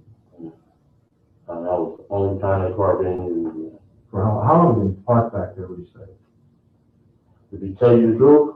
Yeah. It was up under the thing since August. August of '96? Yeah. Up under the thing, if you know that. The awning there on the side of the house? house? Yeah. It was up under there. Then GMC came around the corner at my parents' address, knocked on doors to they came looking for the car with the repossessors. So I pulled it in the back and shut the gate and locked. And he pulled up out of here. Period. Did you cover the car up or something when it was back there? I mean, So when they first got there, it got covered over. Got covered up, but I didn't have a long enough. I was fresh, the cover? Yeah, I didn't have a long enough cover, so the car was dirty anyway. I just kept it off. And to your knowledge, who else has driven that car other than you? That you're aware of, that you remember. Who else has driven that? Other than Patrick, I know you. Yeah, okay. Just me and him. Okay. I mean, did you ever loan it out to anybody for a couple of days or anything like that? Okay.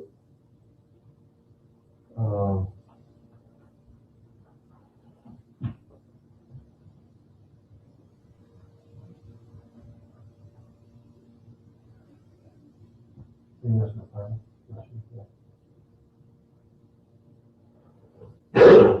I have a lot of questions. Well, yeah, I know.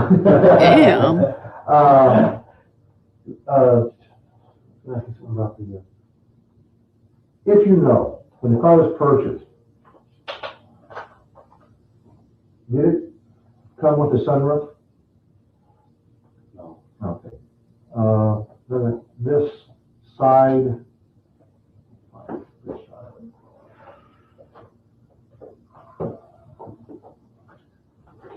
Let's just talk about that, if that came with it or not. On the side, on the driver's side rear, there is, it says Impala SS. Oh, here's a back that comes from. Did that come stock or? I've seen it both ways. You got the purchase it. Oh, you do? Okay, when you bought it, the ones I've seen that are on the cars are black. So this didn't come with it, or? It's black. That didn't come with it. Okay, so you put this, you had the, okay. Well, the car did get wrecked though before too. Oh, okay, what damage, do you know what part of the car was damaged, or, well, there's no damage to now, it's fixed apparently. Yeah, Okay. the driver's side. The man just backed up and came down the street, so wide swipe. I gotta ask you, how much did you pay for those tires? That's gotta be expensive. Did you see those? Those are beautiful. It's a show car. Yeah, no, it was very pretty.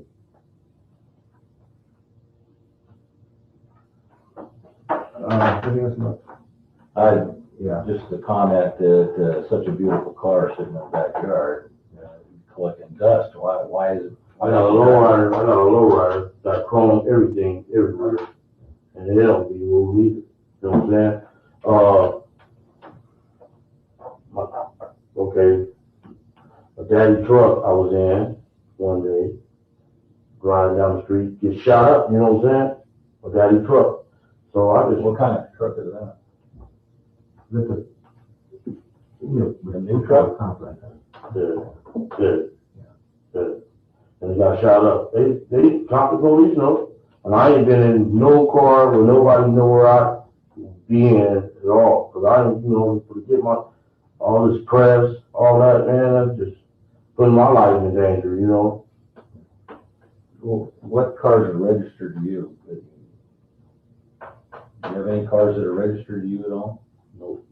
You just rent cars, or do you own any cars? No.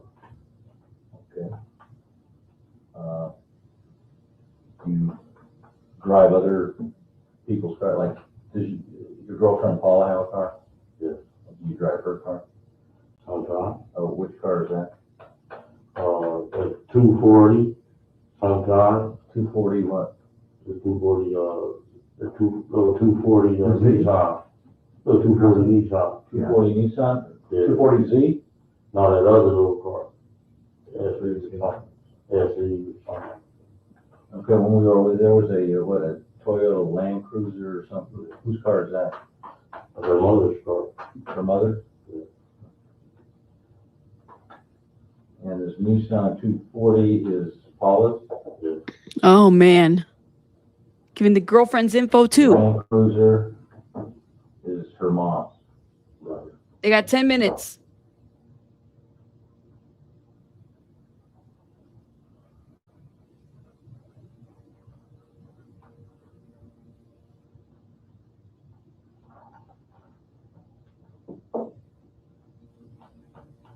Were you at any time involved in the purchase of this car at all? What part? This Impala. I think it's the same question that I told you earlier. I can do that. If you just think about what I said, Mike, what I'm trying to get from you is you can call anybody, in that parking structure area when you first heard that he was shot or whatever. I mean, entertainers, anything you would call anybody, that's, it might have been in that area where you were at.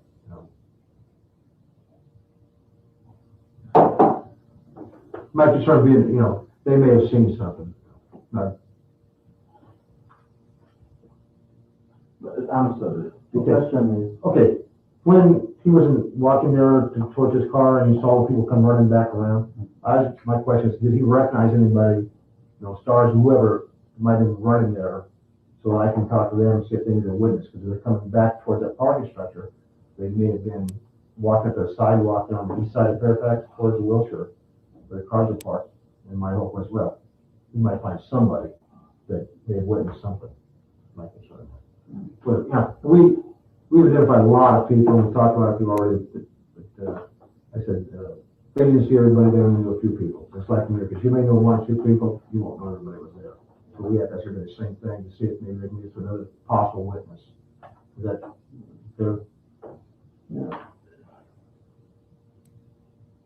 You understand what I'm saying? I know, that's beyond the scope of what we had in mind. What we had in mind was, I'll come and tell you what he was, where he was, what he did, everything about him. But he made it very clear, he doesn't want to be involved with other people.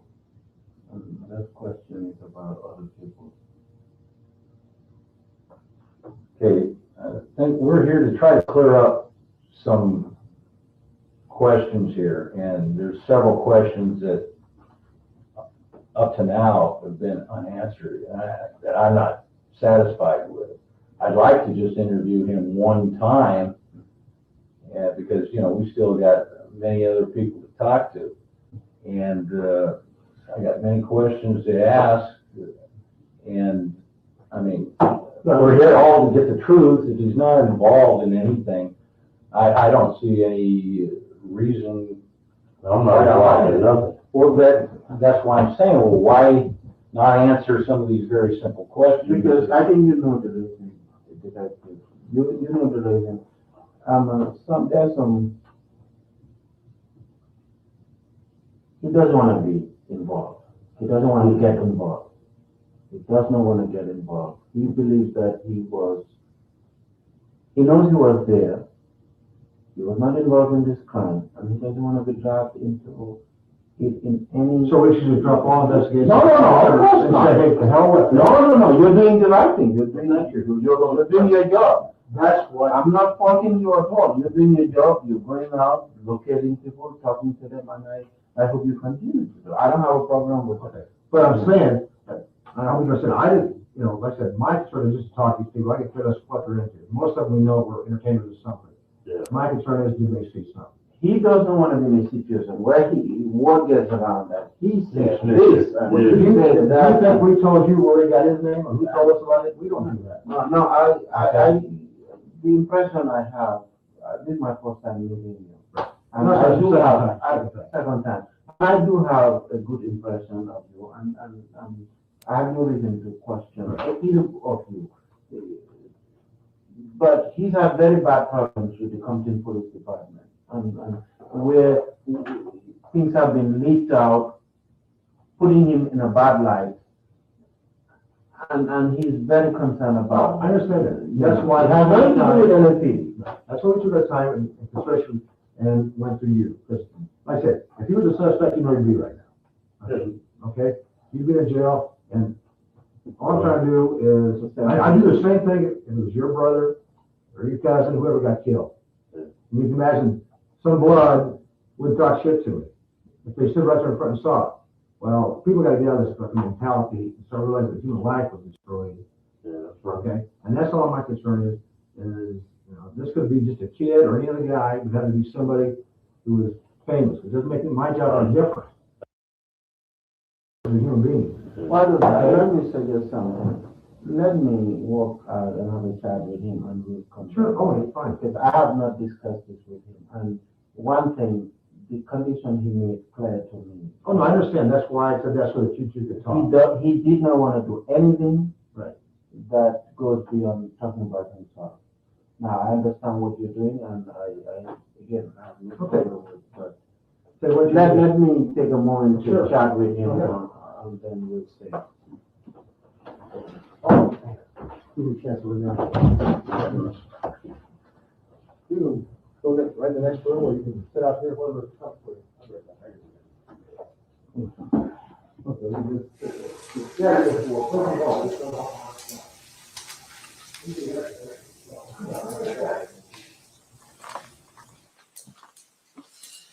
Okay, 4 minutes to spare. Wake up. Wake up, We're going cat. to take a recess for the evening. We're having everyone back at 9 a.m. tomorrow. During this recess, you are admonished not to talk or converse amongst yourselves or with anyone else on any subject connected to the trial, or read, watch, or listen to any report or commentary on the trial of any person connected with this case by any medium of information, including without limitation, newspaper, television, the internet, and radio, or form or express any opinion on any subject connected with the trial until the case is submitted to you. We'll see you guys back here at 9 a.m. tomorrow. Please follow Marshall's fees. Please rise. Let's see what they have after the jury leaves, guys. He looks pissed the hell off. Keefe's like, I'm so fucking mad right now. He looks mad as hell. Look at him.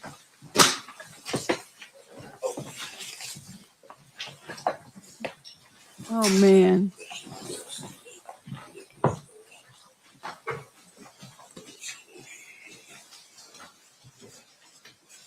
Have fun, Educo. He's like, where the fuck am I at now? For the record, the jury has exited the room. Or they're back. Hey. Okay. You want to come with brunch? Sure. Come on in. Up.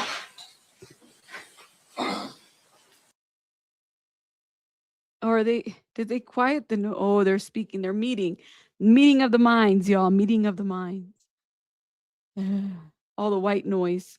Did they take Keefe back already? It wouldn't make sense, Royal. Oh, no, he's there. He's talking to his lawyers. It wouldn't make sense right now to do interviews. I would just keep it cute, Keefe. Keep it cute, Keefe, because, I mean, you don't want anybody using shit against you. It's a sidebar for sure. Yeah, she's pretty young. Oh my gosh. So they start tomorrow at 9. Okay, so I'm just thinking strategy. Why do I want to start? Maybe we'll start at 8:45. That's 7:45 Vegas time. If I start at 9, that would be 8. Yeah, we're gonna start. We're gonna start at 7:45 Vegas time. Yeah, that's what I'm gonna do tomorrow.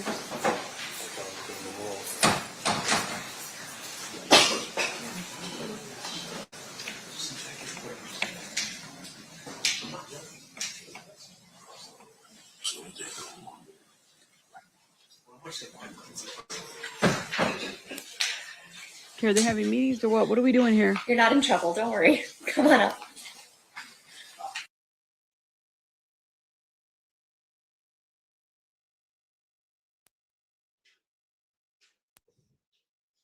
Are they pointing at us? What do we do?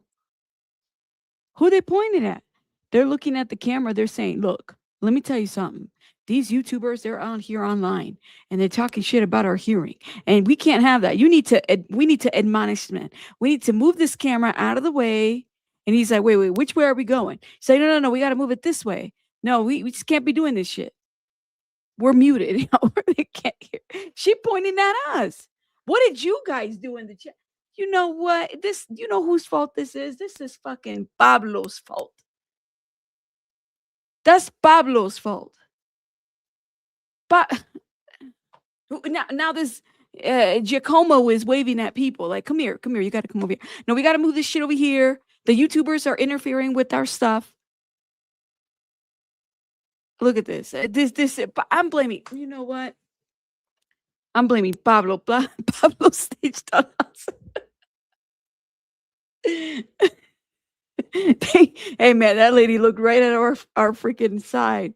I don't know what you guys did. I blame you guys. Okay, I plead the fifth. Okay, I plead the fifth. We about that thug life. Tell them.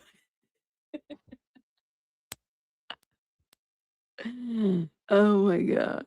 No. They complained about something and then they muted. They're like, no, we got a white noise this shit. They didn't want us to hear. They pointed at us. What did we do? Oh shit. I don't know, man. When she said y'all are in trouble, no. No, people are in trouble. Okay. Look at Keefe. He's like, I'm so fucking done with this shit. I'm so done with this shit. You can tell his face. I said, sir, why are you wearing a blue suit? Are you trying to send a message? Message. Yo, I'm so tired. Blame the floppy disk. Oh my God. When he said floppy disk, I said, floppy disk? Are we talking about that time frame? These children don't know what floppy disks are. We just got done with the jump drives. Now we got a cloud. What is a floppy disk? That's insane. Message tonight. Message. You know what? We need to pull that. I'm gonna see if I can don't be a menace. I'm gonna clip that. Oh no, but they'll get at me. Message. Oh my God. Wait, Mercy Miami says, I'm still patiently waiting for my Pablo is the new Linda drop. So I can't crop that. Oh my God, Mercy Miami. We gotta say it at the right time. Well, she's smiling, so she can't be that pissed off. I don't know what you guys did. Thank you, Mercy Miami, for your 14-month membership. I gotta shout everybody else out. And that part is ready on YouTube. What message? Yeah, but we just gotta make sure we don't get dinged for using it because it's out of Don't Be a Menace. Well, and it's out of the other one too, the original movie. Love that movie. Miss the old school movies. They don't make them like the old school movies, that's for sure. Oh my gosh. See, Keefe looks like he's pissed the hell off. Like you got all these people laughing, and Giacomo over here look like he got a little suntan. Shout out to him. Over here, the tech guy, he's trying to, he's trying it. And Keefe's like, well, are we done yet? Oh, we're starting at 9. All right. Anything else we need to address outside the presence? We'll have a check tomorrow on what is visible, what we can hear, things like that. I'll have IT, I'm going to contact IT to have them here as well. So if you guys are here on 15, I have no calendar until Wednesday. He just said to the judge, hey, what time are we on tomorrow? Did he just really say that to the judge? He's hangry. He said, hey, what time are we on tomorrow? Did he just say that? It's not like, Your Honor. He's not like, let me talk to my attorney about what time we on tomorrow. Keefe, you on a schedule. They're going to wake you up. They're going to wake you up regardless. You will be there. They'll make sure. Man, but that's that last part. Once you get lunch, shit just drags. I mean, this is how it is. He's got other plans. He probably got other plans too. Oh, he's like, I got to return the suit that I'm wearing right now. Oh, man. All right, y'all. So the prosecution is worried that we can see their computers. I think so. I'm like, man, they're pretty liberal with what they show and whatnot. It seemed pretty liberal and whatnot. Down the road, in case you didn't see it, I emailed you the PDF. Okay, I'll share the PDF over here with the Discord when I get a chance, y'all. I just need a... That's what I'm saying. He just said to the judge, and the judge responded. I just screamed laughing when he blurted out, hey, what time are we on tomorrow? Who are you talking to? What time are we on tomorrow? You could tell she's a young judge, because other ones would have been like, what? Sit down. Sit down. All right, y'all. Let me shout out some people. Well, we are done. They ended it. Dee, thank you so much for the y'all, I can't even talk anymore. Thank you for the jewels, love. Thank you again for the jewels. Thank you for the sparkle. Dee, thank you for Morris. Thank you for the clock it. Thank you for the jewels, guys. Thank you. Mercy Miami, thank you for your 14-month membership. Shout out to you. I got to get that clip. I'm tired right now, but I'm going to get that clip so we could play it every once in a while and wake the chat up. Message, wake up. Dee, thank you for the silver stars. Thank you. Appreciate it. Y'all are amazing. All right, y'all. So mañana, set your phones and everything on, okay? Try to make this more interactive, especially like during that time. I want to review that script because I don't feel like I got everything that they said, and I kind of want to, but let that video reset and sit there, and then we'll review it in the morning so we can see exactly what was said. Keefe bet actually work at 8-hour shift. Keefe's like, I'm done. Let me go. He's done for the day. All right, y'all. See you guys tomorrow morning. I'll schedule that maybe in a couple hours. I need to walk away from the computer. My eyes are killing me. All right. Bye, guys. Bye, guys.